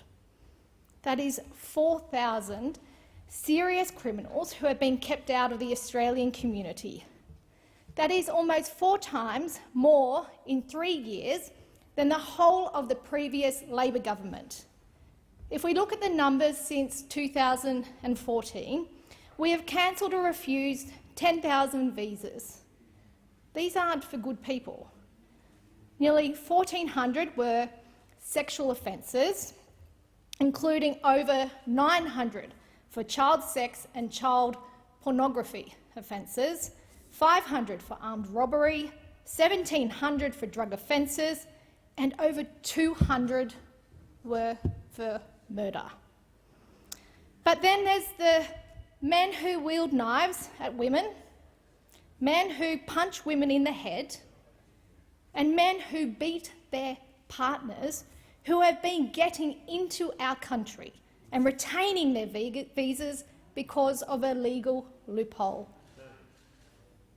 I hope Labor agrees with us, after 1,200 days of refusal, to stop this today and to support this bill.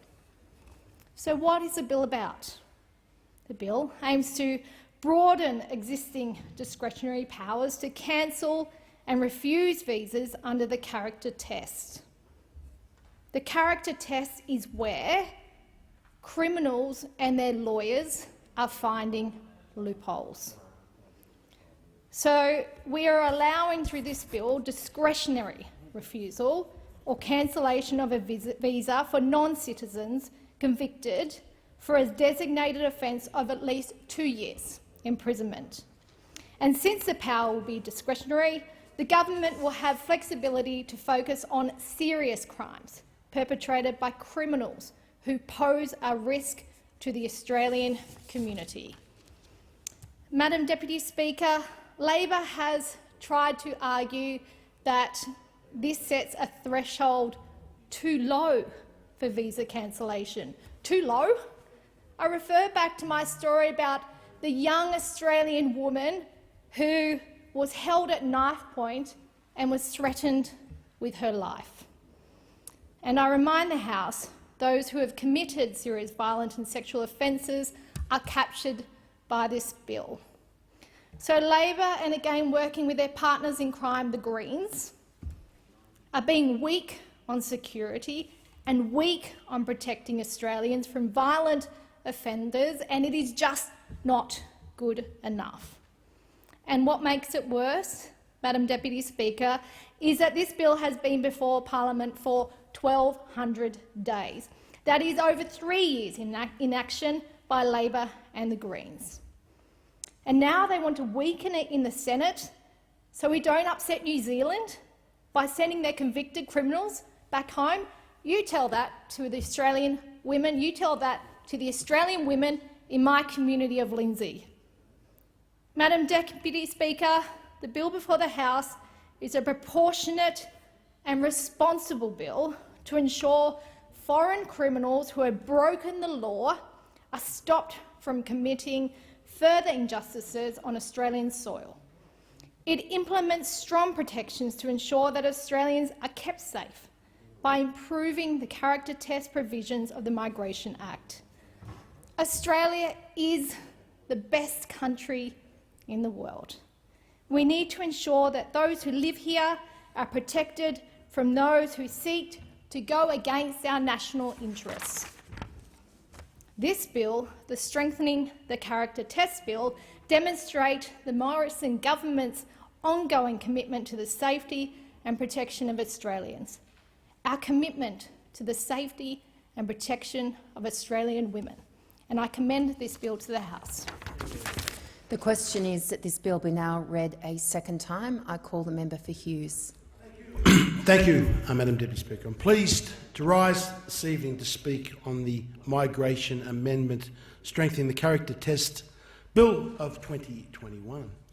I was listening to the debate with the member for Northern Queensland, for Herbert, Mr Thompson, making some excellent points about this bill, that we need to protect this nation from pedophiles, from child rapists, from those that would push drugs upon our kids. All excellent points, Madam Deputy Speaker. But I also heard the member for Clark contribute to this bill and asking, is it actually necessary?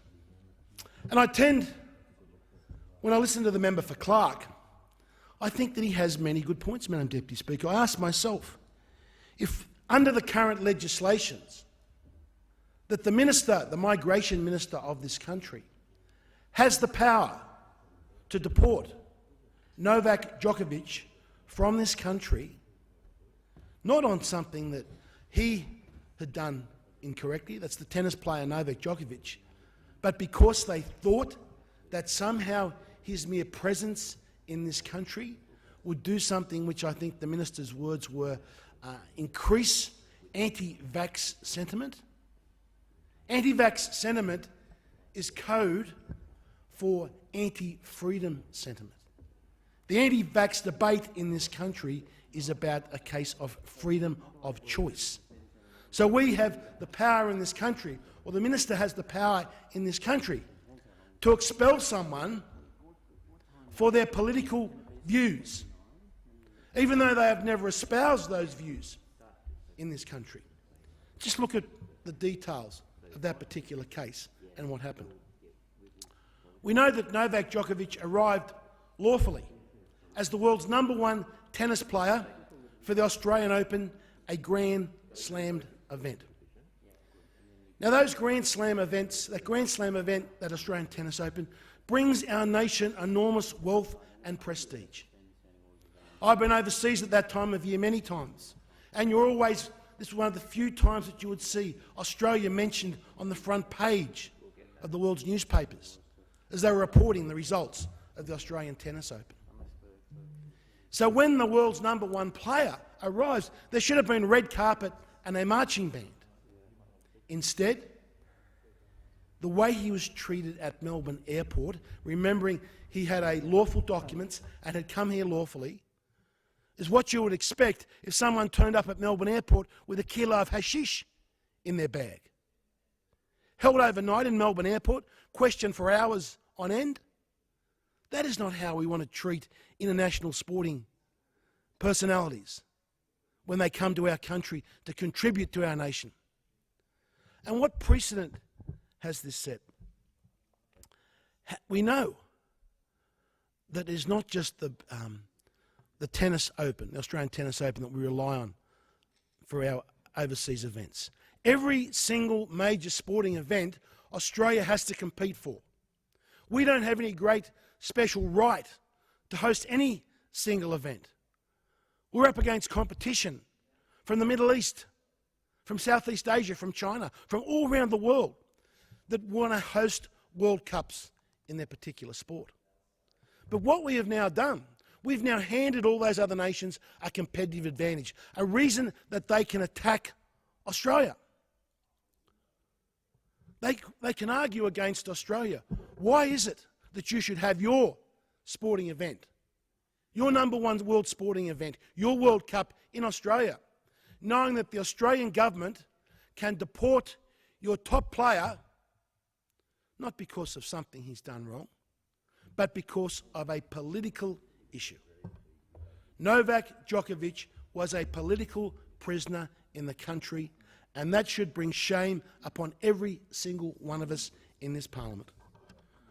If we're going to amend the law on the Migration Act, we should be looking at taking away that provision to give the minister that discretion to ensure something like that never happens again. We need to give our each sporting group that goes out to compete for these events worldwide, we need to give them the confidence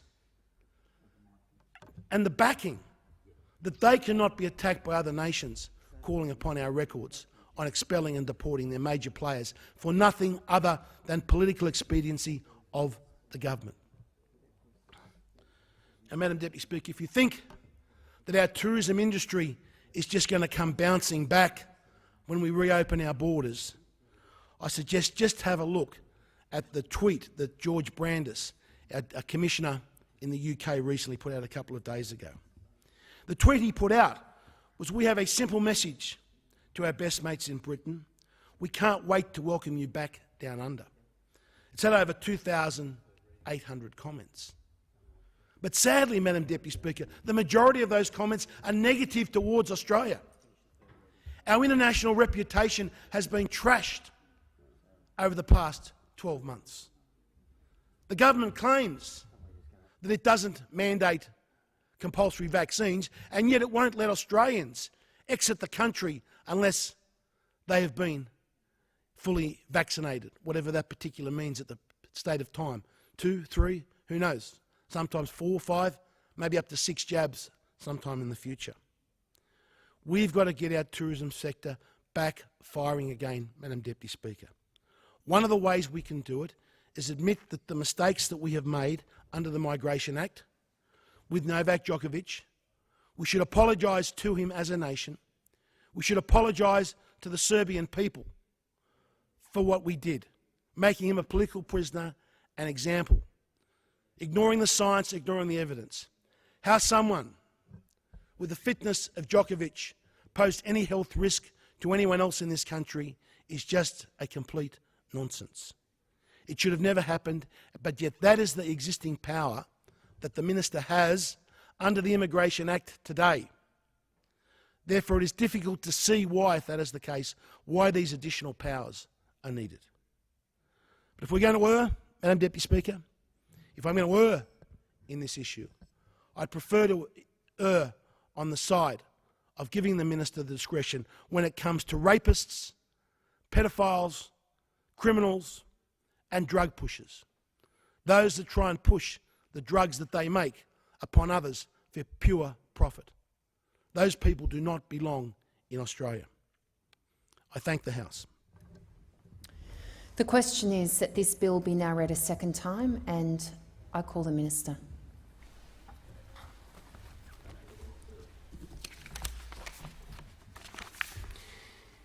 Thank you, Speaker, and I thank all members for their contributions in relation to the debate on the Migration Amendment, Strengthening the Character Test Bill 2021. I welcome the people who've come recently to this position to support the bill. I thank them for their lukewarm support, and I do note that still there's opposition in this House to a pretty straightforward bill with some pretty simple matters in front of the House. And I'll briefly address those concerns. As I've been saying for a number of days, this bill has sat in front of this House for around 1,200 days. It's been in here and out of here and back here again now. This is not something the government's come to at the end of our term. This is something we've been consistent on pursuing for the last 1,200 days for important reasons. It's certainly not a racist bill, as the member as the member from Tasmania would have had us believe, that it has something to do with race.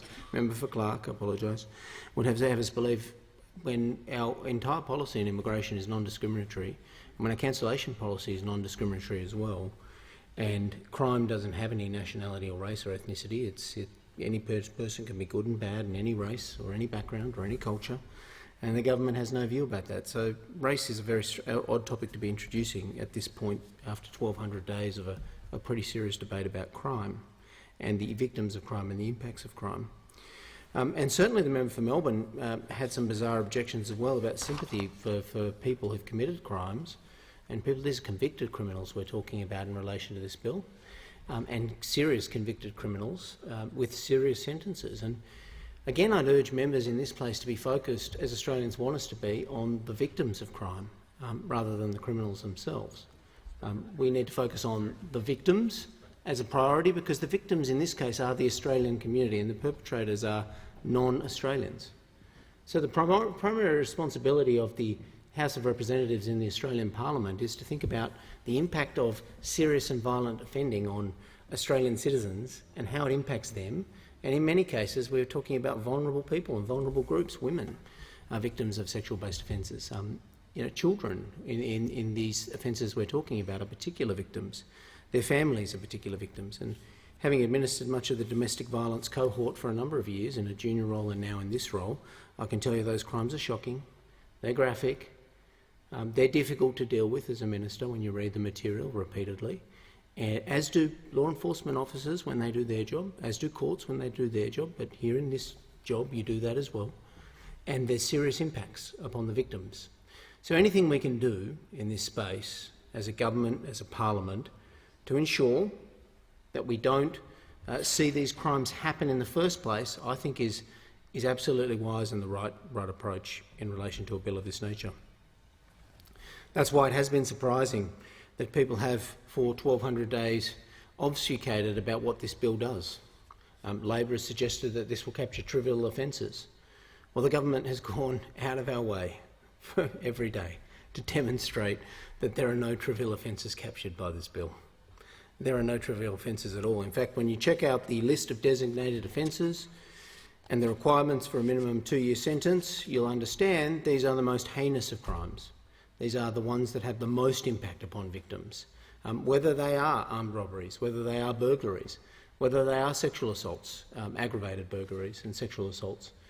And when you look at other crimes that we haven't spent a lot of time in this debate and members have not spent a lot of time focusing on, but possession of a firearm is something we all agree on.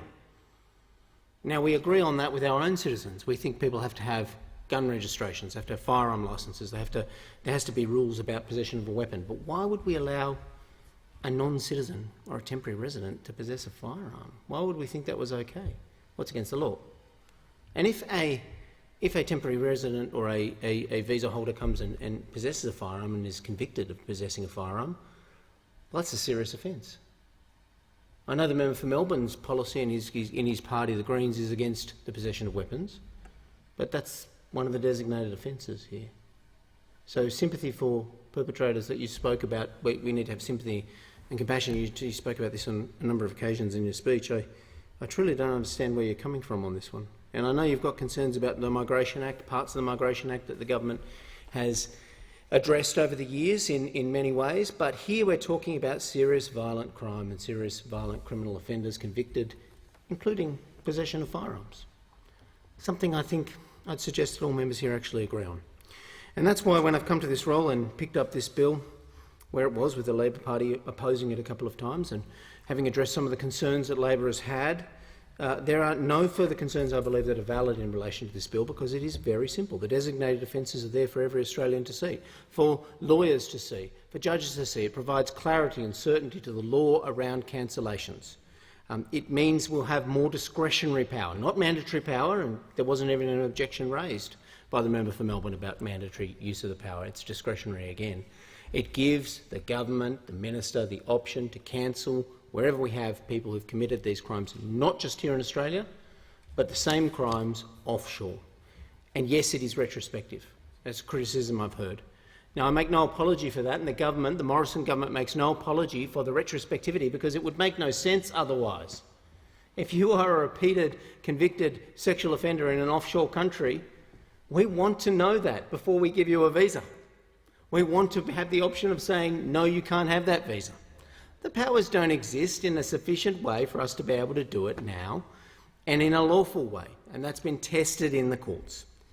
And the evidence is mounted in Section 501 and under the Migration Act over the years, and I can provide those examples to any member here again, of the judiciary over time in different courts. It might be the Victorian courts, it might be the ACT Supreme Court, taking into account the length of sentence they give, taking into account the fact that this government will be deporting that person or cancelling that visa, taking it into account in sentencing, thereby sentencing coming in under the mandatory cancellation thresholds. This evidence is mounted for some years in different courts at different levels. This is the serious work of government, and that's why we've mounted this case for about 1,200 days, because that evidence is mounted from the courts. And what the courts are saying there, some people will criticise courts for that. The public is often critical of courts for that, because they feel that serious criminals are getting off on technicalities, that they're getting around our laws.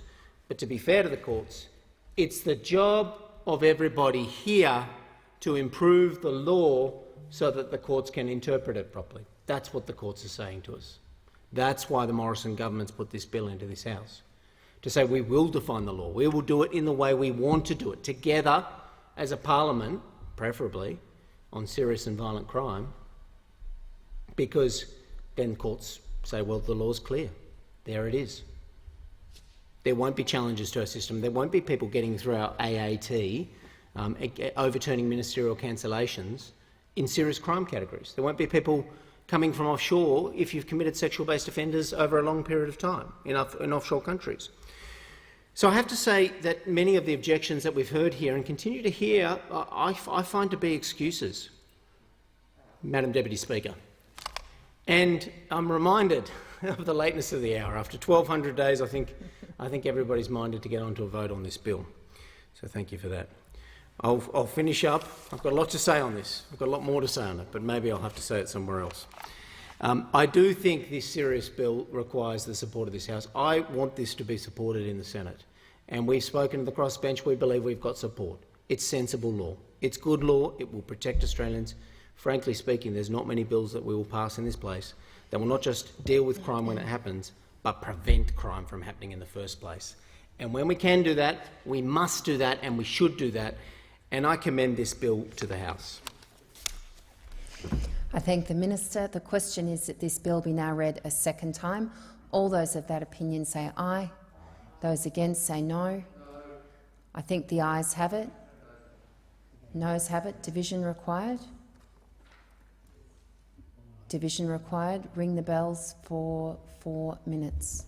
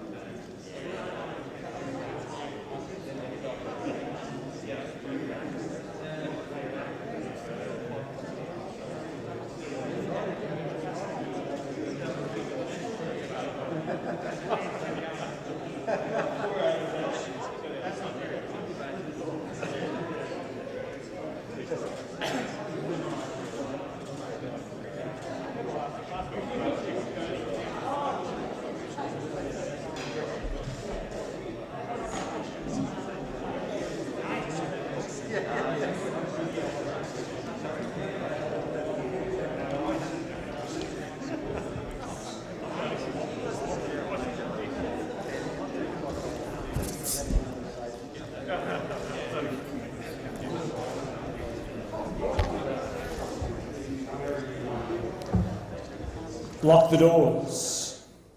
As there are fewer than 5 members on the side for the noes in this division, I declare the question resolved in the affirmative in accordance with Standing Order 127. The names of those members who are in the minority will be recorded in the votes and proceedings. It being 7.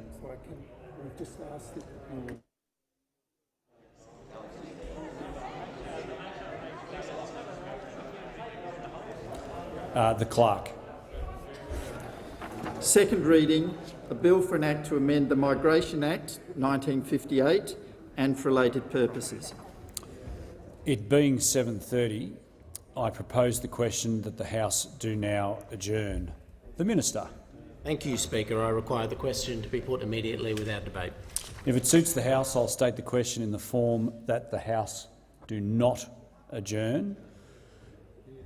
All those of that opinion say aye. The contrary, no. I think the ayes have it. The Minister. I think it's the clerk. Is leave granted for the third reading to be moved immediately? Leave granted. Leave is granted. The Minister. I move this bill be now read a third time. The question is that this bill be now read a third time. All those of that opinion say aye. Contrary, no. I think the ayes have it. The clerk. Third reading, A bill for an act to amend the Migration Act 1958 and for related purposes.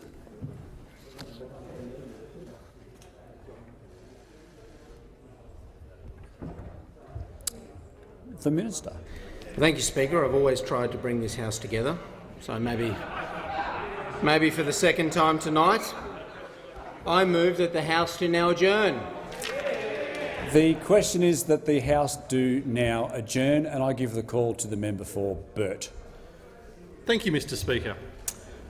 Well, Mr Speaker, Western Australians are absolutely sick and tired of this Liberal government. You see, Western Australians, they're not silly. They know that this Prime Minister's double-pike backflip with a twist in relation to WA's border is nothing more than a desperate vote grab only weeks before an election. You simply can't believe a word he says. For this Prime Minister, every problem is somebody else's fault, every crisis is someone else's responsibility. He spent the entire pandemic attacking Mark McGowan over the Western Australian government's strong border stance and safe COVID management. The Liberals sided with Clive Palmer in an effort to bring down the WA border. The Prime Minister personally attacked Western Australians, calling us cave people. Well, only Labor will stand up for WA. Western Australians want to see a partner for our state in Canberra. They don't want a federal government that's constantly working against them. Only Labor will be the partner that WA needs here in Canberra. Our strong federal WA Labor team will be standing up for WA every single day to support working families with childcare and other costs of living, to secure good, secure, well-paid jobs with better skills, and to create a future made in Australia so that we can generate new jobs and industries to diversify our economy and become more self-reliant. As the federal member for Burt, I've been working every day to make sure our community gets the infrastructure it needs and deserves. Working in partnership with WA Labor, I've helped secure funding to remove the Denny Avenue level crossing, replacing it with an underpass, making our commutes faster and safer and rejuvenating our Kelmscott Town Centre at the same time. We're raising the rail through the Armidale CBD and extending the Thornley Railway line with 2 new stations in Canning Vale. We've widened Armidale Road and built the new Armidale Road Bridge over the freeway. We're extending the Tonkin Highway with upgrades at the intersections of Kelvin, Welshpool and Hale roads. And there's more in the works. Just last week, I announced that a federal Labor government will deliver $4 million to build the Langford Indoor Netball Centre. For too long, talented netballs in Perth's southeastern suburbs have been missing out, forced to travel huge distances to compete in elite sport. They deserve better, and that's why we'll deliver a state-of-the-art netball centre. Southern Districts Netball Association at Langford is the training ground for great Aussie netball legends like Courtney Bruce and Caitlin Bassett. The construction of the new facility will mean that the next generation of superstars can train and play at the elite level locally, following in the footsteps of these 2 great players. This new facility will be an absolute game-changer for Southern Districts, a game-changer for netball players in my community. It means a better future for our young sport players. Only an Albanese Labor government will stand up for Perth's southeastern suburbs. Families in my community, in fact families across Australia, are facing skyrocketing costs of living, stagnant wages, insecure work and skill shortages. They can't afford another wasted decade as they've had under this government. We want the economy to recover strongly, but there's no doubt working families are really feeling the pinch right now. A federal Labor government will help ease that burden with policies for cheaper childcare and reducing other costs of living. We'll make secure, well-paid jobs a priority so Australians who work hard can actually get ahead. It's reforms like this will help our nation's economic recovery, an economic recovery from not just this pandemic but the most wasteful federal government in history. We shouldn't just return to how things were pre-COVID-19. We want a better future for Australians. Don't be fooled by the latest Liberal scare campaign. It's an increasingly desperate attempt to distract from their diabolical failures on rapid tests, boosters, supply chain, wages and debt. The Prime Minister is now quite literally clutching at straws. Australians can do so much better than another wasted decade of missed opportunity under this Morrison government. Only Labor will stand up for WA and ensure a better future for all Australians. The question is that the House do now adjourn, and I give the call to the member for Grey. Thank you very much, Mr. Speaker. Only in the last couple of days have I received news that a round of the Australian Black Summer bushfire recovery grants have gone into my electorate. There were two councils affected in the 2019-2020 season. Very significant effect down on Lower York Peninsula, where around about 5,000 hectares were burnt out. I think there were 11 properties that were damaged. I think about 7 houses were destroyed. Obviously a lot of farm machinery lost, fencing and whatever. The community came together really well, and it was caused by a faulty electrical connector near the Yorktown water tower. Almost ironically that the fire started by the water tower, if you like. But I'm very pleased to hear that they've been successful in applications that I'd supported for $40,000 worth of funding for bushfire signage throughout the council area, and that will be put to good use. A $1.8 million for a multi-purpose community centre at the Edithburgh Oval. So this will be an upgrade of the Oval, the changing facilities there, the club rooms, the whole works, and that'll be a huge boon to the Edithburgh community. And when I rang up the leading light down there, a good friend of mine, she was absolutely delighted, blown away by the news, I'd have to say. And in nearby Minlaton, Minlaton's a town of, off the top of my head, about 1,100 people and surrounded by a very fertile farming community, and they have been crying out for a childcare centre. Lots of dual working parents in the Minlaton area, and where do we put the kids? And so they were delighted to hear that $2.25 million has been allocated to building the Southern York Community Childcare Centre. This is backed by the local council. They are seeking to find some private operators to come in and run the facility once it's up and running, but I was talking to the Mayor only yesterday. One way or another, they will find operators, even if it is the council themselves. But that will be a great boon to that particular community, and well received. And there's also $40,000 to repair the roof and the wall of the Edithburgh RSL and Bowling Club, which was damaged in the fire itself, because the fire actually came right to the verges of the town, and there was people, evacuating the town at the time. So it was one of those scary times. So that's a very good outcome for York Peninsula. Over on the other peninsula, we also had fires down around the Port Lincoln region, and I have to say this is not an unusual circumstance. It's some pretty tight scrub down there, and you get a lightning strike and whatever, and it's hard to control. And of course, it was the place where in 2005 we saw the terrible fires down there where we lost 9 lives, over 70 homes, hundreds of farm buildings destroyed when it burned from one side of the peninsula to the other. Mercifully, 2019 was not as bad as that. The particular fire destroyed 2 homes. But one thing that I can say, it's across all of the fires that have occurred on Lower Eyre Peninsula, one of the things that comes into focus is the ability of the communications network to keep up. So there's been around about $1.6 million allocated for a Telstra 4X mobile phone tower to be placed at Coulter, which is on the Lower Eyre Peninsula, nearer to Whangarei perhaps than Port Lincoln. And that will service a whole lot of that area that has had these issues in the past. I just reflect on that, just as a point of interest, Mr Speaker, is $1.5 million or a little over for a mobile phone tower actually does show how expensive these facilities can be if they're not near backhaul capacity and electricity. And it's one of the things that we grapple with as we're trying to extend the mobile phone network around Australia. There are 3 things you need for a mobile phone. You need elevation, that's your tower or a hill. You need electricity, that's the electricity line, or a big array of solar panels and batteries, because they use a lot of electricity, and it's backhaul. And if you don't have cable, then you're talking about radio, and that diminishes the effectiveness of the whole system, and everything is a trade-off.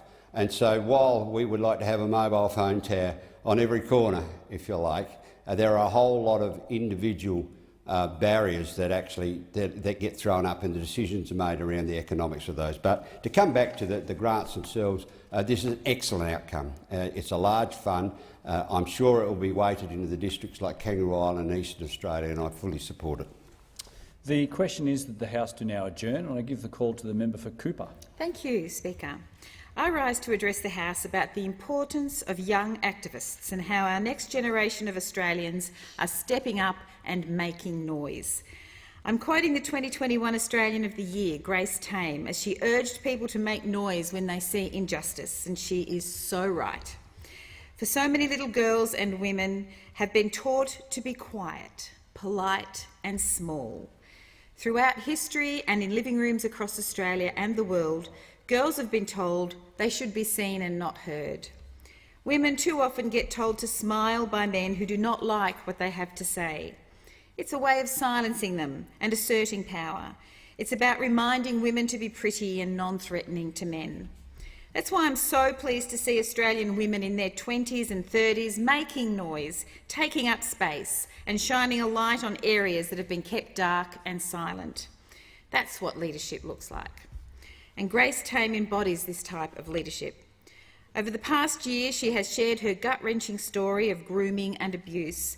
She's worked to secure improvements to our court system. She's called for important reforms, and she's used her story to educate people. And she's done it with profound strength and brutal courage. Every generation needs its Grace Tame, and hopefully there are many who advocate across different issues. Activism runs deep in my electorate of Cooper. It always has, and I hope it always will. Cooper activists are in every street, cafe and classroom. We have activist organisations like the Aborigines Advancement League, which was forged to fight for the rights of Aboriginal people. Their iconic mural documents a history that needs everyone's attention and recognition. It's a visual reminder in my electorate of trauma, of mistreatment, and also of strength and leadership on land rights. We have climate activists with solar panels on their roofs who teach their kids about the importance of recycling and reducing consumption. We have teenagers who write letters, a lot to me, and scrutinise the happenings of the United Nations Climate Change Conference in Glasgow. There are activists who are working so hard to reduce emissions and get others to join the mission to address the climate change crisis. And we have activists who've worked hard and fought for marriage equality and support the decades-long fight for LGBTI rights. There are so many ways to be an activist, Deputy Speaker. In 1976, 2 women were convicted of offensive behaviour for holding hands on a tram in Melbourne. And then, decades later, women and lesbians protested by holding hands on Melbourne's trams. The world was very different, and thanks to so many activists, we've come so far. But we still have a long way to go on so many issues.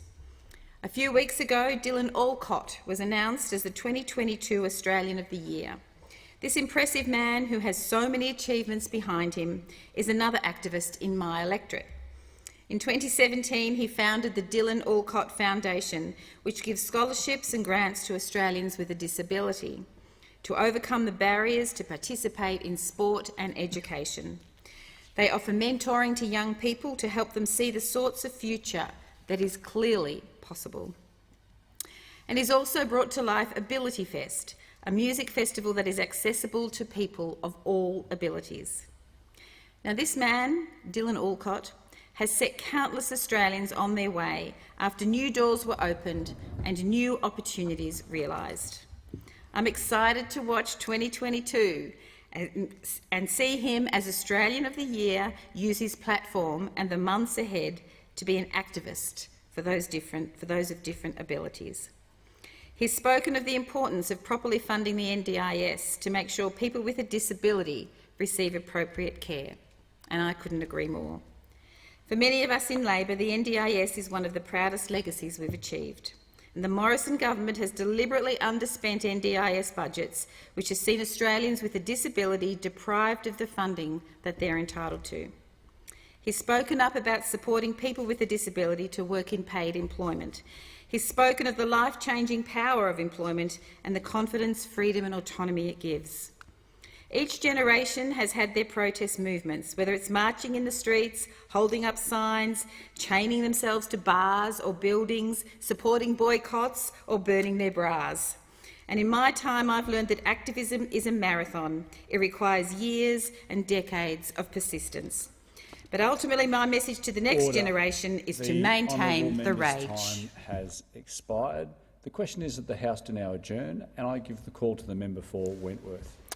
Thank you, Speaker. Speaker, I rise today to congratulate 4 innovative female-founded and led startups within my own electorate: Kinnaphonics, Into the Wild, Grow Your Mind and Pioneer Group. All 4 organisations recently received a grant under the government's Boosting Female Founders Initiative. Now, those here will know that the Boosting Female Founders Initiative is designed to help female founders of start-up businesses to extend their reach to domestic markets, to global markets, to scale their products, to invest in R&D, to take on new workers, to help turn a start-up business into a mature business.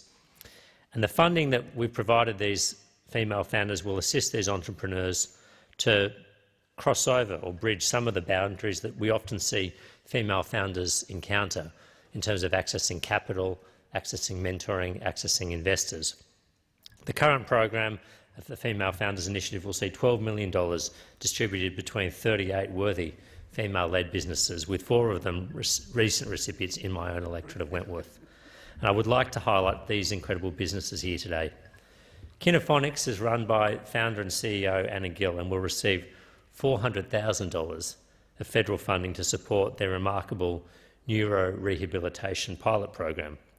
This pilot will seek to teach non-verbal adults to speak, and this next-generation health infrastructure will help combat cognitive decline for many adults.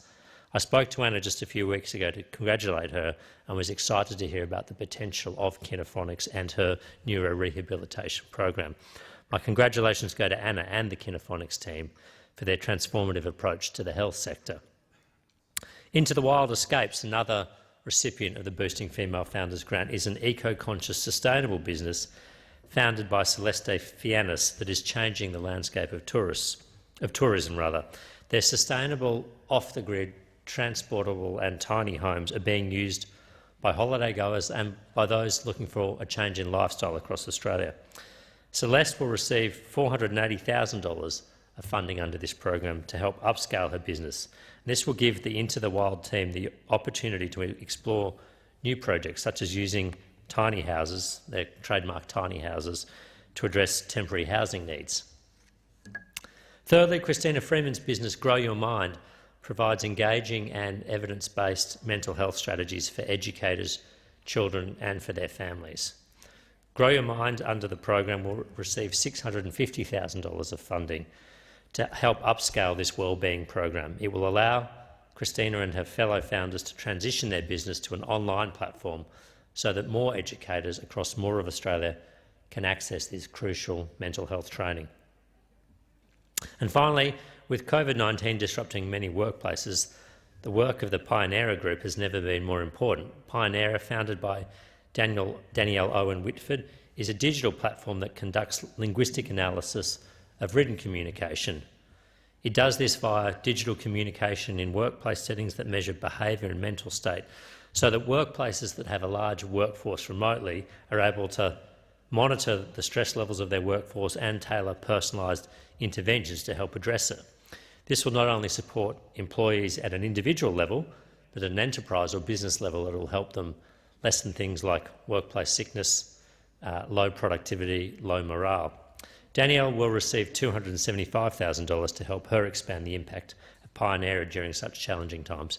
I also spoke to Danielle a few weeks ago to hear a little bit more about this exciting business, and what it does is it monitors the chats, if you like, in team platforms like Microsoft Teams, like Slack and like others, to detect changes in people's language or frequency of communication or response rates, to give you a sense if people's mental health or awareness or attention is changing, and that will allow businesses that would otherwise miss the cues that you get from face-to-face interactions to help monitor the mental health of their employees. So, Mr Speaker, I wanted to pass my congratulations to all of these very talented and capable and worthy female founders for all their entrepreneurial skill, for the risk-taking, for taking a chance, for developing new technology and for helping to build the businesses that really will provide the engine of jobs and growth and the economy a long way into the future. The determination of these 4 individuals, with the assistance of the Boosting Female Founders Initiative, will help keep these Australian-founded and female-led businesses in Australia growing, creating jobs and contributing towards the strengthening of the Australian economy. I congratulate each of them. The question is that the House to now adjourn, and I give the call to the member for Bruce. Mr Speaker, I rise to call out the Morrison government's failure to introduce a National Anti-Corruption Commission. This is without a doubt the most corrupt, rotten, wasteful government in the history of our nation. Order. The member will withdraw the term that was just used then, and I'll ask you not to repeat it. I'll ask you to withdraw. I talked about this in question time just yesterday. So we're not allowed to call out the government for being corrupt? I didn't hear you in question time. Is that really your ruling now? That is absolutely correct. Sure. In the interest of continuing, I will withdraw. Unbelievable, but sure. That's your ruling, Mr Speaker. We will abide by it. This government has rorted billions of taxpayers' dollars.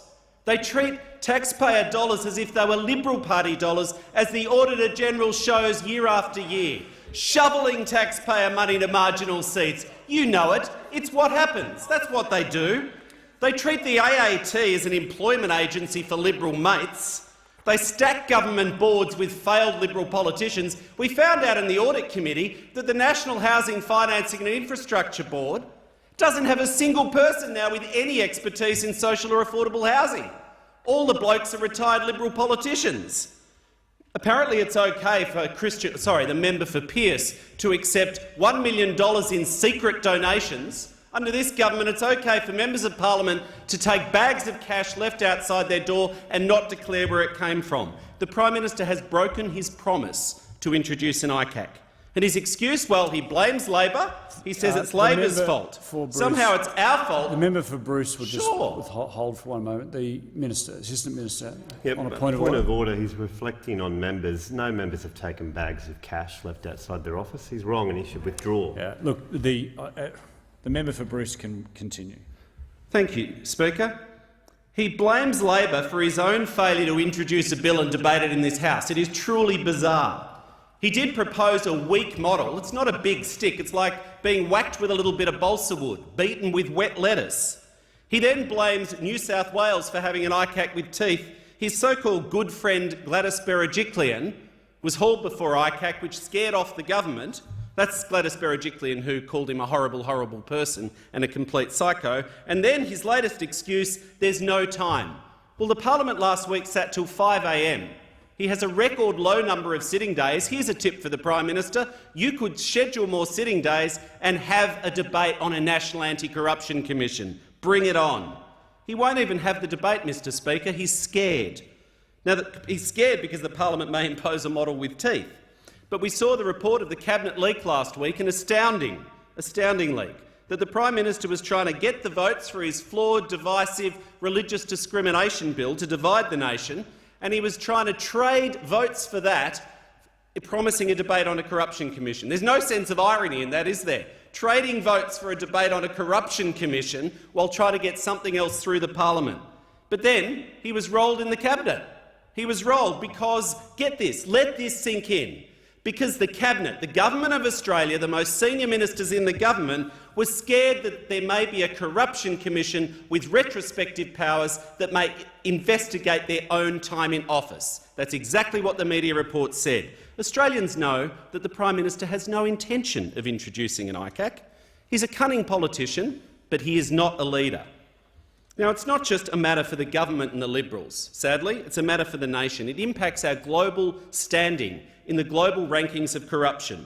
Australia has become more corrupt after a decade of the Liberals. In 2012, when Labor was in office, we ranked 7th out of all the countries in the world on Transparency International's Corruption Perception Index. You know, we could do better, but not bad. Top 10. January this year, last month, the worst ever score that Australia has recorded. 18th globally we've fallen to. And the reason for the drop is the Prime Minister's failure to establish a federal anti-corruption commission. A decade in office, This bloke has lost touch, he's lost trust, he's now lost touch.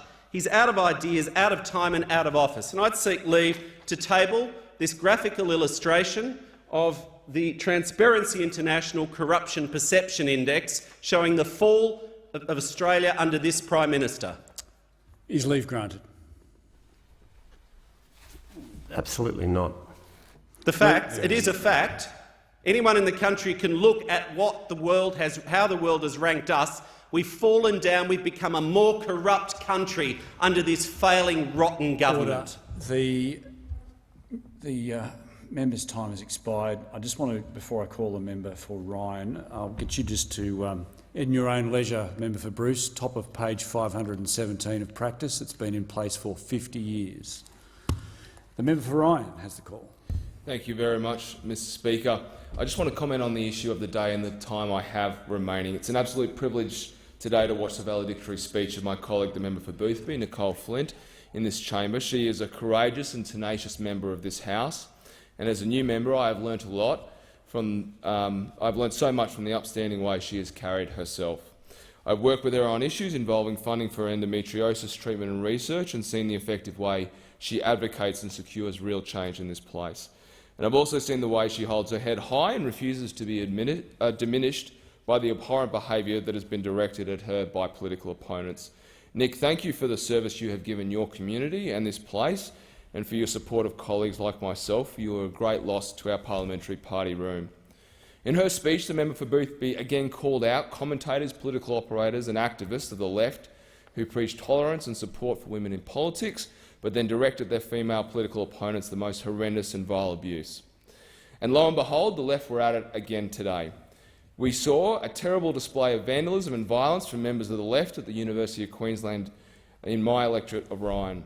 Today was market day, and young volunteers, including young women, were volunteering at the UQ Liberal National Society tent, and they were attacked and had their property defaced with red paint and were labelled Nazis for simply expressing their political opinions on campus. Members of our Australian Defence Force also had their own tent at UQ's market day, and the same thugs attacked were videotaped spray painting the front of the ADF tent and hurling expletives at these servicemen and women. Mr Speaker, I'm a fierce defender of free speech, but time and again we see the left seeking to silence conservative men and women on university campuses through the use of violence and intimidation. Well, shame on these leftist criminals for using violence to try and silence free speech. If my Labor and Greens opponents in the Ryan electorate had any ticker, they would call out this disgusting behaviour by their supporters, and I'll be contacting the UQ Vice-Chancellor to demand an investigation to identify and expel these thugs from their studies on campus. Students should be able to go to market day and choose the clubs and societies to be a part of, free from violence and intimidation. It being 8 p.m, the House stands adjourned until 9:30 tomorrow.